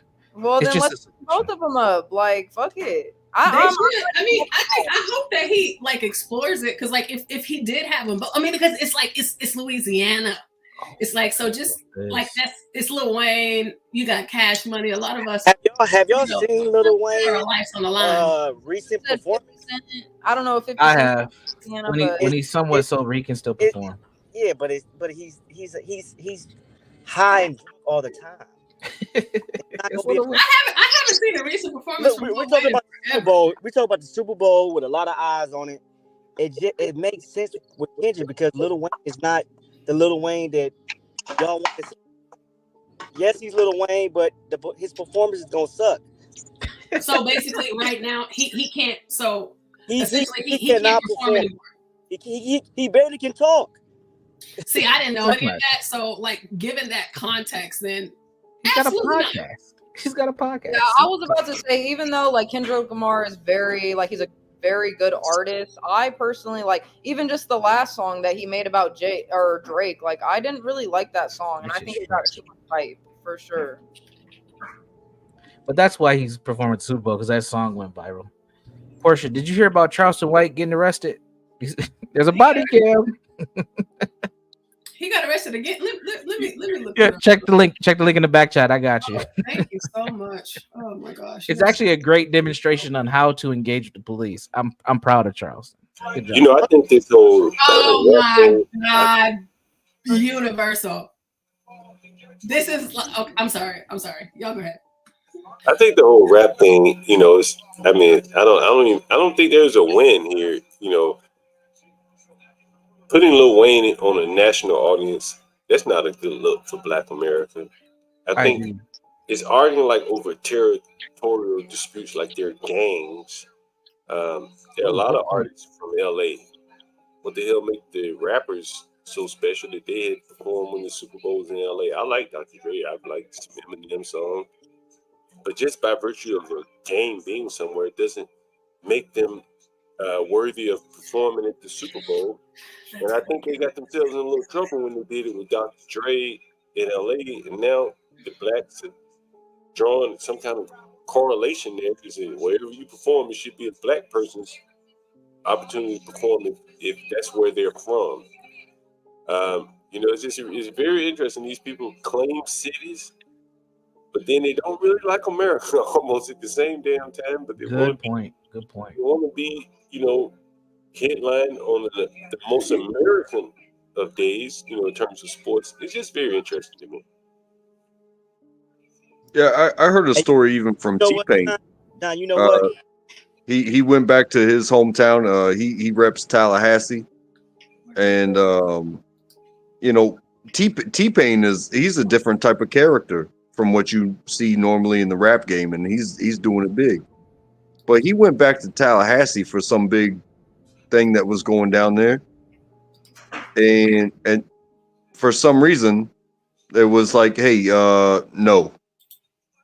And it was like, wait, what? I'm born and raised here, and you know, I am who I am, and the people want to see. And it was like the city shut him down. I was like, all right, you're going to shit on your hometown hero in this game. And hearing him tell that story out of his own words was Yeah, it was serious. Yeah, man, black woman to do that to you, man. She make you shave your beard. She make you cut your toenail, wash your face. It's Nigga, you ain't amazing. complaining about grooming, are you? That sounds like shit you should be doing. I was about to say, isn't that what you should be doing? Cutting your toenails, washing your face. So you ain't got a beautiful black queen. You not doing that. Niggas out here musty. But it's not even about the woman at that point. It's just about personal hygiene. You know, we You should. ain't got nothing. Niggas go to war for pussy. So if you ain't got a woman, you ain't got a reason to. You gotta understand the psychological mind of these savage men. You know, back to the NFL. One last point. You know, I just really don't understand him. Like a couple years ago, all the blacks were in opposition to the NFL. Colin Kaepernick had them saying, "Oh, everyone watch this sport again. We're gonna boycott the NFL." But you give one of these niggas some power to control the entertainment, the shucking and jiving, and he'll change his mind. Like it's like the same thing with Donald Trump. Like these are very untrustworthy people because there's no basis for the way they feel because they're not clearly and they're not thinking, and you know they're very, very fickle. You know, one day they're mad at you. Hey, John, you John, can I have a question for pass you. that joint over here for me, John. Regarding your statement about Lil Wayne on the national stage. Now, I haven't seen him perform in years. I'm just thinking about the Lil Wayne that I knew growing up, and then how many hits he has because he's kind of, he's crossed over the line of, something like a Beyonce, like he has listeners from all races, backgrounds, whatever. But seeing as CKJ mentioned how he's an avid drug user and his performances suck, then no, we don't want to have him out there embarrassing himself and making a fool. But John, you said he's not good for like the national stage. So based upon the conversation that we had earlier today about rappers, do you think that a rapper is good for the Super Bowl at all? I don't follow enough rap to just 100% say no. Mm-hmm. But the mainstream ones, I mean, they're talking about sex, drugs, and again, I'm not even criticizing. I'm just saying it's not for the Super Bowl. And after party. I agree with you, John, because that was going to be my next question. Like, why did they have to go with a rapper? Like, why couldn't they go with a singer? Like, I mean, I don't really know. I'm biased. Like Alicia Keys or something, or she was at one of the. She was there last year. Who's Solange? Is Solange from New Orleans? Is she from New Orleans? Well, No, they're from Texas. They're from Texas. They're from okay. But doesn't Lil Wayne have like a PhD in like psychology or Nigga something? ain't got no PhD.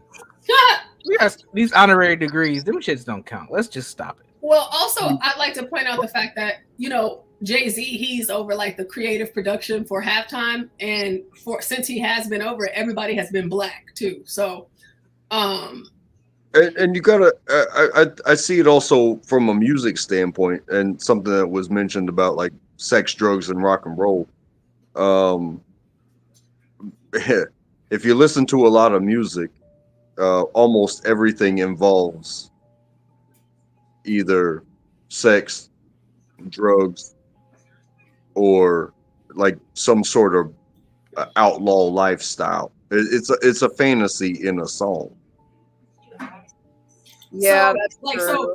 so basically, Jay-Z, everybody has been black. So I mean, I get it because he's black, and the whole intent was this DEI push to have more black people perform at the Super Bowl. But the Super Bowl is like for everybody. It's football. That's America's sport. So I'm curious to know why he won't include like a member of another group or a different genre. Like, does it just have to be hip hop? Or go ahead. John, or does it have to be about the art? Because if you've never worked with somebody before, and it's like, hey, you just became the official, and they just became the official, and you guys got to come up with something that you guys can do together. I mean, they're going to have to practice. They're going to have to do all this stuff, and if you haven't worked with somebody before, so like with the Dr. Dre thing, I mean, that was that whole crew. Snoop Dogg was up there. Eminem was up there. 50 Cent was up there. That was. So they've been at the Super Bowl before? What's that? Dr. Dre, Snoop Dogg, and 50 Cent, they performed at the Super Bowl. Yeah, last year. I guess maybe I missed that. The reason why they did is because the NFL opened up an LA arena and the game was there. So they use that as the basis for why not put the West Coast rappers there. But it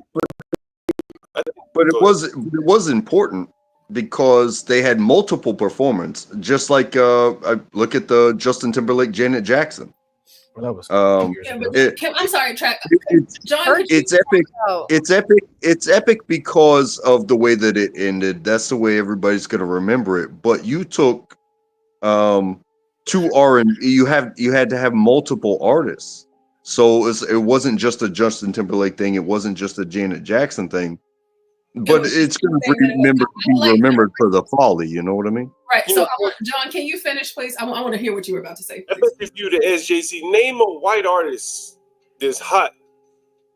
None, other than Taylor Swift, he probably can name one. If you look at the title company that he created, it was all rap music. Everybody doesn't listen to rap. The majority of the world does not listen to rap. They listen to other types of music as well. But he launched a record company. The title primarily devoted to rap music. I think it's the myopic point of view where blacks think the music world centers around them. They think they created rock and roll and blues and everything else. And I think it's just a myopic view that he thinks that everybody likes rap and everybody listens to it, and he just doesn't probably, as many blacks did. And I'll include myself. I don't listen to much music and not much outside of the hip hop, R&B type genre. So, but I'm not choosing the Super Bowl artists. And if I were, I would look for outside people to help me find really popular people. And I think he just chose what he knew. He went with what he knew. Okay. Agreed. I mean, Tidal's the same way. If you look at Tidal, when he launched the Tidal, he had that Daft Punk group up there. And they may have had one other white group, but it was a black streaming service, by and large. It was a grievance service for the black rappers and artists. And he ended up taking advantage of them at the end of the day, but nevertheless. It's business. American Man, I just typed in the chat, but American Man says, John, normally you make sense, but this take is terrible. Do you think Jay-Z could name some popular white artists and name their songs? Do you think he could really go out and choose white artists that would appeal that you could put on? I don't think he knows them. There we go. Well, he's here to answer. Yeah, yes, John, he can. This guy, like you, like have you like these guys are like Jay-Z is a little further along than just your average rapper bebopping down the street. Like I don't know if you know that this guy is in the Music Writers Hall of Fame. He wrote rap music. He didn't write. No. He's in the Music Writers Hall of Fame. You don't get there by just writing by just writing rap music, right? They got R&B Hall of Fame today. I mean, in the Rock and Roll Hall of Fame. I mean, they put blacks everywhere. They just giving them fucking awards, right? I mean, this isn't my just criticism, Black American Man. No. I get it, right? But like I think, first off, right? Fabulous had the right take on this. Fabulous said, it's ironic how blacks just come down on Jay-Z, but we don't factor in Roger Goodell or anyone else. We just assume that Jay-Z's pulling all the strings for the NFL music music division all by himself. You think Roger Goodell, Dr. Dre? Well, hold on, which I think we all know that he's not pulling the strings by himself. Because if it was anyone else, we'd be screaming white supremacy. But this is the fickle thing with black people. Well, at the least, he's feigning like he has. He's not saying, "Yeah, I don't have the approval. I can't say who's who." But look at when he launched Tidal. Look at these black people. It was a black streaming service. He had a couple just token whites, and he immediately. Yeah, he had a few whites, but I don't think he was excluding whites. I just think that blacks, John, blacks weren't getting the fair shake, right? And then he was like, "Okay, I'm gonna." Tidal. He stole the money from Tidal. I've talked about this before.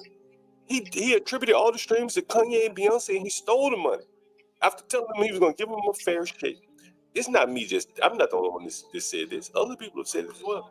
He launched. That's embezzlement. That's a federal offense. Well, they didn't get him. And so you saying he committed only if you get caught. Arrest him? Why didn't they arrest him? Only if you get caught. That's a fact. Well, clearly they had a lot of evidence to point to him doing it, because they had a Washington D.C. lawyer said that was attributed to listening to Beyonce all day, over and over and over all day. She said, "I ain't do that shit." But he stole people money and gave it to Beyonce. That's what he did under the guise of helping black people. That's what he stole people money and gave it to Beyonce. Allegedly. The evidence. I showed it to you. If you go back and look it up, or you don't make me pull it up myself. And he gave it to Beyonce and Kanye. I'm just and see, I noticed certain trends, right? And I noticed the trend that as soon as he outsmarted the small hats, there's been this campaign to paint him as someone criminal. How did he outsmart the small hats? What did he do? Oh, see, here's the problem. You people don't know. See, here's the thing. You guys think that he got duped on the Barclay deal. He was already one step ahead of them. That's how he got. See, if you're gonna ask, you got to let me answer it. Nobody mentioned that. Hold on. He was already one step ahead of them when he went and started the Rock Nation. Whatchamacallit? The management group. Hold on, John. When he started the Rock Nation Sports Agency, the sports agency was all small hat business. There was no one else getting in there. And when he started and helped LeBron and them bring Rich Paul in, that's when the entire narrative of Jay-Z the bad guy came on. Go look back to the time. No one had a problem until he did that. Then the narrative started. Bro, if you go back and look at some of the litigation regarding Tidal, again. Bro, right? Listen, right?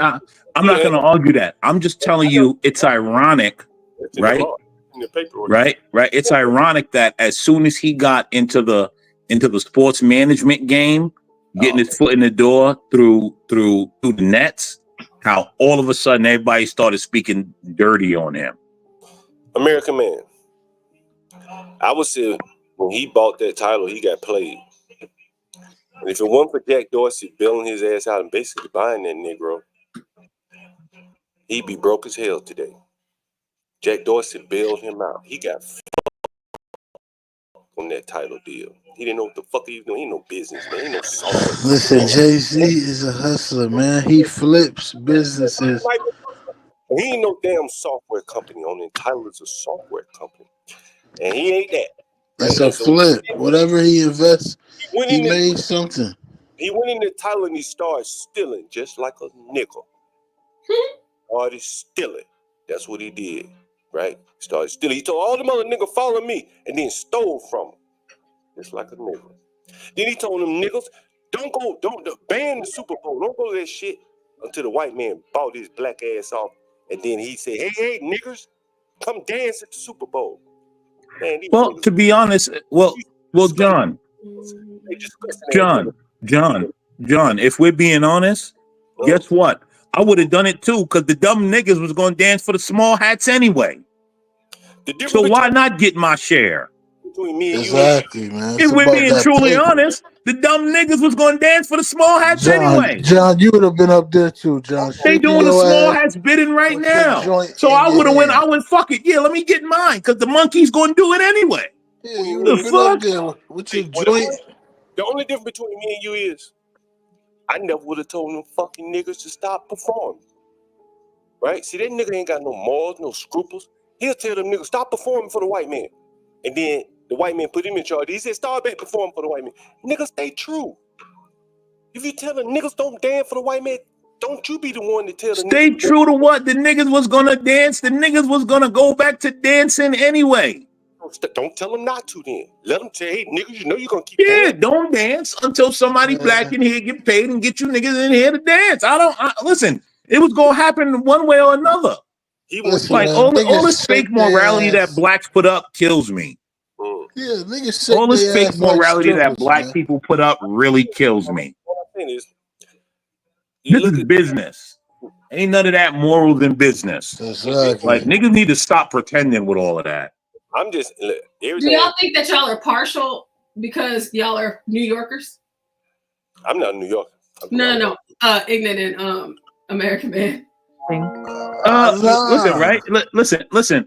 I could be honest. Yes, I am partial, but I also understand business. The niggas were going to go dance anyway. How many times the niggas boycott everything and get back to dancing? Let me stop you for 1 second. And they dance for free. American man, I'm not gonna get up here and tell people don't do something. And then as soon as I can take advantage of that situation, I tell them, okay, niggas not gonna do it. That's not, man, that's you gotta have some standards about yourself.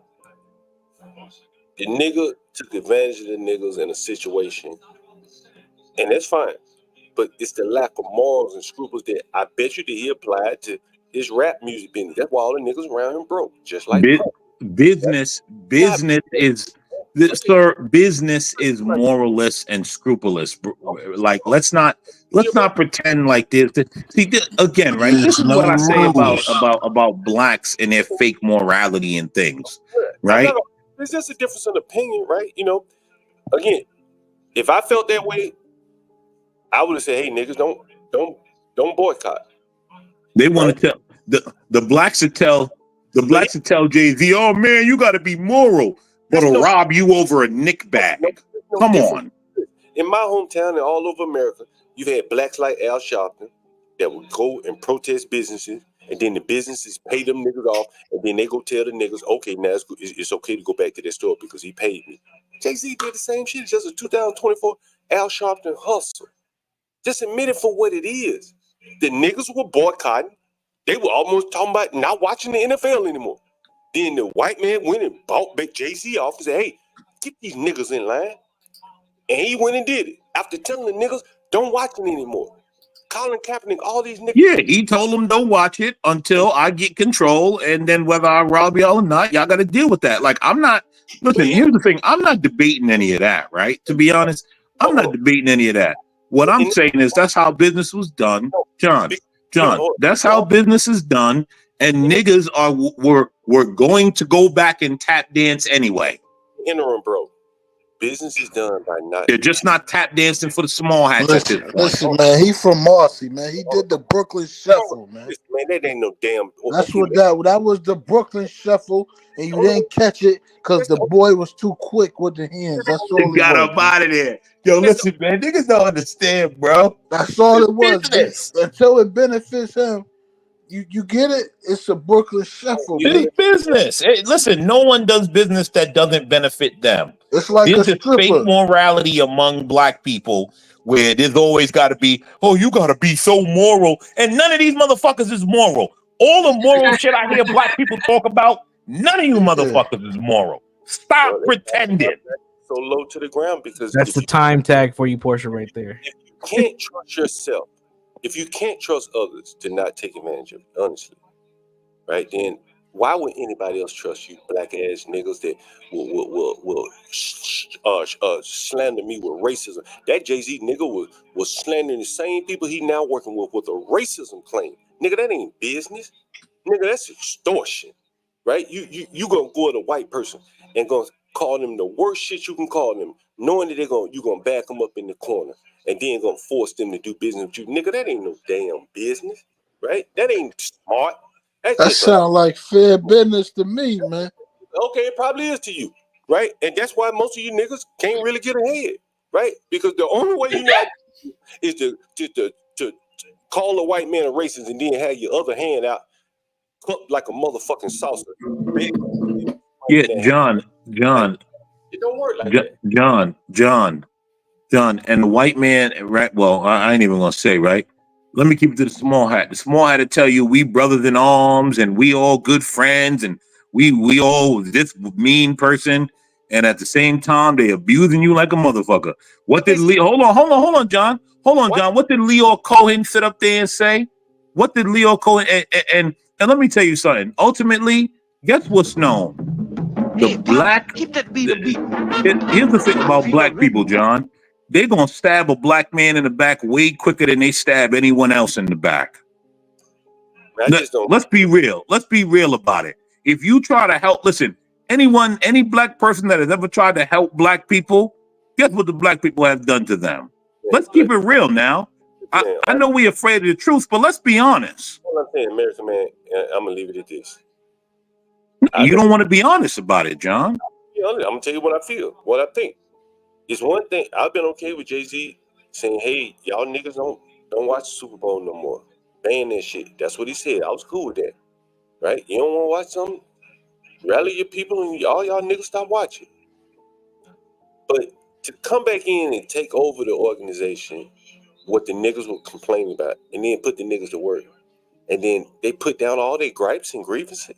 Well. Let me ask you a question. Hold on, but it's like you niggas aren't serious. Like, on one minute you were angry at these people, you call them racist, but then you'll come back and demand the shuck and jive. Now we arguing, why don't he let Lil Wayne do it? When just 3-4 years ago, the whole fucking organization was racist. I don't understand it. Like, why do these niggas even want to perform for this racist ass organization? Well, I don't disagree with that point. That's all I'm saying, right? I don't disagree with that point. But the point that I'm making, John, is the niggas was gonna go back and dance anyway, because that's what niggas do: dance and show teeth. That's it. Well, okay, and then in that sense, then I'm fine with that. But Jay-Z, right? Other niggas shouldn't be out here talking about we ain't gonna watch that no more, knowing that the niggas work. Oh man, I don't listen to niggas, bro. The fickle ass niggas knew they were gonna go back and watch sports entertainment. What the fuck? Of course, right? So what the fuck else they gonna do? Start building a country, clean up their neighborhood on Sundays? Fuck no. They knew they were gonna go back and watch goddamn football. Just admit it, nigga. You gonna watch football? Of course they were. Was out there cracking whips. Look at it. They already measured their dicks. We seen it. Jerry Jones talked about how big that nigga dick was. And you think Jamie Foxx ain't gonna watch the Cowboys on Sunday? These niggas ain't got no fucking scruples and morals. And they show you every day. I don't even know why we even take these people seriously. Right? Why we even take these motherfuckers seriously? I don't understand. And this is why nobody else takes them seriously. They just throw the racism card around just to get their I agree with that, John. And you want to know? Really quick, HB says this is why Diddy in jail now. People are tired of N-words crying racism and then have their hands out. That's why Jay-Z quiet. He knows he's next. Man, Jay-Z not next. I know y'all niggas want him to go down, but it's never gonna happen. Here's the thing, right? Cheat all these niggas. Put him to work free at the Super Bowl. That's the only thing he can fucking do is lure some free dancing and shucking and jabbing for one day a year. Well, listen. That's all niggas do, right? I mean, listen. All the shucking and jiving happens with niggas everywhere. I see it all the time. I'm the one that call it out. All the shucking and jiving from niggas constantly. Calling people racist. Jay-Z should not allow them white people that he now working for to be slandered with the racism term when he knew he didn't agree with that shit, and he knew if they offered him a goddamn job, he'd have been there. Well, maybe he did agree. Hold on. Maybe he did agree with it, and maybe, right? Maybe I don't know, because no one knows the terms, right? I guess in time will tell when people start coming out and saying, "Yeah, Jay-Z screwed me over too." Yeah, I just want to say one thing, John. Right? When people start coming out and saying he screwed me over, oh, okay. But what was the deal? Those are the things that I want to know. What are the deals, right? What are the deals that's being made? Listen, John, it's like that movie, that Players Club movie. He used what he had to get what he wanted. Yeah, I got you. And he used them big ass lips to talk his way into some paper, man. It's just the Brooklyn way. That's all I'm saying. And it is what it is. And you can't put everybody do it. You want to put it on a black thing. Brooklyn Way, he from Marcy. Why he can't teach them other niggas to get out of Marcy? He went over Oh my God. Oh my God. I hate when niggas say this. You know why I hate when black people say this? Because they don't hold nobody else to that standard. Only for some odd reason, black people always gotta lift the niggas that don't do nothing up. Oh, you gotta lift every nigga that don't do nothing up. John, let me ask you a question, John. You got several houses. How many other people have you made landlords owning several houses? I mean, at least one. I'm gonna ask you this question: if it's the Brooklyn Way, John, how many, John? Don't He ask me. said at least one. I asked you the question first. If it's the Brooklyn Way, Exactly. Let's get to the real brass tacks of it. So engineer, why when he went to Marcy, and I covered it here, the only fucking idea he had was a scam called Bitcoin. Some niggas in the project. That's all he had. Bitcoin is a scam? Bro, he made so many of his friends millionaires. Bitcoin is a scam, John? Have you made it? We come on. No, hold on. Ignorant, hold on. So is Bitcoin a scam or is Bitcoin a scam because Jay-Z fixed his lips to say it? Which one? Let's be honest. I said Bitcoin. Which one?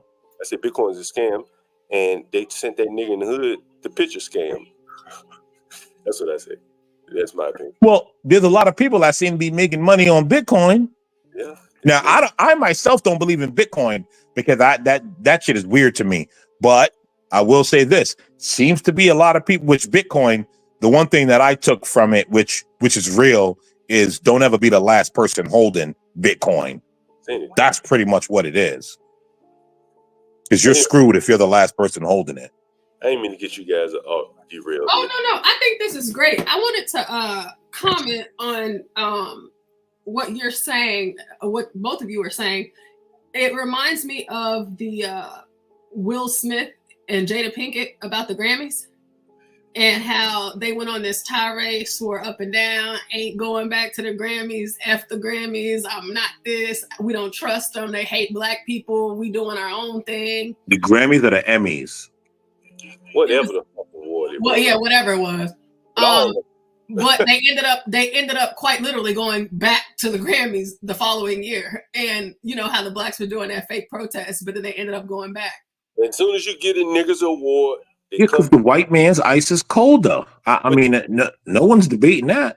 But as soon as you get in niggas what they want, like children, they stop. The white man's air conditioner is just a little bit cooler. Children act like that. They complain, they cry, then you give them what they want, then all the tears dry up. All the racism claims go away as soon as you get these motherfuckers a reward. I stopped bending to these niggas. I don't bend to no fucking nigga that had a child of me. And I think the white man would be best served. Stop bending to these niggas. All this shit is fake. The crime and racism. It just shows you with the NFL, and that same rule applies to everything. It's just a selfish game, man. Everybody out to get something. Listen, again, right? He taking advantage. If it ain't him, it's gonna be someone else. That's what I'm saying. If it ain't him, it's you, John Galt. What are you talking about? Niggas trying to get a little something. Shit out. What? If it's real, call it out. But did you motherfuckers want to monkey dance at the Super Bowl and complain about racism? Man, nobody would take you seriously. If you complain about racism, I don't disagree. I do not disagree with you, John. I 100% agree with you. That's why no one takes niggas seriously now. I'm a grown man. I don't give a fuck what somebody take. You can take whatever you take and shove it up your ass. Grown men don't care what people think about them. We move how we move in this earth like sharks, and we don't stop until we die. I don't think it's so much of caring what people think about you, but you better want to be taken serious That's Listen, you're gonna lose your life. Buy your fucking arena. Let all them motherfuckers perform. If that's what you want to have them be able to perform, buy your arena. Have them perform at the Big Three with Ice Cube on that shit. well. You want to know what the problem is, John? You want to know what the problem with that is, John? The white man's ice is colder. Say that then, goddammit. Like, just say it and stop. So let me. Like, just say it. As I said earlier, John, the fickled blacks, right? They cry, we need black this, black that. And as soon as a black person come and do something, guess what? Oh, that nigga black. We don't trust him. No. We got to be over here with the white man. His ice is colder. The fickled blacks. That's why, to me, do nothing for blacks. Let them perish. They're fickled. You know what I just thought about American Man? I think I got a picture of this shit in my phone just recently. That fucking nigga Jay-Z, people love to say he's a great businessman. I ain't here criticizing him, nothing like that. But I was right by 550 State Street. Not recently. Anyone know what 550 State Street is? Anyone know the significance of it? I think it's 550 State. Anyone know what that is? I don't know. I never heard Jay-Z rap about 550 State Street. Anybody ever heard? I think it's 550 State Street. I could be wrong. Blacks, you know, American Man, you know what I'm talking about, right? Yes. Well, Jay-Z said he used to cop bricks just right there close to the Barclays and the Atlantic Terminal Station. Am I not? Yes, John. Right around the corner. Downtown. The nigga would have had just a little bit of foresight. He could have turned them bricks. He could have bought all that land before they ever thought about building that Barclays. No foresight in these niggas. No foresight. But John, you gotta think about it. Get up with a motherfucking store. He has 30,000 people's retirements. Hold on, you gonna tell me this nigga beat the Jews when he got a store? And Don't get John mad, guys. Little niggas, you crazy. He beat the Jews, nigga, please. The Jew got the whole motherfucking Atlantic. John's music. Let me again, right? You're almost kissing the mic. You calm down, John. You almost kissing the mic. John. You in your bag. You in your bag right now. John, here's the thing. You're not listening, right? When he started the sports agency, and he brought, because as quiet as it's kept, he's the one that brought Rich Paul and LeBron and them into that. You notice how everybody started getting in their feelings over it. Go look at the timeline, John. Go pay attention to the timeline, because I did. Go look at the timeline. And then that's when they started telling blacks, because you know blacks, they don't really like other black people, especially not rich black people. They don't like poor black people and thugs. And all of a sudden they started, yeah, Jay-Z, he a scumbag. And I could tell you where that started, because I paid attention to the timeline. Blacks, why you think he didn't have the foresight to buy up Barclays Arena before the buy up Barclays Arena? Park Slope. He could have bought Park Slope right before the Jew. You say he was a big good. Hold on. Now you talking bullshit. Yeah, you I know New York. Hold on, John. You're not just gonna get off your bullshit because you're talking bullshit right now. Not only I agree with you, but do you know Park Slope and all that been bought up long time ago? You think he could have bought any? We used to work. Let me tell you, right, in a plumbing company in Brooklyn, there was a Jewish guy that used to walk around in the same suit every day. You know how long that man owned half of Park Slope, half of Borum Hill, half of Cobble Hill? You know how long that man owned it? That man ain't just start owning it yesterday. That man been owning it for damn near 40 years. Maybe he needed a partner then. Maybe he could have teamed up with the other dick slinging nigga and they would have bought up some shit. But they were too busy slinging dick harder than bullshitting and buying clubs and fake ass clothing brands. They didn't want to buy nothing real. They didn't want to do nothing real. And this is what you end up with. A bunch of niggas shucking and jiving, telling other niggas to go fucking shuck and jive. And maybe one of them spend the rest of his life in fucking prison. No talent, no skill. It's the white man made a nigga and the white man about to break these niggas. No, I listen, I disagree with the Diddy situation. Jay-Z may be up next. We never know. We're going to see. Nah. That motherfucker. Say it again. That nigga, his mouth is closed tonight. Ain't no vote for Hillary. Ain't no vote for Kamala. His fucking mouth is shut. Him and that bitch. They can't talk no more. What? They can't do no him and that basketball nigga, the ball chasing nigga. They all quiet now. They got their rap agency, whatever the fuck you say they got. Why would they speak? No one's speaking. This is the irony of black people. This is the irony of black people. This is the irony of black people, right? They give everyone else a pass, but only attack other black people. That's why you people are a joke to other people.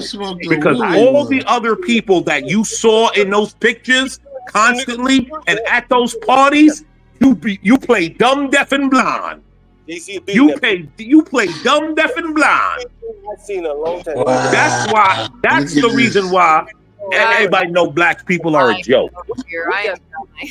We got 2 billionaire niggas in there. Yeah, nigga, play dumb, deaf, and blind to Schneerson. Play dumb, deaf, and blind to all them other people. It's a shakedown. What are we watching, Portia? That's all it is, John. It's a shakedown. Play dumb, deaf, and blind. That's what y'all trained to do. If you don't own shit, you will get shut down. You can own shit and they still shut you down. Black facing is crazy. They're black, Lolo. Them niggas own nothing. Black people black facing is even crazier. Yeah. Black. You got Anyway, you got 2 billionaire niggas don't own not one fact. I'll be right back, John. I'll be right back. Printing company. You gotta look it up. Jay-Z owns shit. Their fucking restaurants, they can't even keep the motherfucker passing inspection. Justin's closed down in Atlanta. Ain't nobody eating these motherfuckers' restaurants. Ain't nobody wearing their clothes no more. Where the business at? They crying racism. Diageo won't give me a better deal. Gimme. That's all they got. Gimme got shot in the parking lot. Sure did. Why George Clooney ain't crying? He ain't come here to DC. He ain't come here to DC begging the white man, the Congress members, to help him get a better deal. He created this shit. You gotta call it what it is, bro. John High says, how do you feel about 50 Cent? I like 50 Cent. Be honest with you. I think he got some talent. So you like 50 Cent over Jay-Z? Hell yeah. Talent, bro. 50 got talent, man. You can't take that away from him. Like 50. He lives in Texas now. You can like them, dislike them, but they sell. They work. And the biggest measure I would say is like other people around him are loyal. They've done well for themselves. They won't go against him the way niggas going against Puffy. You look at what Puffy went to try today. Where are all the people that you'd expect a billionaire to have in support for him? Everybody done flee the ship like rats. And then now they waiting on Jay-Z because nobody likes them niggas. Because they know how them niggas do business. They know how they get down. And now everybody is waiting on them niggas to downfall. You watch how the motherfuckers come out just the same way they did with Puffy. If and when they come in, Jay-Z. These niggas got to be billionaires, not through their hard work and effort. Just race hustling almost the same way that they did with the NFL. White man came along, made them up, built them up. It was all fake, clearly. They don't own shit. The houses that they live in. See, what you don't get is even though they billionaires, they still are black. So you may not understand how it feels for a black man to have good standards for his people and feel and want good things, even though I got all this money. Because there's interviews where Puffy and Jay-Z is talking about helping their community, helping and putting in infrastructures for things to work out for the black community specifically. So, niggas, and every 4 years, they came and did their dance. That was their job. That was their black job, bro. That's how they got rich. Every 4 years, they got rich, nigga. Had to vote. That was their black job. That was their black billionaire job. Yep. And when that fucking black nigga Puffy was no longer useful, they took his black job away. Now you going to where the other blacks go to work. You see that comment on the screen, John? I'm a nigga's nigga. now he going to do another black job, right? Well, the other blacks that don't want to work out here in the real world, well, they go to do their black job. Go to prison, right where he belongs. Facts. Tough guy. Pimp. What the pimp, fuck going pimp, on here, man? Pimp. What's good? Pimp, hooray. Wow. Fuck going on, man? What y'all niggas doing? We're talking. You know, tough guy, you crazy. Just coming in. You haven't been listening. We're talking about Jay-Z. I'm sorry. No, you're good. We love it, whatever. Well, I do. I love it, whatever you are in this mode and you get going. Garion says Jay-Z owns 12% of Uber. John Galt. Oh, y'all talking about Jay-Z's ass? Oh, shit. That is true. Things are given, they can be taken away. That nigga didn't create no Uber. He had a long time to create Uber. I can't tell you. Go outside Marcy Projects, man. You ain't gotta believe me, man. Right there, these niggas love claiming their hometown from Marcy. He love to say, look around Marcy. He ain't done shit. Niggas still living in Marcy the same way they did when he left there. All he came back to them with what, a Bitcoin scam. Hey, just tell me what it is. Hey, John, do you mind if we see what Fabulous had to say? Yeah, sure, go ahead.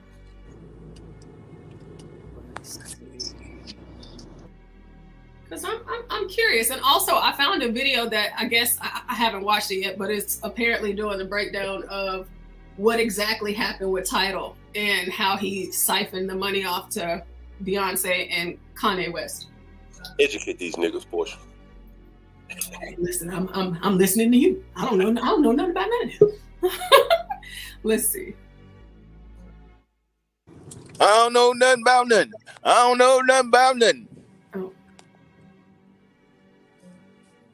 Oh, can't hear it. Give me. Y'all ain't never heard that French Montana song? I ain't worried about nothing. I heard it. It's a banger. In the ain't been worried about nothing. Nigga, I ain't worried about nothing. Maybe a sound will play this time. What's up, White? Your DJ White is back again with legendary Fab. Lord. Skip through a BB. Skip that headlines. Like solely on Jay-Z. Here we go. Playing in upcoming Super Bowl halftime show. Like solely on Jay-Z, when I don't think that's the truth. I think it's a committee, it's a board. I feel like it's different people who come into play when decisions like that are made. I do think it would have been great for Lil Wayne to be, just because of how much he's done in the game and how much he's meant to New Orleans, and that would have been a great opportunity. Never know if he's going to be included, if that was something that was behind the scenes. I think it was interesting that Kendrick got it after the Drake battle and shit too. I think that's more something that should be talked about. That's the part you niggas don't understand. Halftime show, and Kendrick Lamar's up for 5 Grammys for that song. I thought you niggas don't know business. You niggas don't know how business works. Hold on, American man, hold on. Really quick. How many? They not like us. They not like us. Y'all hold on. Nigga, shut your Y'all hold on ass real up, quick. nigga. American man, shut your ass up, nigga. For the people that aren't able to look at the screen, so Funkmaster Flex wrote a tweet, or X. He says, we got to stop blaming Jay-Z for everything. The NFL has never cared about people of color before Jay-Z, before Colin. The NFL has accomplished turning us against each other. This wouldn't have happened in Taylor Swift's hometown. Lil Wayne legacy already written in stone. That's what the tweet says, and that seems like that's what maybe possibly Fabulous is responding to. Man, fuck Funkmaster Flex, that faggot ass nigga. Anyway, that's just my take on that. Criminals. Yeah, I don't like Funkmaster Flex too. Fuck that nigga. Yeah, you're right about that one. Criminals, We agree on rapists, talentless niggas. That nigga said criminals, rapists, murderers. John. That nigga John. Again, John. How many? John been drinking. Yeah, John is smacked. How many blacks have you put on, John? They not That's like the thing. I mean, John, he put me on. How many? He put me on. I'm black. I'm black. Come on, Portia. Stop it. Stop it, please. Nigga, How many blacks have you put on, John? My buddy Chris called me the other day. He said, man, you know, I really want to thank you for introducing me to Master Cam. We had niggas like CKJ3 come So up you here. sent them to the Chinaman. Good job. Yeah, How many blacks have you put on? CKJ3 come up here and he said, man, you know, Mr. Cam, Master Cam, it really helped my cousin, my family member. So the Chinamen helping them. Praise the Chinamen. Nigga, they wouldn't be here. We didn't put it all together, right?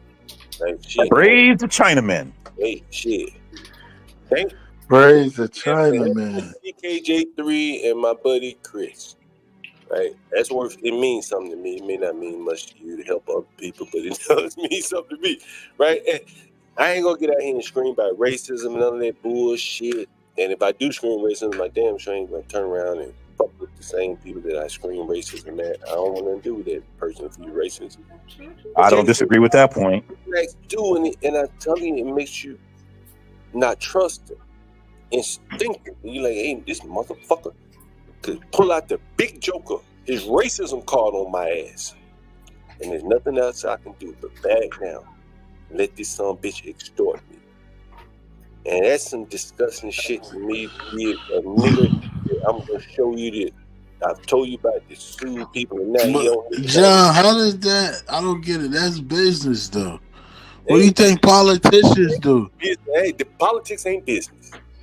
You don't go out here and extort people with the big joke of racism card. That's what politicians do. Nigga, that all you niggas think about is politics, right? Who you gonna vote for, nigga? What are you gonna do, right? Stop voting all the time. Stop focusing on the voting and focus on what you Who is talking about voting? I'm telling you, what they did was a political.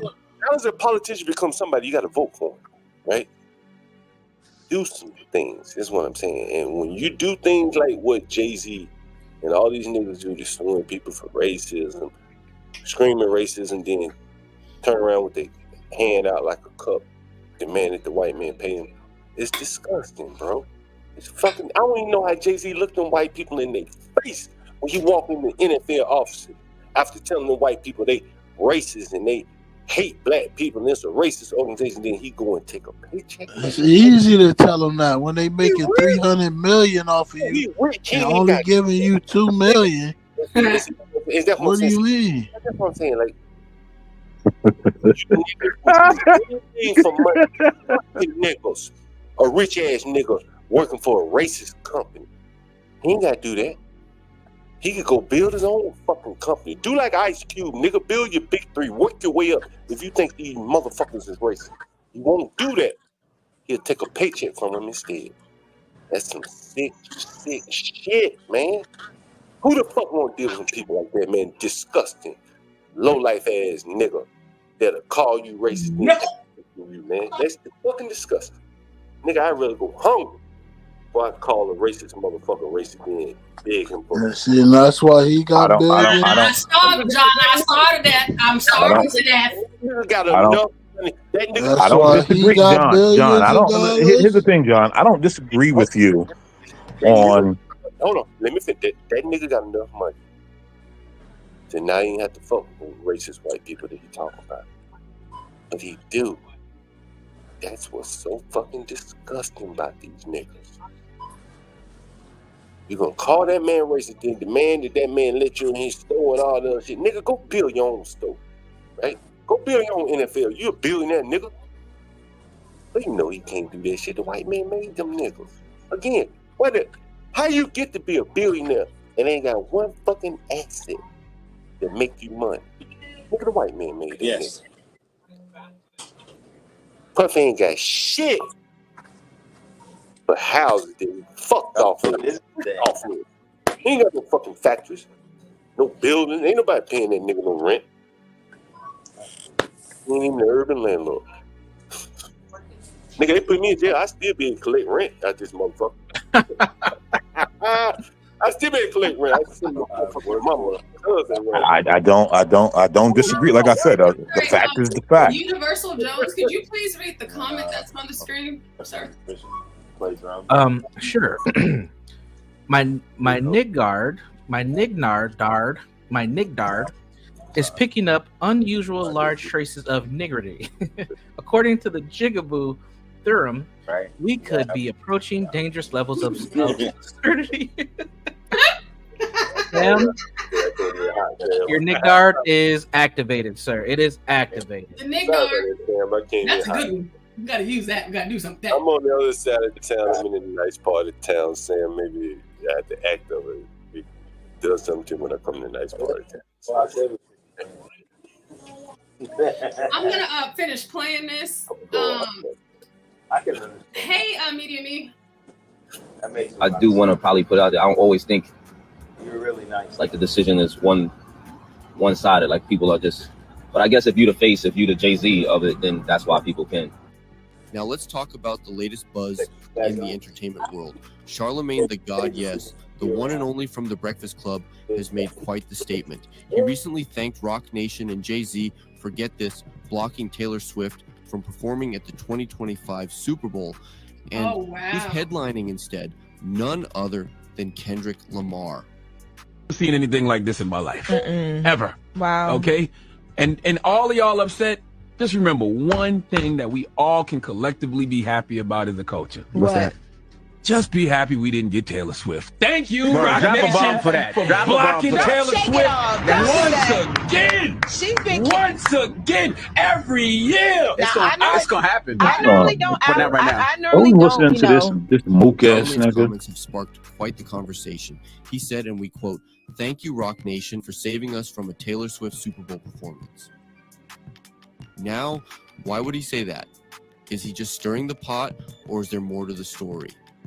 As we all know, the Super Bowl halftime show is a massive deal, and Kendrick Lamar is an artist who brings the house down every time.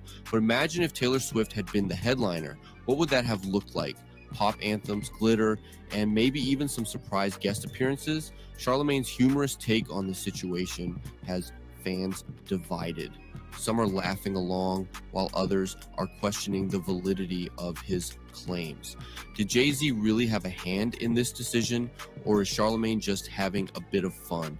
One thing's for sure, though, this kind of banter is what keeps the entertainment world spinning.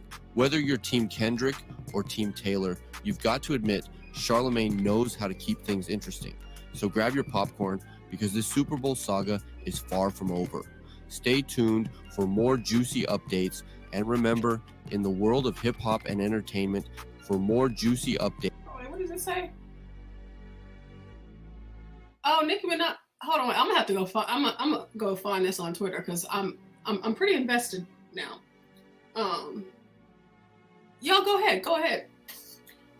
Until I find this Nicki Minaj tweet because I want to see the whole thing. Listen, right, Nicki. It amazes me how Nicki. Well, I get it, but it amazes me how Nicki's sending this tweet out. She from up there too. She from y'all's little neck of the woods. She's from Queens. But I want to say this. So I did see somebody had brought up the stats of like the last Super Bowls in cities and the most popular artists from that city. A lot of them didn't get the Super Bowl. That's neither here nor there. There was a big argument about Drake, and Kendrick, and they said Drake was offered the Super Bowl 2 times and he turned it down. So, I mean, as far as Super Bowl performances, I know Kendrick's gonna put on the show. Taylor Swift, she probably would have put on one too. I mean, it is Taylor Swift. Yeah, I mean, she would have put on one too. So we're not going to pretend like she wouldn't have probably killed it too. So, but yeah, it's one of those things. I mean, right now, I think they said hip hop is the #1 genre in music. I think it became that a couple of years ago. So I mean, it is part of the chorus. And then you have Kendrick, who had that smash hit, and they had that beef. So I mean, it kind of makes sense for him to do it. So yeah. Again, people don't understand business. Everybody just in their feelings. Yeah. Let me ask you the universal question. I'm sorry. Go ahead. My bad. And here's the thing. I expect Nicki to make that statement because Lil Wayne put her on, right? Yep. You want to know why Lil Wayne didn't come out and say anything about Jay-Z? Mentor. Yeah, mentor. He helped him with well, taxes and well, stuff. hold on. Not just that. You want to know why? Because Jay-Z got that nigga out the bind when Lil Wayne was about to be broke. Yeah. Jay-Z got him out the bind. Where you niggas talking about that? Let's go, John Galt. Get it in, nigga. I say you niggas just be babbling.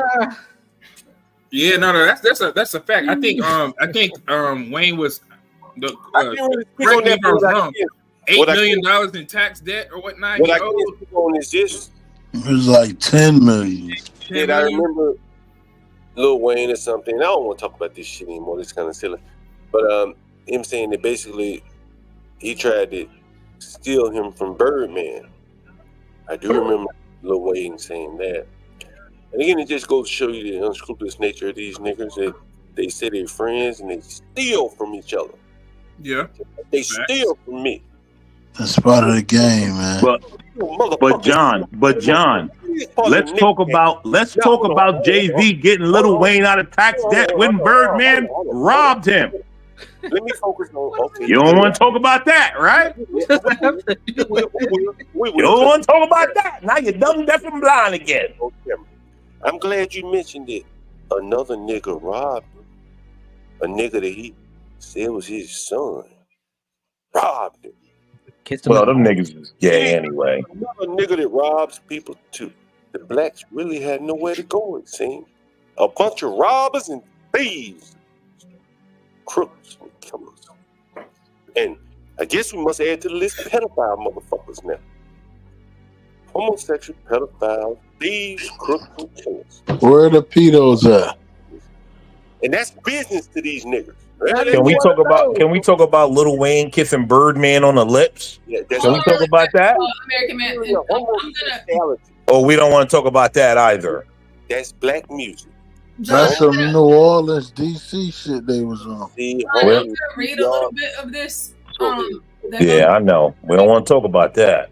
It says, many have blamed Jay-Z for the decision, accusing him of purposely snubbing Wayne due to their past beef. While Jay-Z certainly influences the decision, beef. It's reportedly down to the Super Bowl's hosting city to decide who headlines the halftime show.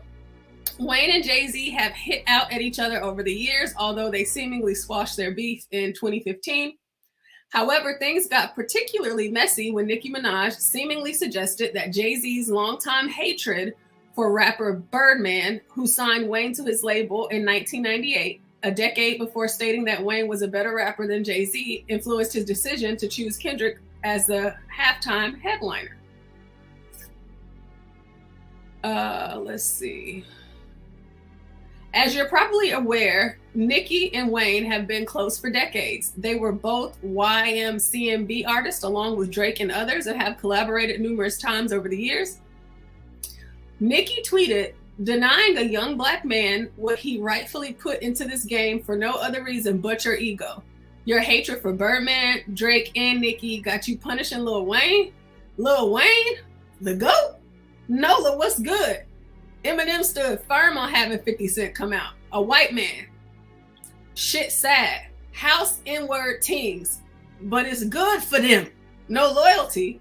Well, the N-words will keep on sunning you. Wow. Wow. And by the way, you don't know half of what Lil Wayne has done for me and others. Wayne had Drake and I on his tour with no paper sign. He was on all of my mixtapes with no paper sign. This man has literally changed the face of hip hop. The hair too. He inspired so many to tat their faces and get locks, inspired your faves to want to be a great MC. He never was in this for the money. It was always for the love of the music. God forbid if Wayne was to leave this earth right now, the culture would be in mourning. That's why so many people keep saying to give our legends their flowers while they are still around to smell them. Sitting around all day playing games with people's life and legacy. Nicki also appeared to reference Jay-Z's controversial decision to partner with NFL shortly after the league was scrutinized for its treatment of former 49ers player Colin Kaepernick, who famously began taking a knee during the national anthem to protest police brutality and injustice. Roc Nation's decision to partner with the NFL so soon afterwards was deemed a betrayal of Colin by some. However, according to the Washington Post, Jay-Z said the partnership would help the NFL build on its social justice initiatives. Nicki tweeted, "One N-word took a knee, the other N-word took the bag. He gonna get you N-words in line every effing time." Nicki later added, "You can love and respect Kendrick and still love and respect Wayne. Even Kendrick loves and respects Wayne. Every real rapper loves and respects Wayne." Several other artists, like Master P and Boosie Badass, I love me some Bootsy, also publicly condemned the NFL's decision to have Kendrick perform at the halftime show. Oh, wow. Wow, this is getting messy. So there we have it. We'll keep you posted if anything else unfolds. Now I have to know what Master P and Boosie said. But you guys go ahead. Portia, do you remember what Lil Wayne said about that white man that saved his life? Yes, I do. Yes, I do. That white officer? Yeah, he did. Yeah, he tells that story. Well, I forget his name. I used to know it off the top of my head. He disavowed Black Lives Matter with that. Oh, yeah, for sure. You think he would have told that story if he was a black cop? Yes. Black cop probably wouldn't know how to do the shit. Oh, what is CPR? What is CPR? Not give a fuck enough to say that, nigga. So Oh, shit. Tyree Nichols type cop that showed up. But John, in that video, Lil Wayne actually said the black. I'm gonna pull that video up. See, I'm very interested. I'm invested now. I'm gonna pull it up, Portia. You gonna see what Lil Wayne said about the black cop. Pull up Portia. That's what we're gonna call you. I Pull it up. wonder if that interview had anything to do with them keeping Lil Wayne out. You know, because Drake and Lil Wayne would have been a bigger hit. Drake is the headliner with Lil Wayne. That would have been big. That would have been much bigger than whoever the hell Kendrick Lamar. Facts. But that Lil Wayne statement just came to my head. I said, damn, like, you don't want that playing during the Super Bowl. He said the black cops just. What did he say? What did he say about the white cop? That's what I'm most interested in. What did he say about the white cop? Here's the thing. I believe the black cops walk right on. Anytime I see a black cop, I fear for my life. What the way these niggas behave, you might ought to keep going. You break a nigga real trying to save his life, that son bitch get up and shoot. Anytime I see a black cop, you right, John. You right. Save your life, and you. Right. I mean, which. Let me make sure y'all can see it on my screen. But bro, you got to remember, a lot of black folks, they're tourniquets and stuff like that. Just thinking about pulling off your belt and saving somebody's life. They don't have that. Myself. We don't have that. I was in the house. Police knocked on the door. I was right there. They knocked the door down. Everybody jumped over my body to go get the guns and drugs and whatever they could find.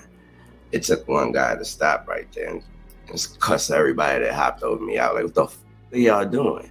They said, oh, no. We was going to see if what the f are y'all doing? We called the ambulance. An ambulance, do you not see this kid on the floor with this hole in his chest? Say, you drive. Pick me up. Brought me to the hospital. He didn't drop me off at the ambulance and say, you take him. He brought me to the hospital room and made two and stood there and waited till the doctor said he's gonna make it. He said, don't worry, my name's Uncle Bob. He was white as snow. Them that hopped over me was blacker than me. Was he a cop? Yeah, he was a cop. My life was saved by a white man. I don't know what racism is. I know And Lil Wayne is telling the truth. Yeah, cops do this every day. He said this several times. He said the this. black man, he said he was blacker than him and he stepped over his body. Portia, he said this several times. It was an interview on, I think, 60 Minutes. It might have been where he was talking about his shows, and he said he don't see racism because when you go to a show, it's like 70% of the people are white. Yeah, it's all white people. Right. So he's Same like, thing at All Kendrick. white people. Same thing at Kendrick shows. yeah, exactly. It's like, dang, okay. HB says Lil Wayne endorsed Trump too in his first term, and Trump pardoned Lil Wayne. I think that has a lot to do with it. It's a fact. We're not going to talk about black people and Trump. We've been down that road several times. So now that we did that, there's one more. Okay, here we go. I am going to go ahead and find Portia, are you going to bring up what Lil Wayne said about Jay-Z helping him out, or we're going to ignore that and we're just going to go to all these people speaking negative because we have a narrative that we want to push? Which one are we going to do? Come on. We're pushing narratives on the Are Galt we channel. going to do both sides, or are we only going to do one side? You got to change your name back to the most hated plumber. I can find something. I got to change my name back to the most hated. I got to change it back. American Man, if you want to, you can. If you find something and you put it in the back chat. Here we go. Oh, this is a good place to start with the niggers. Here we go. No, I'm being for real. Like you have to understand how much work I'm doing right now. So Nigga, we got a lot of ammo, nigga. Or Universal, or anybody. Here we go. John, Here we go. We're gonna start off in a good place. A nigga. Now, American Man, you said, what do I need to look up now? No. It's okay, Portia. You do a lot of work, Portia. Thank you very much. I don't want to add anything else to your plate. I don't know what I'm talking about. Let the narratives roll out, baby. Let the narratives I'm about roll to out. find it. I'm about to find it. I posted in the Let chat. the narratives roll out. I'm back, guys. I bet you was Lil Wayne Roll out the narratives.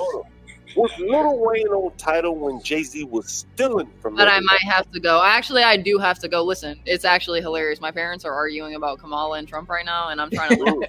You should record it so we can listen to it later. No, put them on the stream. You should record it so we can listen to it later. No, I'm gonna try. I did ask them because they try to. They just called. That's why I was going. They try to call me in there, trying to ask my opinion on it. I'm like, listen, guys, like, I'm not into politics. It's real bad. It's real bad. But I will update you guys. Okay, so I'll see you later. Don't get too traumatized. Okay, I won't. Goodbye, guys. Love you. Bye, love He ya. loves us. Portia, hold on. We want to set some table manners here. Was Lil Wayne on title because that's what Jay-Z was stealing from niggas? Was because if Lil Wayne was on title, that means Jay-Z stole from that nigga. Yes, he did. No.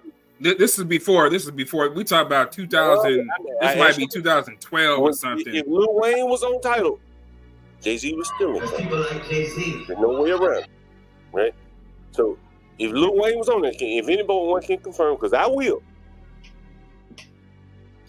we're gonna see if Lil Wayne was on that motherfucking title because again, Jay-Z was stealing from other niggas that he's supposed to love so much that he's supposed to be sheltering from the white racist men of the NFL, and he used that vehicle to steal.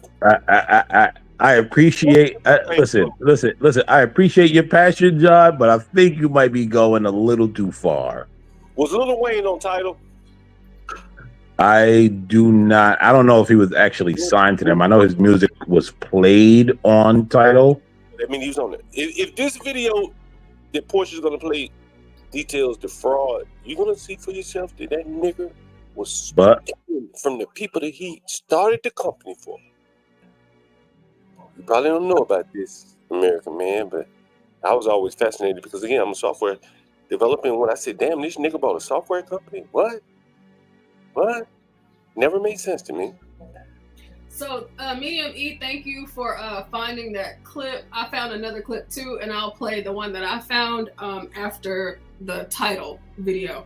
So we're going to watch this one, and then we'll hop into the title scandal. That's people like Jay-Z. I mean, he helped me when I was really, really, really down. Really, really, really down. There's people like Swiss Beats that's gonna send me every beat he make and want me to rap on every single one until I got my situation straight. He don't want me to talk about it, don't want me to tell nobody. Jay don't want me to tell nobody. That man helped me with my tax. These are real friends, y'all. Shout out to my nigga Jay. Shout out to my nigga Swiss. Shout out to my brother Chance. Music. Y'all know his name? Now, why Lil Wayne lying like that? Why he lying, John? He helped him pay a bill. Why he lying, John? He helped him pay a bill. He helped him pay a bill. He helped him pay a bill, or the nigga about to get out? Nigga about to go to jail because you ain't talking about he owed $10,000 in taxes. I don't know what he owed. He could have You worked talk it about out. millions. Ain't You know what I'm taking away saying? This is why I don't talk to niggas, because niggas just can't be honest at no point in their life. Money back from the nigga.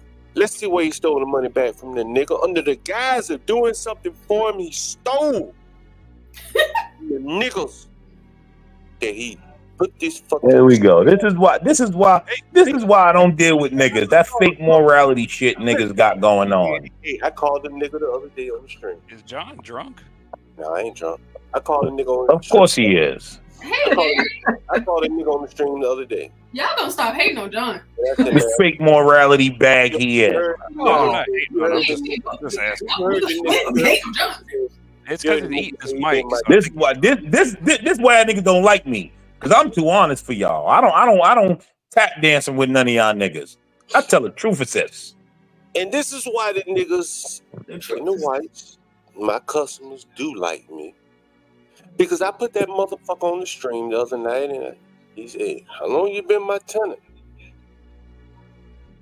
What's John Galt like? As long as he pay you. If he stop paying you, you ain't letting him stay there a month free. You ain't helping him out. Does he repair? Does he steal a cheap? Go back. Find all the streams where you said you putting them out, John. Find all the streams. I got keys, nigga. I can go in these people's places and steal from them. Yeah, that's right. You putting them out. Soon as the money stop, John Galt, stop being your friend. I can go in there and steal. Stop pretending, nigga. It's okay. I can go in there and steal from him. I'm the only one up here on the stream understand your business and why you do it. I cannot repair things. And he would got up here and said, man, you know, he don't repair shit. But he ain't say that. You seen my place and ain't nobody out here saying I'm stealing from them.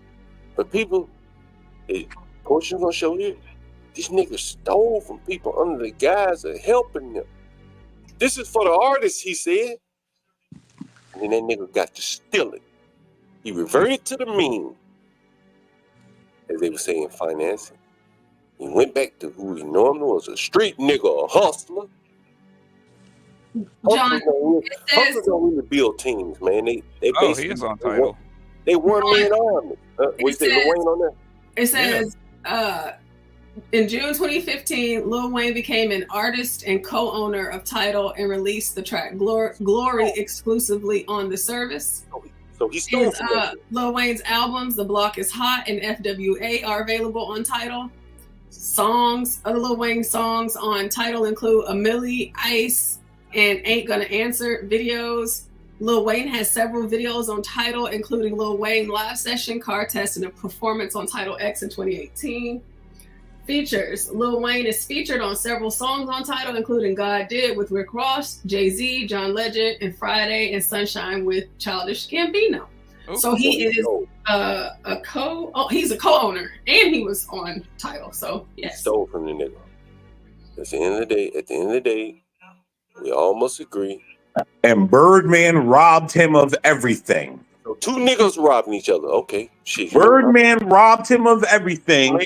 And Jay-Z paid his taxes and got him on Tidal. And you ain't hear Lil Wayne come out yet and say, oh yeah, Jay-Z robbed me. Just a nigga on the internet talking about who Jay-Z robbed. I got a handful of space here. Just Nigga, chill. Take a seat. A bunch of niggas robbing, stealing, and killing. I got a handful of spades over here. Right? Shit. Yeah, you Lil Wayne ain't saying it. You Lil Wayne's attorney all of a sudden. Saying things Lil Wayne ain't said. When we play this title, you're going to hear how he stole from niggas. You're going to hear how he stole from them. Under the I'm about to get banned. They're going to ban me from this channel. The guys of telling them niggas this is for you. And he immediately got the business. Hustling. As ignorant say. You know, niggas, it's a one-man business, hustling. I'm a hustler. I've never seen a team of hustlers. It's a one-man business. And they usually hustling each other. And Jay-Z hustling them niggas for him and his wife's benefit. So we're gonna let Portia play the tape, and then you don't have to prove, you don't have to take my word. All right, so I'll play it right now. Let's see.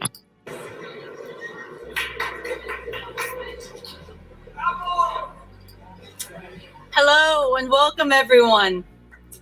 Tidal is a global and rapidly expanding streaming platform. We're here today to offer something different. Now, we are proud to introduce you to the future of music. The future of music. This is what Tidal was supposed to be. You might remember a lot of publicity surrounding it a few years ago, but recently it seems to have faded away. Owned by Jay-Z, it was supposed to be the next big thing in streaming, a service that paid artists what they deserved, where you could get the best sound quality. So what happened? Why didn't it take off?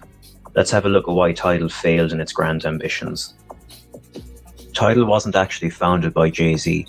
He bought it in 2014 from a Norwegian company called Aspiro. After he bought it, a huge marketing campaign was launched to try and raise Tidal's profile. Many popular artists posted with the hashtag #TidalForAll on their social media accounts. And on March 30th, 2015, a press conference was held to promote Tidal to the mass market. Two things were emphasized that made Tidal different to its competitors like Spotify. The first is that Tidal is an artist-owned service. Many high-profile artists were at the press conference, including people like Madonna, Daft Punk, and of course Jay-Z. Some of the artists present were also announced to have a stake in Tidal's ownership. It was like a for artists, by artists kind of thing. They promised to address the issue of low streaming payments to artists. The amount of money artists get for streams is extremely low. Even though the amount can vary, Spotify tends to pay out roughly $0.004 per stream. This means that for every 1 million streams you get, Spotify would pay out roughly $4,000. This doesn't even account for record labels and management taking their cut, meaning the artists behind the music mightn't see much of that money at all. Tidal promised bigger payouts for streams, though they didn't specify how much at the press conference. It was also announced that Tidal would have 2 subscription plans available, the first of these being a standard $9.99 per month subscription, which gives access to the full Tidal music library at 320 kilobytes per second bitrate. Sound quality is generally described by its bitrate, which describes the amount of data or bits that can be processed per second. 320 kilobytes per second is generally considered decent sound quality, and was the standard for streaming at the time. This is also the highest streaming quality that Spotify offers. However, even though 320 kilobytes per second is pretty good, it's not as good as the sound quality on CDs. Tidal's second subscription plan addressed this problem. The second subscription plan was a high fidelity or a hi-fi plan for $19.99 per month, which offered lossless CD quality audio at 1,411 kilobytes per second. So all of this sounds great. A service owned by artists that addresses low streaming payments and with higher sound quality than its competitors. So why didn't it take off? Well, the press conference is one of the most awkward, cringy things you'll ever see in your entire life. I'll link the full press conference down in the description. I had to watch this thing in segments. It's that bad. Every great movement has been started by a few brave people who band together for a common cause. Madonna.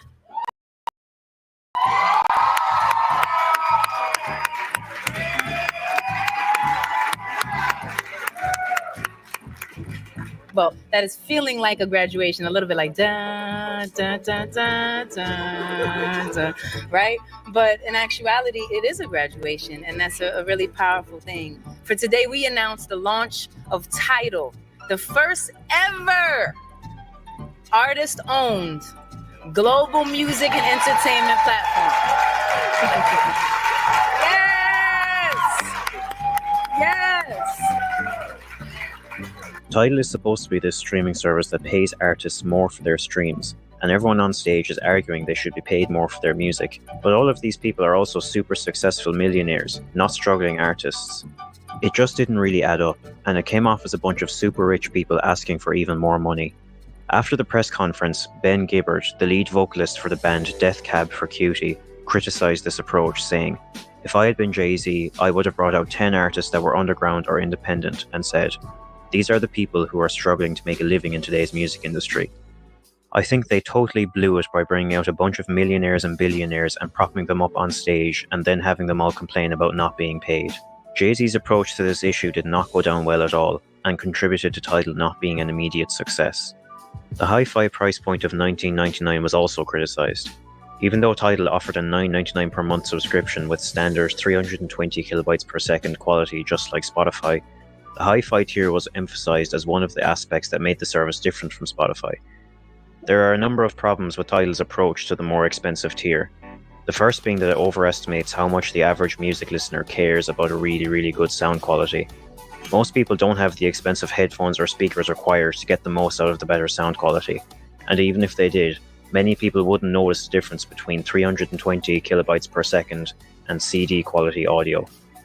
There is a niche market of people who will notice the difference and will want the best audio quality possible, but this is a much smaller portion of people and not the mass market.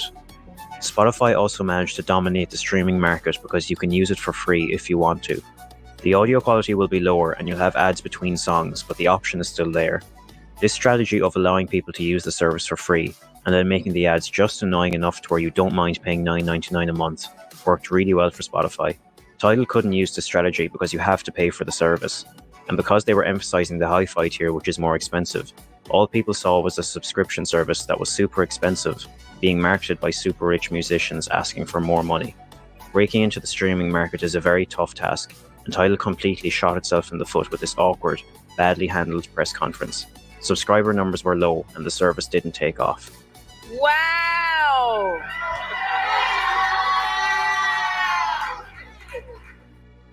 Fast forward to 2016. To try and boost subscriber numbers, Tidal's next strategy was to put albums on their service exclusively, that you couldn't stream anywhere else. One of the first and most prominent of these albums was Kanye West's The Life of Pablo, released on Tidal on the 14th of February 2016. Tidal initially didn't report the album's streaming numbers to the public, and this definitely isn't a good sign. If a company ever doesn't report how its product is doing, chances are it's probably doing badly.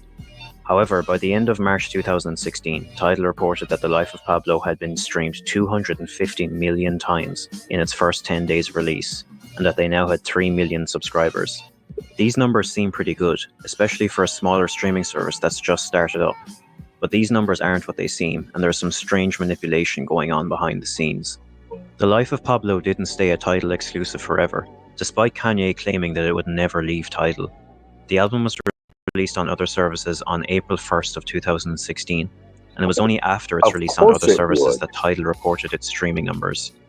In order to be eligible to chart on the Billboard 200 albums chart in the US, you have to report how well your album is doing to Nielsen Music. Since Tidal didn't report how well The Life of Pablo was doing for roughly its first 6 weeks of release, it didn't appear on the Billboard 200 at all during this time. This is likely because if they had reported the numbers, the album would have debuted very low on the Billboard 200 chart. It would be very embarrassing for both Kanye and Tidal if streaming numbers were so low that the album started at number 198 or something like that. Instead, they waited until a massive number of people on other streaming services were listening to the album, and then reported how well the album was doing, so that it went straight to number 1 on the Billboard 200. This is a clever tactic, but quite misleading, and the fact that they had to do this at all just shows that not many people were using Tidal. To add to this manipulation, in January of 2017, a Norwegian newspaper named Today's Business alleged that Tidal's claim of 3 million subscribers after The Life of Pablo's release was inflated by reactivating old accounts and including users on free trials. Furthermore, when Tidal released its monthly report to music labels in March of 2016, it stated it had 1.2 million activated accounts and 850,000 subscribers. This was the same month it claimed to the public it had reached 3 million subscribers. Tidal continued their strategy of releasing albums exclusively on their service. The most notable of these were Beyoncé's Lemonade and Jay-Z's 444. Both of these albums were fairly successful, but in 2018, Tidal was accused once again by the same Norwegian newspaper of falsifying streaming numbers. This time they claimed to have conclusive evidence. They had come into possession of a hard drive that contained billions of rows of internal Tidal data. The paper claimed that Beyoncé's and Kanye West's listener numbers on Tidal have been manipulated to the tune of several 100 million false plays, which has generated massive royalty payouts at the expense of other artists. Tidal has claimed that The Life of Pablo was streamed 250 million times in 10 days and that they have 3 million subscribers. Well, this means that Tidal would need every single one of its 3 million subscribers to stream the album around 8 times a day for 10 days to make up the 250 million streams they were claiming the album had gotten. It's very important to note that Tidal's claim of 3 million subscribers is also very likely not true, and that the actual number is closer to 1 million. Therefore, it's more likely that every single one of its 1 million subscribers would need to stream the album 25 times a day for 10 days to make up the 250 million. Portia. This is extreme. Oh, Portia. All right, excuse me. Thank you, Portia. So who did he rob? Give me a minute to explain. So basically, here we go. Basically, y'all niggas gotta get into the babble. Can we finish the video first? Yeah, go ahead, Portia. Because it might tell us. It's only about 2.5, 3 minutes. Here we go. Extremely unlikely to have actually happened, and even on the surface looks quite questionable. Today's Business supported their claims with findings by the Norwegian University of Science and Technology, who agreed that through their analysis of the data on the hard drive that the streaming numbers had been intentionally manipulated. Despite releasing a statement denying all wrongdoing, Tidal said it would investigate how a data breach resulted in Today's Business obtaining the hard drive they got their data from. If Tidal is denying all wrongdoing, why would they investigate a data breach unless at least some of the data on the hard drive is true? It's clear that Tidal has developed a reputation for false claims regarding their subscriber and streaming numbers. Tidal also hasn't addressed the issue of subscriber numbers since its claim of having reached 3 million subscribers in March 2016. The service's emphasis on high fidelity, album exclusives, and higher royalty payments for artists has also failed to catch on with consumers. So what's Tidal like right now in 2020? Since their exclusive album strategy failed, they've mostly focused on improving the service itself. I've actually been using Tidal since mid-2017 because it was the only service that had hi-fi quality, and at the time you could only stream Jay-Z's albums on Tidal. Back in 2017, the user interface for both the mobile app and the desktop app wasn't very good. Both apps were also really buggy, especially on the desktop. I remember sometimes I'd click on the song to play it, and instead of playing it would just load indefinitely, and you'd have to close down the app and open it again to get it to work. Literally the most basic thing you'd expect from a streaming app, playing songs, didn't always work. Back then, the desktop app looked more like something you'd see during the 2000s, back in the Windows 7 days. But since those bad times, the service has improved a lot. Both the desktop app and the mobile app are a lot more intuitive than they once were, and feel a lot smoother to use in 2020. One thing Tidal used to severely lack was the personalization that Spotify is known so well for. Daily mixes, social media integration, and even recommended tracks were either completely absent on Tidal or not very well implemented.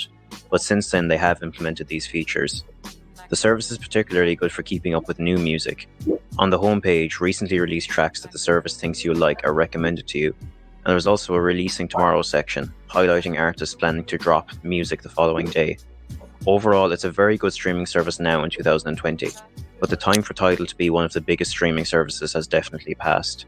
It's cool as a service that appeals to a niche market of hi-fi listeners, but it has ultimately failed in its ambitions to be a hugely successful service that solves the problems of low streaming payments for artists.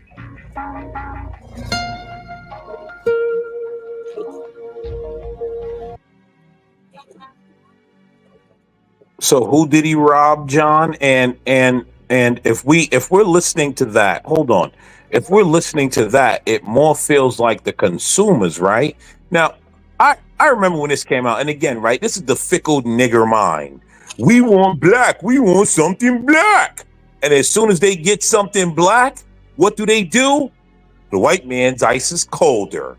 Like all of you niggas do up here. Right? So, I mean, what's the problem? Like, everybody was crying about something black, and the guy just said, black folks didn't even support it. I remember my nephew, right? When I had Tidal, I said to my nephew, I said, yo, you got Tidal? I use Apple Music. Oh, okay, none of you niggas ain't supporting that, but you're all crying for something black, right? He gave you hi-fi music. You heard what the guy said, right? The guy said he was offering you hi-fi music. The average smooth brain did not want hi-fi music. So who did he rob, John? This is what I say, niggas just be babbling.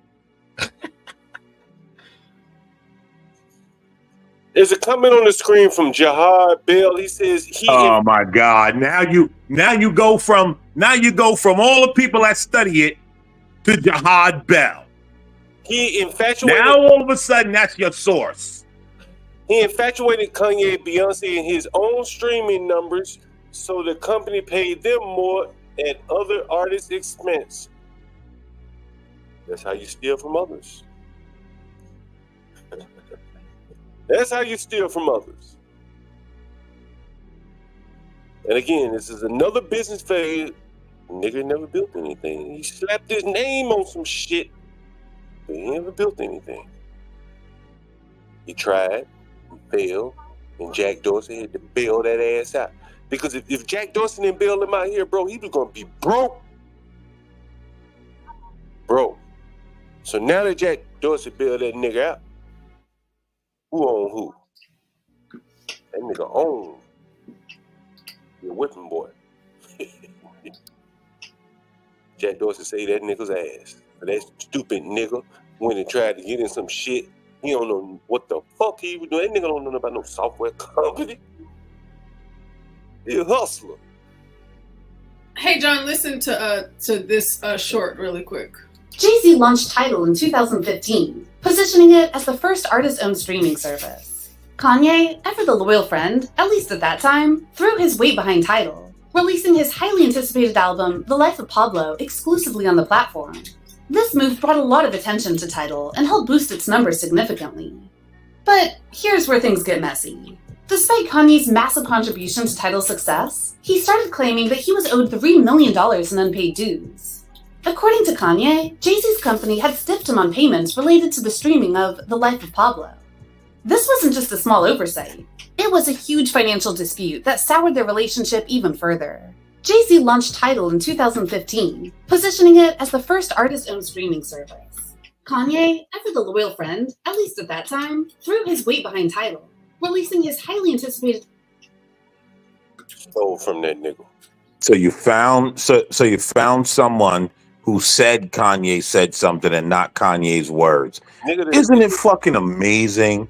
Listen, I understand you niggas want to hate. I get it. Keep up the hate. Keep up the hate. Man, he stole. I get it. The white man's ice is colder. I mean, you can't admit he stole. That's why I don't fuck with blacks. You can't admit he stole. Right? Bro. You can't prove he did. If he misattributed streaming to Beyonce himself and Kanye, that's stealing. That's fraud. That's stealing from others to enrich yourself. That's fucking fraud, bro. American Man. All kind of shit. John, let me say this before you, bro. American Man, like there's been a lot of, even J. Cole rapped about having bots where people getting fake streams to get their numbers up. You realize everyone's doing that though, right? Everyone's doing that, right? But it's only a problem when a black man does it. Nigga, we all pro-black over here, but it's only a problem when a black man does it. The business though. Man, niggas are a joke. Tidal is supposed to be artist-based streaming service. I subscribe to Tidal. That's what I use. So you're thinking that they're gonna get more money. I haven't heard any artists really complain about Tidal other than Kanye, but I haven't heard any of them big it up either. It's just a regular streaming service. He don't own it anymore. That's why it's working better, as the man said at the last part of the interview. He don't own it anymore. So let me guess. All the black artists and white artists was scared of Jay-Z at that time and didn't want to talk about him robbing them. God damn, man. I hate niggas, boy. Could be. Yeah, I don't know. But I do know this. He did steal from them. You can't deny that he stole from their ass. Right? That's true. Right? He stole. I mean, American Man, Dame Dash said Jay-Z stole from him. So I mean, if we're gonna go down that road, you can do that too. Hold on, Medium E. Dame Dash also was the one that said that if we close a business deal, right? Let's say we close a business deal, 3 people for $300 million, and we each take $100 million, and I spend my $100 million, you should give me some of your $100 million. That's Dame Dash. If he said that, well, that is Dame Dash, sir. He said a lot of dumb stuff, bro. He said a lot of dumb stuff, but the whole point I'm saying is that's Dame Dash. Let me ask you, John, if you and I closed on a tower in New York City, right? and we split 50 million, and I got 25 and you got 25, and I spent my 25 million. Should I expect you to now give me some of your 25 million? Is that what Dame Dash is saying? I don't know what Dame Dash is saying. Nope. I'm asking you a question, John. Should I expect that? No, you shouldn't. But is that what Dame Dash is? Yes, that's what Dame Dash said. I don't keep up with them. I don't know what he's saying. That's what Dame Dash said, right? Dame, see, here's the funny part, right? Everyone says Dame Dash is such this genius, right? Why is the guy complaining on the internet broke? I didn't know they say he was a genius. Yeah. Everybody used to say that back in the day. Like, Why is he on the internet broke, right? You know what Jay-Z said in one of his songs? Everybody's saying they made Hove, okay, make another Hove.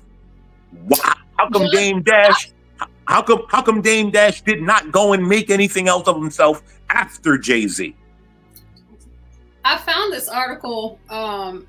It's titled "Jay-Z's title hit with $5 million lawsuit." Things are looking stormy for Jay-Z's music streaming service Tidal. The company was hit with a $5 million lawsuit last week. This was from 2016. From Yesh Music Publishing and John Emanuel of duo The American Dollar. The lawsuit, which seeks class action status, alleges that Tidal licensed 118 songs by American Dollar without permission and without payment, and deliberately miscalculated the number of streams of the band's songs by tens of millions.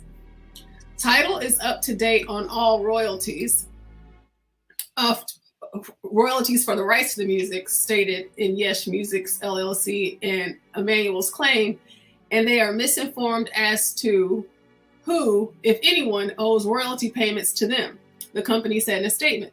The entire catalog in question streamed fewer than 13,000 times on Tidal and its predecessor over the past year. Tidal notes that it has removed all music associated with Yesh Music in Emmanuel.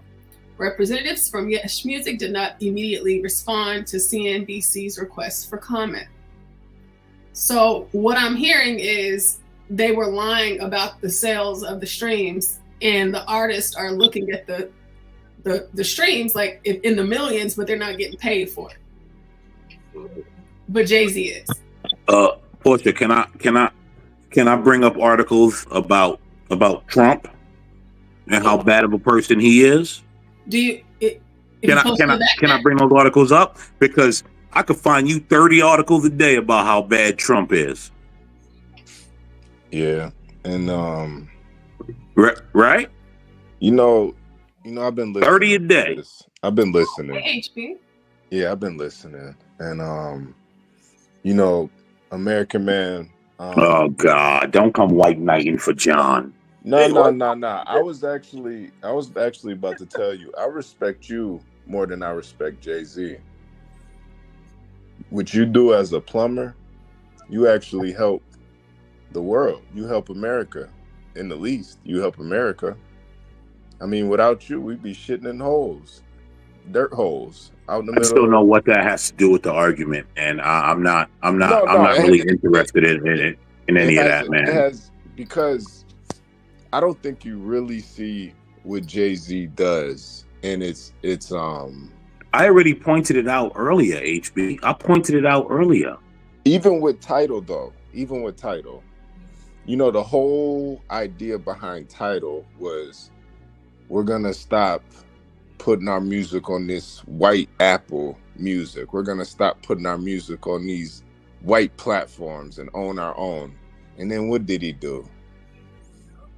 He sold that shit for $200 because you niggas did not support it. No. Man, come on. See, this is why I can't fuck with niggas, because there's no genuine in none of you niggas. Which one of you niggas had Tidal? Man, you heard the man just giving a review. He said, which one of you ever had Tidal? You heard the man saying that. Which one of you ever had Tidal? All of you pro-blacks up here. Which one? Hold on. First off, American Man. I remember. I'm looking for some of my tweets here because I wrote. One person raised their hand. Which one of you had Tidal? Fair enough. One person. Yeah. But I remember. Right. None of you niggas. All right. But you want to talk about he's selling black people out? Come on. Let me know when you're done. right? Go ahead, get it out, American man. Go Get it ahead. out. No, it's not about getting it out. I'm just being honest, right? All you niggas scream pro-black. Which one of you had Tidal and said, "Let me support this black man"? Which one? Get it out. Go Which ahead. one? Go ahead. Somebody answer the question. I think people are asking. Nobody had it. One person had it. Oh, but now, he want to help black people, but he sold it. All right, You niggas wasn't supporting it. Why? I wouldn't keep it either. Let me speak. American man, like, go ahead. Most of the black people that, out here consuming shit, like, clearly he couldn't make a product that worked as well as the products they're already consuming. So that's one thing. And again, I've always said, man, like, and I said it when he bought it. I said, man, what the fuck does he know about a software company? He's a rapper. Like, I'm a software developer.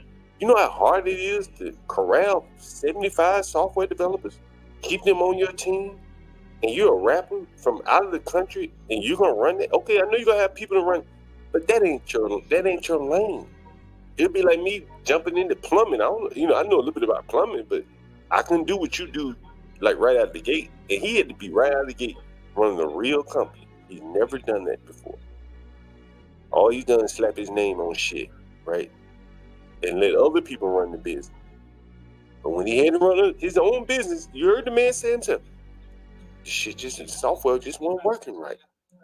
The least you'd expect, you play the motherfucker, you hit play, the shit play, shit wasn't playing. He's not a software guy, he's not a builder. He's a guy that, slaps his name on shit and let other people build.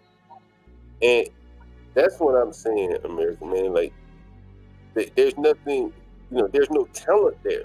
Maybe rapping is a talent, but that don't get you to be billionaire status, right? He had to be bailed out in that type of deal because he got over his skis. And I honestly, stealing from people. and John, I honestly don't think he would be in the position he's in now if he didn't, suck the Obamas and suck the Hillarys off. Mm-hmm. He had to bend over for him, American man. I tell everybody all the time, the only reason I voted for Obama that first term is because he was giving out free Jay-Z tickets. That nigga was up there shucking and jiving for Obama. You voted for Obama because he was black, nigga. Stop it. Nah. You said it before. He was I never said that. I always said it was for Jay-Z tickets. That was it. The nigga sold out back then. And he knew the gameplay. Do the whole pro blackity black. We gonna stand up against the whitey, and then I'm gonna sell the company to the whitey. It's genius. I mean, if they didn't build him out, bro, he'd be broke. I truly believe that. I doubt he would be broke. I mean, I think we're reaching. But okay. Okay, like it was losing money. Either he was gonna keep funding it, keep borrowing money to fund it, or he gonna do what people do with businesses that lose money. You sell at a loss. All of a sudden, we acting like that's not how business works. All of a sudden, we're lost on how business works. Well, what I'm saying is that, hold on, American man.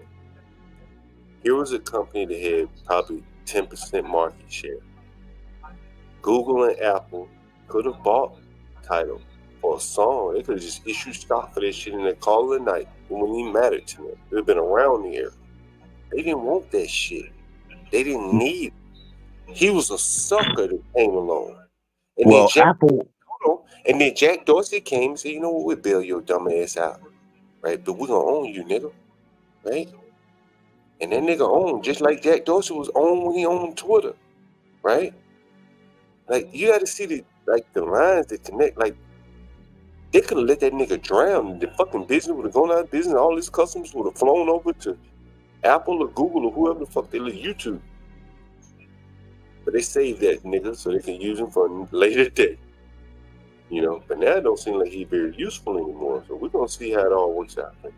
Yeah, we are gonna see how it all works out. My whole thing is there are no factories, there are no buildings. There actually is a factory, John. He owns the factory. Well, I stand correct. I posted it in the back chat. Yeah, I stand. Well, where is he on the factory? I didn't know he owned the factory. So Apparently, I have it, Gary, and I'll Oh, okay. Thank you, Portia. You're welcome. You guys know that he actually just did distributing for Rock Nation, right? What's that? The clothing line? Is that the clothing line you talking about, or the music? The distribution for Rock. This is why your good friends. Tell me what is Rock Nation? It's the music, John. Okay, so he's distributing music. Okay. Do you know? Do you understand that for so long Universal was the only entity distributing music? Uh-huh. So now You know that, right? So what's he on? What kind of factories is he on, Porch? It says inside Jay-Z's weed lab. Oh, Yeah, he owns the cannabis. All right. Weebin. All right, I guess. Of the massive facility where the buds that go into Monogram, the rap mogul's new luxury marijuana brand, are grown. But there are no clothing factories because he had a clothing line. Did he ever open a clothing factory? He exported all of his labor. So he slapped the label. Okay. How about a look? He on a brand of whiskey. Has he opened up a whiskey distillery or anything yet? Does he own any of that? He used to have a Douce, I believe. Yeah, it's a cognac. It's He Douce. sold that too. Distillery? Did he own a distillery? Or did he slap a label on it? No, that got sold to the Moet company, I believe.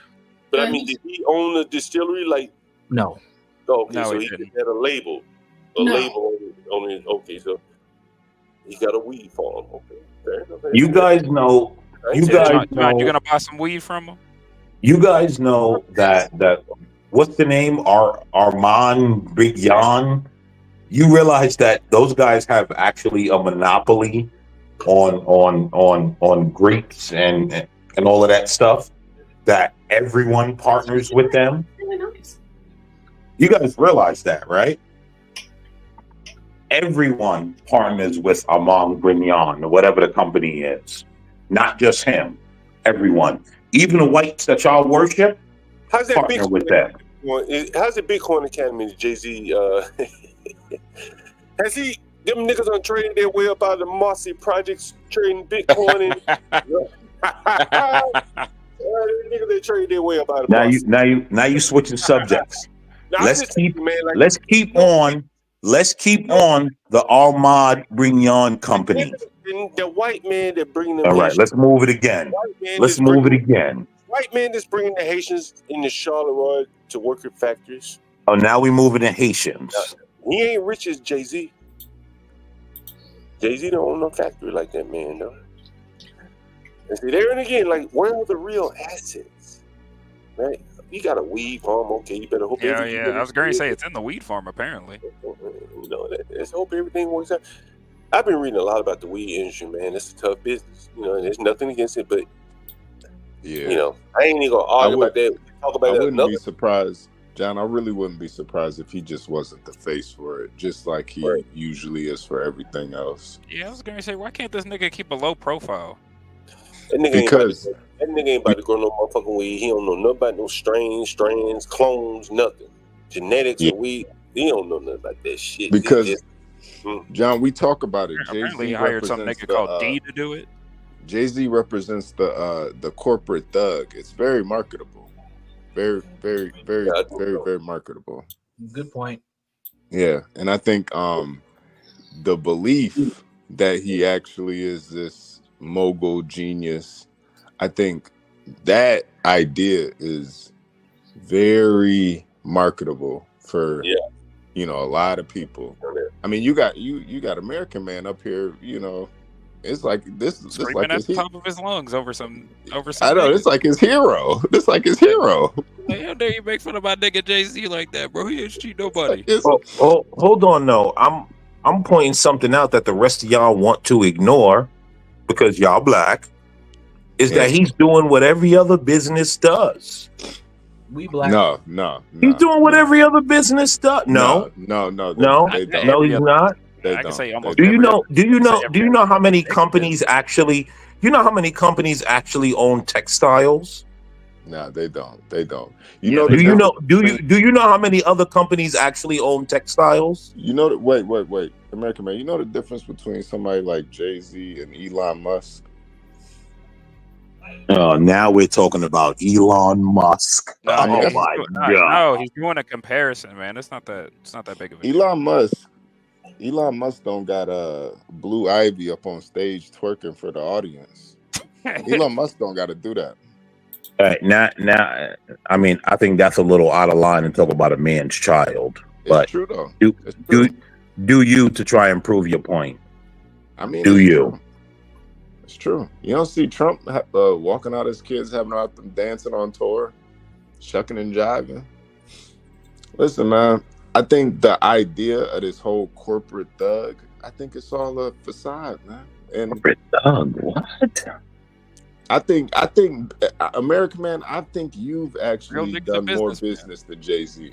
Honestly. Real business. Again, I think I don't you've done know. more real honest business than Jay-Z has ever done. Honestly. I mean, I don't know. You know what, American man, the more and more I think about it, man, like, I wouldn't be surprised if he came negotiate a contract as well as Master Kim. That's just my thoughts, man. Like, I just think that, you know, he's a good I don't think he that bad. corporate thug type shit. And So now Jay-Z is less than Master Kim. yeah, I think so, yeah. Yeah, I think, you know, boy. if they both had to negotiate a deal. Where's that Pastor Manning skit at? Yeah, we ought to play it. We ought to pull it up because I think it's very appropriate. I think that if you put a deal in front of them and say analyze this, I don't think Jay-Z would have the fucking common sense to be talking about EBITDA, cash flow, this day. Man, hell no. I believe that the music companies, executives, have more or less done that for him. I bet you if you to look at where his offices and things like that are located, they're probably in the offices of the companies that do his bidding, his work. He probably doesn't choose his lawyers. He probably doesn't write his contracts for his artists. John, you just saying Jay-Z got lucky. That's the only reason he's a No, billionaire. I'm saying he's a face. That, you know, he's that Nah, corporate. he's not lucky. He's just American Man is taken up for him, but American Man wouldn't suck Obama off. That's the difference between. Fuck Obama. That's the difference between. To be honest, fuck Jay-Z. If we're being truly honest. No, in my opinion, yeah, I think Jay-Z's really just a professional dick writer. That's why he got so much money. No, and he knows no, a little no, bit he's about public assets. He's just he's a figurehead, man. He's a idea. Yeah, that's what I mean. His entire goal is to be the face of something, and he gets a lot of money doing that. A lot of money, yeah.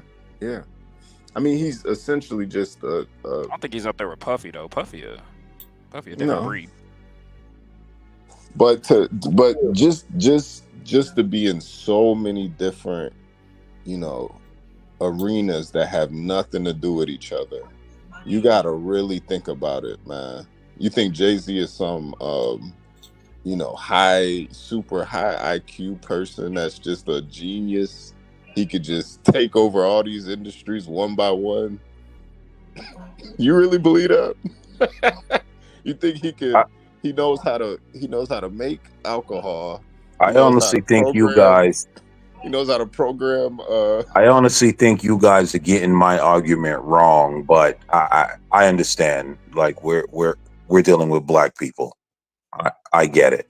Oh, come on, America, man! It ain't like that. I mean, I'm being honest, right? Like you guys are taking my argument wrong. American man, honestly, bro. You know, there are a lot of rappers. I don't even know why you two. There's a lot of rappers and people that. And again, I don't even want this to be about Jay-Z. We can extrapolate this from Jay-Z, but I'm going to use Jay-Z as an example. See if you can get one. Jihad, I was going to say it, but I knew that these guys are not going to accept it. No. The biggest difference is here we go.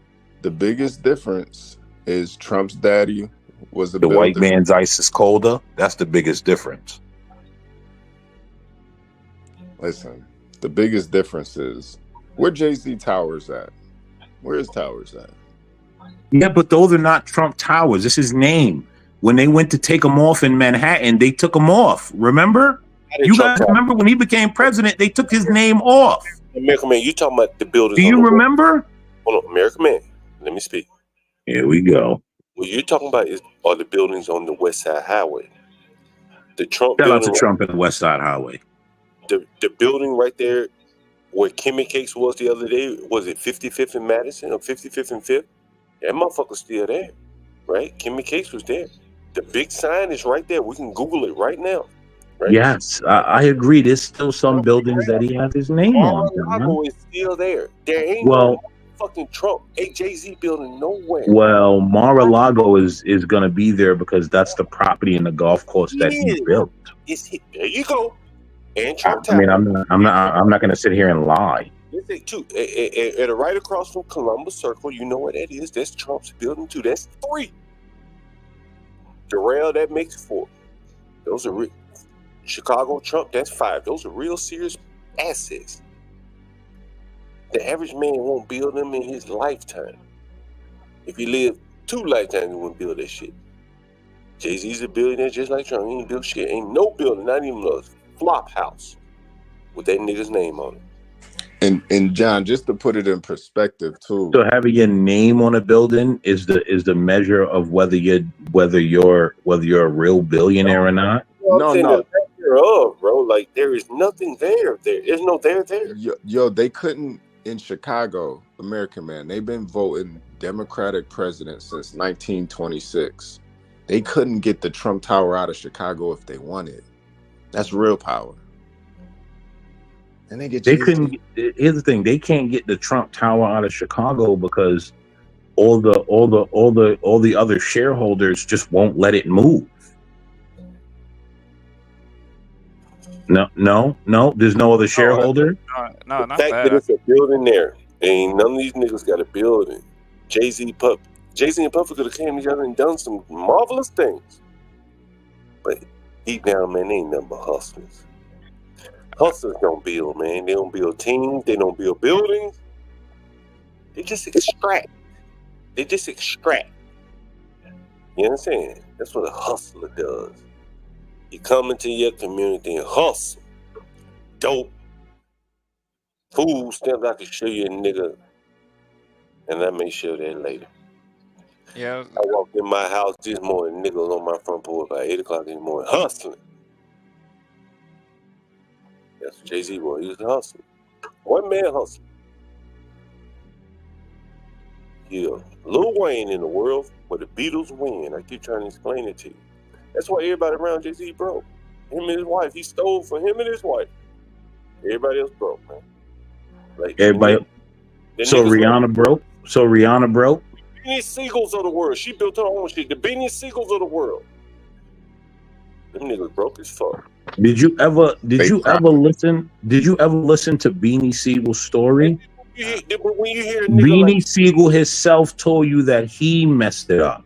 Y'all for real gonna argue about this all night? I Yeah, think we're gonna John's go- we're entire gonna go point is that Jay-Z and Puffy are parasites and they can't create nothing. And that is correct. They don't create. They don't build. Not even a team. yeah, and John hates that because he thinks all.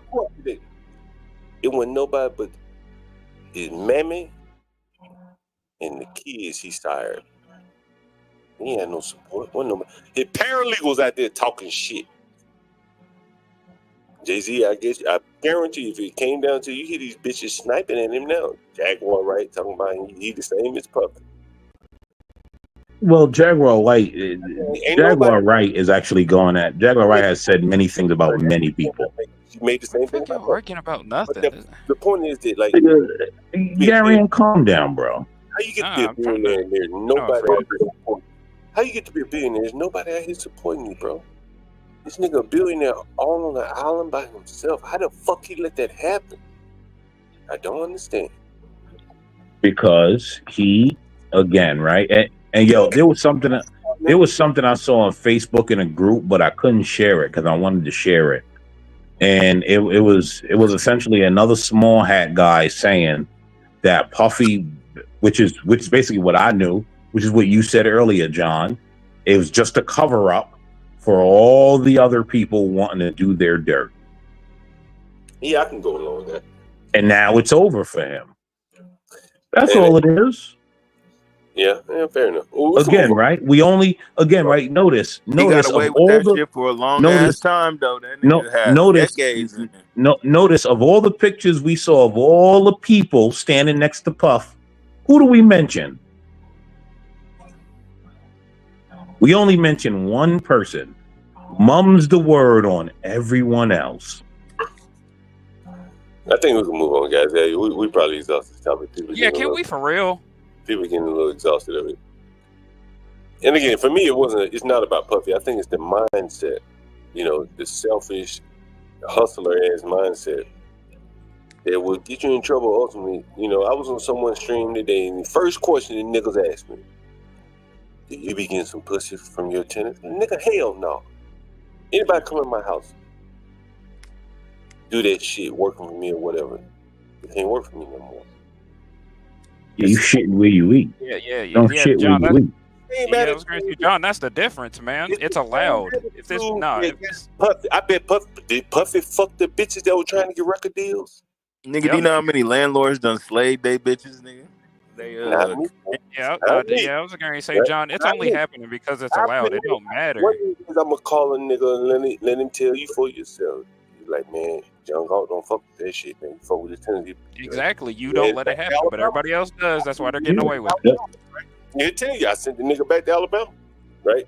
Gotta go. He's gonna be a billionaire hustling niggas because it's allowed. Fuck his clients and the people that work with him, and he would dangle. And he'll be a billionaire. Over him. And that is what I'm saying is parasitic like behavior, which Gary mentioned. And ultimately, you just hustling, and it's just you by yourself. And sooner or later, you stand out there by yourself with no one to defend you. Yep. No one to have a good word for you, man. Yep. Like that's the point. They don't last long like that. And you're smart, John. Don't bend none of them broads over. You're smart. I don't have no problem with that. This whole argument has no real point. It's not even about being. It's not even about being smart, though. It's just about having integrity. Yeah. That's what it's about, right there. That's what I'm saying. This has no point. The only reason Jay-Z is allowed to do all the parasitic things that he's allowed to do is because he is allowed to do it. If there was somebody stopping him, he'd already be stopped already. No, it's only a matter, because I think it is only a matter of time because he's burning bridges. It's all gonna catch up to him in the end. That's why I'm wondering why the hell y'all arguing about this shit. Y'all know damn well he's biting in the bullet one day or another. So you're arguing about nothing. Well, no, I don't think we're arguing. We're not arguing. I just think American the amount of yelling both of them were doing says otherwise. John was damn near eating his mic, and American Man couldn't even hear half of his words. These niggas were arguing. That was just I'm probably talking to abstract.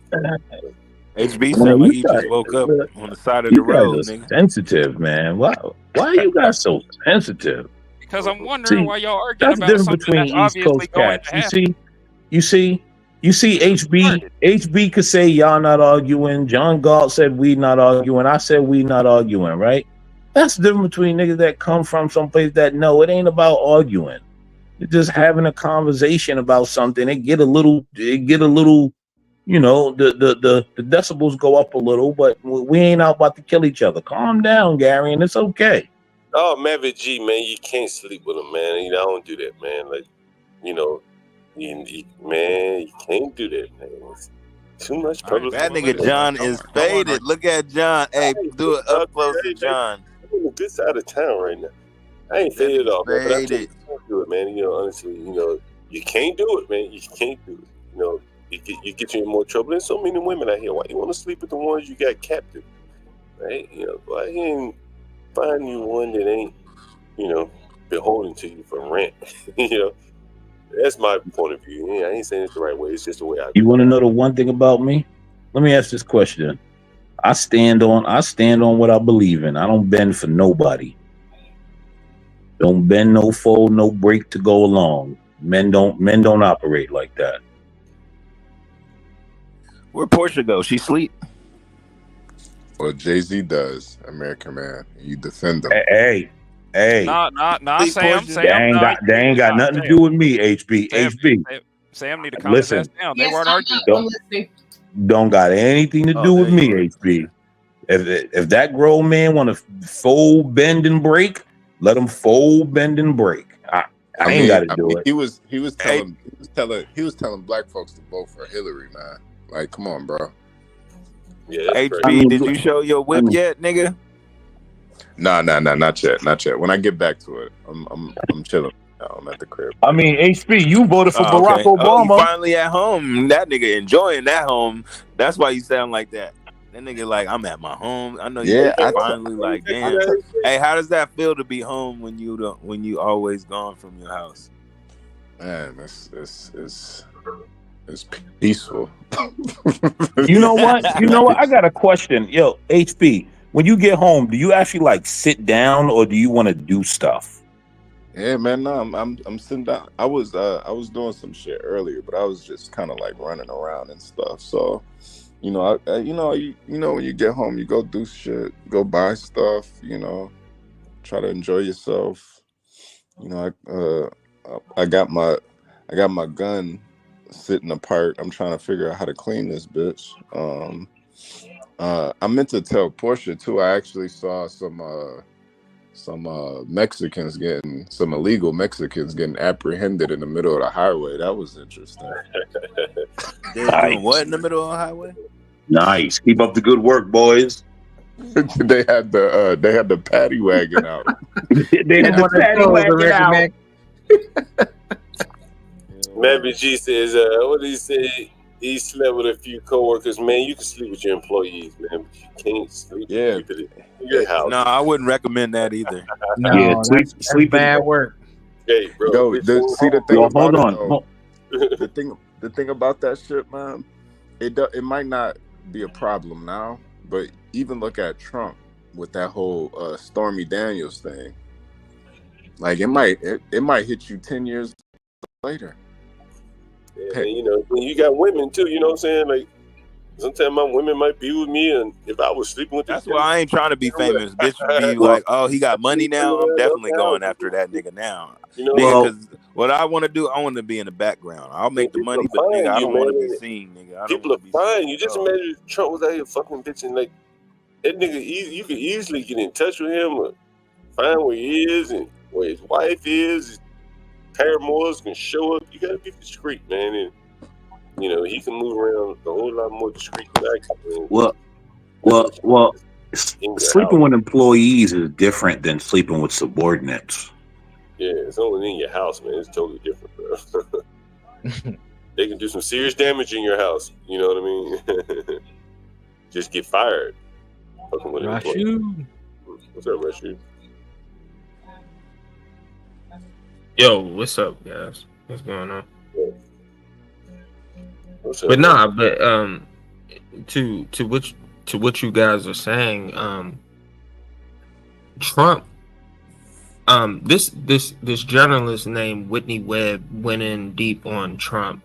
Pause, but she she was saying, basically, he was raised up by a bunch of people who were blackmailers in the mob. So from a young age, he knew not to put himself out there in a certain light, is what I'm saying. So, like, he has some sort of foreknowledge of what Hollywood does to people, and Hollywood exploits people for doing certain things. And we can pretty much say that Hollywood in itself is a cult. I mean, there's been plenty of conspiracies around it for years, but now exposing all of these individuals over the past 5 years, obviously, you know, something's going on, right? Guess what? I definitely believe Trump was raised up and his father dealt with mobsters, because in that time, in order for you to have real estate and be able to do business, you had to deal with the mobsters. And that is why the unions will not speak against Donald Trump. That's why the unions will not come out and speak against him. You know who run the unions still to this day? Mob. You hear it in the guy. What's the guy from Jersey that was just in the media a week ago or 2 weeks ago? Not Sean Fain. No, Rashu. I know who you're talking about. The port guy. Yeah. The guy the longshoreman guy. The longshoreman. What up, my nigga Rashu? Hey, what's up, brother? What's going on with you? Yeah, dude. To do business, I can't call it like a blind referee. To do business in New York when Donald Trump's father was doing business, you had to deal with the mob. There was no way. Yeah, especially with the ports, like controlling shipment and stuff. Those guys had it locked down. Even real estate back in that time, you had to deal with the mob. You got the trash and the concrete and all those people in the unions. Yeah. Tough guy, you gonna play some Christmas carols for us going into the holiday season? Nigga, I told you I would. What you gonna play? You gonna play that Mariah Carey? You're gonna play the Nutcracker. Oh God, this boy gonna play Jingle Bells on the drums. Nigga, I play everything, nigga.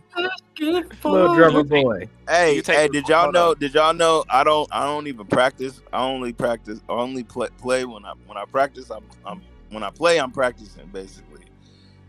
Oh, that's I haven't practiced in a while. bad. I need to actually set my drums up and just Hey practice. man, you need to set a schedule up. You need to practice for real. Hey, Portia, are you there? She's like in and out. Seahawks just scored, by the way. It's 23-17. San Francisco 49. John, you know who we got a bye week, so nigga, we undefeated right now. You know what I'm saying? And the Royals just might beat the Yankees. John, you know who David Stewart is? Royals. I've heard that name. Dave Stewart or David? David Stewart. David No, I Stewart. don't know him. Tell me about it. What about it? Yeah, Kansas City Royals. So that's somebody that, I feel like we should probably do a deep dive on to maybe do a little comparison from him. He's actually the richest black man in America, but nobody really knows who he is though, like that. Good. Why is he the good richest trade? black man? I think I know you're what does he talking do? about. What He does he started own? all those franchises, right? There we go. What does he own? HB. Why is he? He owns a lot. He actually owns shit. Like he actually owns a lot. I mean, where did he start it from? Where does his wealth start from? Hold on. I'm not the guy that's going to be talking about the sports aspect, but his franchise business is, man, Jesus. Yo, you have assets, like you're less likely to engage in that puffy type behavior. If Universal is still up here, like he can't be out here just fucking the employees, getting wild. Of course not. You know what I mean? Like you just can't do it. Yeah, that's a fact. You know what I'm saying? They just something's just going. But when you got money like that, you don't need to fuck your employees, nigga. You be money like got that. bitches man. all over. You don't need money like that. If you got clout and status, you good. But I don't think you get money like that behaving like Puffy. You know what I'm saying? Like, you don't. If you do, you got to keep it tight. You got to keep it But the locked thing in. is about Puffy, I'm gonna tell y'all this right now. Hey, look at Back in the Vince day, it McMahon. was a different time, and he got plugged in a long time ago. So, like the elites in New York, he had the keys to New York. He had the keys to the city of Miami. What I'm talking This nigga about, has different connections that we don't know that's about. not the- So he may be in jail and all that, but nigga, he still got pool and rank and shit and money. Nigga. Oh, we about to have another useless conversation. No, what I'm talking about is discipline. You gotta have some discipline, man. Just discipline. Discipline. You know what I'm saying? That's my opinion. Can we all just admit that Puffy's another fall guy, just like Epstein? Like I don't see why that's hard to admit. I agree with Yeah, exactly. That's exactly what he is.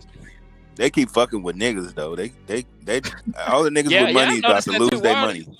Why all these niggas? Yo. Why all these niggas get niggas taken out are at the same They tired of Dispensable. niggas stunting Niggas are and dispensable. being like, I got bling bling and big cars and all this But other that shit. Nigga, that they goes tired to of what niggas John having was saying earlier. These niggas are set up to be dispensable. They're useful idiots. Yeah, they can get to a multi-million-dollar status, but who's pulling their strings at the end of the day? That's Man, what ain't John nobody- Franklin- wasn't nobody the thing is too. Puffy was in a legal. You said nobody was pulling Puffy strings? American man, they wildin'. Puffy was in a legal situation with the owners of Ciroc. Yeah. Puffy. See, what Puffy did was he tried to play that whole race shit like Jay-Z. But see, when Jay-Z does it, Jay-Z knows how to. When Jay-Z plays the race shit, he's trying to get into a industry. It's a little bit different. But what Puffy did when he played the race angle, he tried to sue his business partner. And when you have a freak off parties flying niggas out in front of your business partners, listen, man. With your business partners. Yeah. So just mind you, let's say you do business with a white guy and the business don't go how you want it to go. And then you go sue him and say it's because of racism. Ain't that some fucked up shit? Yeah. No, it is 100%. So that's why that's why Diddy's getting what he's getting. That's why, see, a lot of times these niggas don't really realize how much pull these people really have. Yeah, the people with was that the Ciroc brand? The people with the Ciroc brand, they have a clause in their contract with him, and basically they have a moral clause. And so he broke the moral clause. I think that they initiated a private investigator because he sued them, and basically he won. Yep. So the only thing that could stop them from, paying out and like basically that was the clause in there, was the morality or whatever the hell you call it. Yep. And that's the whole thing, is he's known for partying. These bitches was going No, over there. no, They no. was throwing themselves on Puffy. Hey, man, goddamn, there ain't no motherfucking party, man. It's some deviant nigga. John, shut up, nigga. You know how many niggas went over there to go fuck on Puffy? You know how many bitches went over there to go fuck on Puffy? They wanted to be around that nigga so bad. Look at Making the Band. Them niggas walked miles and miles for cheesecake. Nigga, you think they wasn't licking his damn boots? Stupid ass nigga would do, right? It was the Cambodian milk. Right? That damn baby oil. Why ain't no white people doing this shit? Diddy was fucking niggas and bitches. Have to do that shit. I don't know, John. There could have been some white people. We just don't know yet. Bro, y'all ain't watch Dave Chappelle? It was the Cambodian milk. Breast milk. 15 miles. It makes my day. Nah, see, John, white folks, they smart enough to go to different countries to do that type of shit. They go to private islands. Diddy did that shit in the U.S., man. Diddy did that shit in Miami and taped it. What I'm saying is that, like, but I think it was literally consensual. I think it was consensual. I think it was bitches trying to get with him. And now that Cash, it was 100%. all the bitches It was trying to put their bid in. That's what's consensual. going on. Like, look at It was 100% consensual. Look at Tough Guy. Tough Guy doing shows every week, playing drums. Ain't nobody gonna fuck. Tough Guy ain't gonna fuck somebody for a gig. He doing gigs on his own. These are people that can't get a gig. They want to be put on by Puffy. It's the only way they can get into the music business. They don't have any skill. They can't play a fucking drum and go around the road playing the drums. So they gotta fuck and do that shit. These are talents, right? That's a lot of times because they ain't got no talent, or they just clout actually chasing. can. A lot Like of a people, Justin man, they just Bieber. like the clout. They, people don't even like money no more, man. They just want to be seen. They like. They just want to be They wanna be seen. famous. That's a fact. People get away from Puffy. It's just I don't want to be seen, nigga. I want to make the money. Nigga. I ain't tripping. Back in the day, I used to be like that. I used to be out in the clubs, everywhere, here, there. But, I was young then, you know what I mean? But now that I'm older, nigga, I'll be at the house, nigga. Unless I'm making money, nigga, I ain't Yeah. going. Do you I like guys- to make money at home too, nigga. So unless it's making money and making, it don't make no damn sense. Do you guys really believe that other people are going down with Puffy? Do you guys really believe that? I think he gonna beat this case. That's what I think. We're gonna No, Puffy's Did not you beating guys this case. see the Elon Tucker Carlson clip where he was talking about Reed Hoffman or something like that? Puff is going down alone. He ain't going down. Hold on, Nah, I he's mean, going down. Y'all niggas sleeping. That nigga going No, down. He already lost all of his public assets. opinion. He has no stock no more. How many people think he's going to trial? How many people think he'll make it to trial? I think he'll make it to trial. I don't think John think he's gonna kill himself, but nah. How many people think he'll make it to trial? Yeah, I don't think. Here's the thing. I don't think. I don't Right. think it's that serious, man. I don't really think they Nah, got a real I don't. case, man. They going I off don't of think. Cassie's They froze his video. bank account. He has no They money. put Cassie's video out there to motherfucking build this case on him because this the whole thing. The new thing is nowadays, just like R. Kelly got locked up off of public opinion. Once they try to kill your character, then they try to get you in court. That's all it is. R. Kelly deserved it though. He peed on that girl. No. That was a long time ago, and he beat that. He was if you guys aren't paying attention, Puffy had. To answer the fucking question and stop all this fucking rambling. I can't deal with tonight. You gotta be more concise, tough guy. I don't want to hear about how you walked your dog around the street before you answer the question. What are you talking about, drunk ass nigga? Is the nigga gonna make it to trial? I just said he ain't. I just told you he ain't going down. Okay, if he go down, then yes, there are gonna be other people. I asked him, was he gonna make the trial? That's all I asked. That's all the fuck I asked. Damn. This shit, get the fuck out of here, man. Come on, man. I think, John, I think he's definitely gonna make the trial. I think this is gonna be one of the biggest spectacles probably since the OJ case, honestly.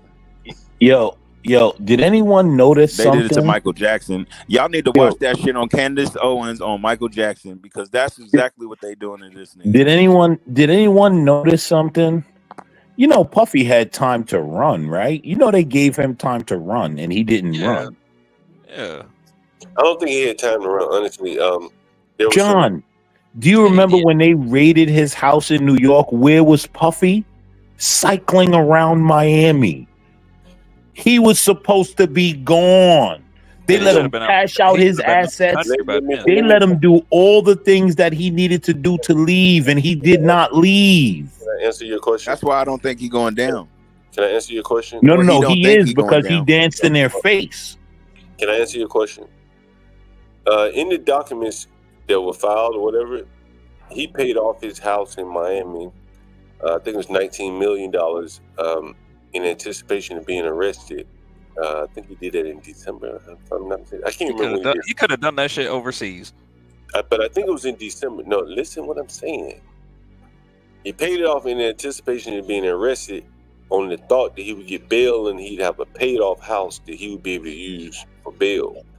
And so what he did was he sunk a lot of money thinking that even though, as his lawyer said, it was a bad investment to spend his cash like that, he did. And now, I don't know if you guys know, his assets are tied up because a prisoner sued him and he didn't show up for court. And I think they put a hold on him selling any of his assets. He may be trying to get lifted. I think he is. But he knew, at least in December, from what I understand, based upon what his lawyer said, him paying his house off in cash, $19 million, that he was going to be arrested, so he couldn't leave. John, Puff had time to leave. They gave him time. As I'm telling you, they probably told him, you better not leave. Nah, they gave him time. As I'm saying, he was arranging himself to get ready to get arrested. And so, he thinks, here's why, John. Puff thought that all the tapes that he had is going to get him off. I don't think he realized, no, the people that you have on those tapes are buying the feds to get you up out of here. We gave you the time to leave. You did not. Once you get locked behind those bars, that means you have time to talk. You're done for. By that logic, he doesn't make it to trial. He was supposed to leave. Listen, let me tell you something. I think it's two extremes. Either he get off or he go to jail and get like fucked all the way. Let me tell you something. Let me tell you guys something. Puffy is not. Okay? One or two things are going to happen here. Either Puffy's going to, quotations, be suicidal, or he's going to get some sort of weird bail, and then we'll never see Puffy in the United States again. Those are his only two options. So why? So he's not Why Puffy did not leave the first time? He had the chance to leave.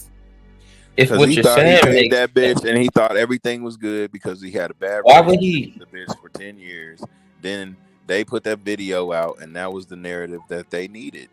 Because that's what y'all talking about. He's done for and all this other shit. He got raided. He had baby oil, and it was because of the goddamn video of him beating the shit out that bitch. No, Puffy But had he got his time to own story to that leave. too. That's what I'm saying. Like everybody got their own mindset or Anyone- thoughts about it, but we don't know what the fuck was going on in that hotel Again, room. We don't know when what do the the fuck was feds going on in their raid your relationship house? for 10 years. Here's the thing: when do the feds raid your house? It's about cash. Watch nigga. this. That's Watch what they this. got. Watch it. Listen to this.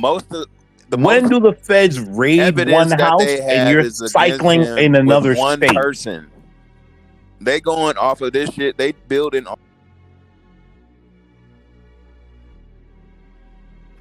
No, so you're trying to say he was cooperating, right? Make sure y'all hit the like button. Subscribe if you're new here.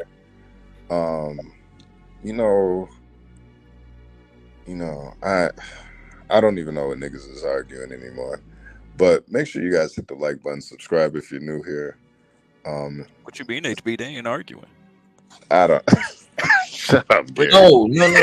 What I'm is just getting kidding. I'm messing confusing? That's why I was trying to ask a question to see what the hell was going on right now because it got confusing. But Yeah. It's why Diddy didn't run from the federal government. I mean, yeah, it was. Where he gonna go? Where is Diddy gonna go? It's kind of a silly question. He's been famous since like 1993. Where is he gonna go? Where are you gonna hide out at? The feds after you, nigga. What he say? What he say? What's that thing he used to do back in the day? Like that, some shit. Why y'all niggas take me off the board, man? What the fuck, man? Because y'all arguing about nothing. Just yelling over each other, man. I imagine. So what, nigga? We on the panel talking. Y'all niggas talk about nothing all the goddamn time. It was interesting. Would a drug addict like run if they knew they were about to get arrested? Fucking drug addict gonna hang around and keep doing drugs. You know what I mean? Like, nigga, that's the industry, the entertainment industry. Period. From TV to music to artistry, all that shit is fucking drugs and fucking partying, nigga. That's what it is. That's what they do. We got you. All right, we got you. All right, we got you. I had to get tough guy out of here, man. That ain't even, it ain't even the point John's making, man. Sometimes y'all gotta listen more than you talk. Go ahead, John. No, I ain't got shit. Anyway, can we talk about Obama's speech about That's black HB, men? You taking me off of here, nigga? Who's doing that? You got the floor, tough guy. Go ahead, man. Oh man, don't be doing that shit that CTV doing, nigga. I hate when you doing that. Don't be singling me out, nigga. I being tough guy, man. God damn, man. Like, you know what I'm saying? Like, you ain't gotta tell us about every. It's just you can't. It ain't my fault that when I speak, nigga, you gonna have to listen. It ain't my fault, nigga. That's just how I am. Oh damn, that's the ego. Okay, here's what it is, man. If we say, hey man, nigga Puffy probably just drug it, man. Nigga don't want to leave the drug scene. You ain't gotta say that's what they do. Artists, writers, rap. I'm telling you, Like, you don't have to I'm tell telling you us how all. the shit goes. but So we I all- don't understand why they putting so much shit and saying freak offs and baby oil and all this shit because that's what the fuck goes on. Keep it concise, man. Like, we have a conversation, man. Like, everybody got an idea what goes on. How come you don't know what I'm trying to say? How come got what it. I'm saying You gotta is keep not it- understood? Like this. Everybody does it. Even the white boys, they do it even worse. They be doing MDMA and coke. And Everybody, if you listen, if you say everybody does it, you ain't gotta say even the white boys, because that ain't everybody includes white boys. We got it, right? We got it. that's the entertainment industry. But what I'm saying, why they trying to single him out like he Now you is gonna this say the monster artist, and the this rapper, freak off the- artist or some shit like that when most of them motherfuckers do the same shit. We ain't got time for your run-on sentences tonight. It's not a run-on sentence. Shit, it ain't. It's a fucking run-on sentence. All right. Can we switch topics, guys? Yes. Because I heard Obama. Me the I floor heard. again. All I'm saying is, at the end of the day, that is.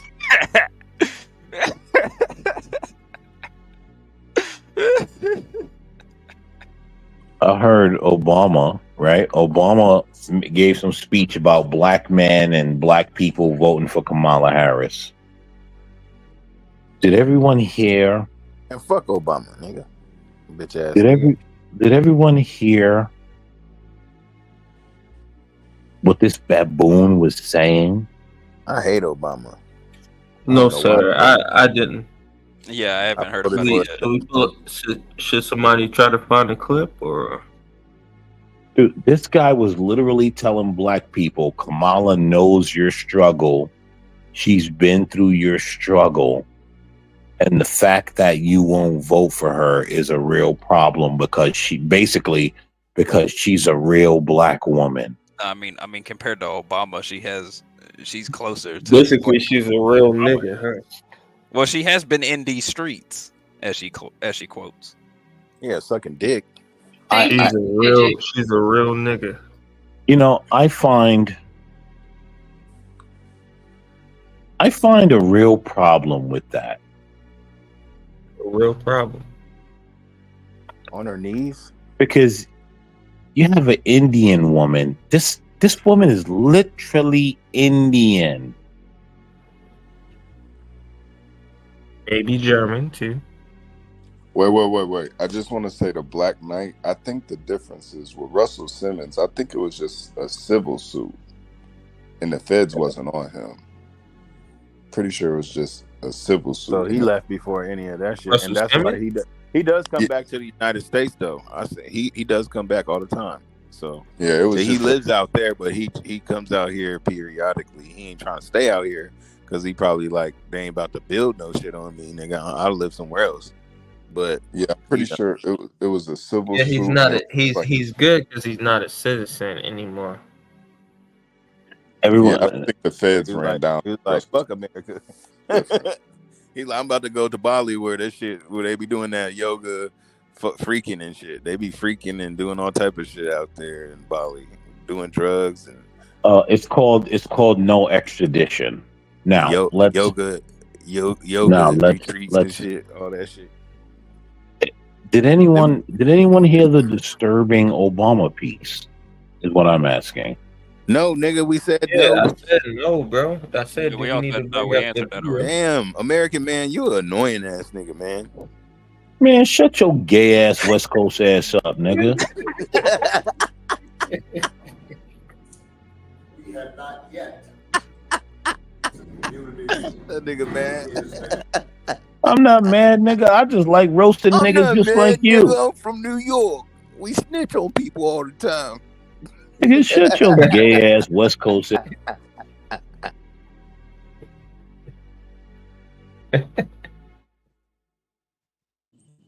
Go ahead, play it, Portia.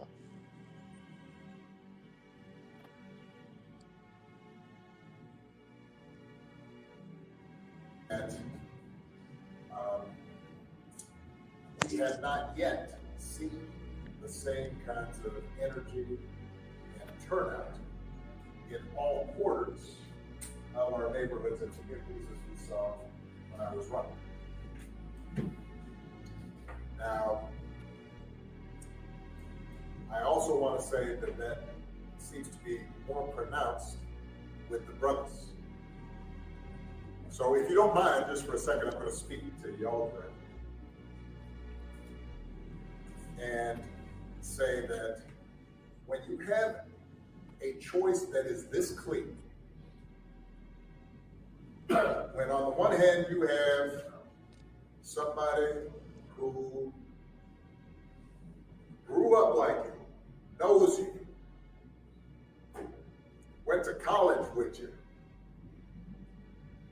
understands the struggles and pain and joy that comes from those experiences.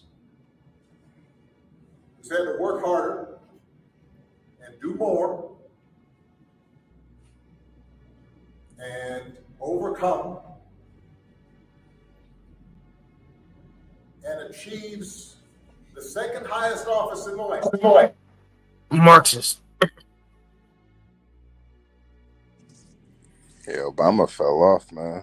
That nigga not even saying nothing. Yeah, he's a fucking Marxist. He sounds like Kamala Harris. HB, Obama wants you to know that Kamala Harris got the That same nigga sound struggle as confused. you, Fuck bro. that nigga, man. That nigga sound confused, man. Hey, why? Why? I could do a better speech than this nigga, man. What the fuck is going on? I'm proud to say that I didn't vote for Obama. Yeah, man, I could do a better speech than Obama. This nigga over there stuttering, speaking hella slow. Overcome and push through. I grew up just like you, and I went to college right beside you. Like, nigga, shut your dumb ass up, nigga.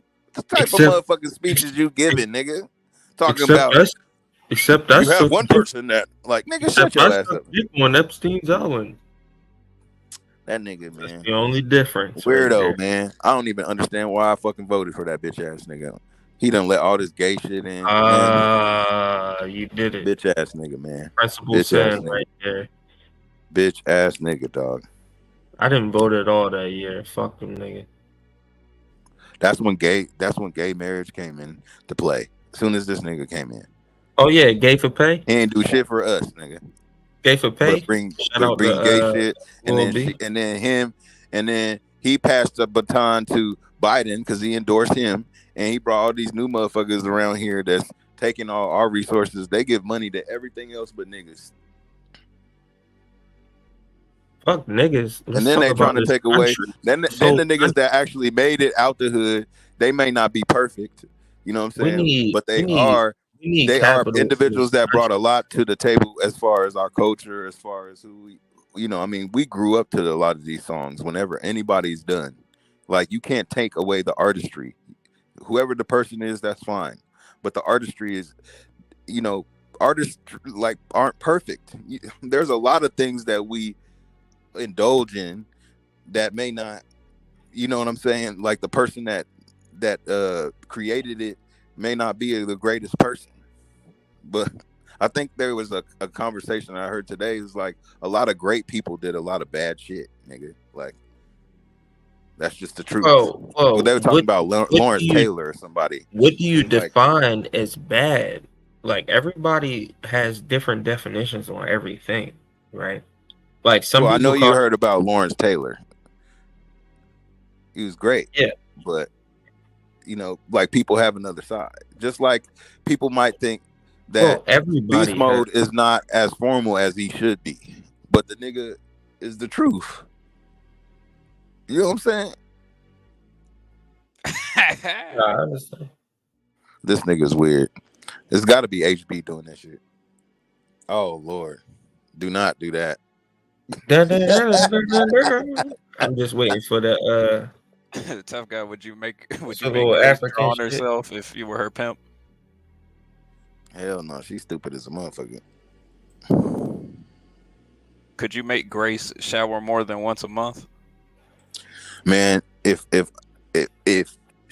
Grace would listen, she could do a lot. But she don't listen. That's why she be up in that trailer sitting up there with her dad. Funky than a motherfucker, breath stank, nails not done. She finally did something to her hair. It's wild stupid, that man. It's wild that she's not at least like doing some like computer science type work. Grace's dad can barely comprehend the stock market, much less a goddamn computer science or But electronics. I don't understand why she's so. I think it's also age. No, but I think it's age. But she's just so fucking airheaded. Like, you know what I mean? Like, she ain't trying to. And a lot of the shit that they say is just like content. They treat conversations like they're not. Listen. They're just If you're trying able to conjugate a following like they are, you're able to start a business or you're able to sell something, you're able to at least provide a service. Rasher, you see what's on the screen right now? That's where their Debauchery. audience came from, man. That's Debauchery. right there. That bullshit. Oh wow. It's debauchery. Yeah, stuff like that is where their audience came from. It don't take much to really get their type of audience. So wait a minute. This is what they did to get a buzz. Is they got in the bed together? No, not just this. I said stuff like this. No, they actually have talking points, which is why we're even talking about them, because we're over here with talking points. We're not doing stupid shit like laying in beds and You're trying talking to. about them because they keep coming over here because they ain't got nothing going on with their channel. That's why. Listen, I'm only talking about them because you guys brought them up. I don't even want to associate myself with these people because I might have. They got like a platform. I even know about these motherfuckers is through CT, and then they start coming over here, and I'm just like, why y'all letting these hillbilly ass redneck suck that dick is through- literally her, that is watch literally her suck her dad's dick? That shit weird, man. I don't understand what the fuck. Like, I don't know, man. I just grew up differently, man. Niggas is weird, dog. I swear, nigga. And I know I'm not crazy, nigga. You know what I'm saying? I know I'm not crazy, nigga, because that shit is just different, nigga. Like, I remember speaking to this girl right one time, and it almost turned my stomach just listening to her talk. It was the most weirdest shit I have ever heard before. But she was like, called herself talking dirty to me, and she was like, yeah, I love to suck dick, and you know, it's just that, you know, I learned it from my dad. I was like, what? And then she started like going on about how her dad. I was like, oh no, like in my mind, I tried to excuse myself off the phone, but when I got off the phone, I was just like, I could not believe my ears, bro. That shit was the weirdest shit I have ever heard. And guess what? It was a white girl. And that's what I'm saying. White people be on the most weirdest shit, bro. Weirdest shit, bro. Like, ugh, that's so fucking disgusting, bro. Like, how can you sit there? And then it was hard to even just listen to it. It was just like, I couldn't believe my ears. Like, what the fuck? Your dad? What? Like, what the fuck? So when I see them, that is what I think of. And I'm just like, oh my God. Like, it really is out there. And then they like all public about it. Nigga, like, what the fuck, nigga? Hell no, nigga. Hell to no. Hell no. To the no, no, no. Hell to the no. Yeah, nigga. Fuck that. Can't do it.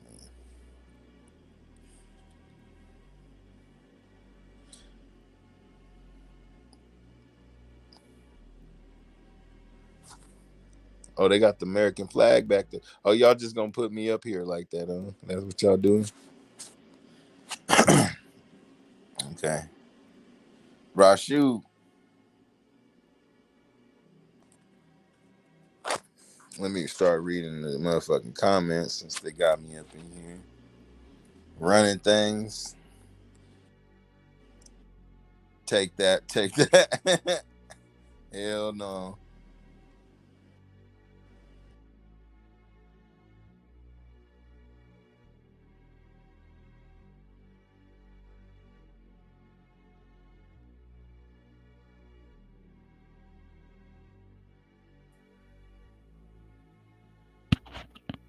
I would just like to let everybody know that Yo, we can speak now. There's a we are at democracy going on. we are at the 11:42 mark. We're gonna have to end it soon. It's not over yet though. So if anybody's got any last minute comments or last minute topics, say it now. Where's Tough Guy? He left off on a point. I feel That nigga ran out of tokens and his time is up. Somebody is, I don't know who's controlling that shit. So. It's HB. Oh yeah, I should have known he'd be doing that shit. You know, he just be bored, you know. It's the inner child in him that wants to come out. So we gotta respect it. Dude, I want you to be as smart as I am. Motherfucker, give me a specific book. Dude, do you know history? Dude, motherfucker, give me the book. Let me drive my point home. Dude, nope. Motherfucker. You're wrong.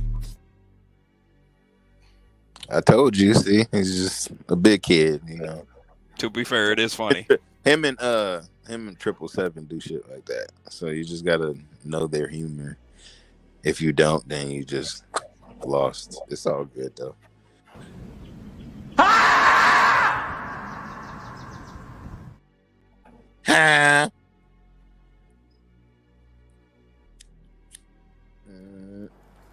Oh yeah.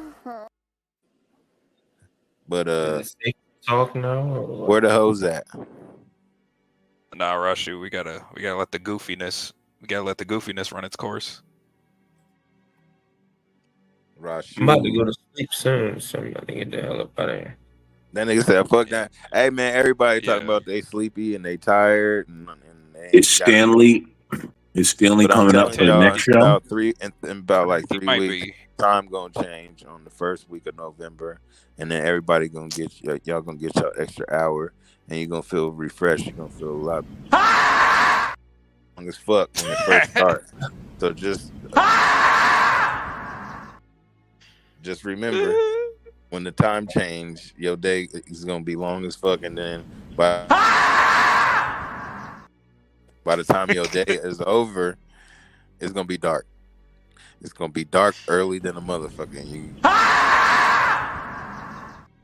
You're gonna be so motherfucking mad because it's gonna be dark at 4:30 and 5 p.m. So get ready because it's coming. It actually is already starting. I don't know if y'all can tell. You funny as hell. Damn. Anyway, everybody, make sure you like and subscribe. We're gonna see if we can keep this going. No, Diddy. He likes. Oh, Righteous. Where Righteous been at? I don't know. He was on CTs. I don't know if he ain't been over here in a while. No, Diddy. He likes to bag it up. Oh, this is the greatest show in the history of shows. We brought. Oh my god! Baby, shake it. Let's go. Let's go next. Y'all about to start another stream or something or what? I'm assuming yes. I'm thinking so because it seems like it's a lot of randomness going on. Yeah, the late night stream gonna be packed full of nothing but that. So. Yeah, I'm getting the hell up out of here.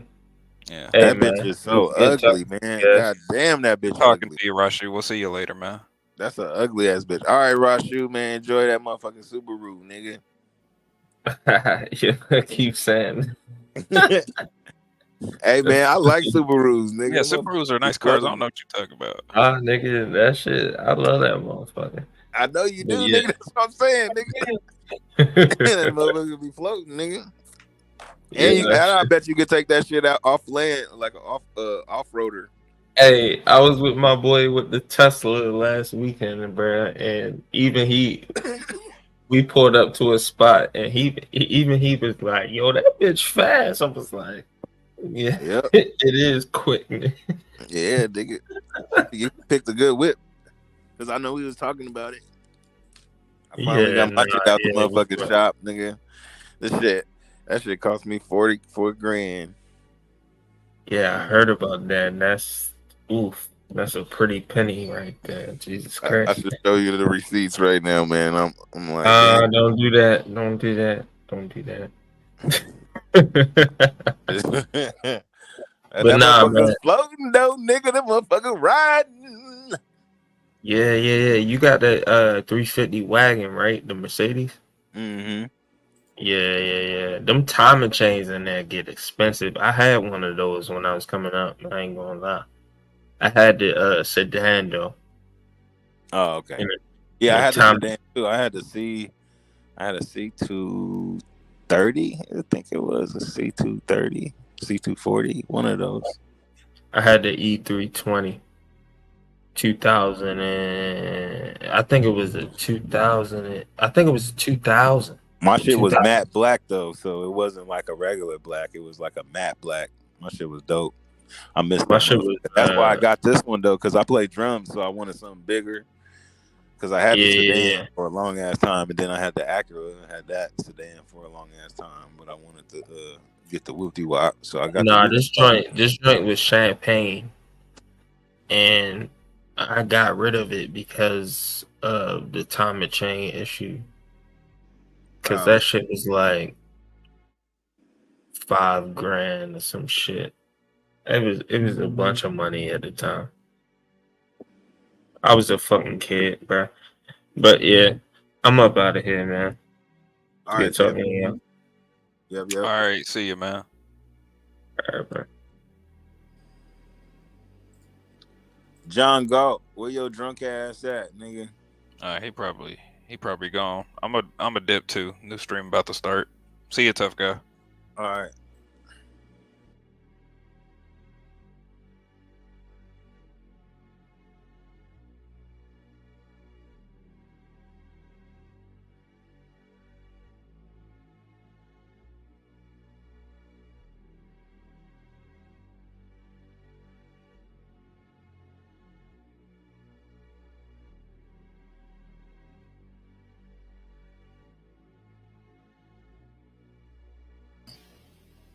All right, well, it looks like everybody on the panel is gone now. So I am going to start the next stream. 24 hours, got to keep it going. So we will see y'all on the next one. So I'm going to end this, and then we'll get the next one started up for you folks. Thank y'all for being here. And yeah, see y'all on the next one. Bye.